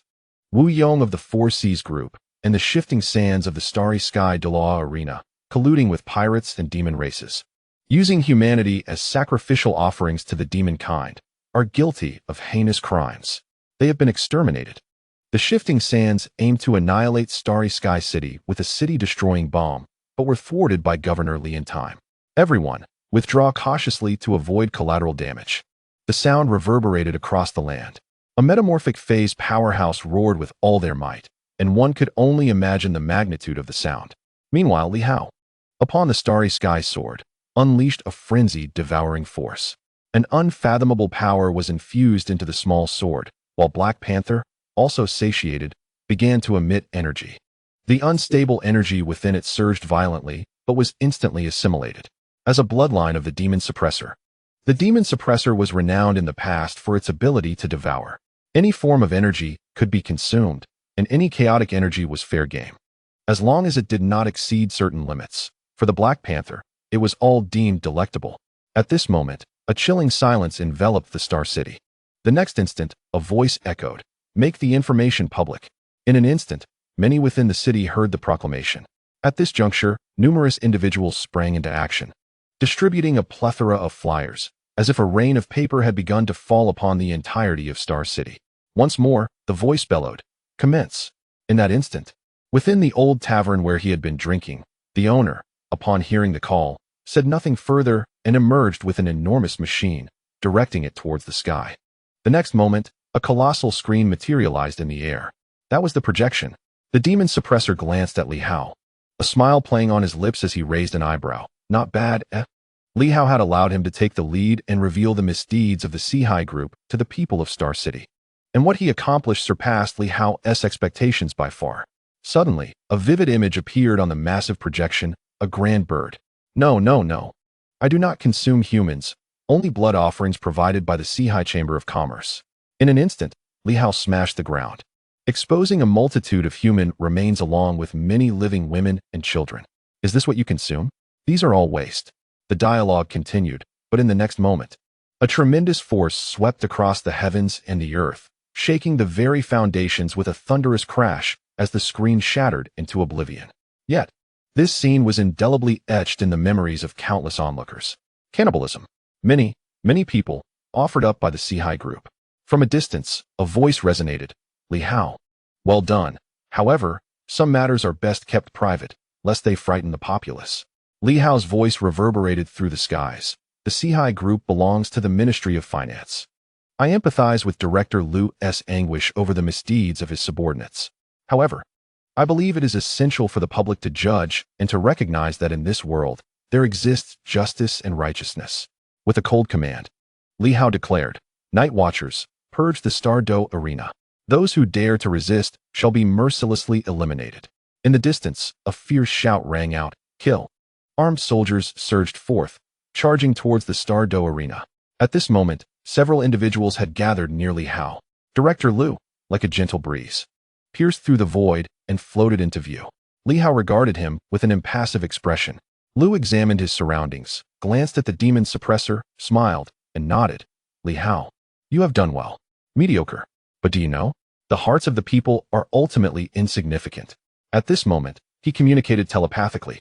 His face bore a smile. Yet his gaze was fixed on Li Hao. "Are you inciting the people's hearts?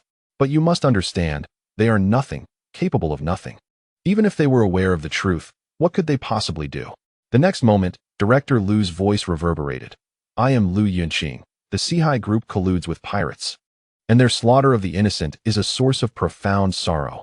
The financial secretary bears an undeniable responsibility, adhering entirely to the directives and decisions of the Inspectorate's Night Watch at the Tianqing Governor's office.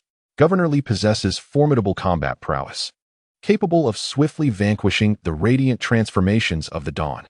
The Southern Fists He Yong exhibits unparalleled bravery. Liu feels a deep sense of shame and hopes that the 9 offices can convene to discuss merits and awards for these heroes, seeking to eradicate a significant pest for our Tianqing." As these words faded, the speaker vanished. Li Hao silently observed, and once the figure departed, his voice resonated. "The Inspectorate's Night Watch at the Tianqing Governor's office shall officially open today. Anyone with grievances may report to the Night Watch headquarters on Jiulong Street. Those entangled with Wu Yong and the likes of Liu Shatzi are urged to come forth willingly. Today, I have slain over a dozen of the dawn, including 3 in the transformation phase.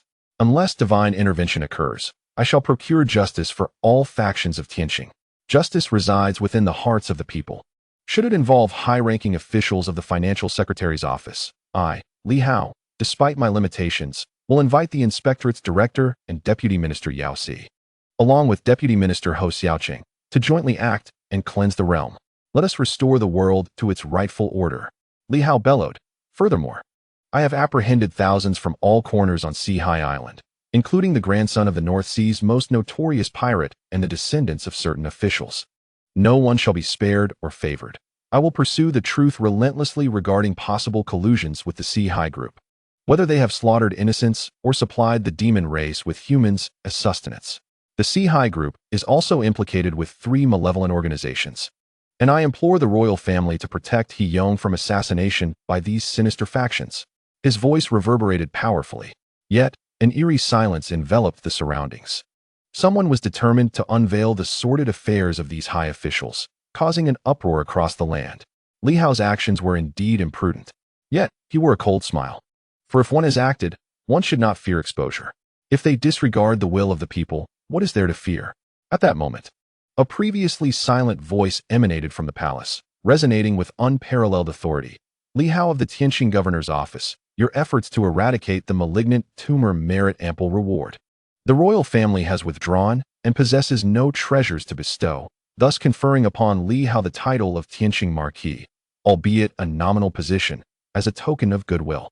A marquis's estate shall be granted, and we hope that Governor Li shall continue to strive for the people, restoring the clarity of our dynasty." In that moment, a stir erupted from all directions. The royal family. The proclamation echoed throughout the city, undoubtedly from a top-tier powerhouse. Who could it be? The Tianqing king? At this instant, the common folk were struck with astonishment, suddenly realizing that a sovereign still existed among them. Meanwhile, the strong from the 9 offices wore solemn expressions. "Li Hao, are you aware that your judgment upon the 9 offices has provided the royal family with a tremendous opportunity? They can no longer remain idle. Li Hao, you certainly know how to stir trouble." Simultaneously, Ho Xiaoqing sighed deeply. "I know you have not departed, but I did not anticipate your ruthlessness. You have torn away the facade of the 9 offices in one fell swoop. The royal family has recognized their chance, beginning to emerge from the shadows. Li Hao, the ensuing turmoil you have instigated may be even greater than anticipated. I fear I might not be able to contain it." Meanwhile, in the distance, Li Hao remained silent, neither expressing gratitude nor refusal. The title of Tianqing Marquis? Who would dare to claim such a title? The Tianqing name belongs to the dynasty. The royal family must be terrified of their own demise. As long as the title of Tianqing Marquis exists, the 9 offices will not relent in their pursuit of Li Hao. Li Hao, upon this realization, suddenly chuckled, quite agreeable indeed. Let us continue the game.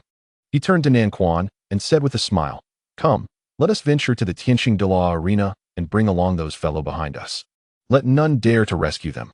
Kill without mercy. Indeed, Nan Quan responded, his grin radiant. Li Hao was truly fierce. He had directly confronted the 9 divisions. Of course, this was only the beginning, merely the financial division. One could fear that he had irreparably torn the facade of civility. More crises might loom ahead. Yet were not crises merely opportunities in disguise? Nan Quan mused, his spirits elevated. As for his exposure, if it had benefits, so be it.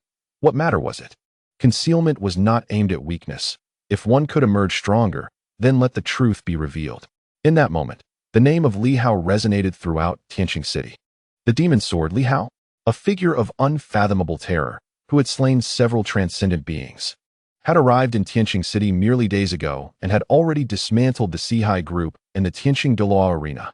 This time, the Liu family would surely lament. On this day, Li Hao had proclaimed his fame. The millions of citizens of Tianqing City had inscribed one name in their memories, the night watchman, Li Hao, the prefect of the Tianqing prefecture. Although many were unfamiliar with this institution, at that moment, they all took note. The long-absent royal family surprisingly spoke up, bestowing upon Li Hao the title of Duke of Tianqing. The title, in truth, had lost its value. The royal family itself had diminished in significance, let alone the dukedom. Yet, for the past 80 years, the royal family had conferred titles upon only a scant few noblemen. Now, in the public eye, the elevation of Li Hao stirred considerable commotion. The chief of the inspection division arrived late, unperturbed by the anxious expressions of those below. Instead, he gazed outward, lost in contemplation. What a remarkable individual Li Hao was. He had swiftly vanquished the seaside group, annihilated the flowing sands in an instant, and was now confronting the Tianqing de la arena, where 3 transcendent beings had already perished, alongside more than 10 ascendant realm experts. This was not all.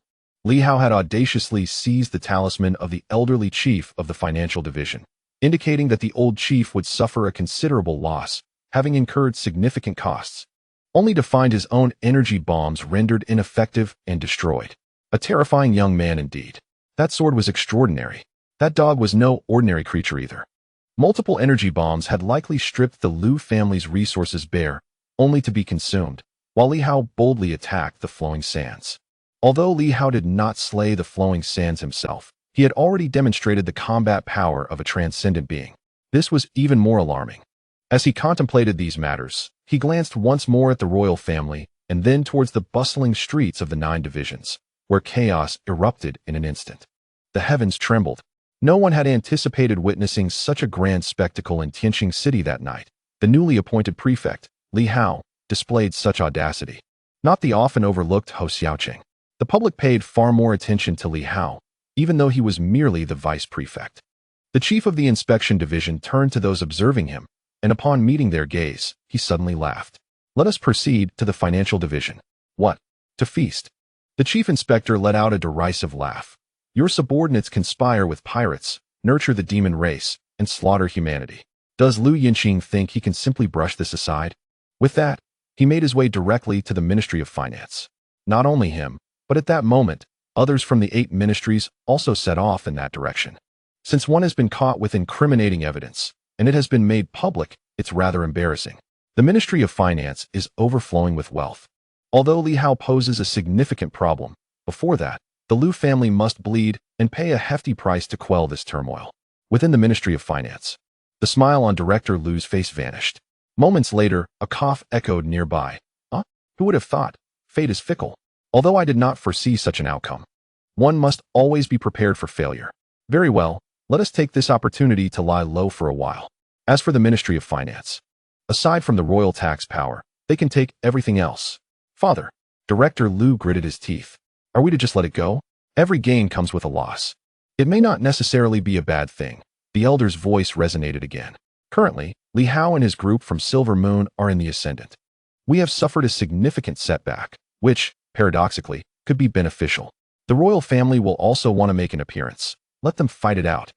We must not lose the tax power, but all the commercial fleets of the 4 Seas group should be dispatched, and the same goes for the Doloa arena. Everything in Tianqing City must be relinquished.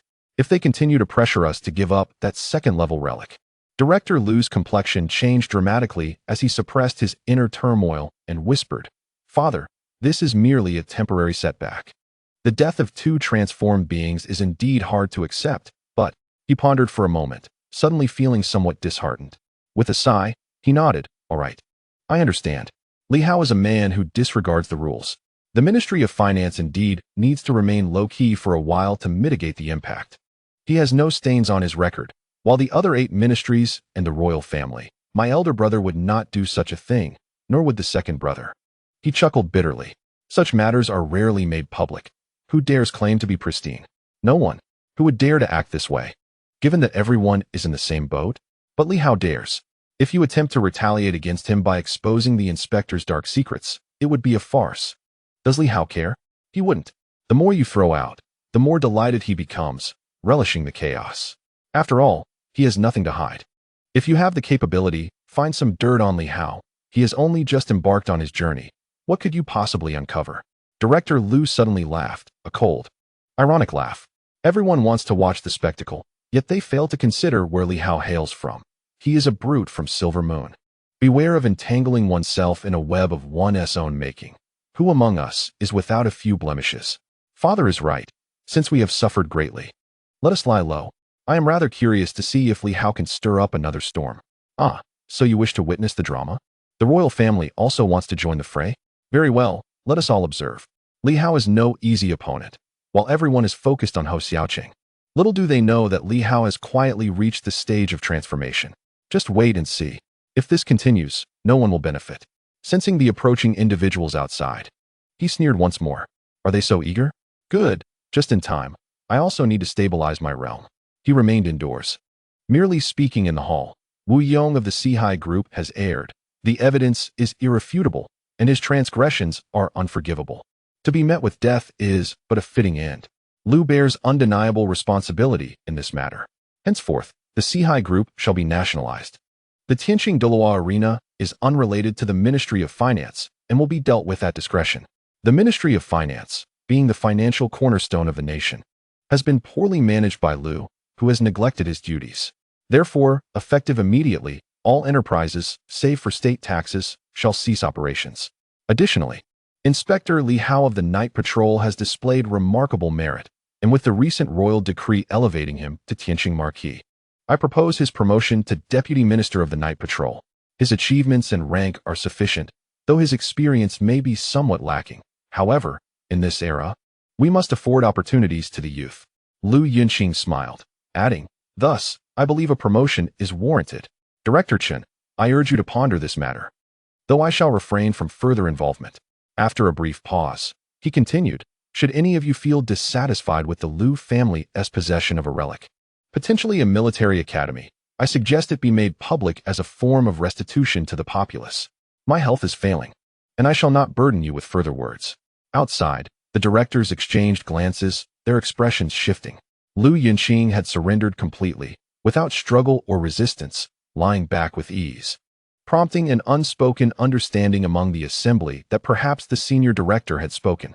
These elder directors, once pivotal in establishing the structure of the 9 ministries, remained significant figures, regardless of the present circumstances.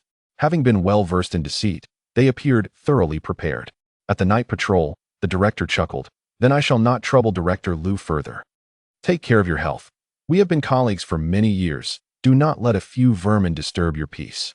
"Thank you for your concern," Director Lu replied, falling silent thereafter.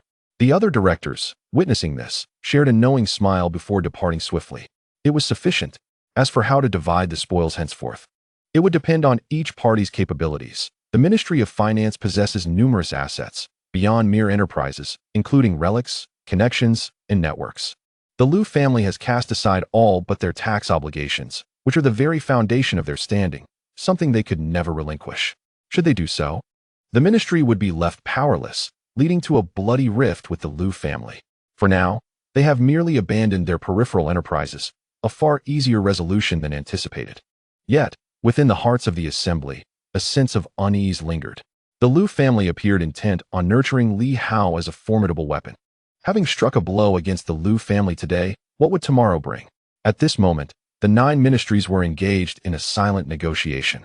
Meanwhile, in Tianqing City, unrest brewed. In a slum on the outskirts of Tianqing City, the little girl who had escorted Li Hao into the city now stood close enough to see him. The slum was a stark contrast to the city center, where the impoverished were not entitled to dwell. Gazing upward at the sky, the girl felt no fear. Having fallen to such depths, what was there to fear? The struggles of the powerful were their own concern. The disputes of the affluent were beyond her comprehension. They were matters reserved for the elite. At this moment, she was gazing intently at the sky. Nearby, a few timid children whispered, "Sister Yuchi, stop looking. Be careful not to attract the attention of those formidable individuals." Yet, the girl continued to fix her gaze on the heavens, and after a long pause, she remarked, "I believe I recognize that person." "Who?" "The one clad in silver armor, the governor of the Tianqing Star Prefecture." "Have you encountered Sister Yuchi before?" "Not long ago. Just a few days back," the girl replied, suddenly adding, "He just said that anyone with grievances could approach him to lodge a complaint, right?" "Surely. A prominent figure would not make such statements lightly," one child murmured. Nearby, another child quietly said, "These influential figures are terrifying. Just moments ago, there was a massive explosion, and it seems many perished. We have heard of these mighty individuals before. Both the leader of the Seaside group and the head of the Tianqing Doa arena were slain by him. These two were remarkably renowned, and the children, who were merely errand runners, had certainly heard of them. The true giants of the realm were far beyond the petty thugs in their vicinity." The girl nodded, remaining silent. Yet her gaze remained fixed upon the sky. Li Hao, the governor of the Tianqing Star Prefecture. The demon sword Li Hao? She had heard mention of him a few days prior, rumored to be a barbarian from the north, notorious for his merciless killings. It was highly likely that the person she had previously encountered was indeed him.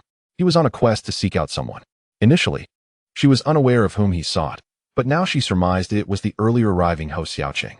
Yet, there lingered a sense of disbelief. This cold-hearted, merciless fiend had previously visited the headquarters of the Night Watch on his bicycle.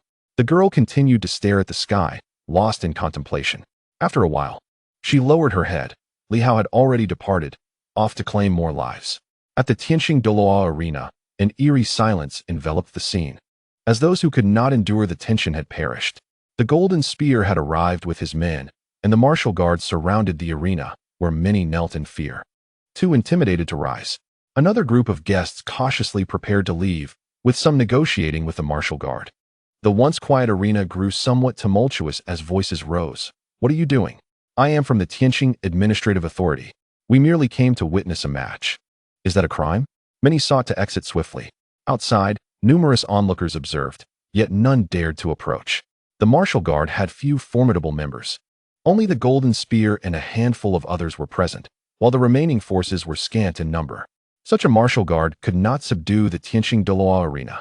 However, those within the arena dared not resist, and the noisy guests were similarly intimidated, for they were aware that a harbinger of death was imminent. In truth, some contemplated fleeing, but the powerful sensed their intent, and the Southern Fist arrived first. As Southern Fist landed, he cast a glance at the Golden Spear, a derisive glimmer in his eyes that ignited fury in the Golden Spear. With a cheerful demeanor, Southern Fist addressed the raucous crowd, saying, "Let us await Governor Li's arrival before proceeding, dear guests. Please refrain from any erratic movements. This is Tianqing City. The governor adheres to rules and laws. Should you choose to flee, do not blame me when you meet your demise while resisting the law." Amidst the throng, an individual stepped forward, casting a glance towards Nan Quan. Taking a deep breath, he smiled and said, "Brother He, I merely wish to join the festivities and avoid an encounter with Commander Li. The 9th Prince awaits my return. Might I take my leave?" "Ah, you are here too," Nan Quan replied with a grin, nodding his assent. The man instantly exhaled in relief, but in the next moment, he heard Nan Quan cheerfully remark, "I am merely an auxiliary personnel, not representing the night patrol." The man's steps faltered, his expression stiffening. "What do you mean by that?" he retorted, his desire to leave now overshadowed by apprehension. At that very moment, a grand ship descended with a thunderous crash, landing heavily upon the ground. Li Hao, clad in resplendent silver armor, surveyed the crowd below, and an immediate silence enveloped the surroundings. His mere gaze exerted immense pressure upon all present. The formidable figure who had previously conversed with Nan Quan also withdrew slightly, his smile fading, cursing silently, wondering when Nan Quan had allied with the fearsome Li Hao. Li Hao continued to observe the assembly, comprising both participants from the duel arena and onlookers. Among the latter, many exchanged glances at the ship, recognizing individuals aboard. Some were family, brothers, sisters, fathers, and sons, now caught in an awkward situation under such circumstances. The atmosphere grew tense. Li Hao revealed a semblance of a smile, commanding, "All are to be detained. The duel arena participants shall be apprehended by the martial guard, while the guests may board the ship. I am not an unyielding person, if one merely wishes to observe. It is not a transgression, though some inconvenience may ensue." "Quite right." A voice chimed in as an elder stepped forward, smiling. "Commander Li, cooperating with the law is our duty, and we harbor no objections. We simply wish to inquire how long this process may take." Li Hao reciprocated the smile warmly. "If all goes swiftly, perhaps a day. If not, it won't be many days." How many days are considered not many? Although the elder yearned to ask, he refrained from speaking. At that moment, an individual approached from the periphery, transmitting a message to Li Hao from a distance. "Commander Li, I am Deputy Minister Zhou Qin of the Night Patrol. I just saw my son aboard the ship. I am unsure." The deputy minister, by protocol, held a rank above Li Hao. Li Hao turned to regard the middle-aged man, who smiled and relayed again. "My son merely enjoys mischief, not troublemaking. I will ensure he is well disciplined upon our return." Li Hao raised an eyebrow and chuckled, responding via thought, "Very well, I shall document this at headquarters, and you may take him with you." Deputy Minister Zhou frowned slightly and replied through thought, "Commander Li, there is no need for such formality. I can take him now." Li Hao regarded him for a long moment before slowly responding, "There are thousands of people here, each with their own backgrounds. Deputy Minister, I have extended you considerable courtesy. If you choose to take him back, a fine will suffice. However, to insist on doing so in this setting, are you attempting to undermine my authority or merely display your own?" With that, Li Hao began to stride towards him, while Nan Quan, Yang Shan, and several others swiftly encircled the area. Li Hao's expression remained impassive. "Whose words have you heeded? Do you presume that, as fellow night watchman, your rank surpasses mine, warranting my deference? I have already stated that upon our return, the prisoners shall be released. Your obstinacy suggests you believe I, Li Hao, am too timid to confront you, or perhaps you consider yourself my superior in strength." The air thickened with a palpable intent to kill. Minister Zhou's countenance grew slightly grave. He inhaled deeply before speaking. "It is a misunderstanding. My concern for my son has led to this." "You have misunderstood, Lord Li. Since you have stated so, let us discuss this matter upon our return." Li Hao cast a penetrating glance at him, cautioning against becoming a pawn for others. While one at the peak of the dawn might wield considerable power, timing and circumstance are paramount. Should anyone wish to negotiate for my release of the prisoners, they ought to approach me directly, rather than lurking in the shadows. Furthermore, the affairs of the Tianqing Dudu mansion should not fall under your jurisdiction. I shall investigate your son thoroughly. If all is well, I shall naturally release him. If not, you may find it quite challenging to extricate him from the clutches of the Silver Moon martial artists." Minister Zhou fell silent, nodding slightly, and turned to leave. His probing had yielded a resolute response from Li Hao. Tonight was Li Hao's dominion. Should he utter another word, it could easily incite conflict, a result neither he nor those behind him desired. His test had merely been a cursory one. Yet Li Hao's vehement reaction only served to further illustrate the brazen and reckless nature of those from Silver Moon. As Minister Zhou faltered, the onlookers around them instinctively halted. Had Li Hao agreed to the release earlier, they would have quickly gathered, clamoring for the freedom of the detainees. Why release the night watchman's captives, but not others? Yet Li Hao's refusal rendered any further probing futile. The young nobles from the duel arenas wore expressions of despair, though their fates remained uncertain. Who could predict the actions of this ruthless executioner?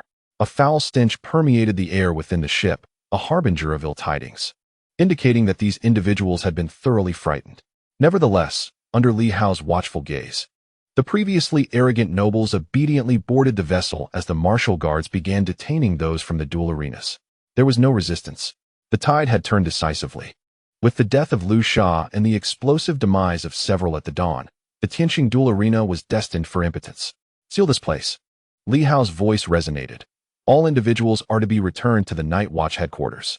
No innocent shall be wronged, and no wrongdoers shall escape. Those who violate the laws of Tianqing shall face due retribution." He surveyed the crowd, noting some retreating slightly, while others remained stoic. Li Hao remained unfazed. For those with friends or family apprehended, await communication from the night watch. I apologize for any inconvenience this evening's enforcement may have caused. Furthermore, Li Hao's voice boomed. The guards at the city gate were killed by an explosion caused by the owner of the Tianqing duel arena, which I was unable to prevent. This is a grave sin. Those guards, caught in the web of my influence, met their demise. Their families may seek compensation at the inspection office or the finance department in any district, in accordance with the regulations for fallen warriors. With this pronouncement, the grand ship ascended, swiftly departing from the scene. As Li Hao stood there, a voice whispered in his ear, "Governor Li, Director Mu wishes to have a word with you tomorrow. If you are available, you may visit the Mu residence or the Ministry of Internal Affairs for a brief discussion." The speaker, an individual from the Ministry of Internal Affairs, remained hidden, and it was clear that Director Mu preferred to avoid confrontation with Li Hao. Despite the fact that his daughter had been captured, the airship soared through the skies, and shortly thereafter, it arrived at the headquarters of the Night Watchman. The vessel, once carrying around 3,000 individuals, now accommodated 4,000. The atmosphere at the headquarters was abuzz with activity, illuminated by bright lights and bustling with people. At the entrance, 3 curious figures with large eyes peered outside. With a thunderous sound, the massive ship landed, and they craned their necks to catch a glimpse.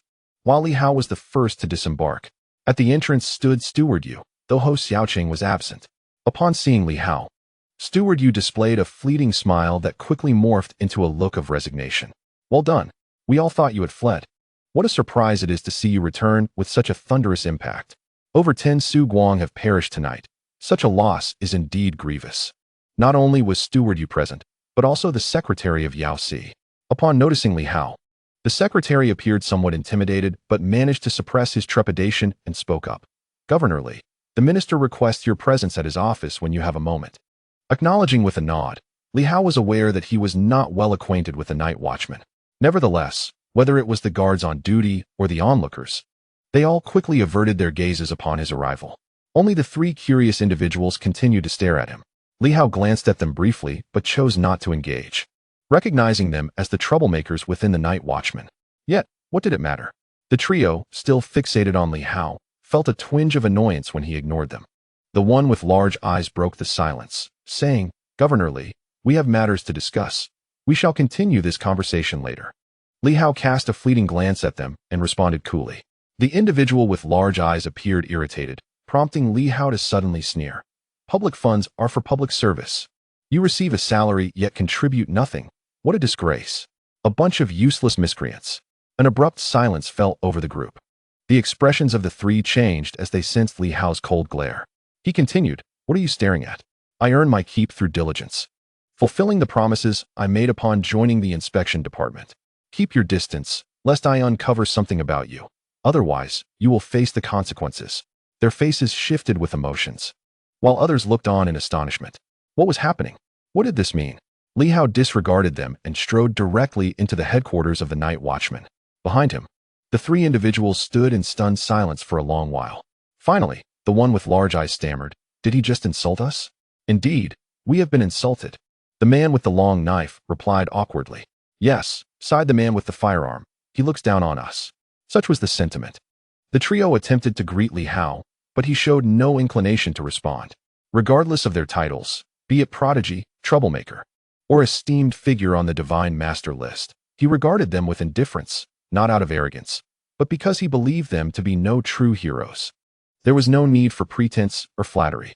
With a hint of melancholy, the girl with large eyes observed the scene before her, witnessing the chaos unleashed by him tonight. She felt a mix of anticipation and skepticism. Yet, instead of admiration, they were met with indifference and scorn. The large-eyed girl, equally exasperated, soon spotted an individual at the bow of the ship and burst into laughter. "Mu Xiaorong, have you also been captured?" Mu Xiaorong chose to ignore her. The girl chuckled, surprised by the audacity of it all. "Who would have thought they would dare to apprehend you as well? Plead with me, and I shall devise a way for you to escape." However, before she could finish her sentence, a formidable aura of sword intent enveloped them, causing their expressions to shift dramatically. In the next moment, a long sword, imbued with murderous intent, fell before them with a thunderous crash. Li Hao's voice resonated. "Whether in jest or in earnest, anyone I bring back, if dared to be released, shall pay with their life." I was merely joking, the large-eyed girl exclaimed, blood spilling from her mouth as she staggered back, feeling a mix of frustration and shock. I have no intention of letting her go. It was simply a jest. The men wielding the gun and the knife exchanged glances, their expressions shifting slightly. How formidable! Not only was Li Hao powerful, but he was also tyrannical. The large-eyed girl had indeed been joking. She and Mu Xiaorong had been at odds for years, yet Li Hao had responded with such aggression. Li Hao, however, paid her no heed as the sword vanished. The girl, biting her lip in vexation, felt a wave of disappointment wash over her. Observing this, Mu Xiaorong let out a cold laugh, laced with mockery. You've suffered a setback, haven't you? That fellow is ruthlessly cold-hearted. Allies? What allies? It has become clear to me that Li Hao does not regard these night patrollers as comrades. His true allies are likely only the martial artists of Silver Moon. It seems he perceives these non-Silver Moon elites as mere hypothetical adversaries. Amidst the thousands aboard the grand vessel, silence reigned. For there were still guardians present, the Yangshan couple and Nanquan. At this moment, Nanquan chuckled and glanced at the trio, saying cheerfully, "Why not summon your sword and engage him in battle? Otherwise, you three should retreat. Rest assured, if the sword is summoned to duel, neither I nor old Ho will intervene. It would be amusing to watch." The three remained silent and hurriedly departed, a bitter taste lingering in their mouths. Li Hao, with his arrogant demeanor and formidable prowess, had left them feeling defeated. Remaining any longer could invite the wrath of that madman. In the office building of the department, Ho Xiaoqing shook his head with a smile. Why bother? They are merely three hot-headed individuals who have committed no grave offenses. They show no mercy even to the three major organizations. Something feels amiss with you. The murderous intent had not yet subsided. Li Hao chuckled in response. I would like to eliminate those thousands outside, but I dare not. It seems that sometimes it is not simply about being able to kill. Thus, it is not too outrageous to toy with these three youngsters. Who instructed them to speak so recklessly? Ho Xiaoqing laughed. Youngsters? Are you not older than them? He chuckled once more before sighing. I find this quite bothersome. Li Hao nodded. There are indeed troubles, but they are not insurmountable. I have discerned that both the 9 courts and the royal family are merely paper tigers. They may roar fiercely, but when it comes to interests, who among them would dare to strike against me without paying a hefty price? They are reluctant, just as the night patrollers were established. Today, I have revealed my strength. Without divine abilities, they cannot defeat me. Should they wield such powers, what of the minister? Unless they reach a consensus, which requires time, I ponder whether the minister believes I could vanquish the divine. Ho Xiaoqing chuckled, exclaiming, You are quite amusing. You seem like a different person from before. Li Hao shook his head. That is not my desire. Yet this world continually lowers my threshold, repeatedly challenging my limits. I have come to understand that if I do not change, I cannot stabilize my footing. Without stability, how can one talk of transformation? Ho Xiaoqing contemplated for a moment and nodded. At this moment, Li Hao appeared somewhat altered. After a long pause, he inquired, How do you wish to handle those outside? Investigate. If the issues are minor, release them. A little ransom for the family will suffice. For more significant problems, leave them to the Inspection Bureau. Li Hao remained composed. If the Inspection Bureau does not intervene, then so be it. Can we truly kill them? Ha ha ha. Indeed, that sounds good. Ho Xiaoqing nodded. That is quite acceptable.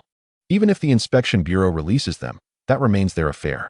However, Li Hao shook his head.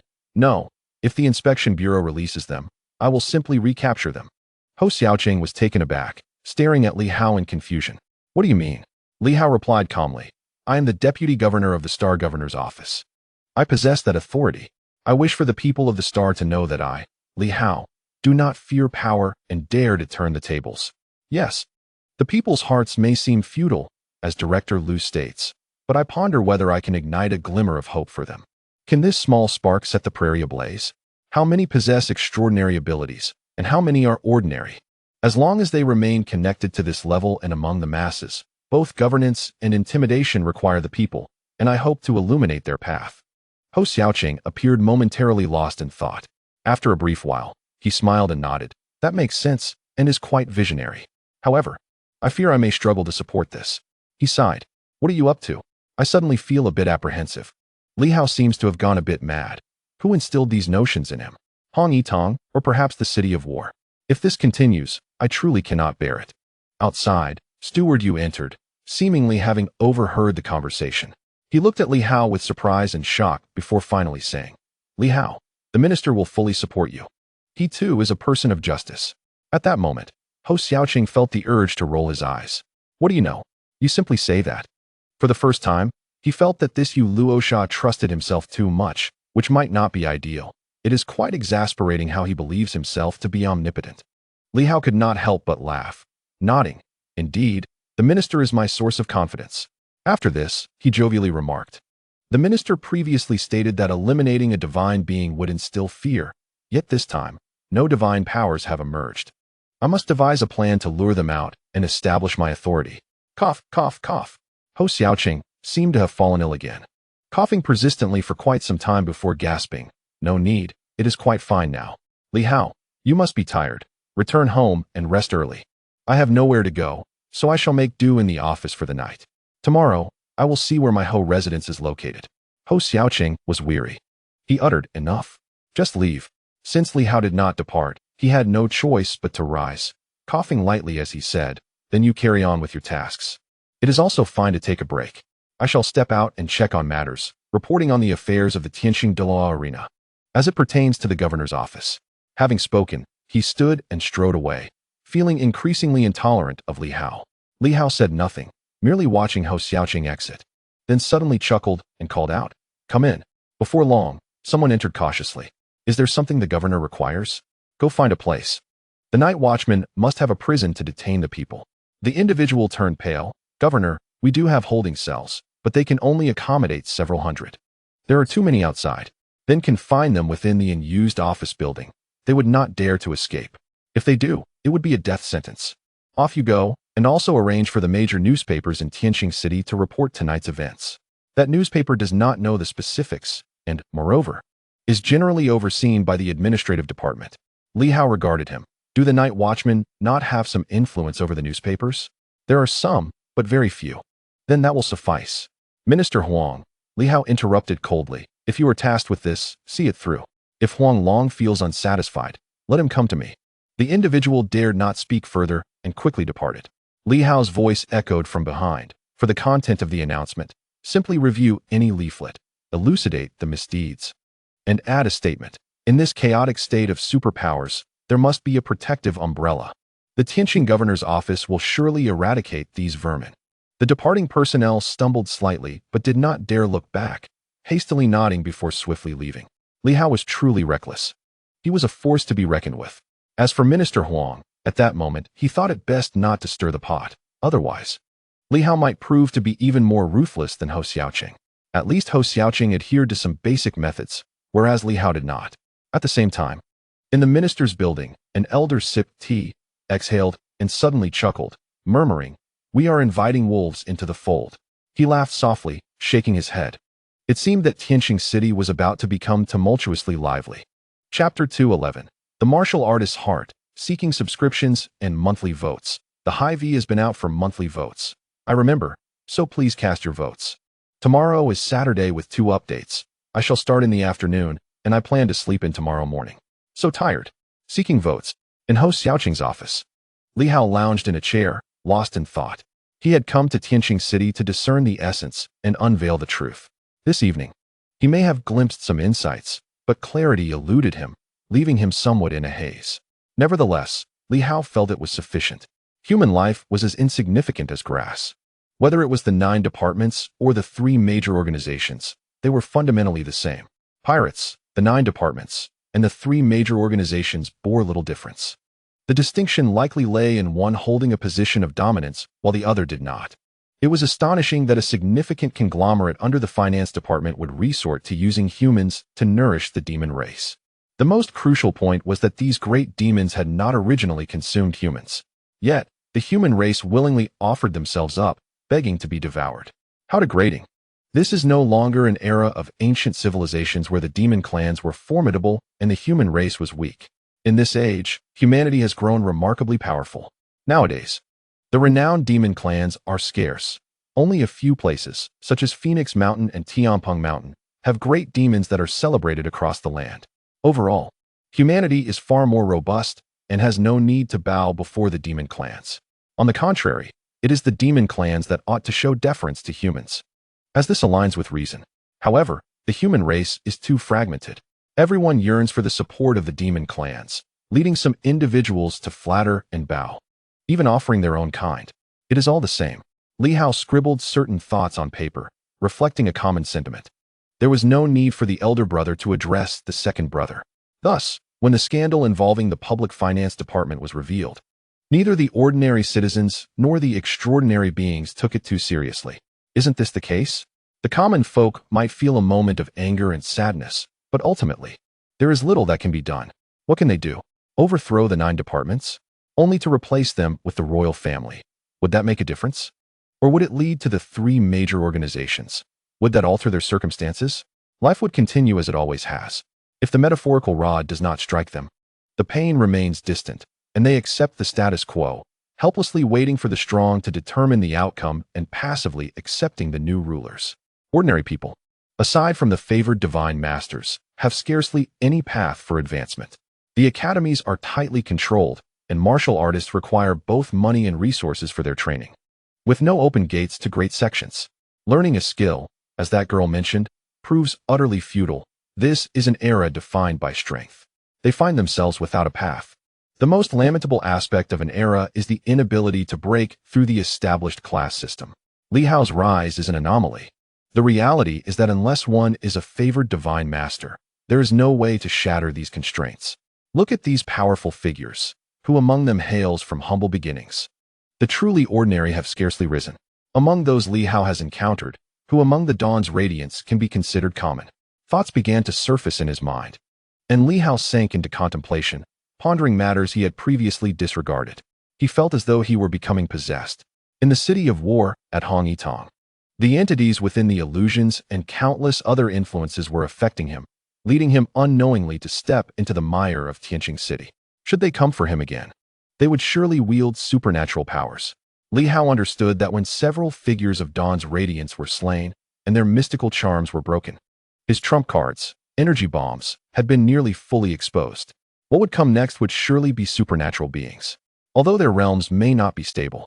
For the leaders of these great powers, if they cannot succeed, they will resort to the fountain of life.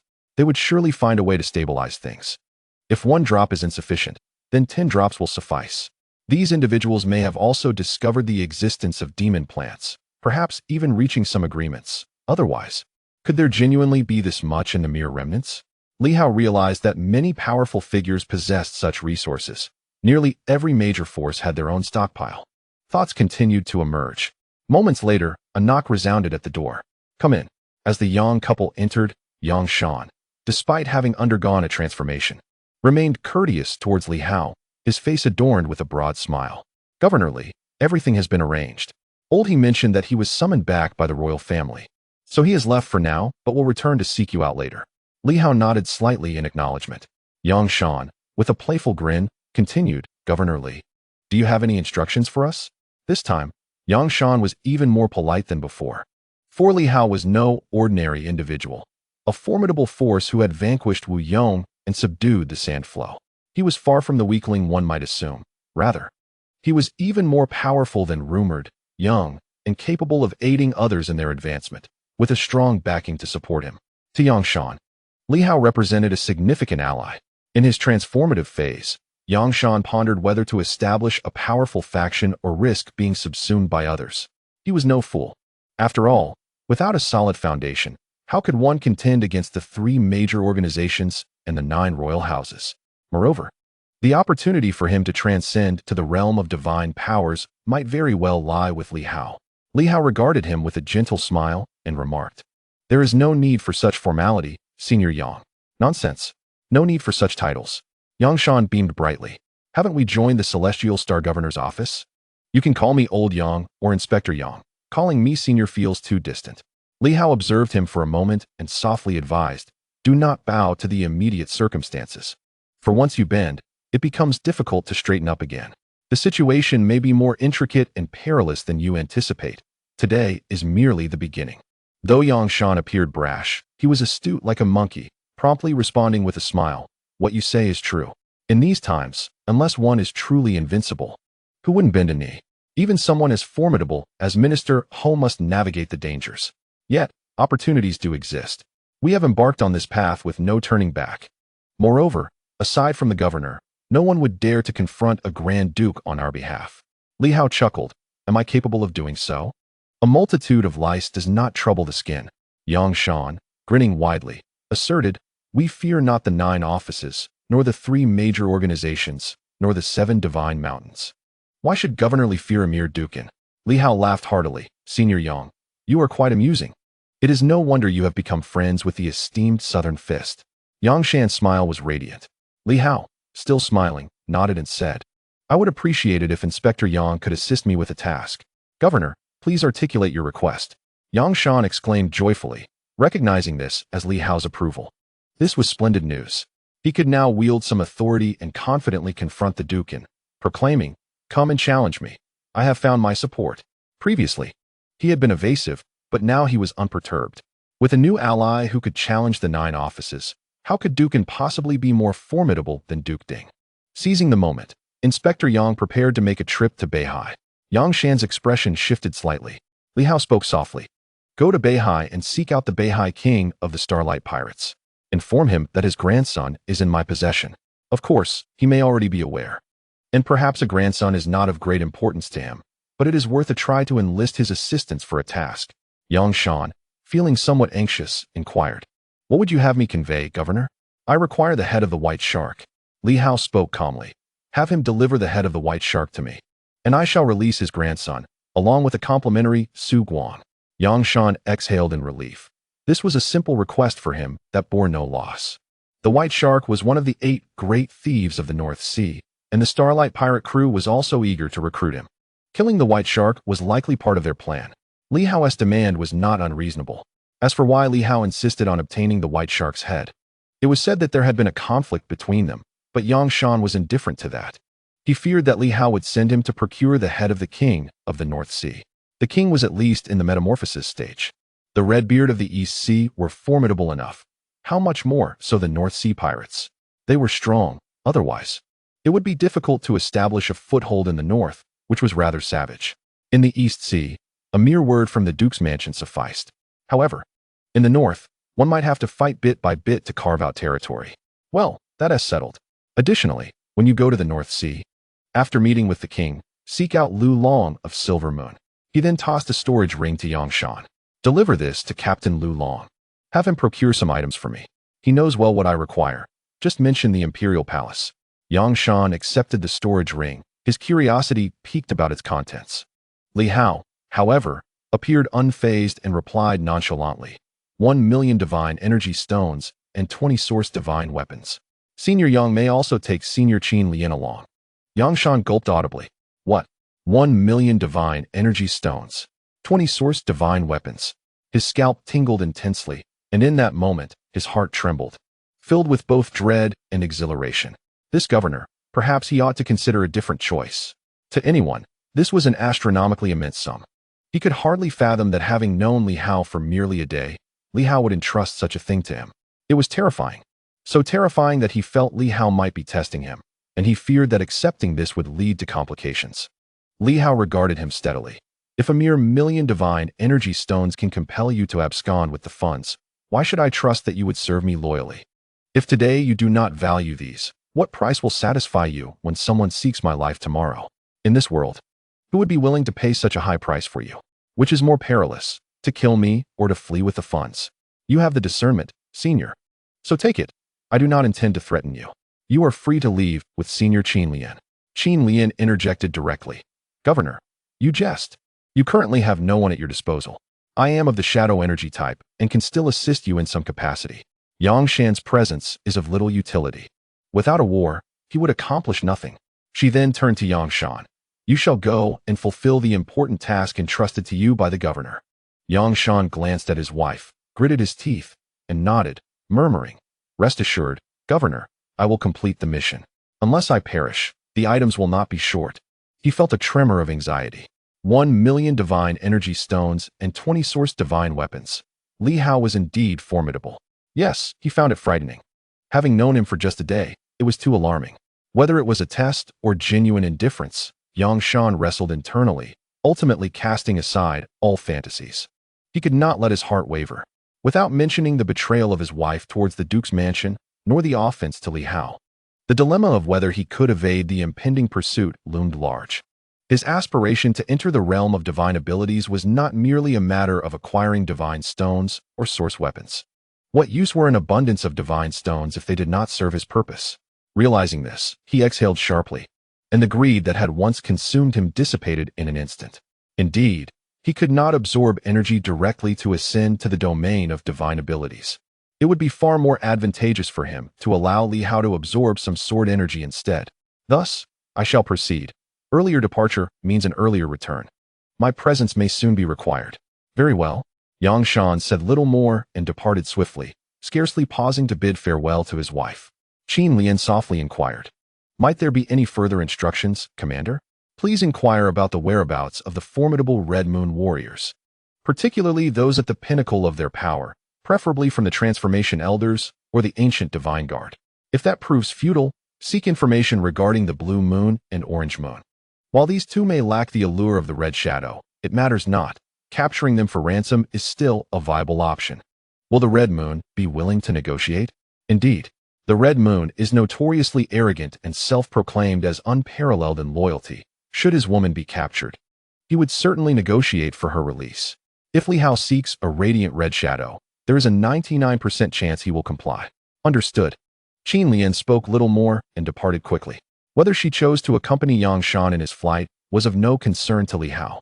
Indeed, the storage rings held great value. However, if they were truly taken, then so be it. This haul was considerable, and removing these two from the equation would alleviate Li Hao's need for constant vigilance. He had always been somewhat wary, reluctant to place his trust in others to act in his service. Yet, if they were not taken as Li Hao surmised, the next time they were approached, unless a far superior price was offered, one that significantly exceeded the previous offers, this couple would remain unmoved. But who would be willing to pay such a steep price to bribe Yang Shan? Having sent the couple on their way, Li Hao retrieved various items and surveyed the table laden with storage rings, continuing to unearth more. Once regarded as treasures, he now possessed no fewer than 2,000 rings. Nearly half of those captured tonight were accounted for. The remainder were either servants or attendants, while true nobles were nearly guaranteed to own at least one ring each. There were multitudes, also including several formidable individuals from the Four Seas group, several in the transformation stage, and numerous radiant ones from the Four Seas Island and the Celestial Star Arena, far too many to count. Gazing upon this multitude of storage rings, a headache began to throb at Li Hao's temples. In times past, he had relished the thrill of opening storage rings, each occasion unveiling delightful surprises.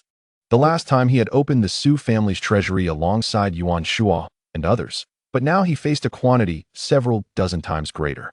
Even if he were to meticulously count each one, taking 3 minutes per ring, with over 2,000 rings, it would require 6,000 minutes, without eating or drinking, meaning he would need 4 to 5 days to complete the task. Counting was not merely a glance. Even 3 minutes might prove insufficient. Li Hao chuckled wryly, reflecting on how, at one time, he would have felt overwhelmed by the sheer number of storage rings. Yet here he was, experiencing that very sentiment now. He picked up the communicator on the table, disregarding the identity of the caller, and dialed, "Summon Jin Chong and Mu Lin to meet me."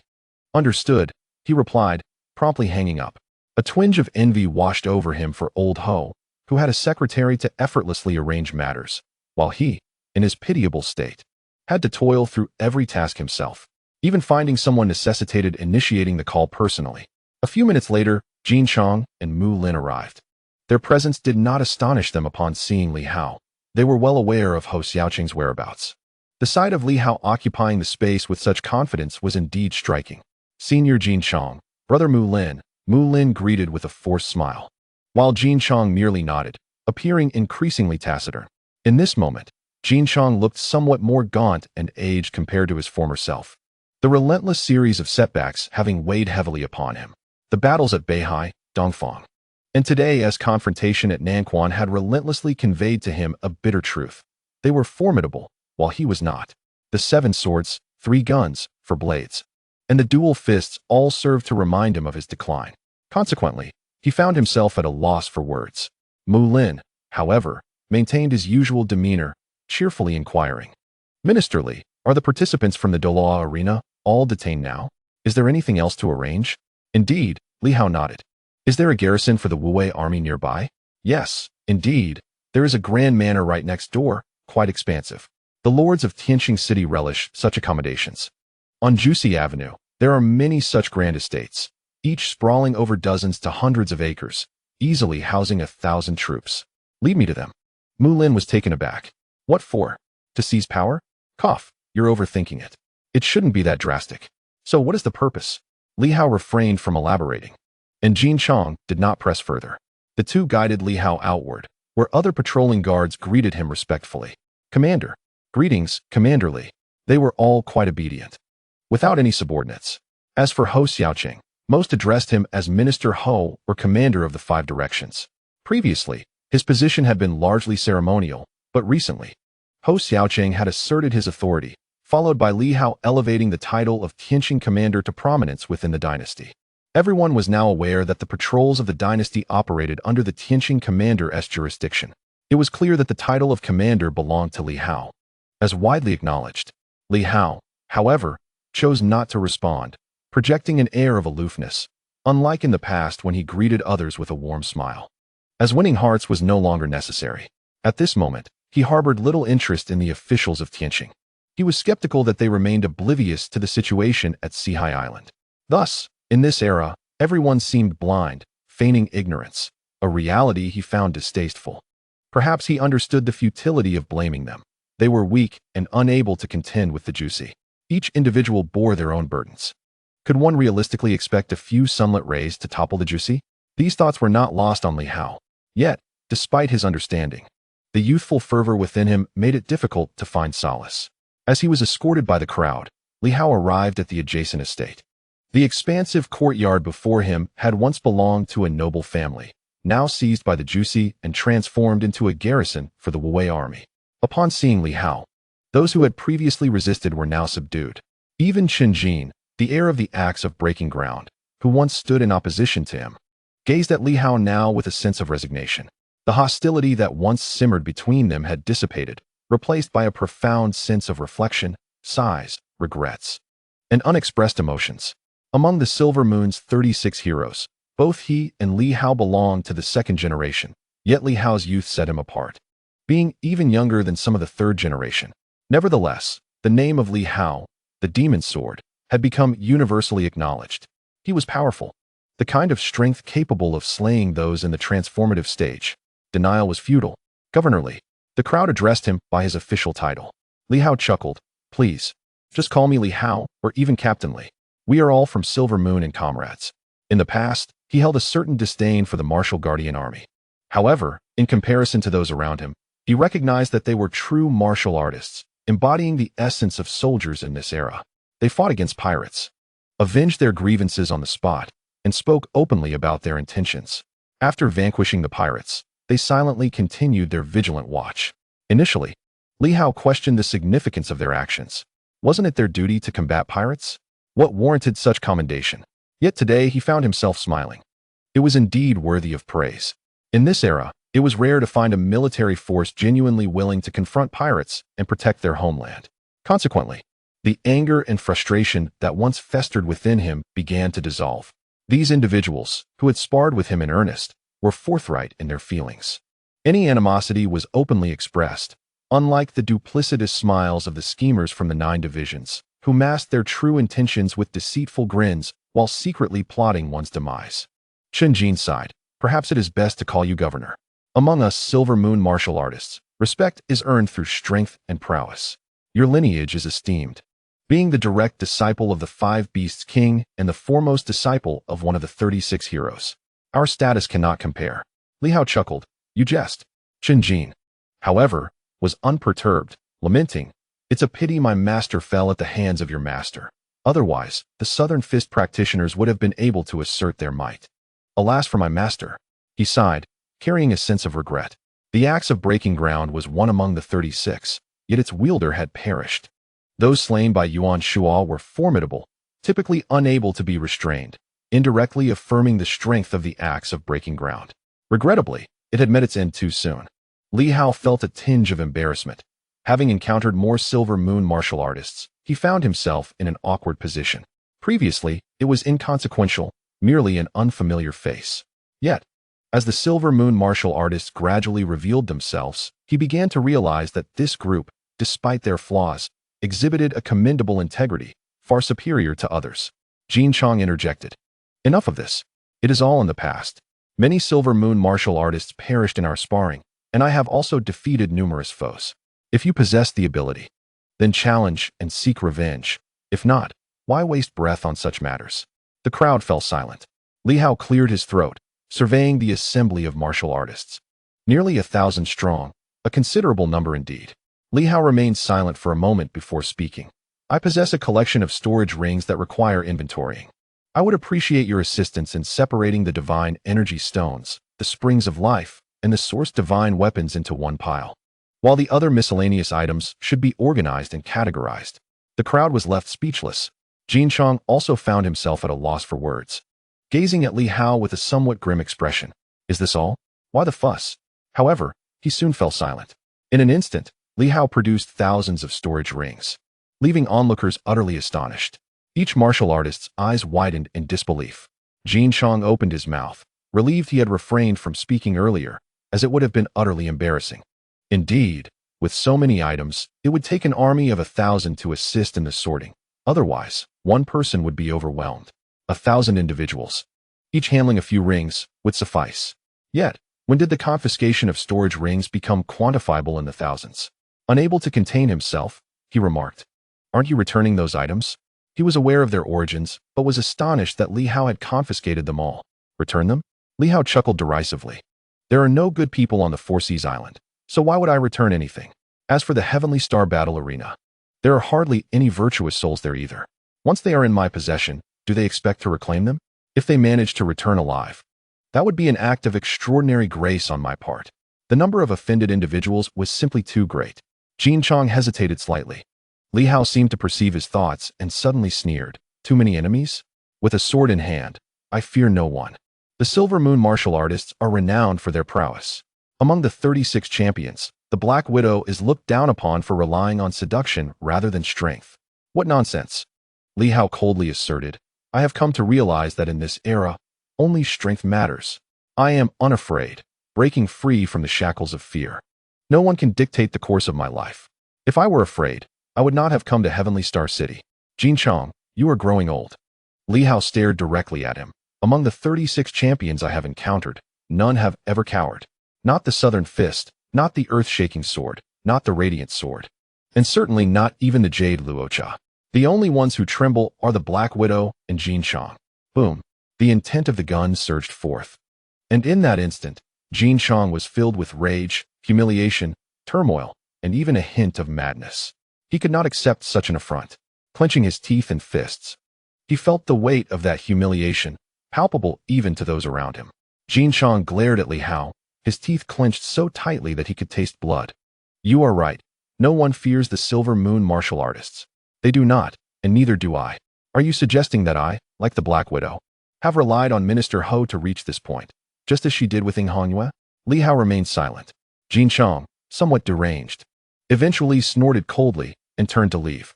He understood that Li Hao had intentionally provoked him, yet he had genuinely been stirred. The provocations from Southern Fist and others did not bother him. Well, perhaps they did.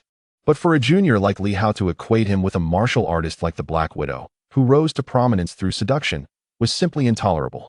He felt as though he might go mad. Li Hao, you have gone too far. In his agitation, he even contemplated the idea of ending Li Hao's life with a single thrust of his spear.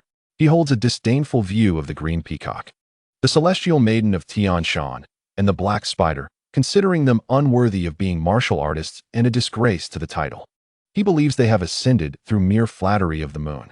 He also looks down upon the likes of Cui Xi and Jiao Ku, who has gained notoriety by traversing between men.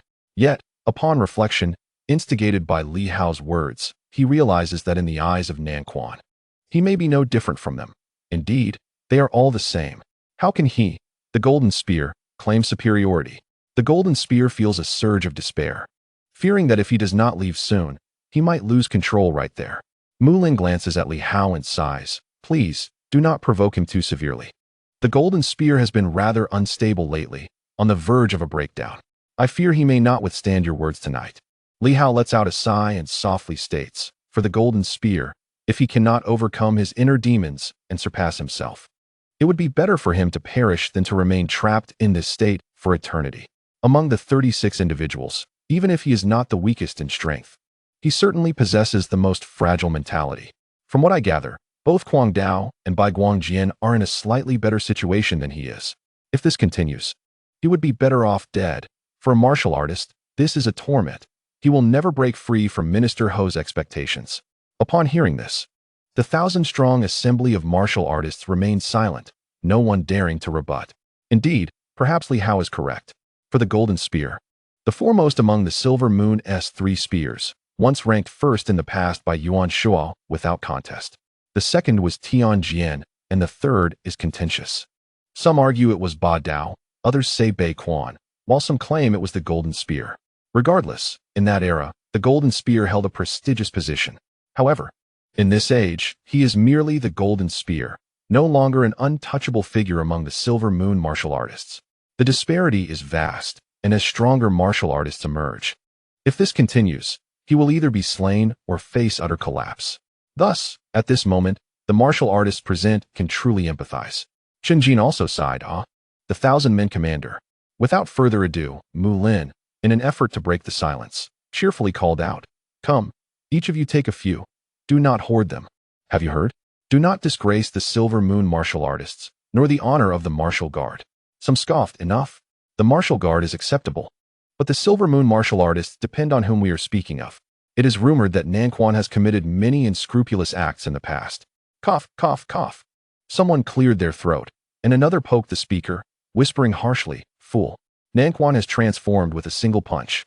In an instant, the speaker regained clarity, awkwardly chuckling. "I was merely jesting. Senior Nanquan is incredibly formidable, truly remarkable. Such are the rumors, mere nonsense."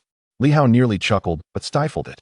The reputation of Nanquan indeed seemed less than favorable, akin to that of a rogue, which is not far from the truth. "Now let us tally up. Brother Mu, please compile the results. I shall return to meet our minister." "You can rest assured," Mu Lin, unreserved, replied. "With me here, nothing will go amiss. By the way, the storage rings, one for each person."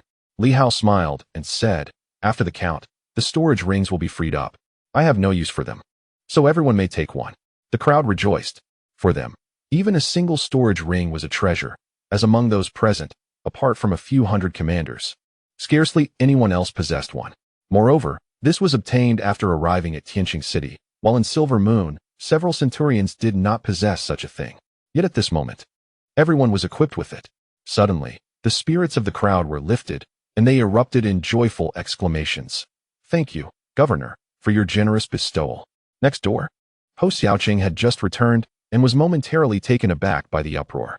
After a while, he chuckled softly and muttered under his breath, "What a bunch of useless fools." Chief Steward Yu glanced at him, and Ho Xiaoqing, both amused and exasperated, replied, "I hold the primary position, while he is merely the deputy governor. Now, I feel as if I am becoming invisible." The Tianqing governor's office seems to have vanished without a trace. Meanwhile, Tianqing Governor Li Hao had gained renown across the realm. Furthermore, had that fellow gone to bribe the Wu Wei army again? What? Does he still intend to meddle with the Wu Wei army? Li Hao, however, had no mind for such matters. At this moment, he cast aside his storage ring and made a beeline for Yao Xi's office building. As a newcomer, it was only proper to pay a visit to the dock. They had never met before. He had only seen the other party from a distance. Aware that he was formidable, in the minister's office, Secretary Xiao Yi, filled with reverence, led Li Hao to knock and enter, daring not to utter a word, and soon departed. Having met the minister, Li Hao was exceedingly courteous, even if he felt no particular need for such formality. Nonetheless, he understood that this was the other party's domain. Yao Xi, sipping tea, smiled and gestured toward a chair. "Please, have a seat. Let us converse." "Thank you." Li Hao sat down with a casual demeanor. Yao Xi observed him and laughed again. "A young hero. Throughout history, heroes have emerged in youth. Compared to you, we have grown old." "You flatter me, Minister," Li Hao replied modestly. "Not flattery." Yao Xi chuckled, glancing at Li Hao, and then sighed contemplatively. when the 9 divisions sought to establish the Night Watchers to oversee the extraordinary and contend with the increasingly ambitious 3 major organizations. I was the first to step forward, wielding the strength of 1,000 martial masters to take on this burdensome task. However, the deeper I delved, the more helpless I became, ensnared by numerous restrictions and concerns, rendered ineffective, unable to act. He sighed again. Alas, I have grown old. I lack the vigor you possess. I once had that drive, but it has since waned. After a moment, he chuckled. Seeing you brings to mind a question. What is your impression of me? Huh? Li Hao replied, slightly surprised. I mean, what is your first impression of me? Kind, amiable, approachable. Li Hao smiled broadly, his expression somewhat professional. Having spent a year in the inspection department, he had mastered the art of professionalism. Yao Si chuckled. That sounds too disingenuous. Can you speak the truth? As I have aged, I find myself appreciating the candor of the youth. Rest assured, I am not the head of the 9 divisions. I won't be angry with you. After a moment's silence, Li Hao also smiled and softly remarked, Must I speak, Minister? Very well. The so-called multitude of restrictions, concerns, and limitations can be summarized as a fear of death, a choice to lay flat, forgetting one's original aspirations, being assimilated, derelict, incompetent, and even trying to excuse oneself. Sometimes, dereliction of duty is more terrifying than miscalculation. At least miscalculation implies action, whereas dereliction signifies complete inaction. Li Hao, emboldened perhaps by his growing strength or discomfort at the insincerity of the earlier words, felt unrestrained. Since the other party had invited him to speak, he did not hold back. Just how degraded had the Night Watchers become? I initially believed that the Night Watchmen of the Silver Moon were rather inept. However, in comparison, they exhibit a commendable dedication, albeit with little remuneration, which is truly disheartening. The Night Watchmen lack any coherent system, direction, or sense of responsibility, drawing hefty salaries while indulging in debauchery across distant islands, all the while witnessing monstrous beings devour the innocent and pirates lurking nearby, feigning ignorance, and even engaging in camaraderie. Li Hao scoffed, chuckling derisively, his disdain palpable. He had intended to approach the matter with civility, yet this individual seemed eager to share his tribulations, his discontent, and his sorrow. It appeared he wished to convey to Li Hao that he too had once been a fervent soul, called to duty in times of peril. However, Li Hao found it amusing, and remarked, I too ponder whether the 3 major organizations would truly be any worse as rulers of the world. Perhaps not. The 3 organizations have committed numerous atrocities, which I once deemed unforgivable. Yet, upon reflection, the number of innocent lives lost at their hands may not surpass those who perished at yours. What gives you the right to judge them? You are quite audacious. Yao Si straightened his posture, taken aback, not with anger, but with surprise at Li Hao's boldness. You must understand, I am the one in command here. He regarded Li Hao with an indifferent expression, stating, even Huang Long would never dare speak to me in such a manner. Li Hao chuckled, nodding in agreement. Indeed, someone who fears to address you thus allows the Night Watchman to descend into chaos, and you would claim that I merely cause a stir. But you must realize, due to your calculated restraint, the Night Watchmen have become utterly decayed, beyond redemption. When a law enforcement agency has completely rotted away, what does that signify? It means that ordinary people have no recourse for justice. There exists no fairness or righteousness in this world. The decay of the dynasty is largely your responsibility. Li Hao observed the elder, who seemed perplexed. Is this significant to you? I had thought you would seize this opportunity to seek my assistance. Why choose to confront me in this manner? Li Hao replied, because I perceive a truth. When the upper echelons are corrupt, the foundation crumbles. A poor commander breeds a failed army. You are a general, the solitary leader of a formidable power outside the 9 divisions. Were you a hidden powerhouse? Like the martial masters of the Silver Moon, the leader of Chishan Mountain, or the heads of the 3 organizations, I would praise you. But you are not. Li Hao smiled. You are the leader of the Night Watchmen, yet you neglect your duties, allowing the likes of Huang Long to flaunt themselves while the Night Watchmen languish before my eyes. Your culpability surpasses that of many. Culpability? Yao Si paused, bewildered. You assert that I am culpable? Indeed. Yao Si was momentarily taken aback, unable to fathom that Li Hao would so boldly label him a sinner. The source of malevolence. He quietly responded, Li Hao, you do not comprehend. Lurking is meant for a greater eruption. Li Hao calmly countered. No, lurking merely emboldens the wicked, extinguishes the righteous, dissipates hope, and shrouds the world in darkness. After years of dormancy, one's spirit wanes. What talk is there of a greater resurgence? Upon reaching the realm of divine abilities, one might utter, there are too many powers, the 9 sects are too formidable, and the 3 great organizations are overwhelming. I cannot contend with them. I shall remain dormant for a while longer. Yet, once you ascend beyond the divine, others will have also attained similar heights, and you will find yourself saying, I shall remain in hiding for a few more years. As time slips away, nearing your demise, you will recount to your descendants, in this lifetime, I waited for an opportunity, but alas, it never came. Li Hao chuckled derisively. Indeed, it never came. If it were merely that, it would be tolerable. However, through your dormancy, the entire night watch and the prevailing authorities have decayed completely. Is this not a sin? Yao Si appeared momentarily flustered. He had not anticipated such an exchange, feeling somewhat weary. He glanced at Li Hao and softly said, You may leave for now. I need to reflect on my life. I never imagined I would hear such words directed at me. I thought you would seek my assistance. With a self-deprecating smile, he continued, I had presumed that individuals like Ho Xiaoqing and you could perceive your own strength. Yet, he had never foreseen such an outcome. Li Hao rose, looking at the elder, and gently remarked, I once thought similarly. However, when I recalled the oath of the night watch, to safeguard peace and protect the homeland, while witnessing you sipping from the fountain of life, seemingly content to observe the world's tumult, I felt a surge of revulsion. With that, Li Hao turned and departed. The elder was left in a stupor. He felt reviled? Indeed, he felt reviled.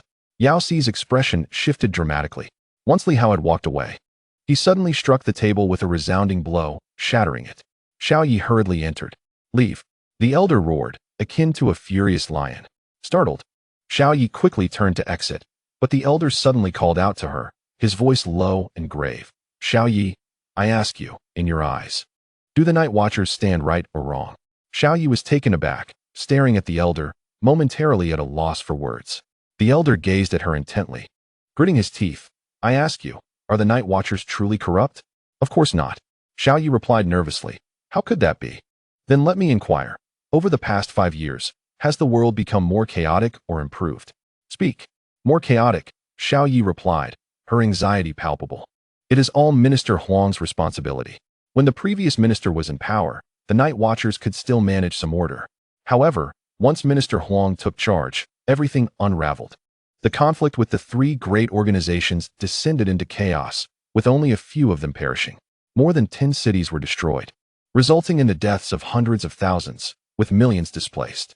The elder slumped down, utterly drained. I see. You may leave now. Yes. Xiao Yi hurriedly fled, shaken and somewhat regretting her words. Meanwhile, the elder was utterly exhausted.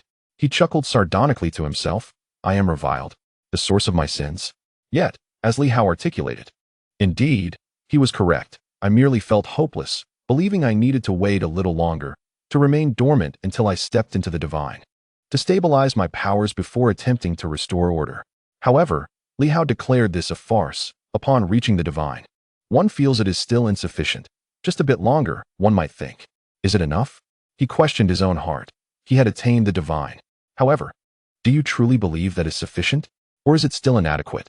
In an instant, it felt as though the veil of modesty had been pierced, leaving him engulfed in shame, fury, and indignation, seething with rage and gritting his teeth.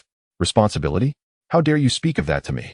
In my most trying times, I forged the night watchman with a heart fearless of death, engaging in countless battles, suppressing the 3 major organizations, and countless lives lost, establishing the formidable reputation of the night watchman, finally securing a place of prominence among the superpowered.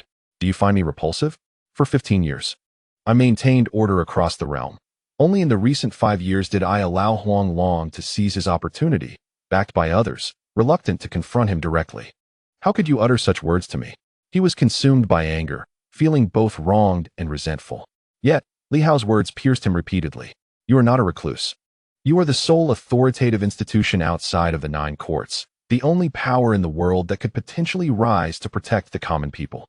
You have remained dormant. You represent not only yourself, but all those with fervor among the superpowered. Am I mistaken? He slumped in his chair, curling into himself.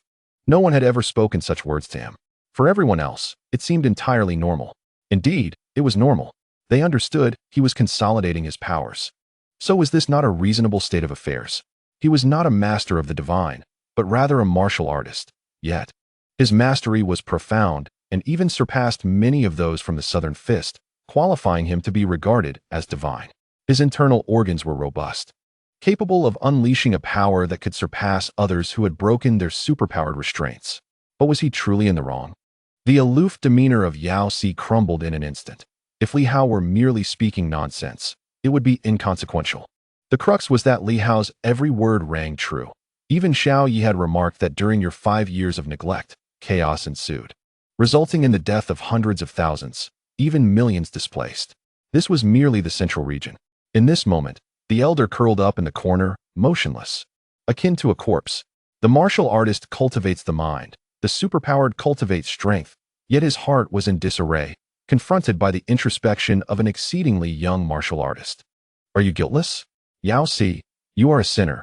You are truly loathsome. Chapter 212. That person is unhinged. Upon exiting the minister's office building, Li Hao felt a sense of liberation. He had just unleashed a torrent of invectives upon Yao Si, and it was invigorating. At this moment, Li Hao was profoundly dissatisfied with the complacent upper echelons, his heart brimming with indignation. Although he was not well acquainted with Yao Si, he sensed that the night watchmen were indeed in a disarrayed state, yet, relatively speaking, they seemed slightly stronger than the other 9 courts. Just that. As the head of the enforcement agency, Yao Si's inaction elicited immense dissatisfaction from Li Hao. He discerned the implication in Yao Si's words. He suggested that he believed they would require his assistance. Yao Si was hinting that he might be willing to extend a hand to Li Hao and his team. But Li Hao made it clear that such assistance was unwarranted. For even if you were to assist, it would be your obligation. Furthermore, it is not assistance. I am enforcing the law. I stand as an enforcer on behalf of the Night Watch, upholding strict laws and regulations. You, Yao Si, are the one who ought to embody such responsibilities. How can you perceive this as aiding anyone? This is a grave error. Li Hao's pent-up fury erupted at this moment. When the leader of a law enforcement agency perceives a problem or danger in the actions of his subordinates, to regard intervention as a mere act of charity or assistance is fundamentally misguided, an egregious misjudgment. Downstairs, Li Hao heard the sound of objects crashing and let out a cold laugh before departing with satisfaction. Naturally, he remained indifferent to the outcome. Those who are untroubled by their conscience do not care. His words were perhaps meant for Director Liu and his associates, who would likely respond with mere chuckles, only to forget moments later. Yao Si's anger indicates that he still cares. Such heartfelt sentiments, these earnest inquiries, are utterly ineffective with those who are purely political. Only those with sincerity can truly reflect upon their conscience. Yao Si, do you still possess a heart? Li Hao walked away, no longer dwelling on the matter, perhaps having relinquished it altogether. Who can remain true to their original intentions? Do I even recall what my original intentions were? People inevitably change. We all do. Yao Si will. And so shall I. Perhaps today I find this darkness, this murkiness, this era of devouring one another intolerable. Yet who is to say that a year, 3 years, or 5 years hence, I, Li Hao, might not become one of them? This thought flickered through Li Hao's mind. In this age, to be able to maintain one's integrity is already commendable. To be able to benefit the world at large, that is the hallmark of a sage. Setting aside all of this, Li Hao returned to the barracks of the Wu Wei army. The round trip took no more than 20 minutes. Yet, with nearly 1,000 soldiers and over 2,000 storage rings, each individual would only need to account for 2 or 3, which should suffice for everyone to tally. Upon Li Hao's arrival, it seemed that all the soldiers of the Wu Wei army were immersed in the joy of counting their wealth. Divine energy stones had been piled into a small mountain, prominently displayed in the courtyard. Another group approached, carrying a large sack of divine energy stones and swallowing hard, exclaiming, 10,000 pieces. Mu Lin tallied the numbers, reporting a total of 1.76 million pieces. Is there any more? Just a little. Wait a moment. Came the response from another group of soldiers who were bringing over a large parcel. This side has 271 pieces. Just as that group was about to pour their haul into the pile, Li Hao raised a hand. Stop. The crowd looked at Li Hao with puzzled expressions. The majority were filled with envy, jealousy, admiration, and greed, an array of complex emotions. Some were even numb. Merely counting the divine energy stones had left their hands weary. 1. 76 million pieces. This figure did not even account for some of the special, larger, and more abundant stones, which had been set aside as a different kind of resource. Is that all the divine energy stones there are? Indeed. Mulin nodded. 1. 76 million standard divine energy stones. And wait, there are also 271 more. Not a single piece is missing. Rest assured, Governor Li, I guarantee no one will embezzle even one divine energy stone. Li Hao nodded, pondering briefly before furrowing his brow. Paupers. Mulin was taken aback. What do you mean? Li Hao sighed. With over 10 Su Guang, 3 metamorphoses. Along with the wealth of the Seaside group and the Tianqing Deloa arena, not to mention thousands of nobles' fortunes, and yet we only have 76 million pieces?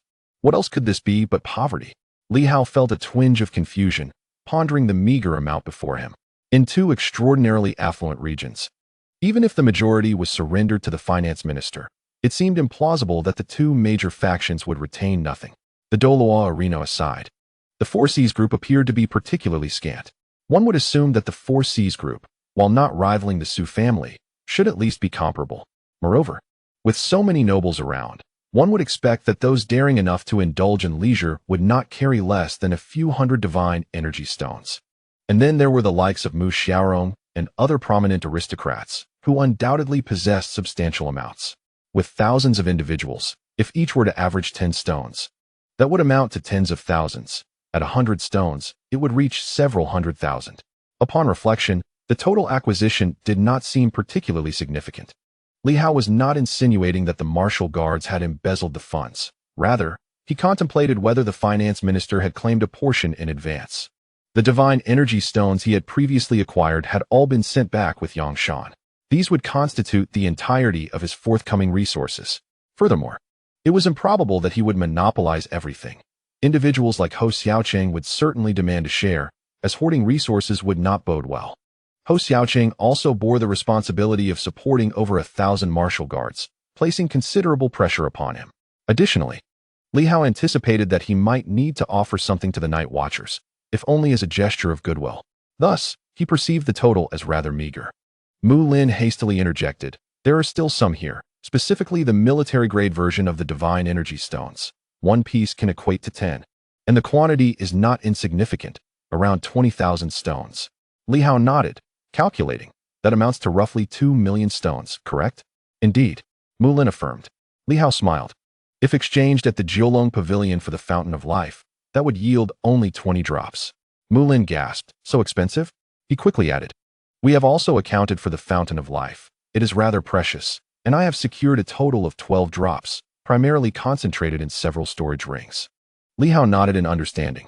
He surmised that only individuals like Mu Xiaorong and a few others in the transformation stage were qualified to possess such treasures, as ordinary individuals did not meet the criteria. 12 drops were not insignificant.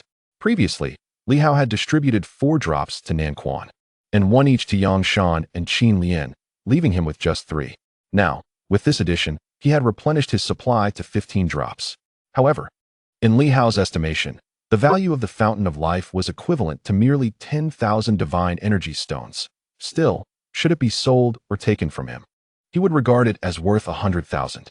Moreover, there were quite a few source divine weapons, 22 in total, though most were of low yellow tier, with only 2 at the Xian tier and none at the Earth tier. He glanced at Li Hao, who smiled back. Some were shattered, and others remain within certain individuals. While obtaining the storage rings is manageable, it is unreasonable to dissect someone to seize their source divine weapons. Mu Lin was rendered speechless. That is not what I meant. I was implying that with such a quantity, are you certain you do not wish to part with any? In response, Li Hao misinterpreted and assumed Mu Xiaorong and others still possessed some within them, but it would be inappropriate to forcibly take them, as that would necessitate dissection. 22 weapons are still acceptable, he concluded. Li Hao sighed and shook his head, lamenting the persistent state of poverty. Indeed, without completely uprooting a formidable force, the returns were far from satisfactory. With so many individuals involved, the meager gains were only marginally superior to those of the Su family, and perhaps, in strict terms, hardly distinguishable. It is essential to recognize that the Su family still possessed 3 Earth-tier divine weapons. along with the heavenly golden lotus and fragments of mirrors, assets that transcended mere monetary value. Additionally, the heavenly grade divine weapons devoured by the small sword could collectively amount to a value not less than this haul. This exemplifies the inherent disadvantage of failing to eradicate a rival completely, whether it be the Sihai group or the Tianxing Dala arena. Their primary wealth resided not within themselves, but within the Ministry of Finance, underscoring the latter's profound affluence. For these individuals, a year's yield was commendable, yet they were bound to surrender it by year's end. Mu Lin interjected, noting that while there were numerous treasures, many remained unrecognizable. He had consolidated everything into a storage ring, along with some ancient Enlightenment weapons of mediocre efficacy, which he had also set aside. He then handed several storage rings to Li Hao. Finally, he gestured towards the mound of divine energy stones, suggesting they be collected as well. He noticed that a few storage rings were quite substantial, with ample space to accommodate the entire collection. Li Hao nodded and turned to the leading martial artists. Smiling as he said, "Let us divide the remaining 9,000 stones among ourselves. A small token of appreciation, consider it a bonus. We feast while you enjoy some broth." Mu Lin attempted to interject, but the martial artists erupted in excitement, shouting in unison, "The governor is magnanimous." With over 9,000 stones, each person could expect approximately 10 stones. Although the divine energy stones piled high were not theirs, the prospect of such generous rewards from Li Hao thrilled them, especially with the additional storage rings each received, further amplifying their elation. The bounty was indeed significant. Mu Lin, caught in a blend of amusement and exasperation, refrained from further commentary. Once an astronomical figure, the 9,000 stones now seemed trivial against the backdrop of the towering divine energy stones. "I have become quite extravagant," he mused, having witnessed so much wealth that the divine energy stones now appeared rather commonplace. "Today, I counted 2 million stones." In stark contrast, Li Hao's accomplishments were astounding. In merely a month, he had amassed wealth exceeding 3 million divine energy stones and over 50 source divine weapons. However, in that same time frame, more than 20 of his adversaries had perished at his hands, several undergoing transformation. Such remarkable gains felt almost inevitable. If one were to account for resources like the Fountain of Life, Li Hao's total earnings surpassed 10 million divine energy stones, a feat more impressive than plundering a significant ruin. This illustrates that, in this era, wealth was still abundant. Only the lower echelons faced deprivation. The elite, on the other hand, thrived in opulence. Take Yao Si, for instance, who had long ceased to manage affairs, yet continued to indulge in tea diluted with the Fountain of Life, a beverage that commanded over 100 divine energy stones per cup at the Jiulong Pavilion, clearly indicating that he was not impoverished. Li Hao remained silent, absorbing all the divine energy stones into his storage ring, feeling a significant alleviation of burden. However, it wasn't long before Mu Lin presented him with over 1,000 storage rings, remnants from their efforts. The remainder had been distributed among others. Li Hao himself still possessed over 100, all previously seized. Observing the long line of storage rings, he couldn't help but smile wryly, pondering when he had begun to feel troubled by an excess of storage rings. After some contemplation, he decided to keep them for now, storing them despite the cramped spaces within his armor, which he deemed inconsequential. Next, Li Hao surveyed the martial guard army. Previously, they had boasted over 100 members at the peak of their power, though the number of those who could fight at the 1,000 level was modest, only 9 centurions. Along with Jin Chong, Mu Lin, and Jin Chong's personal guard captain, as well as Kuang Dao's disciple and Kong Jia's daughter. However, he had not seen the latter two this time, and was unaware of their whereabouts. Rumor had it that Kuang Dao had accompanied them, yet he seemed to be absent as well. It appeared that during their month in the central region, their capabilities had indeed seen some enhancement, with the number of those breaking through the 100 mark nearing 200, and a few more at the 1,000 level. After observing them for a while, Li Hao spoke. "Life in Tianxing City has not been particularly easy for you, has it?" Mu Lin responded sheepishly, confirming the difficulty. Initially, life in Yin Yu had been quite favorable. The martial guard army was formidable, where a 100-man squad could easily contend with a third-level Yang, and collectively, they could execute a formation of 1,000, capable of dealing with a first-level Su Guang, barring a few strong individuals. Yet, in Tianxing City, they were rendered insignificant, merely a shadow of their former selves. In truth, those breaking through the 100 mark could scarcely be compared to the likes of Yuan, falling short even of Riyao. Of course, they had over 500 sets of black armor. In the past, thousands of War Sky Army members had perished, with Ho Xiaoqing claiming the majority. Li Hao had taken 100 sets, while the remainder was divided among the 3 major organizations. Yet, they lacked the authority to fully utilize the black armor. Consequently, their defensive capabilities were only slightly enhanced. Li Hao possessed over 1,000 sets of void armor, but he had yet to discover the means to activate them. Uncertain whether it was a matter of insufficient authority or something else entirely. As Li Hao posed his question, Chun Jin, the inheritor of the mountain-splitting axe, expressed his frustration. It is what it is. After all, we are in the central region, which is teeming with superpowers. The 3 Yang of Riyao are numerous, and Su Guang is not uncommon. Compared to ordinary armies, our martial guard army is indeed invincible.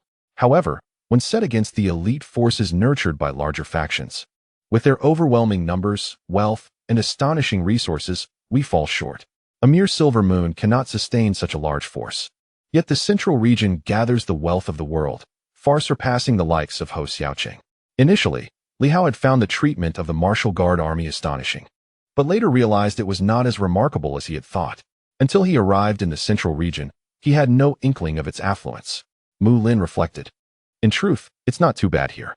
The mysterious energy is far more abundant, and though countless do not rely on it, the abundance of mysterious energy facilitates our training, allowing for relatively steady progress. As you can see, we have gained quite a few more who have broken through the 100 mark, and several have even stepped into the 1,000 level. He chuckled. At least when we take action in the Tianqing Doloa arena, we still wield considerable deterrent power. Li Hao smiled and glanced at the crowd, suddenly stating, "Everyone, consider this. I am about to establish the Tianqing governor's office. Would you like to assist me there?" The crowd was momentarily taken aback, and Mu Lin was equally stunned. After a while he inquired, "What about the minister?" "The minister?" Li Hao stroked his chin and replied with a grin, "He is the chief governor, while I hold the position of deputy. Naturally, the minister remains the superior. Isn't that essentially the same?" He cautiously looked at Li Hao. "What do you mean?" Li Hao grinned widely. "There is a slight distinction. The elite of the martial guard, aside from being members, can additionally join my demon hunting corps, receiving various extra benefits and privileges. However, the numbers will be limited to around 500 individuals. The overall structure will remain unchanged, but the scale of my demon hunting corps may expand. A regiment-level unit will consist of 1,000 individuals per team." Mu Lin winced in pain, studying Li Hao in silence for a considerable time. Li Hao chuckled. "Please take your time to think it over. We are all allies. No need to rush. Oh, by the way, the benefits of joining the demon hunting corps are abundant. For instance, the black armor can be fully activated, significantly enhancing defensive capabilities. This is merely one advantage. Secondly, the probability of advancing to the Do Qian realm increases immensely. Thirdly, once you reach Do Qian, there is a substantial assurance of progressing to the Yunshan realm, as my mentor has thoroughly comprehended the first realm of Yunshan, and everyone can cultivate it.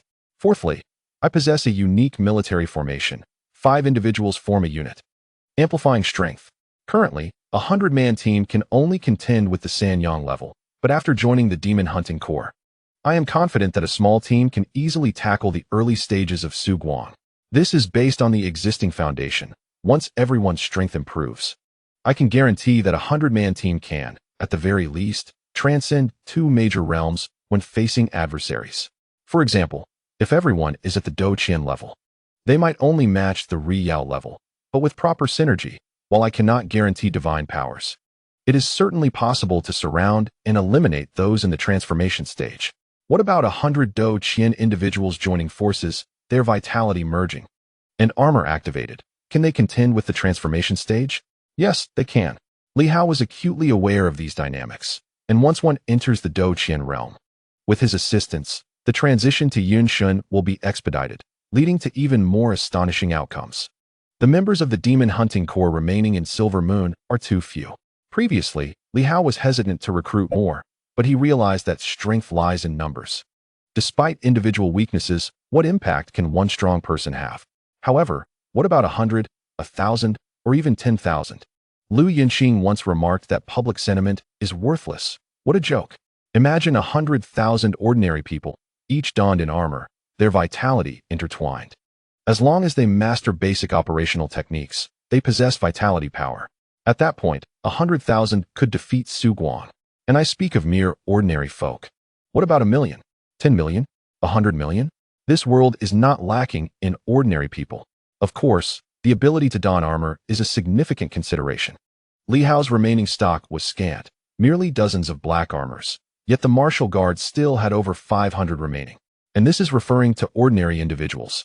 Li Hao could never genuinely compel ordinary individuals to eliminate Su Guan. With a modicum of foundational skill in martial arts, one does not need to start from scratch. For those yet to attain the 10th slashing realm, it is relatively effortless to ascend to both the 10th and 100 breaking levels in this era. Until one reaches the pinnacle of 100 breaking, there are no substantial barriers. Thus, an army of 10,000 100 breaking warriors could effortlessly suppress any transformation, posing no challenge. Even against divine powers. Lu Yunqing's words stirred a sense of defiance and dissatisfaction within Li Hao, who claims that public sentiment is futile. Absurd. It holds value. As long as there is courage and willingness, ordinary people can indeed stage a comeback and rise to prominence. He even entertained some thoughts. The 1,000 individuals before him were not weak, with many having reached the pinnacle of 100 breaking. If they all learned the 10-ring mountain ceiling formation and infused their vitality into Li Hao, using him as the core of the formation, he would dare to confront divine powers. Previously, he regarded these individuals with skepticism. However, upon reflection, they appeared more reliable than those beyond the Silver Moon. Li Hao's mindset began to shift. He contemplated seizing power. No, he wished to assist Hou Xiaoqing in nurturing an army, for the latter seemed rather impoverished. As for why he didn't consult Hou Xiaoqing first, Li Hao felt disinclined to explain, especially since Hou Xiaoqing seemed to be lingering just beyond the courtyard wall, evidently intending to enter and confront him. As Li Hao spoke, some individuals became animated, their breathing growing rapid, stepping into the 1,000 struggle realm, entering the essence nurturing realm. With special formations activated, my heavens! Mu Lin felt a surge of excitement, quickly regaining composure, gritting his teeth with a strained smile, and declined, saying, "This is beyond our authority.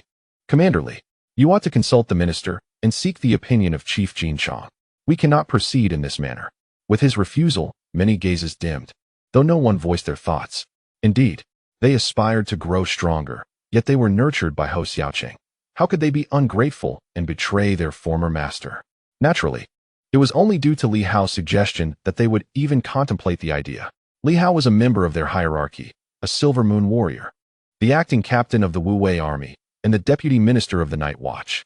Moreover, he shared a good rapport with Hou Xiaoqing. Otherwise, they would not have felt the stirrings of interest. Li Hao smiled warmly, not even a moment's consideration. As for the minister, once we gather, he shall not object. At this stage, I shall not demand at all, merely half. Those who wish to remain can keep their armor, and those who wish to depart can relinquish their armor. We all share the same sustenance, do we not? Mu Lin awkwardly replied. Perhaps we should still consult the minister's opinion. Li Hao chuckled. Outside, someone chuckled softly. Li Hao, what mischief are you up to now? Hou Xiaoqing, with his hands clasped behind his back and accompanied by Steward Yu, entered. Wearing a slight smile as he regarded Li Hao, his gaze reminiscent of a predator. What are you doing? Minister. The crowd stiffened in unison. The minister had arrived. Yet Li Hao jovially responded, Minister, I am securing a future for my brothers. The minister was already aware of the recent bounty. I have accumulated wealth with no place to expend it. Money, after all, is only valuable when spent. If it remains untouched, it is akin to stone. I am merely seeking to procure some benefits for my colleagues. Then you might as well distribute it directly. Hou Xiaoqing replied with a knowing smile. Li Hao sighed. I wish I could. The Silver Moon martial artists are not the sort to indulge in unearned gains. I know and understand everyone here. If I were to offer something for free, would everyone be able to accept it without harboring any inner demons? The crowd internally protested, insisting, no. We will not carry any burdens of the heart. Please, do offer. Yet, with such words already spoken, what more could they say? Could they shamelessly admit that they enjoyed free handouts? Not everyone is akin to the Southern Fist. Ahem, even the Southern Fist does not take things for free. When it comes to a fight, they will respond if called upon, as long as payment is assured. Hou Xiaoqing found himself at a loss for words. What could he possibly say? Mulin awkwardly chuckled. Indeed, Commander Li speaks the truth. We are not the sort to expect something for nothing. One must invest to reap rewards. Adhering to the spirit of ancient martial arts, every gain demands a price. Li Hao raised his hands in resignation, exclaiming, Minister, you heard them. How can I disregard the martial aspirations of everyone here? Ho Xiaoqing regarded him for a long moment before replying. You could simply give it to me. That would be a waste. Li Hao sighed. Even if the minister acquires the divine energy stone, it won't yield immediate results. It takes time to transform into combat prowess. And time is precisely what we lack. Ho Xiaoqing felt an urge to roll his eyes. This rascal is clearly trying to poach my martial guards.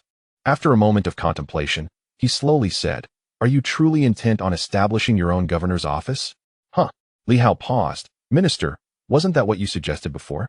Ho Xiaoqing was at a loss for words. I merely mentioned it. I didn't mean to imply that it was a genuine plan, just a titular notion. From your tone, it sounds like you are indeed ready to make a bold move and remain here indefinitely. After a brief silence, Ho Xiaoqing spoke again. My current focus is on guarding against formidable opponents. I scarcely have the time to manage these affairs. In the coming days, the royal family of the 9 divisions may experience some turmoil. He glanced at Mulin and the others, pondering before continuing. If they are willing to join your demon hunting team, that is acceptable. However, you must assure one thing. What is that? Do not let anyone perish needlessly. He looked directly at Li Hao. You are far too ostentatious. While it can be advantageous, it is also perilous. Your current strength does not suffice to support such brazen displays. Should a crisis arise, you can flee, but they may not be so fortunate. In truth, these individuals would benefit from following Li Hao. He possesses wealth, means, and the ability to impart the true path of cultivating the spirit. The path taken by Ho Xiaoqing and his companions is not meant for widespread adoption. It is a true elite path. Only the finest among the martial artists can pursue it, while Li Hao's approach to spirit cultivation may indeed be suitable for broader dissemination. Ho Xiaoqing was not overly concerned about Li Hao's intent to recruit others, yet he was wary of how quickly this fellow could attract adversaries. He himself could escape, but the martial guards might not. With that thought, he added calmly, As of now, you remain somewhat isolated. Aside from your master, you have little to lose. Allowing you to act recklessly. Li Hao, a true general would never abandon their comrades. You have led troops in the Silver Moon, even if only a handful. Yet you managed to retain them there. You must be aware of the peril you provoke against your adversaries. When you truly command 1,000 men, you must recognize that they are not merely your subordinates or tools. They are individuals, warriors, comrades, and colleagues. You must contemplate their futures and their safety, which may, indeed, serve as a limitation for you. Is this a blessing or a curse? Li Hao chuckled. Minister, you worry too much. I am quite clear in my thoughts. In this era, if you aspire to achieve something, to rise above, to transcend societal strata, you must exert yourself fervently. Those willing to brave the risks may join. Those who are not, should refrain. I will consider their welfare, yet I am not a caretaker. Risk is inevitable. Should I falter, I will do my utmost to ensure everyone's safety, but if circumstances become dire, I may need to flee. Ho Xiaoqing regarded him, a slight frown creasing his brow. Li Hao replied calmly, Fight for survival. Fight for the future. I cannot predict what lies ahead. I do not know if the darkness will persist. I am uncertain of my own fate, whether it will be good or ill. A general's triumph often comes at the cost of many lives. Minister, some will inevitably perish. It is a matter of whether it is deemed worthwhile. He turned his gaze towards the martial artists. In the Silver Moon martial community, they are free, unrestrained, and in pursuit of strength. However, martial artists possess hearts. If they have the will, let them test it. If they fear death, they should not attempt it. Silence enveloped the room. After a moment, Ho Xiaoqing spoke. Let everyone decide for themselves. I will not interfere. However, desertion is unacceptable. For we owe our present to the sacrifices made by Silver Moon. Yet, seeking refuge at the Celestial Star Governor's mansion or joining the Demon Hunting Corps is permissible. It is up to them. Li Hao smiled. I will not compel anyone. Ultimately, it hinges on one's true intentions. A forced endeavor bears no sweetness. Much like the present circumstance. If Manager Yu wishes to come, I shall not acquiesce. Manager Yu was taken aback, glancing at Li Hao and then at Ho Xiaoqing, before fixing her gaze intently on Ho Xiaoqing. The others stifled their laughter. Ho Xiaoqing was at a loss for words. though he was addressing serious matters. This rascal seemed intent on dragging little Yu into the conversation. What was the meaning of this? He chose not to elaborate further. Handle the affairs of those nobles first. Not a problem. Li Hao erupted into hearty laughter. In that moment, standing before Ho Xiaoqing, he felt empowered to speak freely. It was a manifestation of confidence, an awakening of clarity. The moment he stepped out of Silver Moon and into Celestial Star City, he felt an invincible resolve surging within him, unafraid of danger or death. In his heart, he perceived a glimpse of the path ahead. He knew he ought to take action. Therefore, he felt no fear. He could hold his head high, true to himself and his intentions, and thus, he had no reason to fear anyone. Not even death could instill fear within him. What else could? No longer. Teacher, perhaps as you said, it is unnecessary to concern oneself with others' opinions. As long as one is true to oneself, that suffices. Each person has their own path to tread. Freedom and effortless vengeance may indeed be a path. However, throughout this journey, I, Li Hao, yearn to leave behind a trace of my existence. After my demise, perhaps there will be those who remember me, Silver Moon Li Hao, as a figure of significance. Perhaps upon my next return to the city of battle, the commander of the 9th Division will no longer leave disparaging remarks about me. Perhaps when I next encounter Hong Yitong, I shall stand tall and with poise declare, "Little Hong, you are inadequate. You cower in Silver Moon while I, Li Hao, venture forth into the world. I do not speak of salvation, but rather of clarity. My heart is directed towards the light. The bloodshed and hatred have never led me to the depths of despair. What immense pride that would evoke! What profound honor!" Li Hao strides forth with the grace of a dragon and the might of a tiger, shedding the trepidation that once defined him. No longer the timid shadow lurking in the background. It is as if a fierce tiger has possessed him, leaping through the wilderness with an air of superiority over the mountains. In this moment, Ho Xiaoqing gazes at him, contemplating the tumult of emotions that swirl within. In just a month, Li Hao has transformed remarkably. When he once urged Li Hao to accompany him, the latter had deliberated at length before ultimately choosing to remain behind. Ho Xiaoqing felt a mix of disappointment and resignation. Yet, upon Li Hao's return a month later, he appeared to be an entirely different person. At this moment, Ho Xiaoqing felt a sense of uncertainty. The steward, Yu, observed silently and then softly remarked, "He resembles someone." Ho Xiaoqing was taken aback. "Who?" "Yuan Shuo." "The Yuan Shuo of 20 years past," Yu replied quietly. "Back then, Yuan Shuo was like this, unyielding, unparalleled, commanding the world with audacity. Perhaps my strength is not supreme. Yet I dare to confront the world's heroes. A true man, unafraid of life or death in this world. This master and disciple are increasingly alike." Yuan Shuo? Ho Xiaoqing pondered, trying to recall. Was that truly the case? He had almost forgotten. Was Yuan Shuo truly like this back then? As he contemplated, Yu continued, "Oh, he possesses a touch more charm than Yuan Shuo." "What do you mean?" Yu considered for a moment before responding. "He is slightly more handsome than Yuan Shuo." Ho Xiaoqing was momentarily taken aback and after a pause remarked, "Do you think I am more handsome than Ing Hongyue?" Yu glanced at him, both puzzled and surprised. "Is the chief mad? You are certainly not more attractive than him." Of course, in the next moment, Yu quickly added, "The chief embodies masculinity, while he exudes a more delicate charm. Thus he cannot compare." Ho Xiaoqing silently contemplated this. Was that so? Yet if memory serves, I am known as the sickbed ghost. And everyone claims that the sickbed ghost is exquisitely delicate. When did I become so masculine? Such a statement feels quite insincere. Meanwhile, Li Hao returned once more to the headquarters of the Night Watchers. At this moment, behind him stood a modest building, not particularly tall, accompanied by a large courtyard bustling with people. The area was overcrowded, with only a handful of Night Watchers on guard, all of whom regarded Li Hao with utmost respect. In the courtyard, the throngs of people, upon seeing Li Hao, were filled with trepidation. "Commanderly, may we depart?" Someone inquired eagerly. The dawn had broken. They had been confined for an entire night without sustenance. Many bore an unpleasant odor, longing for a bath and fresh attire, yet there was no place to cleanse themselves. The sheer number of individuals made the situation dire, leaving them with nowhere to relieve themselves. The stench in the air was exceedingly unbearable. A number of noble young ladies, unaccustomed to such an existence, were on the verge of collapse at this moment, covering their faces or wrapping their heads in fear of others detecting the foul odor that clung to them, dreading recognition, for such a fate would be unbearable. Thousands of individuals were present, and the task of discerning their guilt was exceedingly arduous. Moreover, Li Hao lacked a comprehensive intelligence network. While some had indeed confessed, who would dare to admit to their heinous crimes?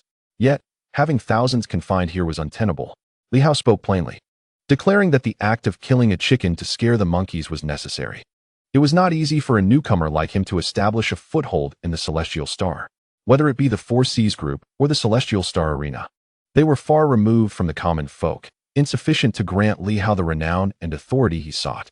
I am a man of honesty. If you were to slay all of you, there would surely be innocents among you. Out of 10, at least one would escape the net. Upon uttering these words, many faces paled. Li Hao, with a cold demeanor, continued, I do not wish to sift through the details myself. You shall do the sifting. Currently, there are some 4,000 captives. Select 100 from among them, for I intend to execute them publicly as a warning. You are all from prominent families, endowed with resources and connections. Make your choice. Choose 100, but do not include any from the Celestial Star Arena or those powerless on the Four Seas Island. They must be nobles. I require irrefutable evidence of their guilt, testimonies and physical proof that leave no doubt, material that clearly indicates they're deserving of death, without mercy.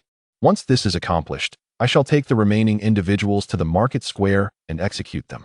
Those who survive may return. A moment of silence ensued, followed by a wave of panic. Someone screamed in terror, You intend to kill us? Li Hao replied coldly, Remember, it is only 100. The evidence must be indisputable. Do not even think of fabricating it. With more than 100, I would find it tedious to verify each case. Yet 100, I can still assess. You shall make the selection. I shall not interfere. If you fail to present 100, then all shall remain here and witness whether your connections can secure your survival. Upon hearing this, some were visibly shaken, while others were filled with dread and anxiety. Li Hao's words were ruthless. He left them to make their choices. Mu Xiaorong could no longer contain herself, her voice trembling with fear. If you proceed in this manner, will we not offend a full 100 families? Li Hao chuckled, nodding, Indeed. Have you only just realized? Mu Xiaorong's complexion paled further. Do you comprehend that by doing so, I will have antagonized 100 families, correct? Li Hao smiled, I fear not. If they possess the capability, let them seek revenge. Of course, those you select are not necessarily condemned. Furthermore, their execution is justified by their crimes. Should you delay in making your choice, by the time I uncover the truth, the number of those who perish may far exceed 100, and some may find themselves unable to escape. Panic, fury, and even thoughts of violence surged. This madman, Li Hao, not only jeopardized himself, but also sought to drag them into the abyss. Those who were chosen for execution would undoubtedly ignite the wrath of their families against Li Hao, yet those who survived might harbor even greater resentment. Why should it be their sons and daughters who perish, and not his? Why should they be forced to offer their children as scapegoats? Those with a modicum of intelligence are acutely aware of the impending turmoil.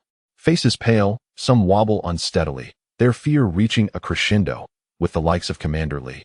Who would dare to defy the great families? Li, calm and composed, declared, with irrefutable evidence at hand, if you are innocent and wronged by the great families, I shall advocate for you. Yet, if you are indeed malevolent, morality knows no bounds of lineage. As a villain, you deserve death. Is there any objection? It is conceivable that some more nefarious individuals may evade justice. But fear not, for where there is a first, there shall be a second. As you proceed, tread carefully. As long as I draw breath, do not cross my path, lest you meet an untimely demise. Commander Li, are you truly unafraid of death? A flicker of dread crossed someone's eyes, their bravado crumbling. For years, no one has dared to slay 100 nobles in Tianqing City, nor throughout the entire Tianqing dynasty. Yet now here stands one who does. Li pointed to himself, a radiant smile illuminating his face. I dare. So cease your threats. I shall return the communication jade to you shortly. You may contact your families, your parents, and others for evidence. I intend to claim 100 heads. Unless I perish first, you may summon your experts to eliminate me. If they choose to come, I eagerly await their arrival. A palpable stiffness enveloped the crowd. To summon experts against him, Li's audacity was unmatched at this moment. Mu Xiaorong, utterly disheartened, fell silent, merely sighing. It seemed this time there would be no stopping him. Experts? At this juncture, which of them would dare to take such a risk? Or even better, gather a few more? Yet, Li's brazen confidence suggested he possessed some assurance to act thus. Who would wish to take the lead in such peril? With the finance department lying low, the three major organizations of the Red Moon dared not recklessly enter the city, wary of the clandestine machinations of the 9 departments. The 9 departments and the royal family were locked in a delicate balance, preventing any coalition of experts from launching an assault on Li. Hence, Mu Xiaorong understood all too well that this time, Li was destined to claim those lives. The critical point was that he would do so using their hands. Once the communication jade was returned, news would spread, and chaos would likely ensue in Tianqing City. If the great families failed to deal with Li, their foremost thought would be who among them would perish. After all, it wouldn't be one of their own. Friendships could swiftly turn to enmity. Many stood unsteadily, their faces ashen. They were acutely aware of their own blemishes, cognizant that their families might not protect them, and that numerous families around them were far more formidable. Under such circumstances, they would undoubtedly prioritize the elimination of those from smaller families. The repercussions would be minimal. It was not the head of the family that had been slain, merely a child. In light of undeniable evidence, whether one lived or died became inconsequential. The smallest loss deemed the most palatable choice. Some, aware of their likely fate, gritted their teeth and bellowed. What if Mu Xiaorong is selected? Would Commander Li dare to execute her? Li chuckled. A vote indeed. If she finds herself among the 100, with irrefutable evidence, I would gladly demonstrate. I shall be the first to strike her down. Should her father or grandfather come, I would be more than willing to showcase my resolve. I too am curious about the extent of the experts within the Internal Affairs Department. Do you believe it? Silence fell. Mu Xiaorong's complexion was as pale as death. Yet in the next moment, she suddenly smiled. Governor Li, I fear nothing. True nobility may not always conform to your expectations. They too may engage in acts that defy the law. You are right. Those who are innocent have no cause for fear. Li Hao scoffed dismissively, not allowing her words to weigh heavily upon him. Without further ado, he tossed aside a few communication jades and turned to leave, his voice resonating through the air. 3 days, at most 3 days, and I demand a resolution. Should there be no outcome by then, the death toll may exceed 100. Consider this carefully. With that, Li Hao departed. Almost immediately, the courtyard erupted with shouts, curses, and frenzied howls. Some even attempted to flee, only to realize that escape was futile. The number of patrolling guards had suddenly surged. Those who had once feared the night watchmen now seemed transformed. Some wore expressions of malicious glee, others clenched their teeth in anger, while some cast fearful glances towards the retreating figure of Li Hao, deterred from setting anyone free. After all, Li Hao had declared that for every escapee, there would be a companion sent to their doom. Who would dare defy such an edict? That day, news spread like wildfire, igniting a frenzy in Tianqing City. Insanity. He has truly lost his mind. Does this beast intend to stand against the entire dynasty? No, my daughter must not perish. She has committed no sin, and her fate is entangled with none but the wrongdoers. We must go to the 9 departments, to the royal court, to seek justice. Li Hao cannot be allowed to act thus. In an instant, Tianqing City was thrown into turmoil as the news began to circulate widely, impossible to conceal. Almost on the same day, millions within the city learned of the events, their shock palpable. 3 days hence, at the Tianqing governor's office, a public execution of 100 criminal nobles was to take place. My heavens, nobles are to be executed? The demon sword, Li Hao, the governor of Tianqing, is to execute 100 nobles? This news sent shockwaves greater than the fall of the Four Seas Consortium or the Tianqing Deloa Arena. In the streets, all discussions revolved around Li Hao. The Marquis of Tianqing has acted recklessly, murdering nobles. He is unlikely to have a favorable outcome. Over the past decades, scarcely few nobles have been captured, let alone beheaded. Could this truly be happening? Perhaps it is mere bluster. The noble factions are formidable. Does he dare to proceed? Dare he? Indeed, let justice be served. These scoundrels are guilty of innumerable crimes. They deserve death. It is easy to speak of killing. Would you do it? Should he truly carry out these executions, it would be Li Hao himself who would face inevitable demise. Alas, it is no easy task to be a good person in a noble-ruled dynasty. This northern barbarian is far too rash. To execute 2 or 3 would suffice. Why must he slay so many? Such a pity. In this moment, the northern barbarian is not meant as an insult, merely a lamentation, a sense of regret. One man stands in opposition to the entire ruling class of the dynasty. They do not hold him in high regard, believing that Li Hao's days are numbered.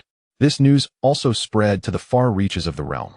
Perhaps 3 days hence would determine Li Hao's fate, rather than that of the nobles. Chapter 213. Seeking nothing, subscription and monthly vote requested. Once the news broke, the world was shaken. Li Hao's actions are, without a doubt, more atrocious than the annihilation of the Four Seas Alliance. This is not merely a matter of taking 100 lives. Should Li Hao wish to kill, he could obliterate an entire city, and the major institutions would hardly be overly concerned. A powerful figure possesses such privileges, and at this moment, Li Hao embodies that power. However, to slay nobles, regardless of their rank or number, and to do so publicly by decapitation, is a profound upheaval of social order. It is an exceedingly terrifying act. This signifies that the authority of the ruling class would be shattered. Henceforth, everyone would unequivocally comprehend that the emperor is as liable to the law as the commoner. Prior to this, even when the royal family retreated behind the scenes and the 9 departments were established to judge the nobility, such occurrences were non-existent. The Duke of the State, disregarding all else, merely projected a city-destroying strike, resulting only in a demotion. When Ho Xiaoqing killed the Duke's brother, it was merely a private assassination whispered among the upper echelons of the nobility. What instills the most dread in people regarding Li Hao is his intention to execute these nobles in full view of the public, on the streets of the 9 departments. Every section is now teeming with people. A throng of elderly nobles prostrates on the ground, wailing and beseeching. It is imperative that this northern barbarian not be allowed to publicly execute the descendants of our families. He may kill, indeed. Even if he were to slay them all in secrecy to establish his authority, that would be acceptable. But public judgment and execution are absolutely intolerable. The directors proclaim that this is a subversion, a harbinger of the dynasty's collapse. There are elders weeping as they write petitions, insisting that public trials of noble families, in the presence of the populace, must not occur, lest chaos ensue. Li Hao may kill, but public executions must not take place. If he privately eliminates a few individuals, let it be known. If he seeks to intimidate or eliminate enemies, that is permissible. Yet, this time, Li Hao has utterly transgressed their limits. In doing so, the nobility can no longer uphold their so-called dignity, honor, and privileges. It appears that nobles, too, can be slain and judged. Their heads falling to the ground would not present a more honorable sight than ours. This shatters the barriers within their hearts. The nobility is acutely aware that once such an event transpires, everyone will recognize that the ruling class is indeed susceptible to overthrow. It dismantles the walls within the hearts of the common people, a wall that is insurmountable. In the Department of Finance, Lu Yunqing, who initially intended to retreat into seclusion, now opens his eyes and listens to the anguished cries outside. This time, it is not just one family but 9, and even from the royal side. There are those kneeling and pleading for intervention. Li Hao must not succeed, otherwise, the nation is doomed. A cold smile and a hint of mockery flicker in Lu Yunqing's eyes as he muses that he thought he would have to wait a long time. Yet today, the other 8 departments likely regret their previous complacency in allowing Li Hao to act with impunity. He displays a cold smirk but chooses silence, refusing to respond or appear. What concern is it of mine? The Department of Finance has seen so many powerful figures fall, yet no one uttered a word. Now they are alarmed? I knew this man would not relent. He dares to disregard royal authority and to strike against us. He will certainly attempt to overturn this world. Just wait and see. Lu Yunqing sneers and opts to remain indifferent, allowing the outside world to wail and the elders to weep inconsolably. As for the inspection department, the director on this day seems far less exuberant than yesterday. Outside, the cacophony of lamentation fills the air. Within the chamber, Huang Long vehemently rebuked, "Director, Li Hao's actions are nothing short of madness. He seeks to drag the entire inspection department and the night watchman into chaos. His annihilation of the seaside group yesterday was one thing, and the public execution of over 100 nobles, even capturing thousands more, is sheer lunacy. I demand his removal from the position of deputy governor of the Tianqing prefecture. Did he not claim this was his right?" Huang Long's voice thundered. "Then let us strip him of that right. Li Hao's indiscriminate slaughter endangers the entire inspection department and the night watchman. His selfishness knows no bounds." The atmosphere in the room fell into a profound silence. No one dared to speak. not even the director, who would have undoubtedly punished Huang Long for such a tirade had it occurred previously. Yet, at this moment, he hesitated. He recognized the arrogance of Li Hao and his associates, but he could hardly fathom that Li Hao would audaciously execute so many nobles in public. This matter carried immense weight. At its core, it threatened to upend 2 centuries of rule and governance. Revolution.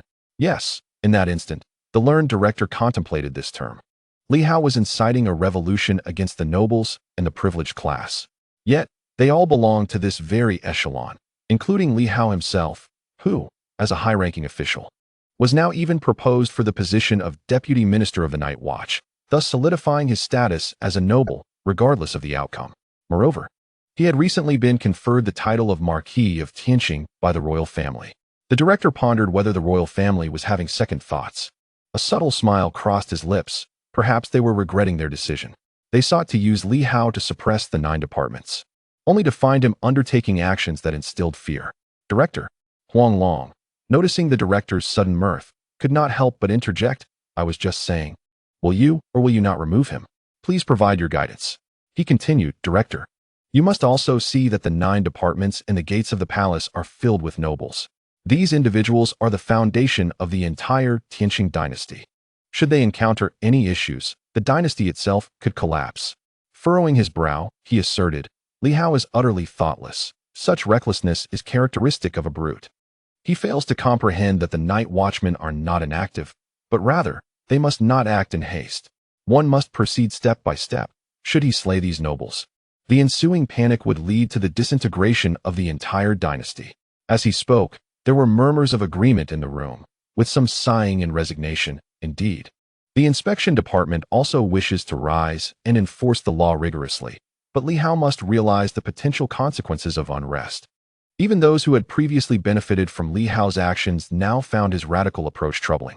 Someone added, "Director, Li Hao's actions may easily lead to speculation that the inspection department is covertly supporting him. Otherwise, where would he find the audacity to act thus?" The position of Deputy Governor of Tianqing needs careful reconsideration. If this role is revoked, he would lose his authority to act in Tianqing City. A division arose among the group, with some opposing and others supporting the idea. This situation was proving exceedingly difficult to navigate. The director cast a glance at Yao Si, who was holding a large teacup and appeared somewhat absent-minded. He spoke slowly.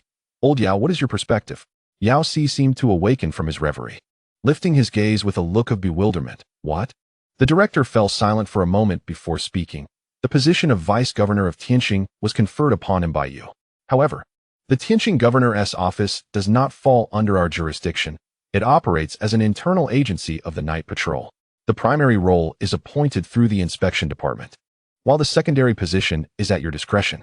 Tell me, what is your perspective on this matter concerning Li Hao?" His words were more verbose than usual. At this moment, his mind was a whirlwind of thoughts, yet he found them all to be rather inappropriate. Otherwise, given his character, he would not have sought counsel from Yao Si. Clearly, he was experiencing some hesitation. Should they proceed? Indeed, Li Hao's actions had significantly bolstered the authority of the inspection department, potentially even solidifying its position to challenge the first department. However, this would undoubtedly lead to considerable complications for the department. Until now, he had been supportive, albeit quietly. He had facilitated Li Hao's promotion and orchestrated a demotion for the Duke of Gua, whether for the purpose of strengthening the inspection department or for other reasons. He had consistently lent his support to Li Hao and his associates. Yet now, he found himself wavering. This was a revolution, akin to a self-coup. Yao Si appeared somewhat dazed, taking a while before he spoke, his voice tinged with the weight of age. "It is merely the execution of 100 offenders. Let them be executed.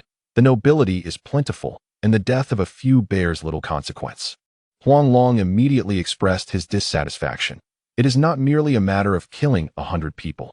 If Li Hao were to carry out these executions covertly or under a different pretense, as long as it was not done publicly, the dynasty would not suffer for a few noble deaths, but he executed them in broad daylight. Has the minister, in his advanced years, failed to comprehend this? Or does he simply feel detached from the matter? The position of Vice Governor of Tianqing should never have been awarded to him. Moreover, the minister did not even convene a meeting to discuss it before signing the appointment letter. How could I have known afterward that Li Hao had become the vice governor?" Yao Si chuckled softly. clearing his throat before responding slowly. Am I not justified in considering this inconsequential? Ho Xiaoqing is no weakling, and he has sent documents my way.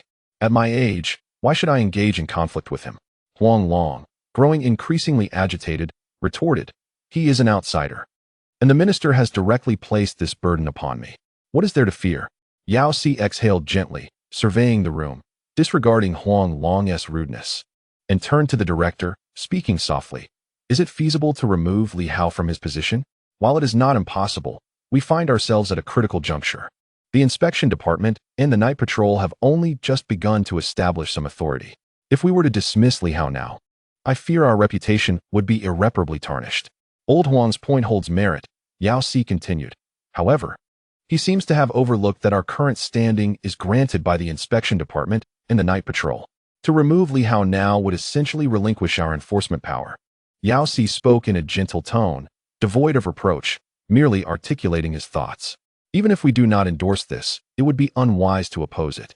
To oppose Li Hao is, in essence, to oppose ourselves. If neither the night patrol nor the inspection department supports us, what will outsiders think?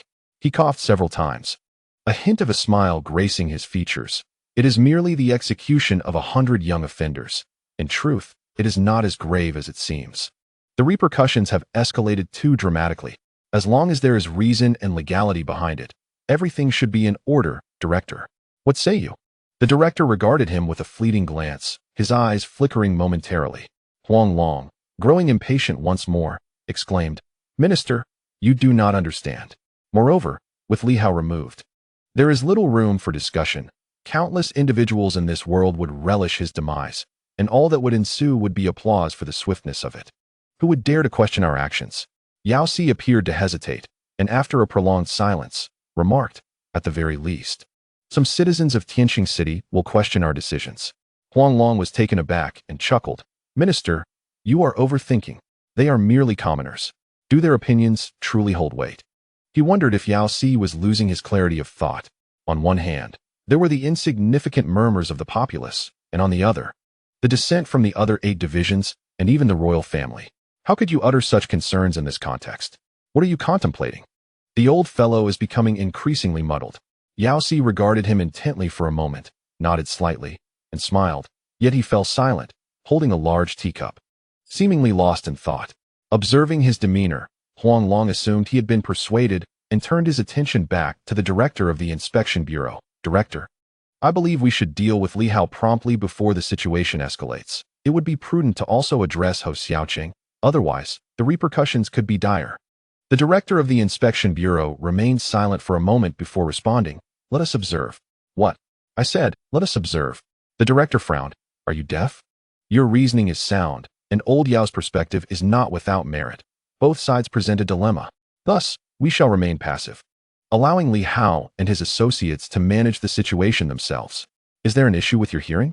Huang Long felt a jolt of surprise, a mix of incredulity and the urge to express his frustration.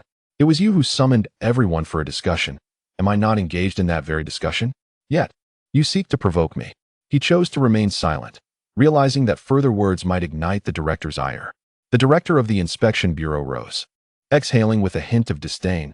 Regardless, it is the same old refrain. Either Li Hao must execute 100 nobles and inform me, or I shall await news of his demise. Previously, he had spoken similarly about Su Qing, and now he repeated it. The assembly was filled with silent grievances. What precisely did the director mean? At this juncture, ignoring the matter seemed unwise. Sometimes, maintaining neutrality can be the most terrifying stance, as neither victory nor defeat offers consolation. Has the director become somewhat disoriented of late? Before anyone else could voice their thoughts, Yao Si had already risen, lifting his teacup and turning to depart. Huang Long, seeing this, disregarded the implications and followed closely behind, frowning. Minister, despite the director's stance, we must still manage the situation regarding Li Hao. Yao Si smiled and nodded. Huang Lao then added, upon our return, shall we convene a meeting? What do you think, Minister? Whatever suits you, Yao Si replied, continuing his stride. As they walked, he glanced up and saw a figure striding purposefully towards them. Huang Long followed suit, lifting his gaze. On either side, several officials clad in inspection uniforms fell silent upon recognizing the approaching individual. At that moment, The entire inspection bureau seemed to hold its breath, enveloped in an eerie stillness. The departing director of the inspection bureau also halted, turning to look back. Outside the hall, a figure approached with determined strides, accompanied by a dog. Gone were the comical trench coat and top hat, and the scepter was absent. Instead, he was clad in gleaming silver armor, a sword at his waist. At the entrance, Li Hao did not spare a glance at Huang Long, his voice resonating like thunder. The night watchman of the Tianqing governor's office, Li Hao, pays his respects to the director. Yesterday, the Tianqing governor's office launched a campaign to eradicate the two malignant factions of the Tianqing Doloa arena, amassing a significant haul. They presented the spoils: 500,000 divine energy stones, 5 drops of the fountain of life, and 10 divine weapons of the origin. The news spread across the land, and in an instant, all eyes in the inspection department turned towards them. Huang Long furrowed his brow as he glanced at Li Hao, who was in close proximity.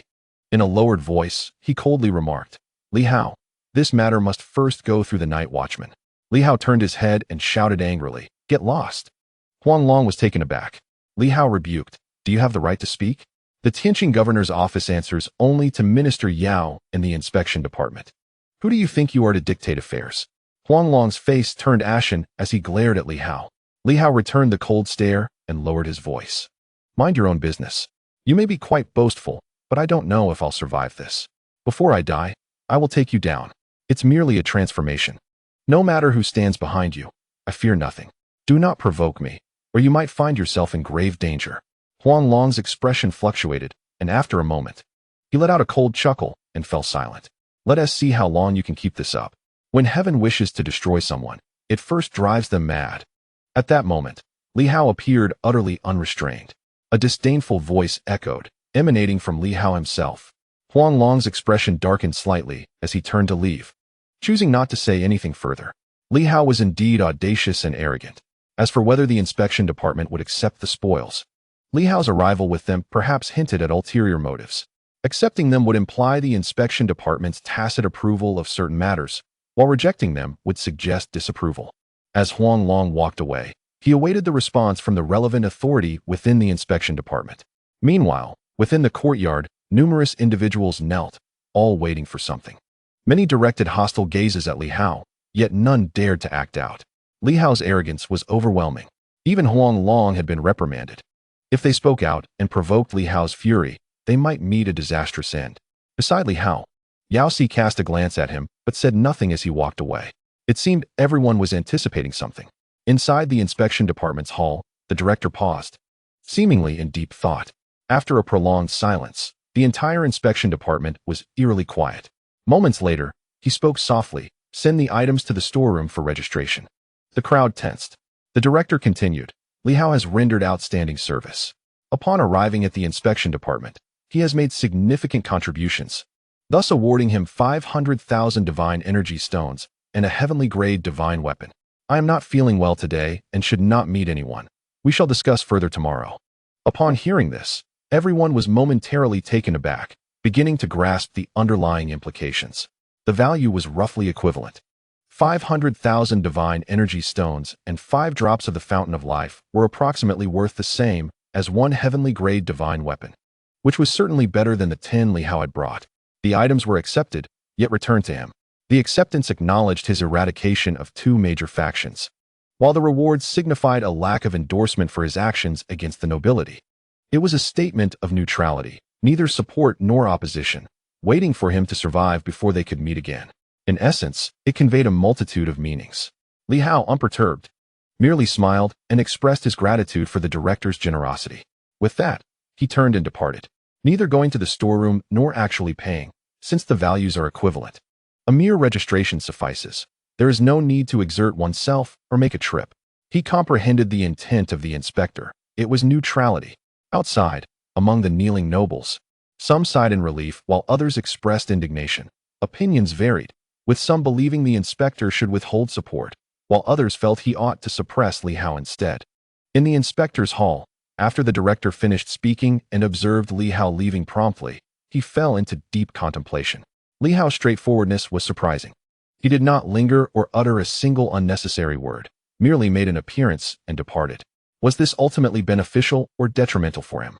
Li Hao was somewhat lacking in decorum. Someone ventured a remark, prompting the director to cast a sidelong glance at him before responding after a long pause. Go capture Li Hao and teach him what decorum is. Go now, or I will have you killed. The speaker's countenance changed, and he stammered, Director, that was not my intention. Then what is your intention? Do you have a big mouth? Can't you just keep it shut? The inspector's chief appeared slightly irritated, his anger escalating. Get out, and you lot outside, all of you get lost. If you dare to annoy me again, I'll kill you all. Scram, do you hear me? In an instant, the room cleared. The nobles outside also changed color, hastily rising to depart. This individual was not in a good mood. He had remained silent until now, but once he spoke, it was prudent to leave, lest they risk their lives. Once everyone had fled, he snorted in disdain and contemplated as he made his way to the backyard. The inspector's backyard was his home, where no one dared to intrude apart from his family. He traversed corridors and alleys until he arrived at a small open room where an elderly man was engrossed in reading. The inspector's chief, feeling restless, said, Old man, tell me, is my decision right or wrong? The old man turned to look at him and chuckled. What? Are you hard of hearing? The inspector's chief, now slightly irate, retorted, You hear better than I do, so why pretend otherwise? You are over 100 years old and were out seeking pleasures just days ago. Do you think I didn't notice? The elderly man laughed softly. You think too much. I would never do such a thing. Ignoring him, the inspector's chief remained puzzled. I initially thought neutrality was good. I have no fear of anyone. Whether it's Silver Moon or others, it matters little. Yet today, something feels off with Yao Si, and Li Hao seems quite confident. Old man, where does his confidence stem from? Would Silver Moon's people truly oppose the world for him? The old man perused his books and smiled. I do not know. I have not concerned myself with these matters for many years. How would I know? However, in my recent readings of ancient texts, I have gleaned some insights. What? The inspector's chief inquired.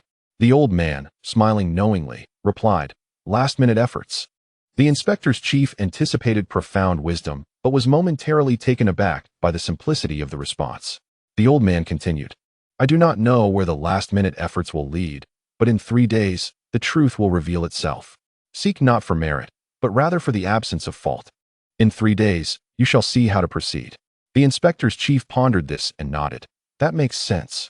The elder, possessing a wealth of experience, seemed to grasp your intentions, and thus, he chose not to utter another word before turning to depart.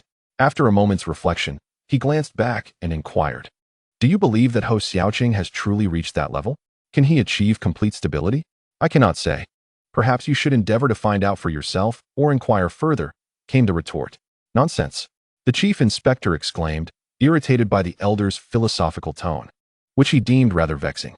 After a brief pause, a thought struck him, and he burst into laughter. No matter, I know how to handle it. By the way, you ought to refrain from wandering around in the next few days. There may be trouble brewing in Tianqing City, and in such critical moments, we must rely on you to maintain order. His words suggested that the elder's father was merely a tool. The elder chuckled softly. The chief inspector replied with a cold smirk, If you would cease to incessantly produce younger siblings for me, I might show you a modicum of courtesy. At your age, it would be wise to conserve some energy. My youngest brother is younger than my grandson. I cannot afford such embarrassment. The elder sighed. You fail to understand. This is about introspection, about the essence of martial arts. What is the true heart of martial arts? Over the years, I have gleaned some insights. Namely, it is about freedom and ease, an unrestrained existence in both heaven and earth. That is the essence of martial arts. The chief inspector, no longer wishing to prolong the conversation, turned and departed.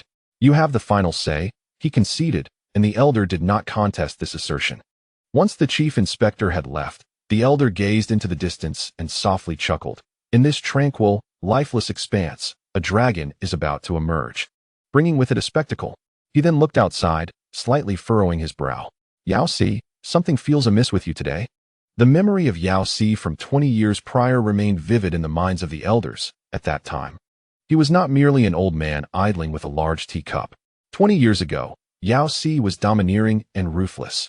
Has his realm solidified? After 5 years, this individual has become somewhat inscrutable. In the slums of Tianqing City, a group of children were engaged in fervent discussion. One child, filled with excitement, exclaimed, In 3 days, that demon king is going to behead the nobles. Shall we go to witness it? What are you talking about? Do you want to die? Another retorted. I heard it said that this demon king is surely doomed in 3 days, if he dares to strike at the nobles. He ought to know they have many formidable allies. Did he not just eliminate members of the seaside group in Doloa Arena? What does that matter? Among the crowd, a noticeably frail boy shook his head vigorously, stating, "You do not comprehend. The texts say this is about touching upon fundamental interests, breaking the first step of class struggle. In ancient times, this was the initial step of reform. Historically, those who first sought change often met with untimely ends." Reform? What is that? The group of children asked curiously. The frail youth smiled and replied, "If only you would read, but you are unwilling. Reform means that the nobility will no longer remain forever noble, allowing commoners to glimpse a future filled with hope and brightness. It is for our generation and the next that they too shall have the opportunity to ascend to higher positions and become the backbone of society, rather than merely scavenging, wandering the streets, and resorting to deceit to make a living." Ha ha ha, you must be daft from all that reading. Indeed, it seems you have become quite foolish. They are wealthy and powerful, surrounded by numerous strong individuals, with generations of accumulation. They are inherently more noble than us. So how could we possibly catch up to them? Indeed, Sister Yuchi, your brother has become foolish from his studies. Hurry and give him a good thrashing. A group of children burst into laughter, calling out to Yuchi, who was lost in thought nearby. The little girl looked up and retorted, "You are the foolish ones. You barely recognize a few characters. What do you know?" Some of what Yu Ming said was beyond my comprehension, yet I understand that if that formidable figure can eliminate the nobles this time, there is hope. Is that so? Should we go witness the spectacle? It might be quite perilous. The children, each chiming in, swiftly shifted the topic. They lacked the patience of adults to linger on a single subject, and soon they were lost in dreams of becoming superhumans or martial artists, soaring through the skies. Meanwhile, the frail Yu Ming approached Yuchi and sat beside her, whispering, "Sister, the demonic sword from the north is truly fearsome." With a sigh, he continued, "Unfortunately, I ventured out today, and nobody holds much faith in him. He is quite impulsive. These matters, as the books say, require gradual deliberation. One cannot rush to fruition. This demonic sword surely does not cherish knowledge. It is ignorant of the wisdom contained in books." Yuchi playfully smacked his head, scolding, "You and your pessimistic tongue. Besides, I've heard that he was once a student, even attending university. He was a scholar from the ancient academy. That must be the ancient academy from the north." Lacking any cultural depth, Yuchi shot him a glare, but upon reflection, perhaps there was some truth to it. The man behaves like a fool. He cannot even ride in a cart properly, and perhaps he cannot even read a few characters from the ancient academy. It is plausible, after all. I have heard he comes from humble origins, not of noble birth, and thus had little opportunity for a proper education. Nowadays, many schools and ancient academies have closed. And while there were once some opportunities, now even those have been extinguished. Yuchi muttered softly, "I truly hope he finds success. It has been many years since anyone has been like him." Yu Ming replied quietly, "I hope so too. But sister, let us not cling to such hopes. I can't be bothered to argue with you." Yuchi dismissed him, rising to head outside. "Sister, where are you going?" "To earn money. If I don't earn, what will we eat tomorrow?" 200 star coins, and you wasted 180 on a pile of worthless paper. It drives me mad. Next time, I won't give you any money. "Sister, that was knowledge." "Nonsense," Yuchi retorted, already leaving. Yu Ming chuckled. His sister was always like this, saying she wouldn't give him any money, yet when she earns again, she will surely share. However, glancing back at the heap of books, he sighed. He must not waste money again. Yesterday, in a moment of impulse, coupled with the fact that the seller was someone he knew, he had spent 180 star coins on what had become nearly worthless books, leaving his family starving. Does the demonic sword even understand reform? The young boy murmured to himself, "Perhaps it simply seeks to kill." Sister, do not harbor too much hope. The commotion in Tianqing City is quite intense. The news spread rapidly, creating a stir throughout the central region, with whispers reaching even the farthest corners of the continent. The execution of nobles, over 100. This revelation was indeed earth-shattering. All eyes converged on the center, fixated on Tianqing City. Silver Moon, White Moon City. Director Zhao's expression shifted dramatically. Huang Yu fell into deep contemplation. Kong Jie furrowed his brow, and after a prolonged silence, he remarked, "I thought he might quiet down for a few days, but now, Zhao, do you believe old Ho can protect him?" Why doesn't he old Ho offer some counsel? This reckless approach could easily lead to disaster. Director Zhao remained silent, absent-mindedly scribbling with a pen, seemingly lost in thought. Kong Jie, growing impatient, exclaimed, engaging with literary types is quite laborious. Huang, do you have any clever ideas? What? Huang Yu looked up, puzzled. I mean, Li Hao is undoubtedly in grave danger. He has always been a target for elimination. Though people have held back due to various considerations and mutual apprehensions, granting him a fleeting opportunity. If he chooses to withdraw now, he could establish a foothold. Why pursue a reckless confrontation? He sighed, adding, I genuinely believe his current path could lead to his demise. Even disregarding the distance, should formidable powers descend upon us. Unless we fully unseal our capabilities, we would stand little chance. Kong Jie sighed again, a tinge of melancholy in his voice. My daughter is still in Tianqing City. I nearly forgot about that. I hope she doesn't get entangled in this chaos. Her death would be catastrophic. It was rather late for him to recall his daughter's presence there. Director Zhao cast him a sidelong glance, speechless, and remarked dryly. I assumed you had long remembered your daughter was there. I've been so consumed by Li Hao's influence these past few days, his name echoing in my mind, that I hardly had time for anything else, Kong Jie replied, before continuing, well, if she survives, that is acceptable. If she perishes, she cannot escape it. Whoever kills her, I shall hunt down and eliminate them. Director Zhao dismissed him with indifference. After a moment of reflection, he spoke, we cannot dissuade or obstruct Li Hao's intentions. What they are, I cannot say. However, I know that regardless of his success or failure, this marks a new beginning. Our only course of action now is to disseminate this news far and wide. Let the populace indulge in the spectacle, whether as mere spectators or gossip mongers. At least the people of Silver Moon will know that the demon sword Li Hao is undertaking actions others dare not and cannot accomplish in Tianqing City. Moreover, he is one of us, a Silver Moon citizen. Director Zhao raised his gaze to the two, declaring, let the world recognize that we Silver Moon people possess the greatest courage. Let the citizens of Silver Moon understand that in this vast world, none dare to take the lead before us. He stood, a smile illuminating his face. As for the rest, I shall leave that to him. Are you not concerned at all? Kong Jie retorted, incredulous. What use is mere publicity? He had expected Director Zhao to propose a more profound strategy. Go on with your affairs. Kong Jie, feeling resigned, departed, deeming Director Zhao ineffectual. Once Kong Jie left, Huang Yu shook his head and remarked, Old Kong seems increasingly restless. It appears he is inclined to venture to Tianqing City, stirred by Li Hao and Xiao Chun, feeling uneasy remaining here. Director Zhao spoke lightly, stating that sometimes remaining behind is a far more arduous choice. If he does not comprehend, then so be it. This is merely the beginning. Tianqing is just the prologue. While the true dilemma lies within you. After a brief pause, he inquired, in 3 days, if you exert yourself fully, can you reach Tianqing? The distance from this place to Tianqing is considerable. Ho Xiaoqing and his companions took 7 days by vehicle, and their speed was not slow. A martial artist, pushing themselves to the limit, might arrive in 3 days, yet upon reaching, there may not be sufficient time for recuperation. Perhaps a helicopter could expedite our journey to some extent. Huang Yu regarded him with a questioning gaze. Are you permitting me to go? It would be worthwhile to take a look. Huang Yu chuckled. I assumed you would allow Old Kong to proceed. His presence would not be of significant utility. Then I shall make haste, came the reply. Indeed. After exchanging a few words, Huang Yu did not linger, recognizing the urgency, since old Zhao had made a decision.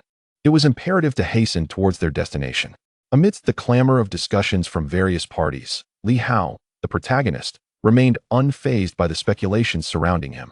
At this moment, he found himself alone in the 9th-floor private room of Julong Pavilion, accompanied only by a dog. He was enjoying a meal and sipping tea. The same female manager from before was attending to him, serving him dishes and pouring tea and wine. Compared to their previous encounter, she exhibited no grievances or discomfort this time. Observing Li Hao devouring his food with fervor, she was struck by a singular thought. He was extraordinary, engaged in remarkable endeavors. She harbored numerous doubts, questions, and confusions, yearning to inquire directly of this man who had astonished the world, yet she lacked the courage. Li Hao consumed his meal with alacrity and, after finishing, exhaled contentedly. The flavor is truly delightful, though it is rather expensive, despite his lavish appetite. This meal was courtesy of another. The The female manager chuckled softly. This time, our pavilion master is treating. Aside from the precious items like the fountain of life that cannot be taken away, all food and drink are complimentary. Pavilion master? Indeed, the proprietor of Jiolong Pavilion. Is he not of royal lineage? Precisely, our pavilion master hails from the royal family.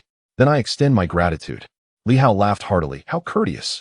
In that case, I would like 10 more portions, for I am still rather hungry. The female manager, unfazed, promptly exited to relay his order and soon returned to Li Hao's side. After letting out a satisfied belch, Li Hao lifted his teacup, taking a sip before inquiring.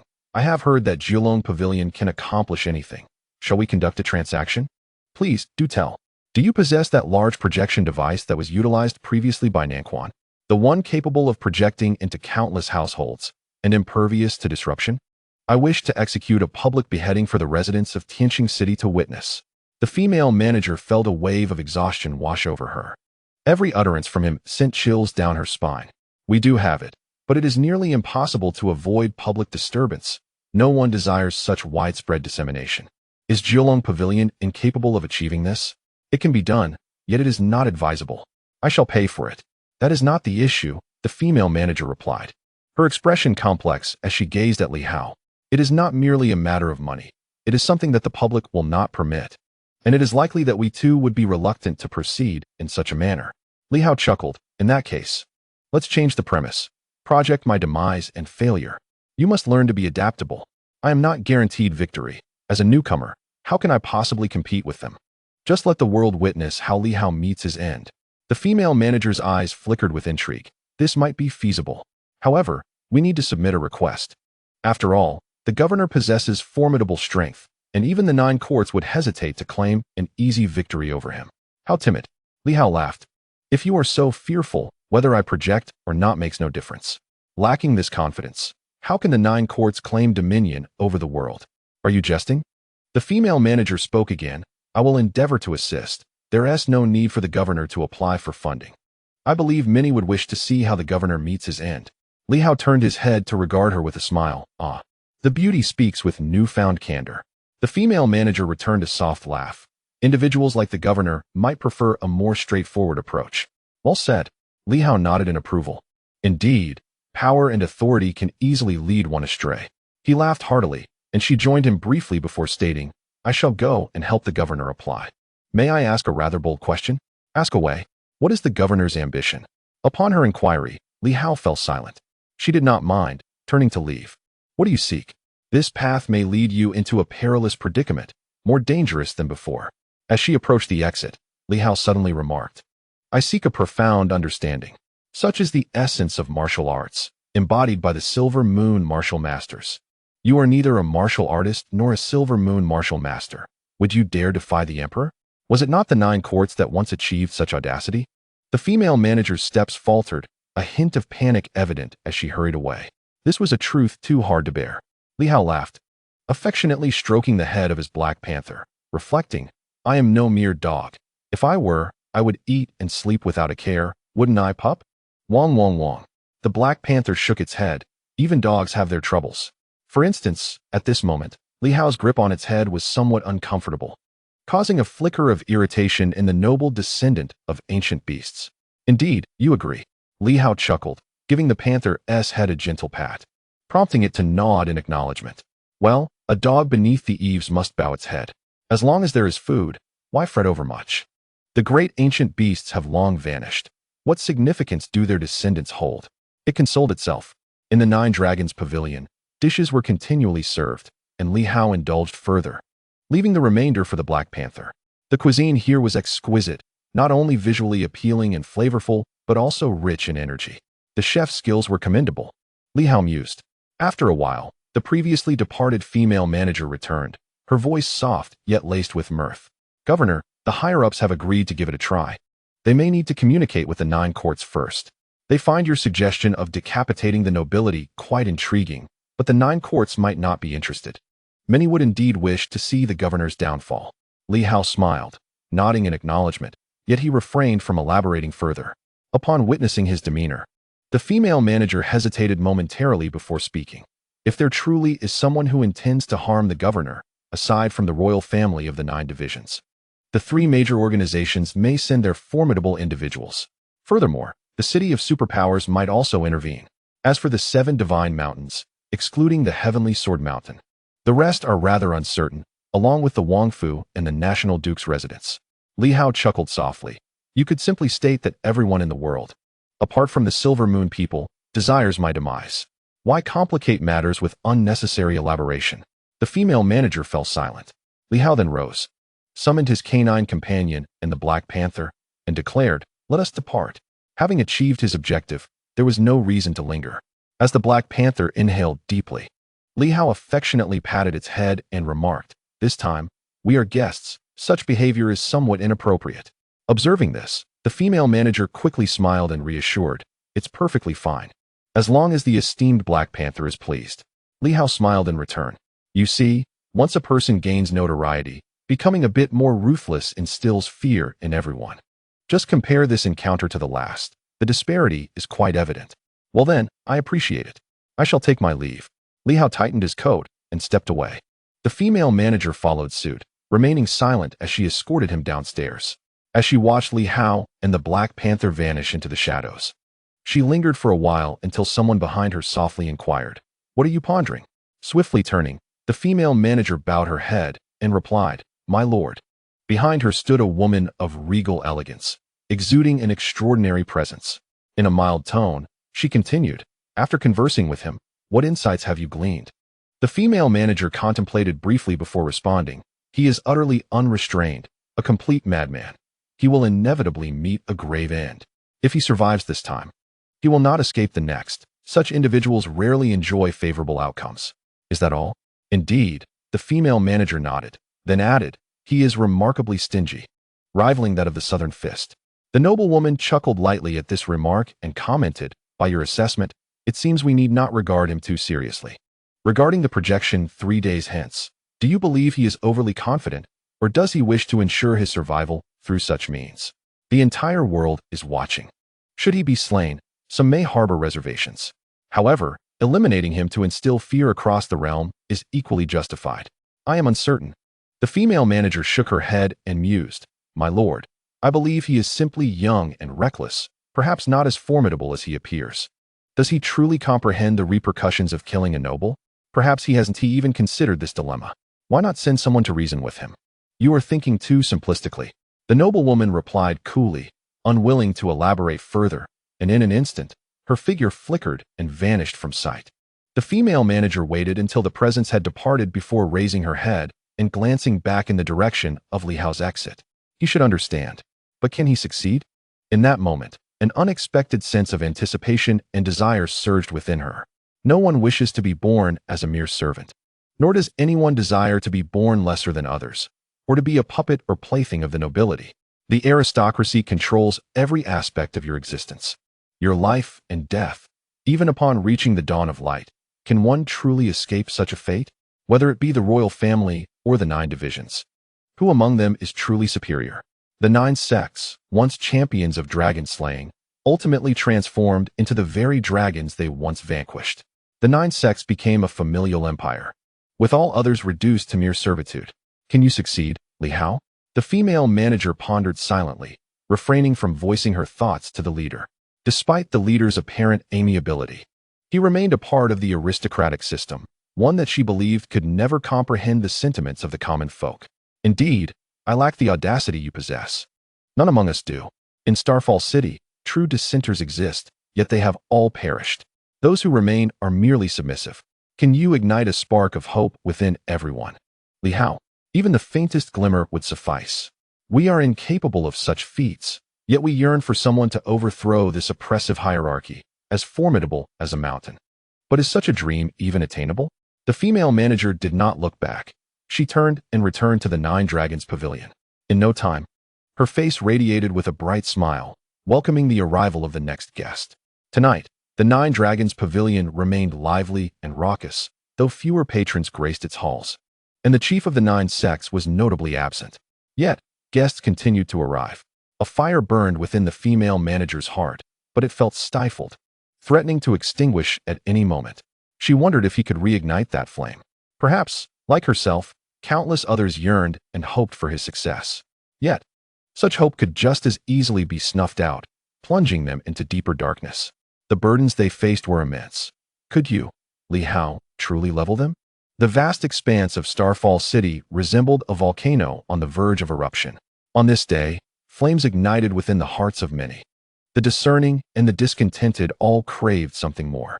They shared a common identity, the commoners. Though this era posed tremendous challenges, it ultimately required the efforts of some among the common folk, for the aristocrats are not omnipotent. The deterrent of high-tier martial prowess rendered Starfall City stagnant. Yet, when someone dares to emerge and shatter this impasse, even if they do not wish to stand out, others silently pray that this fire does not extinguish completely. Ushering in an even darker time. In the shadows, Li Hao traversed the streets, surveying his surroundings. Calmly, he proclaimed, "Either come forth now and kill me, or follow me, and I shall eliminate you all." Following a provincial governor, do you wish to court death? In the darkness, silence reigned. With a cold laugh, Li Hao stomped his foot, causing the earth to tremble. Beneath it, some were reduced to nothing more than a gruesome pulp. Sword aura sliced through the air, instantly tearing apart those caught within its grasp. The Black Panther, a predator of the shadows, vanished from sight, soon followed by a few muted cries of despair. Moments later, Li Hao departed with the Black Panther. After a while, someone else emerged, speaking in a low tone. "He has become utterly reckless. Do not follow him anymore. Regardless of his intentions, he will appear again in 3 days. Perhaps seeking allies, perhaps training. Regardless, anyone who ventures out will be ensnared." In the darkness, individuals swiftly retreated. Just as this person had stated, no matter whom Li Hao sought or where he sought assistance, even if it were the Sky Sword this time, those who dared to intervene would meet the same fate. They, too, required time to reach a consensus. "Li Hao, unless you flee, but if you do escape, you shall become the laughingstock of the world. Flee then." In the darkness, Li Hao swiftly soared into the void. Before long, he had exited Tianqing City, for the atmosphere within was stifling. He pressed onward, even crossing the Tianqing Sea. No one pursued him. Perhaps his departure was more beneficial for Tianqing City. This way, they could effortlessly erase the impact he had previously caused. Otherwise, confronting Li Hao at this moment might not bode well for certain individuals. After all, their divine abilities were still not firmly established. Li Hao paid no heed to these matters, continuing his journey farther and farther, soaring through the skies for an extended period. In the distance, a grand mountain loomed, and a glimmer in his eyes indicated that he had perceived a radiant light within the mountain. It was a great demon of the sunlight tier. This mountain had an owner, the Black Panther. Li Hao turned to the Black Panther. "Go and engage in friendly communication with it. If it becomes hostile, eliminate it. If not, entertain it for a while." Woof woof. The Black Panther flickered and vanished in an instant, its speed remarkable. Moments later, the light within the mountain flickered. When Li Hao landed, he beheld a colossal demon resembling a rhinoceros, its size several times that of the Black Panther, now docilely allowing the Black Panther to rest upon its massive head. Trembling and too fearful to move, Li Hao chuckled. "I shall borrow your splendid territory for a few days and will depart thereafter. Make yourself at ease." The rhinoceros demon emitted a wave of spiritual energy, trembling slightly, wondering if the esteemed Li governor could temper the ancient demon's bloodline power, as the lesser demon could not withstand it. "Do you know me?" The name of the esteemed one has spread throughout the central region. Upon seeing the esteemed one, the lesser demon immediately recognized. The rhinoceros demon was understandably cautious. Of course, it was aware. Dog demon, sword cultivator. Fierce and ruthless. Who else could it be but Li Hao and the Black Panther? Nowadays, in the central region, whether among demons or humans, who is not familiar with this individual? Yet, it could not fathom why Li Hao, who had been in Tianqing City, would appear here, nearly scaring it to death. How intriguing. Indeed, one cannot attain fame without venturing into Tianqing. Li Hao laughed softly, refraining from further words as he stepped into the cave behind him. Meanwhile, the Black Panther tapped the rhinoceros's head, urging it to quiet down and utter less nonsense. The rhinoceros demon dared not resist. Though it was a formidable demon of the early sunlight tier, usually boasting its strength, it knew to submit before these two, who had slain countless of its kind. Inside the cave, Li Hao paid little mind to such matters. With a casual wave, he dispersed a pungent odor. He did not seek anyone out. Not going to Tianjin Mountain to find Tianjin, even though it was nearby. Nor did he look for others. He sought no one. The time was set for 3 days hence, rather than 7 or 10, as he wished to prevent anyone from arriving, such as that group from Silver Moon, who would find it nearly impossible to traverse 20,000 miles in 3 days. Aware of the danger, he did not wish to drag them deeper into the mire, which was not his intent. Granting 3 days was for his own preparation, as well as for Juicy and the royal family. As for Ho Xiaoqing, he had already fallen into the trap, a situation not orchestrated by Li Hao, and how Ho Xiaoqing would perceive it was beyond Li Hao's control. Everyone believes that I can only rely on others, that I must simply wait for death, possessing nothing but recklessness and devoid of true courage. Li Hao chuckled softly. In truth, he could wait indefinitely. Yet, he found little pleasure in it. His heart was unsettled. Furthermore, opportunities like this are rare. If he missed this chance, when would another such opportunity arise? If he were to act, it should be with the ferocity of a tempest, sweeping away all obstacles. Otherwise, accumulating effort would yield no significant result. At this stage, one must wield courage to shatter all barriers. Otherwise, he could easily seek out the Red Moon, return to Silver City to comprehend the essence of the sword, refine the fusion of the 5 forces, and contemplate the subsequent steps only after entering the stage of divine unity. Then he would become the next Yao Si. How long would that take? After achieving divine unity, would he still need to wait for an even greater power? The locks of his 5 organs were already saturated. Li Hao pondered, recalling the brief exchanges he had with Steward Yu. A martial artist could break the locks, unleash potential, and consume internal energy. However, superpowers could be converted back. As long as the locks of the 5 organs were not shattered, securing the source of the martial artist and internal energy, there remained hope for conversion. Alternatively, if only one lock of the 5 organs were broken, entering the dawn stage would still present a possibility for conversion. Yet, once 2 locks of the 5 organs were broken, akin to the heavenly sword, conversion would become exceedingly difficult. The heavenly sword would have irrevocably entered the realm of divine powers, making a return to the martial artist's path nearly impossible. Thoughts flickered through his mind.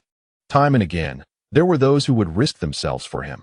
The martial artists of Silver Moon unsealed their combat prowess repeatedly for his sake.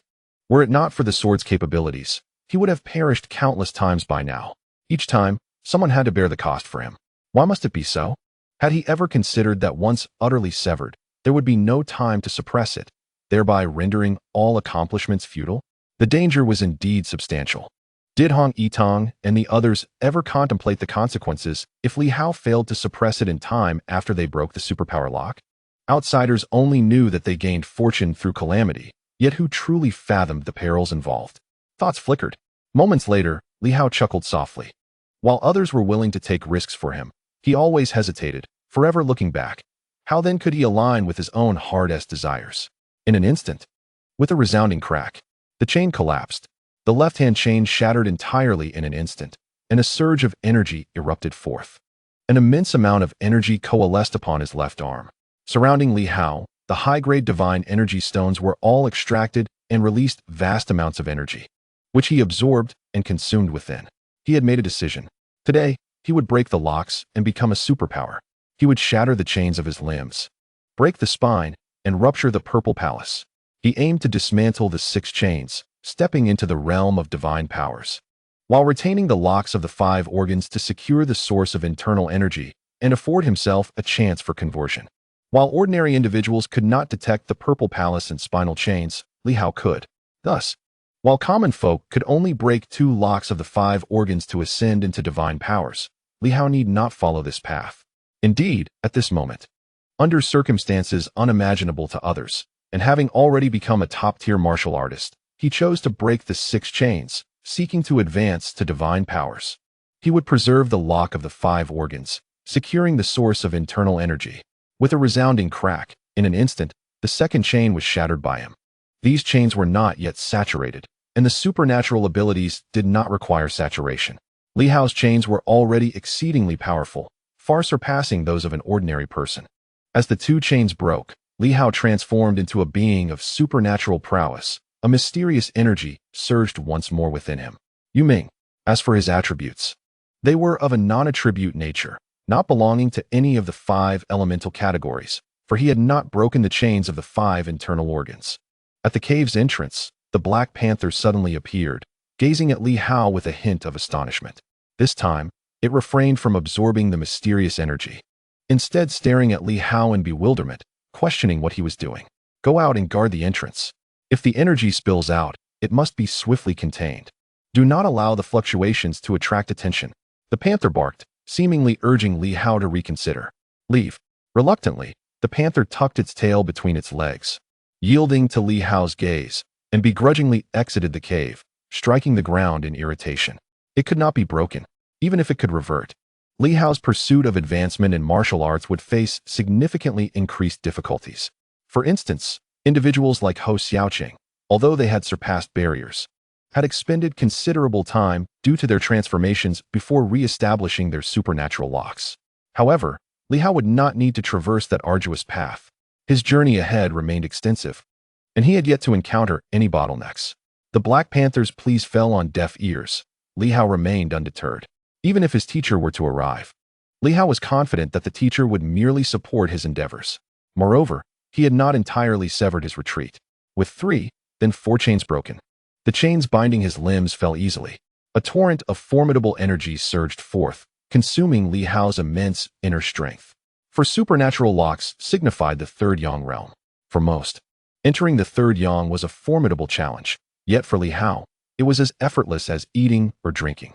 The emerging special energy was volatile, but to Li Hao's robust physique, the impact posed no concern. The vast, mysterious energy rolled within him as his limbs continued to absorb inner strength, transforming it into potent supernatural energy. Li Hao's third yang differed greatly from that of others. It was stronger. A rumbling echoed, as if his blood flowed with a tempestuous roar. For chains were simple. The 5th and 6th chains presented the true challenge. One was the Purple Mansion supernatural lock, while the other was the Spinal supernatural lock, the former releasing bodily energy, possibly linked to the wind element. Having absorbed wind energy, Li Hao fortified his body. The Spinal supernatural lock, likely belonging to the thunder element, strengthened his bones upon absorption. Both locks bore attributes. Should he succeed in breaking them, he might give rise to the divine powers of wind and thunder. Yet, the collision of 2 attributes posed the greatest challenge faced by countless supernatural beings. However, for Li Hao, whether it be the 5 internal organs, his body, or bones, the issues were not insurmountable. At this moment, Li Hao swiftly converted his inner strength into supernatural energy. The shattered supernatural locks unleashed a unique power, which transcended mere mysterious energy.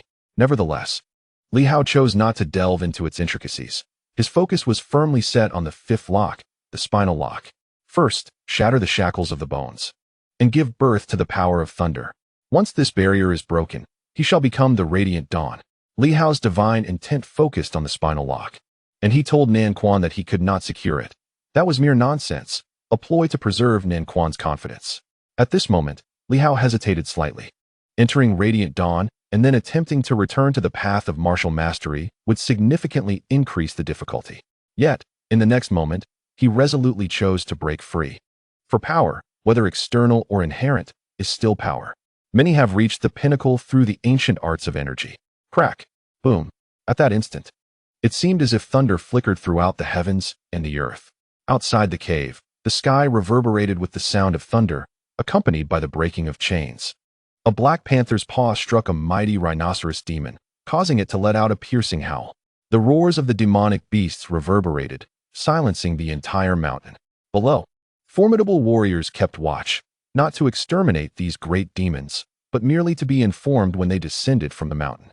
At the mountain's foot, a few individuals concealed themselves in a small hollow, whispering, "Why does the cry of the azure moon rhinoceros seem different today? It sounds like thunder from the summit. Could this great demon be leveling up? Perhaps it's engaged with a female demon." Ha ha. The group chuckled softly, wary of approaching, for that was the domain of the Radiant Dawn demon. As for the thunderous sounds from the peak, it was not unusual for the mountains to echo with such noise. After all, it was the territory of the great demon. They cared not. As long as they could ascertain where the great demon ventured upon descending, that was sufficient. Boom. The thunder continued to roar, its intensity overwhelming. Yet all chose to disregard it, aware of the formidable presence at the summit. Within the cave, Li Hao was enveloped in crackling lightning. Indeed, the powers of thunder were of a unique category. they likely possessed an innate ability to break the spinal chains, leading Li Hao to contemplate new possibilities.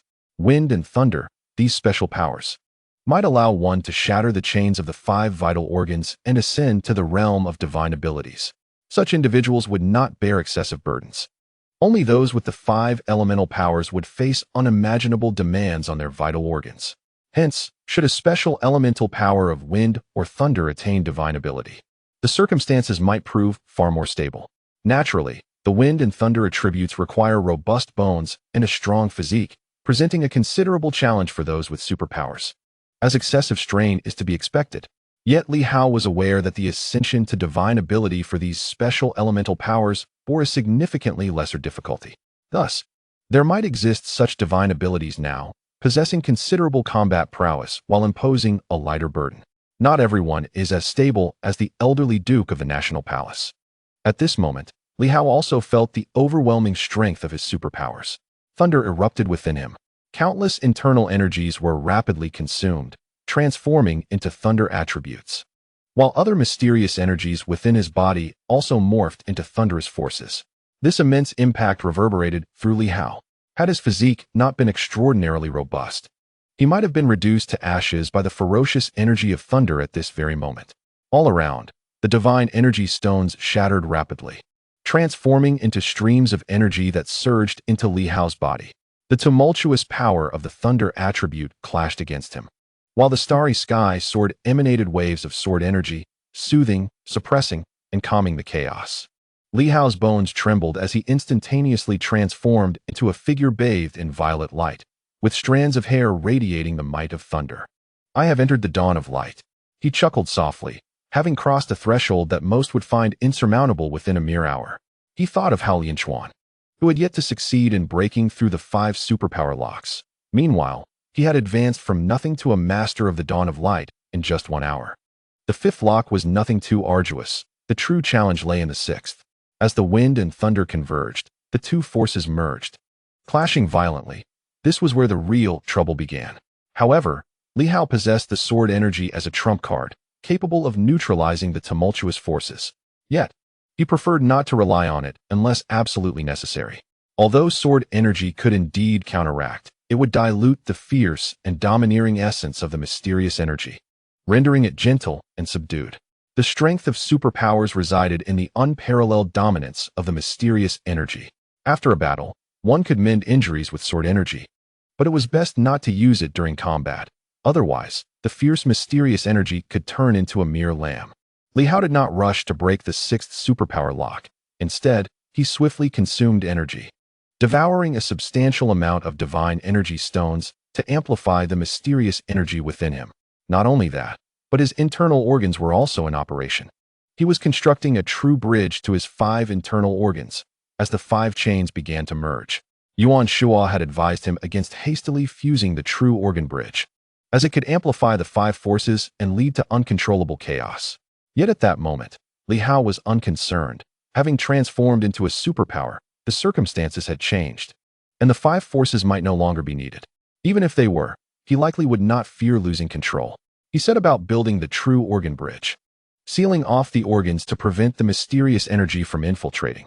Otherwise, the hastily constructed organ bridge would soon be devoured, and the mysterious energy could easily transform the organs into a composite of its own. Chains shot forth across the expanse. Before Li Hao, 5 chains lay side by side, all crystal clear. One bore a crouching tiger, another a swaying willow tree, a third stood firm like a mountain, and a 4th surged like a roaring sea. At this moment, his task was to consolidate these 5 chains into one, locking away his organs in preparation for a future revival as a martial master. In an instant, 2 chains collided. Fusion. Boom. The divine intent erupted, and the 2 forces clashed violently, allowing Li Hao to experience, in advance, what divine abilities felt like. The collision of different attributes bore a striking resemblance to divine powers. Water and fire merged, resonating thunderously, as a formidable energy erupted within the cavern, enveloping a sword intent that radiated with the essence of eternal life, suppressing the dual forces. At least for now, these forces were unable to break through the insights Li Hao had previously comprehended. Outside the cave, the Black Panther opened its mouth, devouring the energies that spilled forth. Not a single drop was wasted, all were consumed within its belly. Yet, the more it consumed, the more restless it became. This signifies that Li Hao's extraordinary abilities are becoming increasingly potent, which is not a favorable development, at least within the confines of his limited memories. The ancestral recollections reveal that the ancient warrior Wang, despite being a martial master, ultimately succumbed to the ancient energies. Perhaps it seems distant for Li Hao. Yet in the eyes of the Black Panther, they believe they can reach that pinnacle. Indeed, they can. If Li Hao fails to revert, can he surpass the ancients? Inside the cave, Li Hao is still refining the bridge of his internal organs, while simultaneously absorbing divine energy, amplifying his thunderous powers. He seeks to attain an unparalleled strength before shattering the chains of the Purple Mansion and giving birth to genuine divine abilities. Li Hao vanished. The following day, no one had seen him. No one knew of his whereabouts. Perhaps he had fled. News quickly spread that after visiting the Nine Dragons Pavilion the previous night, he had disappeared. The information was rapidly disseminated by those with ulterior motives. Within the Starry Sky City, someone chuckled. I heard that the demon's sword made a hasty escape last night. How amusing. It promised to slay the nobles, but then vanished. The streets bustled with people, some appearing completely numb, while others clenched their fists. There were murmurs of disbelief. Not long ago, they claimed he had fled, and shortly thereafter, the Four Seas group was no more. I refused to believe it. Those harboring a glimmer of hope were reluctant to accept that Li Hao had indeed escaped. They did not wish to believe it. He had just ignited a flicker of hope among them, a hope to witness the nobles face justice. However, what if Li Hao truly had fled? Then this world would be devoid of hope, shrouded in darkness. The flickering hope they had kindled would only plunge them further into a profound abyss. Believe it or not, only time would tell. Even if he hadn't fled, he might have perished, having offended the three major organizations, potentially falling victim to assassination. No one desired to debate the matter. Instead, they were filled with anxiety and anticipation. 3 days passed, or rather, it was now 2 days later. Would the demon's sword, that esteemed governor, return? Surely he had not truly perished? As for the notion of his escape, they were unwilling to entertain it. At the headquarters of the Night Watchers, Ho Xiaoqing reclined in his chair, silent and contemplative. Li Hao's intention to slay the nobles had not been communicated to him beforehand. Initially, he had uttered a few curses, but soon grasped Li Hao's objective. Yet now, with Li Hao's disappearance, he was absorbed in thought. After a moment, he retrieved a communication jade, Tianjian. Has Li Hao visited Tianjian Mountain? The last time the Tianjian had emerged from seclusion, the Jade Steward had been summoned, and they had exchanged communication jades for convenience. At this moment, Ho Xiaoqing felt compelled to inquire. The response was succinct. No. Ho Xiaoqing furrowed his brow slightly. Had he not gone there? Where then? Had Li Hao vanished? After a moment of silence, he sent another message. Will you come? After that, there was no further communication. Ho Xiaoqing found himself both amused and exasperated by this aloof individual. Xiaoyu, where do you think Li Hao has gone? The Jade Steward shook her head. Though thoughts swirled in her mind, she recalled that Li Hao had approached her the previous day, inquiring about the transformation of extraordinary abilities into martial mastery.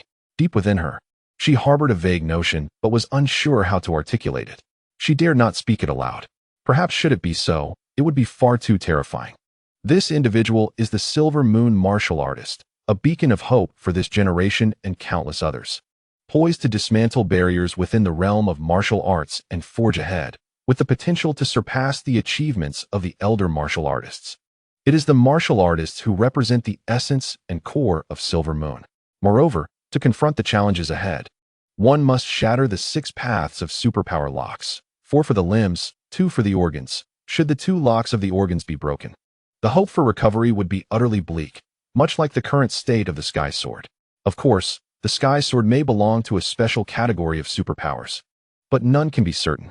She wished to convey this to Ho Xiaoqing, yet the memory of Li Hao's radiant smile from the previous night lingered in her mind. As he cheerfully remarked, do not inform old Ho, for I am currently seeking the Jade Rakshasa, not the Jade Steward. The Jade Rakshasa is a proud individual who does not indulge in idle gossip.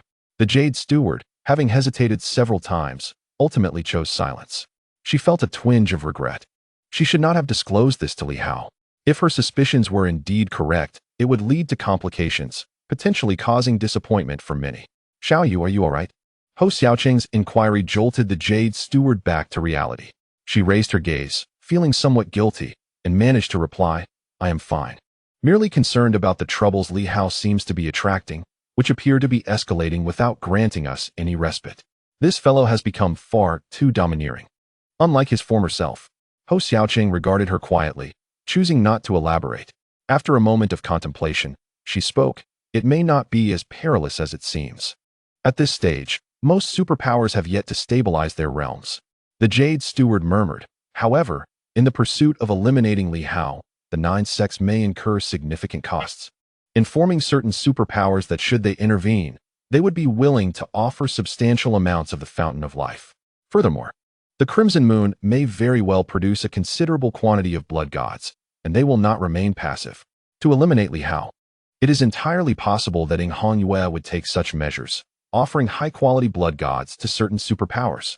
Some superpowers, originally lacking such resources, might take reckless risks to obtain them. Not only superpowers, but also those in the metamorphosis phase may choose to forcibly advance for a promise or genuine benefit. A portion of those in metamorphosis could easily transition into superpowers, yet have refrained from doing so due to the inherent dangers. Presently, various organizations only need to invest resources to create a cadre of superpower entities. The Jade Steward turned her gaze to Ho Xiaoqing. Has the minister not considered these possibilities? She found it hard to believe that the minister had overlooked such matters. Ho Xiaoqing sighed, remaining silent. Indeed, while the number of superpowers may be limited at this stage, many in the metamorphosis phase exist. If the major organizations were willing to make a substantial investment, for instance, offering you 50 drops of the Fountain of Life, would you risk advancement? The opportunity lies before us. Should you ascend, perhaps you would evade death. Should you miss this chance, your own advancement would likely result in catastrophe. 50 drops of the Fountain of Life, even if they cannot entirely stabilize the organs, would go a long way. Do not underestimate the capabilities and wealth of these major organizations. 50 drops of the Fountain of Life is a considerable sum that Ho Xiaoqing believes everyone can muster. At that time, perhaps their own superpowers would not need to take such risks, relying instead on outsiders. Are there many in the metamorphosis phase? Indeed, there are. In certain provinces, there exist individuals who are akin to pirates, and some deputy officials belong to this category as well. They are merely one step away. Yet that single step has barred many from advancement. Granting them an opportunity to ascend swiftly is a rare occurrence for those who can refuse. Ho Xiaoqing exhaled deeply. He refrained from voicing this sentiment, as articulating it might prove disheartening. Thus, should Li Hao return in 2 days, he might ponder that while few possess extraordinary abilities, the potential for greatness might surpass one's expectations. Indeed, he had previously assured Li Hao that the metamorphosis would be entrusted to him.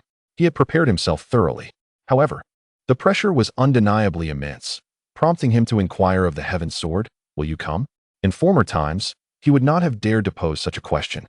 Seeing his silence, Chief Steward, you contemplated before speaking. Minister, if I were to fully unseal myself, could I rival the extraordinary? Just how formidable is it? Ho Xiaoqing gazed at her, and after a moment, responded, incredibly formidable. Unless you completely sever multiple superpower locks, it is impossible to compete. At this stage, only a martial artist with all 9 superpower locks fully saturated could contend with extraordinary abilities. 9 locks, completing a basic cycle. A martial artist in such a state could face the extraordinary in battle. Startled, Chief Steward Yu fell into silence. She had just achieved saturation of 5 superpower locks, barely managing to unseal, akin to her previous state. In her current condition, without completely severing them, merely unsealing would suffice to contend with those in the metamorphosis stage. But facing extraordinary abilities was utterly hopeless. Unless she were to completely shatter these 5 locks, combining her inherent strength with superpower might allow her to engage. But such an act could lead to her demise, as she might be overwhelmed by her suddenly surging superpower. Her foundation, after all, was not that profound. Ho Xiaoqing gently exhaled. Do not overthink it. Rest assured, all will be well. I am here, along with that fellow from South Fist. He may be an opportunist, yet he is still a Silver Moon martial artist. He should lend a hand. Chief Steward, you murmured. Li Hao has chosen 3 days hence. Now only 2 days remain. The time is exceedingly short. Otherwise, North Fist, Tyrant Blade, and even the earth-shattering sword and radiant sword from Silver Moon could come to his aid. The time left for us is far too scant. Indeed, it was excessively brief. In just 3 days, covering a distance of over 20,000 miles, traversing 7 to 8,000 miles a day, even the earth-shattering sword would find it challenging. What, exactly, is Li Hao contemplating? Does he wish to prevent others from coming? Or does he believe their arrival would bear little significance? Ho Xiaoqing closed his eyes, feeling an unusual sentimentality at that moment. Young man, I only wish for you to exert yourself a little more, rather than hoping you continuously court danger. This time, even I find it quite vexing. Had I known, I would not have appointed you as deputy commander of Tianqing. I underestimated you. You came to Tianqing City, declaring your desire to witness the world. Perhaps this time, you may truly see clearly, yet I fear that after witnessing, all you will find is endless disappointment. Both the 9 divisions and the royal family may conspire against you. Do you still harbor some hope? In the blink of an eye, another day passed. This was the 2nd day. There remained but 1 more day. In 3 days, the time Li Hao spoke of would arrive. Boom. Within the cavern, the wind surged violently, and Li Hao coughed up blood as the tempestuous forces of wind and thunder clashed around him. Even his corporeal form struggled to endure. His internal organs were in turmoil. Yet a massive chain bound them all in place. Gradually, he began to shatter the 6th supernormal lock. The wind energy was incessantly unleashed. The fusion of wind and thunder collided with a deafening roar, causing Li Hao's body to fracture, crimson blood evaporating instantaneously. Let me witness what true divine power is. Li Hao proclaimed, his smile radiant. I, Li Hao, shall ascend to the realm of divine power. Come forth. Let this storm rage even fiercer. With my dual divine weapons in hand, upon entering the realm of divine power, I yearn to see how many divine abilities in this world can rival me. From this moment forth, I shall no longer rely on anyone for salvation. My savior is but myself. Crack. The purple chains were utterly shattered. A grunt escaped his lips as bones and flesh resounded with a thunderous noise, breaking and being reborn, breaking and being reborn. Drops of the fountain of life surged into his body, and an abundance of sword energy mended his flesh. Divine power may be splendid, yet it exacts a heavy toll on the body. But I have entered the realm of divine power. With the winds rising and rain approaching, thunder rumbled. Outside the cavern, lightning crackled, and the fierce winds howled. In an instant, the rain poured down. A torrential storm descended upon the vicinity of the mountains. It was raining. At this moment, the heavens transformed. Li Hao had stepped into the realm of divine power this day. No longer the weakling who required his master to battle the 3 suns on a rainy day. Chapter 215. Li Hao returns, seeking subscription and monthly votes. Store this away. We won't finish today. Let us rest for a day or two. On the 3rd day, in Starry Sky City. Tomorrow marks the day of Li Hao's execution, and the atmosphere in Starry Sky City was stifling. Li Hao had fled. This news spread like wildfire, propelled by countless nobles. Some nobles brazenly declared that Li Hao was merely speaking. Did he truly dare to publicly execute a noble? It would be his doom. Others, relatives of the captured nobles, rushed to the night patrolmen, demanding the release of their kin. Li Hao, the executioner, has fled. Do you still wish to persist? The martial guard had sealed off the grand courtyard, replacing the night patrolmen, yet pressure mounted. Even within the ranks of the night patrolmen, several deputy ministers began to clamor. Release them. This cannot continue. Thousands of nobles were detained. While Li Hao was still present, someone could take the blame, but now that Li Hao had vanished, what would happen if they did not release them? Huang Long was among the most vocal. However, as Ho Xiaoqing intervened, the clamor diminished somewhat. At this moment, the night patrolmen were overwhelmed. Not only were there crowds outside, but also within the grand courtyard. Nobles who had been imprisoned for days received the news. Some sneered. Let us see how long they can keep us. Such madness, so ostentatious. There is no favorable outcome awaiting them. Just days prior, were you not quaking in fear? And now, you are unafraid? One by one, the nobles, regardless of their foul stench, laughed joyously. Li Hao had escaped. Of course, there had been previous instances.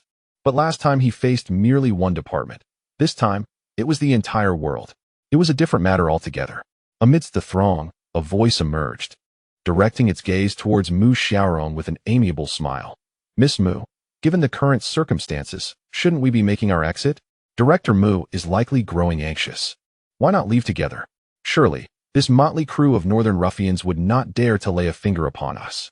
Another individual turned to the grandson of the king of Beihai, chuckling as he remarked, "Brother Yu, I imagine the esteemed king of Beihai is eagerly awaiting your return to reunite." The young man merely smiled, choosing silence. The camaraderie between the grandson of a pirate and that of nobility was an observation once noted by Li Hao, and now it was vividly exemplified. For the grandfather of this young man was none other than the infamous king of Beihai. The notorious pirate commanded a legion of superhumans, a multitude of formidable warriors. And in this era, even the aristocracy had moments of submission, particularly when faced with overwhelming strength. If Li Hao refrained from indiscriminate slaughter, the masses would yield. However, when Li Hao's wrath called for their lives, none would be willing to comply. These two figures stood as the highest in rank at that moment. Yet neither voiced their intention to depart, causing the surrounding aristocrats to hesitate. "Are you two not leaving? There is naught here but discomfort." And with a crowd of thousands packed together, the stench is becoming unbearable, someone complained. Yet, deep within their hearts lay an undercurrent of fear. In the next moment, a young man stepped forward, radiating arrogance. "If none of you are leaving, then I shall take my leave first. Let us see who dares to obstruct me." With that, he strode forward. At the entrance of the courtyard, guards stood watch, their expressions cold as they regarded the youth. The young man scoffed derisively, brandishing a token he carried. "Have your eyes failed you? I am Zhou Chao, a senior city patroller of the Night Watch. My father is the deputy minister of the Night Watch. Li Hao has detained me for several days. Do you possess any evidence of my wrongdoing? Clear the way, or none shall be able to protect you." The guards remained silent, refusing to yield, drawing their blades. Yield? Impossible. The Silver Moon warriors were not inferior to others in strength or courage, yet they possessed an audacity that bordered on recklessness. Not far away, Qinjin approached, wielding a hefty axe, and grinned menacingly at the youth. "Step out, and I shall cleave you in two." With Governor Li absent and Minister Ho yet to speak, "Dare you to emerge and test your luck?" "Qinjin," the young man recognized him, retorting coldly, "You must understand, this is Tianqing City, not the wilds of Silver Moon. I granted Li Hao 3 days to investigate. 3 days have passed, and I believe you lack the authority to detain me." The commotion drew the attention of many. Onlookers within the courtyard turned their gazes towards the scene unfolding. Outside the courtyard, several Night Watch members observed silently from a distance. Meanwhile, 3 individuals with wide eyes watched from afar, their expressions peculiar. The son of Minister Zhou was about to reveal himself. With Li Hao absent and Hou Xiaoqing having appeared only to vanish again, the presence of Minister Zhou among the Night Watch was noteworthy. Minister Zhou and Minister Huang were allies, while Minister Yao remained indifferent. Thus, Huang and Zhou represented the Night Watch, even as Zhou's son was imprisoned by them until now. Zhou Chao's outburst was no mere whim. The 3 individuals instantly reached an understanding. Perhaps it was a test, or perhaps a form of coercion. Regardless, the 2 ministers were nearby, one undergoing transformation and the other at the pinnacle of his power. There was confidence that, upon Li Hao's return, they could thwart his actions. With keen eyes, one of them glanced towards that direction and communicated telepathically. "Zhou Chao is at the peak of the 3 Yang realm, while Qinjin is merely a Do Qian martial artist. The disparity is evident." As for the martial guard, it seemed that Jin Chong had entered seclusion. And though Mu Lin possessed formidable strength, the entire martial guard could hardly contend with Zhou Chao, except for those 2. Having said this, he surveyed the surroundings. At that moment, numerous Night Watchers emerged. There were those of the Su Guang level, those at the 3 Yang level, and others beneath that. The headquarters of the Night Watchers was teeming with powerful beings. Both the primary and deputy ministers were at least at the peak of Su Guang or in the transformation phase. The 5 governors, with the exception of Hou Xiaoqing and Huang Long, each holding dual gubernatorial positions, were all top-tier experts, possessing strength around the peak of Su Guang. Beneath them, many more Su Guang strongholds existed, like Hu Qingfeng and the 3 of them. At this moment, everyone was watching in silence. The 11 members of the Night Watchers, comprising 1 head and 10 deputies, were almost all present at the headquarters, with even those who had been absent returning over the past 2 days. A deputy minister emerged from the office building, casting a glance this way, slightly furrowing his brow. Did Huang Long and the others become restless upon Li Hao's departure? In this moment, Hou Xiaoqing's intimidation was overshadowed by Li Hao's presence. For everyone knew that Hou Xiaoqing was a seasoned official, whose authority sometimes prompted caution. Whereas Li Hao was a pure martial artist, his official title granted in an instant, untainted by the political arena. Thus, while they were wary of Hou Xiaoqing, their trepidation did not equate to fear. In contrast, they genuinely feared Li Hao, a man capable of ruthlessness. Not far away, Huang Long and Deputy Minister Zhou had come together, silently observing without uttering a word. Yet, this silence in itself exerted pressure. Surrounding them were other figures, not night watchers, but high-ranking officials, such as a deputy director from the Ministry of Internal Affairs, a deputy from the Military Law Department, and a governor from the Ministry of Rights, all emerging simultaneously. In an instant, Zhou Chao in the distance seemed to gain strength, exclaiming, "Chen Jin, do not act recklessly. This is Tianqing, and I am a senior city patrol officer. What are you? What authority do you have to obstruct me, or even detain me? Stand down. Is the martial guard staging a rebellion?" Zhou Chao's voice thundered. Around them, some nobles exchanged glances, their eyes flickering with anticipation as the internal pressure within the night watchers began to mount, compelling Hou Xiaoqing to release the detained.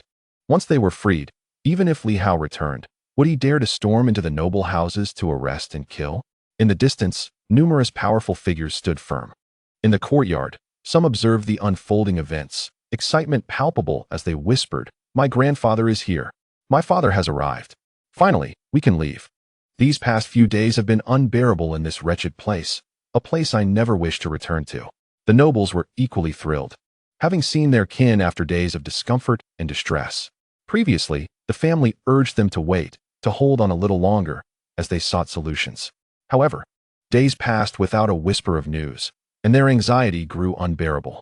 Tomorrow marked the final deadline set by Li Hao, and in truth, decisions regarding the list should have been made tonight. Yet, as of this moment, no resolutions had been reached. There was no alternative. They could not act prematurely without external information, for that would offend powerful figures. Some minor nobles, although they had not seen their kin, were filled with exuberance, as they stood the best chance of being included in the coveted list of 100. Now, the major nobles began to retaliate against Li Hao, hoping to benefit from the situation and escape any dire consequences. Who wished to meet their demise? Life had been exceedingly comfortable, draped in luxury and leisure, with opportunities to frolic on distant shores. Who desired death? In the ministerial office building, Yao Si observed quietly, while Xiao Yi whispered beside him, introducing a figure. "That is Zhou Chao, son of Minister Zhou." Yao Si lifted his teacup, taking a sip, but the essence of vitality had long since vanished from the tea. He simply watched in silence for a moment before softly inquiring, "Does he bear guilt?" Xiao Yi, feeling anxious, replied, "There is none." She had joined the Night Watch 5 years prior and had a basic understanding of this aged minister, mainly that he spent his days sipping tea and reading the news, indifferent to the affairs around him. 5 years ago, she had viewed him as a hero among men. But her perspective had shifted dramatically. He had aged considerably. Yao Si remarked quietly, "Just the two of us. What is there to fear? Guilt or innocence? It is merely a matter of understanding. What are your thoughts on him?" Xiao Yi felt a twinge of apprehension. Yet she recalled that the old minister rarely imposed harsh judgments, with the exception of a sudden outburst a few days prior. Lowering her voice, she confided, "Zhou Chao is not a commendable individual. I do not know much else, but within the Night Watch, he has coerced several sisters. However, no one dares to speak out. The minister is aware. We do not have many powerful figures here, as many are merely strong individuals recruited from the populace. Some are minor martial artists, while others are gifted. Everyone understands that the Night Watch is legitimate, hence their allegiance. When faced with such issues, they tend to turn a blind eye. This is the Night Watch, not the 9 courts. In truth, the Night Watch comprised few nobles, as its establishment aimed to serve as scapegoats. The 9 courts wielded power but were reluctant to engage in conflict with the 3 major organizations. The Night Watch was initially seen as fodder. However, over the past 15 years, Yao Si had grown formidable, and the Night Watch had firmly established itself, gathering a significant number of martial artists and superhumans, gaining the strength to rival the 9 courts. Yao Si remained composed. "They are all our own. The superhumans within the department fight valiantly for them. Seeking companionship or indulging in vice is not uncommon. Why target one's own? Such matters are consensual, and opportunities for companionship abound. It is not as if wealth and influence are lacking, nor are there a dearth of willing suitors. The son of a deputy minister, himself at the pinnacle of power. would surely have no shortage of admirers. Seeing that the minister had not responded, Xiao Yi felt a pang of disappointment, though she quickly masked it with a forced smile. Remarking, "They are all nobles, perhaps this is simply their preference." Afterward, she smiled again, falling silent, unable to conceal her disheartenment. She had spoken her mind. She braved considerable danger, even risking the knowledge of Minister Zhou, to inform her superior that Zhou Chao was a villain, a sinner who spared no one. Yet, the minister merely retorted with a single question, "Why? Why indeed?" I had no answer, only the realization that they were all the same. Fortunately, I refrained from saying too much, from divulging other matters or more egregious truths, merely hinting at the situation. In that moment, Xiao Yi self-mockingly acknowledged that this was to be expected. Had she known, she would have remained silent altogether. To the minister, what were a few months of darkness? They all hailed from the populace, mere weak celestial masters or unfortunate souls who had stumbled into power. Minister Zhou was a trusted aide of Minister Huang, a pillar of the Suguang Peak. She recalled the absurd figure she had first encountered, a comical man clad in a trench coat, adorned with a top hat, wielding a scepter. That evening, as she descended the stairs, she found him ludicrous and amusing. But today, she pondered, what a formidable man he must have been. If only there were more like him in this world, would it be as it is? Yet, the fire in her heart was extinguished in an instant. He had fled, and the world sought his demise. No one came to his aid. Not a single faction from the 9 divisions stood up, not even the night patrol. Among the night watch, aside from Ho Xiaocheng, who continued to support him, no high-ranking official dared to lend a hand. His desperate escape must have been a pitiful sight. Could he be blamed? No. He seemed scarcely 20 years old, perhaps hoping the inspection bureau would extend a helping hand, but none did. No one was willing to step forward. At that moment, Xiao Yi's heart felt like ashes. The night watch was merely a place to scrape by. She might as well continue serving that old man as his secretary, for at least he would not view them, these women with extraordinary abilities, as mere playthings. Perhaps they relished the defiance of empowered women, but who dared to resist? The glimmer in Xiao Yi's eyes faded instantly, her expression returning to a semblance of a smile. Much like that of the female manager, such is the world. If one cannot resist, then one must survive. Survive. Yao Si turned to her after a long while and gently asked, "Xiao Yi, do you know a man?" Referring to the minister? Yun Haoran. Xiao Yi was momentarily taken aback, then froze, her face flushing crimson, only to swiftly transform into sorrow, her countenance shifting so rapidly it was hard to believe. Moments later, she fell into a profound silence. Forcing a smile, she replied, "Yes, Yun Haoran, the esteemed head of the Tianqing Academy, a prominent advocate for universal education, who aspired for all to receive education and fervently promoted the advancement of ancient civilizational techniques.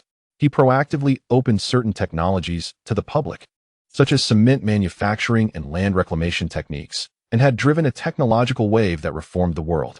In the year 1725 of the Star Era, Yun Haoran sought to connect with various ancient institutions, aiming to establish 10,000 primary and secondary schools to accommodate 10 million students. However, just as he submitted his proposal to the 9 divisions, he was found dead in his home. The same day, 3 powerful organizations infiltrated Tianqing City, committing murder and ultimately taking the life of Dean Yun. His entire family, young and old, seemed to have perished. Xiao Yi spoke with a remarkable calmness, stating, "With the death of Director Yun, all technological advancements have come to a halt. The ancient academy of Tianqing has ceased operations, and all faculty and students have been expelled, transforming the ancient institute into the present Tianqing Super Academy. It is said that the initial group of teachers either perished or fled, leaving few survivors, while many students departed from Tianqing City." At this point, he smiled again, adding, "5 years ago, I actually wished to join the ancient academy to learn some techniques. However, after its demise, I fortuitously harnessed energy into my body and became a night watchman. Fortunately, the minister valued me, and with my modest literacy, I became his secretary, which I consider a stroke of luck." Yao Si nodded slightly. "Do you know? I am acquainted with him, quite well, in fact." Xiao Yi was taken aback. Yao Si continued, "Can you guess if he is a superpowered individual?" Xiao Yi furrowed her brow slightly. "I haven't heard. He must be an ordinary person, right?" No, he is indeed superpowered, actually a martial artist turned superpowered. 5 years ago, on that very day, he happened to enter the Dawn realm." Xiao Yi was momentarily stunned. 5 years ago, the Dawn Realm. At that time, it was no less than an extraordinary ability by today's standards, right? Of course, even if there are some discrepancies. It would still equate to the current transformation phase, wouldn't it? Yet, she felt a haze of confusion. But wait, it was said that on that day, several members of the three major organizations were apprehended, and a few were killed, including a formidable figure from the Sun Triad. At that time, the Sun Triad was immensely powerful, and everyone thought Director Yuan was quite unfortunate to have encountered them. Yao Si chuckled softly. Indeed, they captured the culprits and executed them, providing an explanation to the world. Thus, everyone quickly forgot. Had they not apprehended the criminals, it would have been difficult to offer an explanation. Yuan Shuo was, after all, a renowned figure, a leader in education, a pioneer in technological reform, dedicated to research on people's livelihoods. Every move he made reverberated throughout the ancient academy. During that time, many intellectuals were drawing from the cultural and technological research of the Tianqing Ancient Academy. He sighed, glancing ahead with a sense of nostalgia. After his death, I relinquished power. I felt that this era was far too perilous. My strength was too inadequate. My arms could not contend with the might of the thighs. Xiao Yu was taken aback. What do you mean? Was the minister a close friend of Director Yuan? 5 years ago, Yuan Shuo passed away. 5 years ago, the minister began to formally relinquish his authority, no longer involving himself in night watchman affairs, leaving Huang Long to take charge. Yao Si fell silent, merely gazing as if he could see that renowned figure. Yet he met a tragic end, ultimately unable to escape death, his name forgotten. At that time, the people of the Tianqing dynasty were isolated from information, lacking the fluid communication of today. Yet, it was he who had created and promoted many of those advancements. Back then, there were those who safeguarded him, such as an elder named Yao Si. Eventually, Yao Si also gave up, choosing silence and concealment, for with Yuan Shuo's death, that glimmer of light vanished. He, Yao Si, could not contend with those formidable individuals. Today, another individual has emerged, fiercer and more ruthless than Yuan Shuo. While Yuan Shuo merely advocated for gradual technological reform, this new contender seeks to establish his authority through bloodshed and forceful upheaval, compelling the upper echelons to concede. Who possesses greater acumen? Yao Si remains uncertain. All he knows is that with Yuan Shuo's demise, Li Hao is now in greater peril. In the distance, tensions have escalated. Zhou Chao's aura erupted as he bellowed with fury. Step aside. Do you believe I would execute you on the grounds of insubordination? Chen Jin, wielding a great axe, bore a flicker of murderous intent in his eyes, yet found himself momentarily immobilized. Though he regarded himself as a fighter of the thousand struggles, not a god of essence, he believed he could vanquish the pinnacle of the sun's radiance. However, confronting the three suns was a daunting challenge, unless they formed a formation. Otherwise, he held no hope of overcoming their zenith. Around him, several fighters of the thousand struggles hastily approached. Upon seeing them, Chen Jin inhaled deeply, his axe trembling in his grasp. Zhou Chao's gaze turned frigid. What? You intend to strike me? Have you considered the consequences? Insubordination is a capital offense. It seemed he was deliberately provoking him.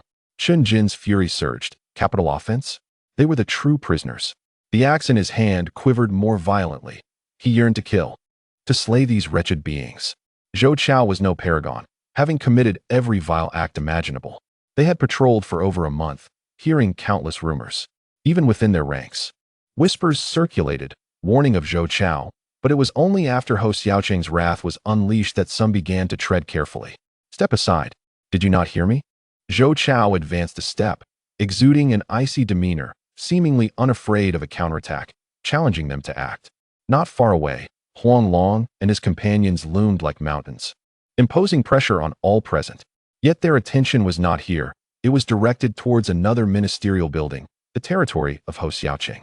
In the ministerial building, Hou Xiaoqing observed quietly, while Chief Steward Yu simmered with rage. She longed to descend and exact vengeance.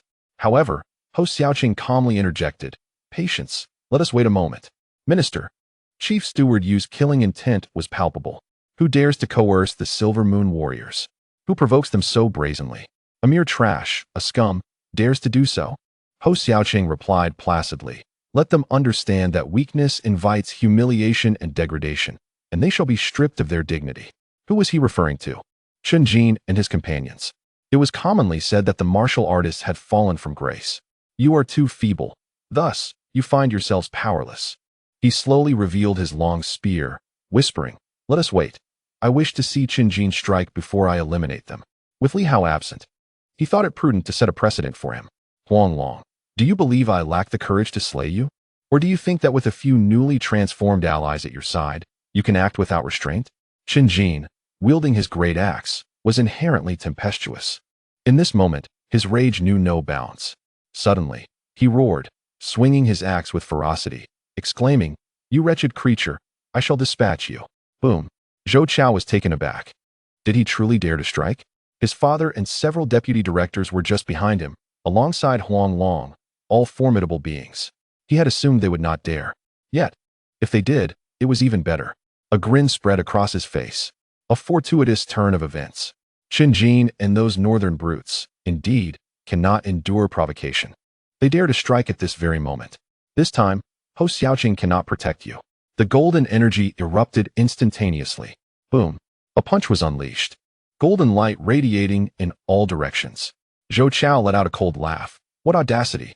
The martial guards dare to infringe upon authority, to strike at me. Truly, the upper beams are crooked, and so are the lower ones. Today, I shall eliminate you and purge the traitors among the night watchmen. At that moment, Huanglong and his companions turned their gazes towards the distance, towards Ho Xiaoqing, who was now revealing his countenance. The deputy directors exchanged glances, their eyes glinting. The deputy director of the Internal Affairs Bureau conveyed a message to Huanglong. "Be cautious later. This fellow is surely formidable. Perhaps even capable of slaying those who have undergone transformation. The director speculates he may approach the realm of divine abilities. Of course, our intent is not to kill him. We only need to impede his progress. Rest assured, I am well aware." Huanglong's eyes gleamed fiercely as he regarded Ho Xiaoqing. "You dare to strike? Perfect. I shall utilize the strength of the 9 bureaus to eliminate you." In the distance, a resounding crash echoed. Qinjin staggered back several steps, his palms drenched in blood. Yet he remained ferocious, roaring as he wielded his great axe, the open sky axe. Boom. Like a mountain collapsing and the earth shattering. The force of the open sky was immensely powerful. However, the disparity in strength was evident at the peak of the 3 suns. Zhou Chao unleashed his superpower with a punch, radiating brilliance.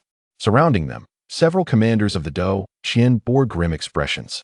Zhang Yang of the 5 Tigers Broken Blade Sect, Xie Lan of the Jade Sword Sect, and Wu Yu, the inheritor of the Crushing Heart Palm, all displayed fierce countenances as they witnessed Qinjin, the inheritor of the Open Mountain Axe, on the brink of defeat. They exchanged glances and nodded in unison. In an instant, the Dou Qian surged forth.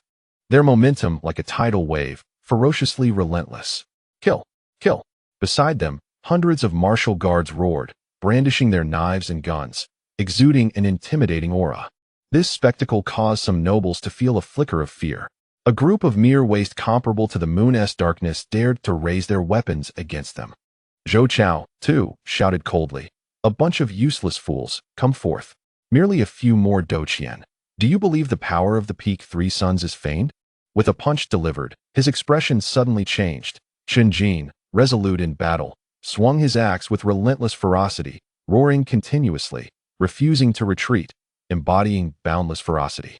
He aimed to withstand Zhou Chao's punch, allowing others to eliminate him. Swords, guns, and knives emerged as several Dou Qian coordinated seamlessly, unleashing their combined might. Boom. Zhou Chao's gaze momentarily faltered, as if momentarily stunned. This scene caused Ho Xiaoqing to pause, his long spear, which was about to strike, slowly retracting. Huanglong and his companions were also taken aback. Now, only 5 Dou Qian martial artists engaged. In other words, 5 radiant suns confronted a peak 3 suns. Originally, there was no comparison between the 2 sides. Yet at this moment, Zhou Chao appeared momentarily daunted by the ferocity of the martial artist charge, which was unyielding and fearless, causing this superpowered young master to feel a flicker of trepidation. Deputy Minister Zhou frowned slightly, feeling a pang of embarrassment. His son stood at the peak of the 3 suns. He had no idea how many valuable resources were consumed to reach this level. Yet now he was being intimidated by a few unrefined martial artists. This was truly humiliating, as Zhou Chao found himself increasingly overwhelmed. A ruthless strike from the heartbreaking palm landed upon his body, causing him to spout blood incessantly. In a state of panic, he struggled to regain his composure. If this continued, he might truly meet his demise. Vice Minister Zhou, feeling a surge of anger and urgency, cast a glance toward a nearby figure, Su Guang, who was one of his own and at the early stage of the sunlight phase. That would suffice. In truth, even the addition of another sunlight fighter would not have deterred these opponents, yet to err on the side of caution. He discreetly signaled to Su Guang to deal with these troublesome adversaries. Suddenly, the 5 combat masters launched their assault, swiftly gaining the upper hand. The heartbreaking palm struck again, and Zhou Chao, bloodied and in disarray, found himself at the mercy of Chen Jin wielding the mountain-cleaving axe, which shattered his golden fist, causing blood to flow freely. With a pained cry, Zhou Chao hastily retreated. Meanwhile, Mu Xiaorong and her companions merely observed, their expressions a mix of disdain and incredulity. How could a peak sunlight fighter like Zhou Chao be bested by a mere 5 combat masters working in unison? They recalled his earlier bravado with a sense of irony. The noble descendants present also wore expressions of disbelief, fear creeping into their hearts as they regarded the martial masters. While simultaneously deriding Zhou Chao for his apparent incompetence, was all his energy truly spent on women? However, the atmosphere quickly shifted as a figure approached from the distance. Clad in the uniform of a night watchman, Su Guang strode forward with an air of authority, his voice icy as he demanded, "What is going on here? Chen Jin, will you not cease this madness? We are all night watchmen. Do you intend to commit murder in plain sight for all to witness?" Fury ignited within Chen Jin and his companions. "You imbecile! Zhou Chao is the one attempting to escape. He is a criminal. How dare you shield him so brazenly?" Xiaolon communicated urgently to his allies, "Retreat. This man harbors murderous intent. He seeks our lives." Yet, against the formidable presence of Su Guang, even the task of subduing a peak sunlight fighter seemed daunting. Were it not for the incompetence of their opponent, they might not have succeeded. Chen Jin, however, bellowed defiantly, "Retreat? Not a chance. I would rather face death than yield." This was the headquarters of the Night Watchmen. They were the enforcers, while their adversaries were the lawbreakers. Why should they withdraw? Seeing the situation escalate, Xiaolon and the others fell silent, choosing instead to unleash their full power in a relentless assault. Determined to eliminate Zhou Chao before he could regain his footing. One less adversary would not be a loss. "Fools, did you not hear me? Stand down." Su Guang's gaze grew fierce as he swiftly closed the distance, his patience waning. These martial masters were truly reckless. Despite his warnings, they continued their assault. In the next instant, a colossal hand descended upon them. Chen Jin and his companions felt the chilling wave of imminent death, yet they pressed on, resolute in their intent to kill. Surrounding them, other martial guards erupted into a furious outcry. Blood surged through their veins as hundreds of martial guards formed ranks, charging towards Su Guang in a frenzied assault. This scene left many spectators in stunned silence. Had they lost their minds? A throng of warriors at the lunar eclipse level dared to attack a figure of the sunlight phase? The gap between them was immense, with 2 major realms and a disparity of 7 to 8 minor realms. Did they truly believe that sheer numbers equated to strength? Such folly. The formidable Su Guang raised his palm and struck towards the Wu Wei army, declaring that those who wished to abandon their lives could perish. As for Hou Xiaoqing, there would naturally be someone to deal with him. In the distance, a flash of spear light flickered. At this moment, Hou Xiaoqing chose to intervene. Simultaneously, Huang Long and his companions unleashed their aura, causing the entire Night Watch headquarters to tremble with overwhelming pressure, as if it might explode at any moment. In that instant, a figure soared through the air, moving with unparalleled speed. The boots of the newcomer shimmered with light, and in the next moment, they landed before the Su Guang warrior, who was momentarily taken aback, feeling a flicker of fear. He immediately spoke. "Li Bang." A single punch, just a simple blow, yet it unleashed a cataclysmic force, resulting in a thunderous roar as the adversary's head shattered. Without delay, a swift turn and another punch, boom. Zhou's body was torn asunder, obliterated in an instant. From afar, Vice Minister Zhou was momentarily stunned, but the next moment, he bellowed in fury. "Li Hao?" Huang Long was equally astonished. Filled with rage, "How dare you kill a senior city patrol of the Night Watch here?" Li Hao regarded them coldly, ignoring their protests, and turned his gaze towards the others, particularly Mu Xiaorong and the rest, speaking with icy indifference. "Step forward, come out of the courtyard, and show me your courage." Silence. Retreat. Trepidation. In that moment, a chill ran through the hearts of Mu Xiaorong and the others. Li Hao had returned. He had not fled. Li Hao turned to face the frenzied Vice Minister Zhou, a glint of mockery evident in his eyes, and directed a similar expression towards Huang Long, suddenly enlightened. Huang Long realized the urgency. Retreat swiftly, for this man was destined for death. Do not engage him directly. He has returned, and tomorrow he will surely perish. Filled with rage, Vice Minister Zhou was suddenly doused with cold water, his heart sinking. Indeed, Li Hao had returned, signifying his refusal to surrender. He was undoubtedly doomed. If Zhou acted upon his provocation to eliminate him, he would surely meet his own demise. In an instant, clarity washed over him. He halted, his eyes clouded with resentment. Li Hao smiled, observing him and then glancing at Huang Long and the others, casually remarking, "A bunch of worthless fools. The night watch is sullied by your presence. Your incompetence disgusts me. You dare not take a step forward, do you? With your newfound transformations, you think yourselves formidable? Come, all of you, dare to strike, and I shall ensure none of you leave this place." A cold snort escaped him, laced with disdain, while the other department heads remained silent. They dared to confront Hou Xiaoqing, but shrank away from Li Hao, which was indeed peculiar and laughable. Yet, this was the reality. They recognized Hou Xiaoqing's power, yet felt less fear towards him. They understood that Li Hao might not rival Hou Xiaoqing, but they feared this madman. Moreover, Li Hao was destined to die the following day. To turn against him now was to seek folly. Li Hao's voice echoed far and wide. Today is the final day. If a list of 100 names does not emerge by tonight, I shall execute 1 out of 4. Do not rely on those worthless outsiders. Huang Long or Huang Chong should either dare to approach. I will send them on their way first. Li Hao's tone was icy, devoid of pretense. In the next moment, Yao Si, who was eavesdropping from a distance, commanded, "Draft a document for me. Huang Long has colluded with the 3 major organizations, and tomorrow I shall behead him to establish my authority." Yao Si was momentarily taken aback. He glanced at Li Hao, but remained silent. "If you are still Yao Si, and you refuse to draft that document, then tomorrow I shall execute you alongside him." Yao Si was utterly stunned, unable to believe what he had just heard. At that instant, although no one around could hear the telepathic exchange between Li Hao and Yao Si, they all caught the disdainful proclamation directed at Huang Long. In that moment, Xiao Yi clenched his fists, and a flicker of light ignited in his eyes. He has returned. He did not flee. Yet, in the next breath, that spark was extinguished, replaced by worry and regret. How foolish, how naive. Even if he had run away and faced ridicule, it would be far better than facing death tomorrow. Li Hao, disregarding everyone around him, bellowed, "Tomorrow at 10 a.m., at the northern gate of Tianqing City, I, Li, shall behead a few individuals. Do not bother to watch the commotion. Make sure to project it for the nearby residents, and keep your distance. I fear the noble blood may stain your ground." In an instant, Tianqing City fell into an eerie silence. The next moment, a cacophony erupted. "He has returned.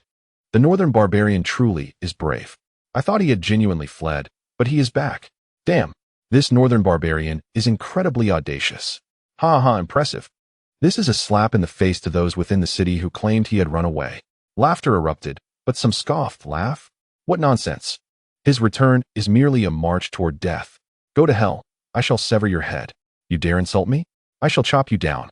Tomorrow when the northern barbarian slays the nobles, I will take care of you, you noble lapdog. You are insane. Better than being a lapdog like you." In an instant, the city was in uproar. The noble class fell silent. Those who had been clamoring that Li Hao had fled were now quiet, realizing that this moment might be his final act of defiance before death. He had not fled, and now, whatever they said would be in vain if he were to slay them. Both sides awaited the morrow. At the headquarters of the Night Watchers, Mu Xiaorong and the others stepped back, and no one dared to shout anymore. In the distance, Huang Long's expression darkened, and Deputy Minister Zhou's face turned ashen. Meanwhile, Li Hao wiped his hands and looked around at the vigilant Night Watchers, chuckling. "What are you staring at? Disperse. If you continue to gaze at me, I shall consider you all as Huang Long's lackeys and send you on your way." In an instant, everyone vanished, including several deputy ministers. Governor Chen Jin and the others were ecstatic. In that moment, they were filled with exhilaration. The governor was indeed formidable. He arrived and immediately executed people, eliminating Su Guang and the minister's son without uttering a word. Before the eyes of the minister himself, He had obliterated Zhou Chao with a single punch. The governor's might was unparalleled. At that moment, even the ministers felt a tinge of hesitation, though they understood the minister's predicament. Nonetheless, it brought them immense satisfaction. Li Hao smiled and communicated with everyone. Why the rush? Tomorrow, you shall witness as I defeat Huang Long, showcasing what a martial master truly embodies, and what it means to be fearless. Let today slide. Killing Huang Long may expose certain truths. After all, it is a process of transformation. In an instant, the crowd was filled with fervor, and the next moment, they erupted in a chorus of boisterous cheers. The governor is mighty. In the distance, Ho Xiaoqing let out a wry smile. He glanced at Steward Yu, who was fervently waving his arms, seemingly exhilarated. Ho Xiaoqing sighed, reflecting on the fact that Yu Luocha was nearing 50. What was he doing? The headquarters of the night watchmen resonated with the frenzied roars of the martial guard. They knew that the governor was Li Hao. At this moment, a few night watchmen discreetly raised their arms, secretly elated, exclaiming, "Well done! That devil, Zhou Chao, is dead." It is regrettable, however, that his father, Governor Li, did not execute him. They also acknowledged the challenge posed by Huang Long.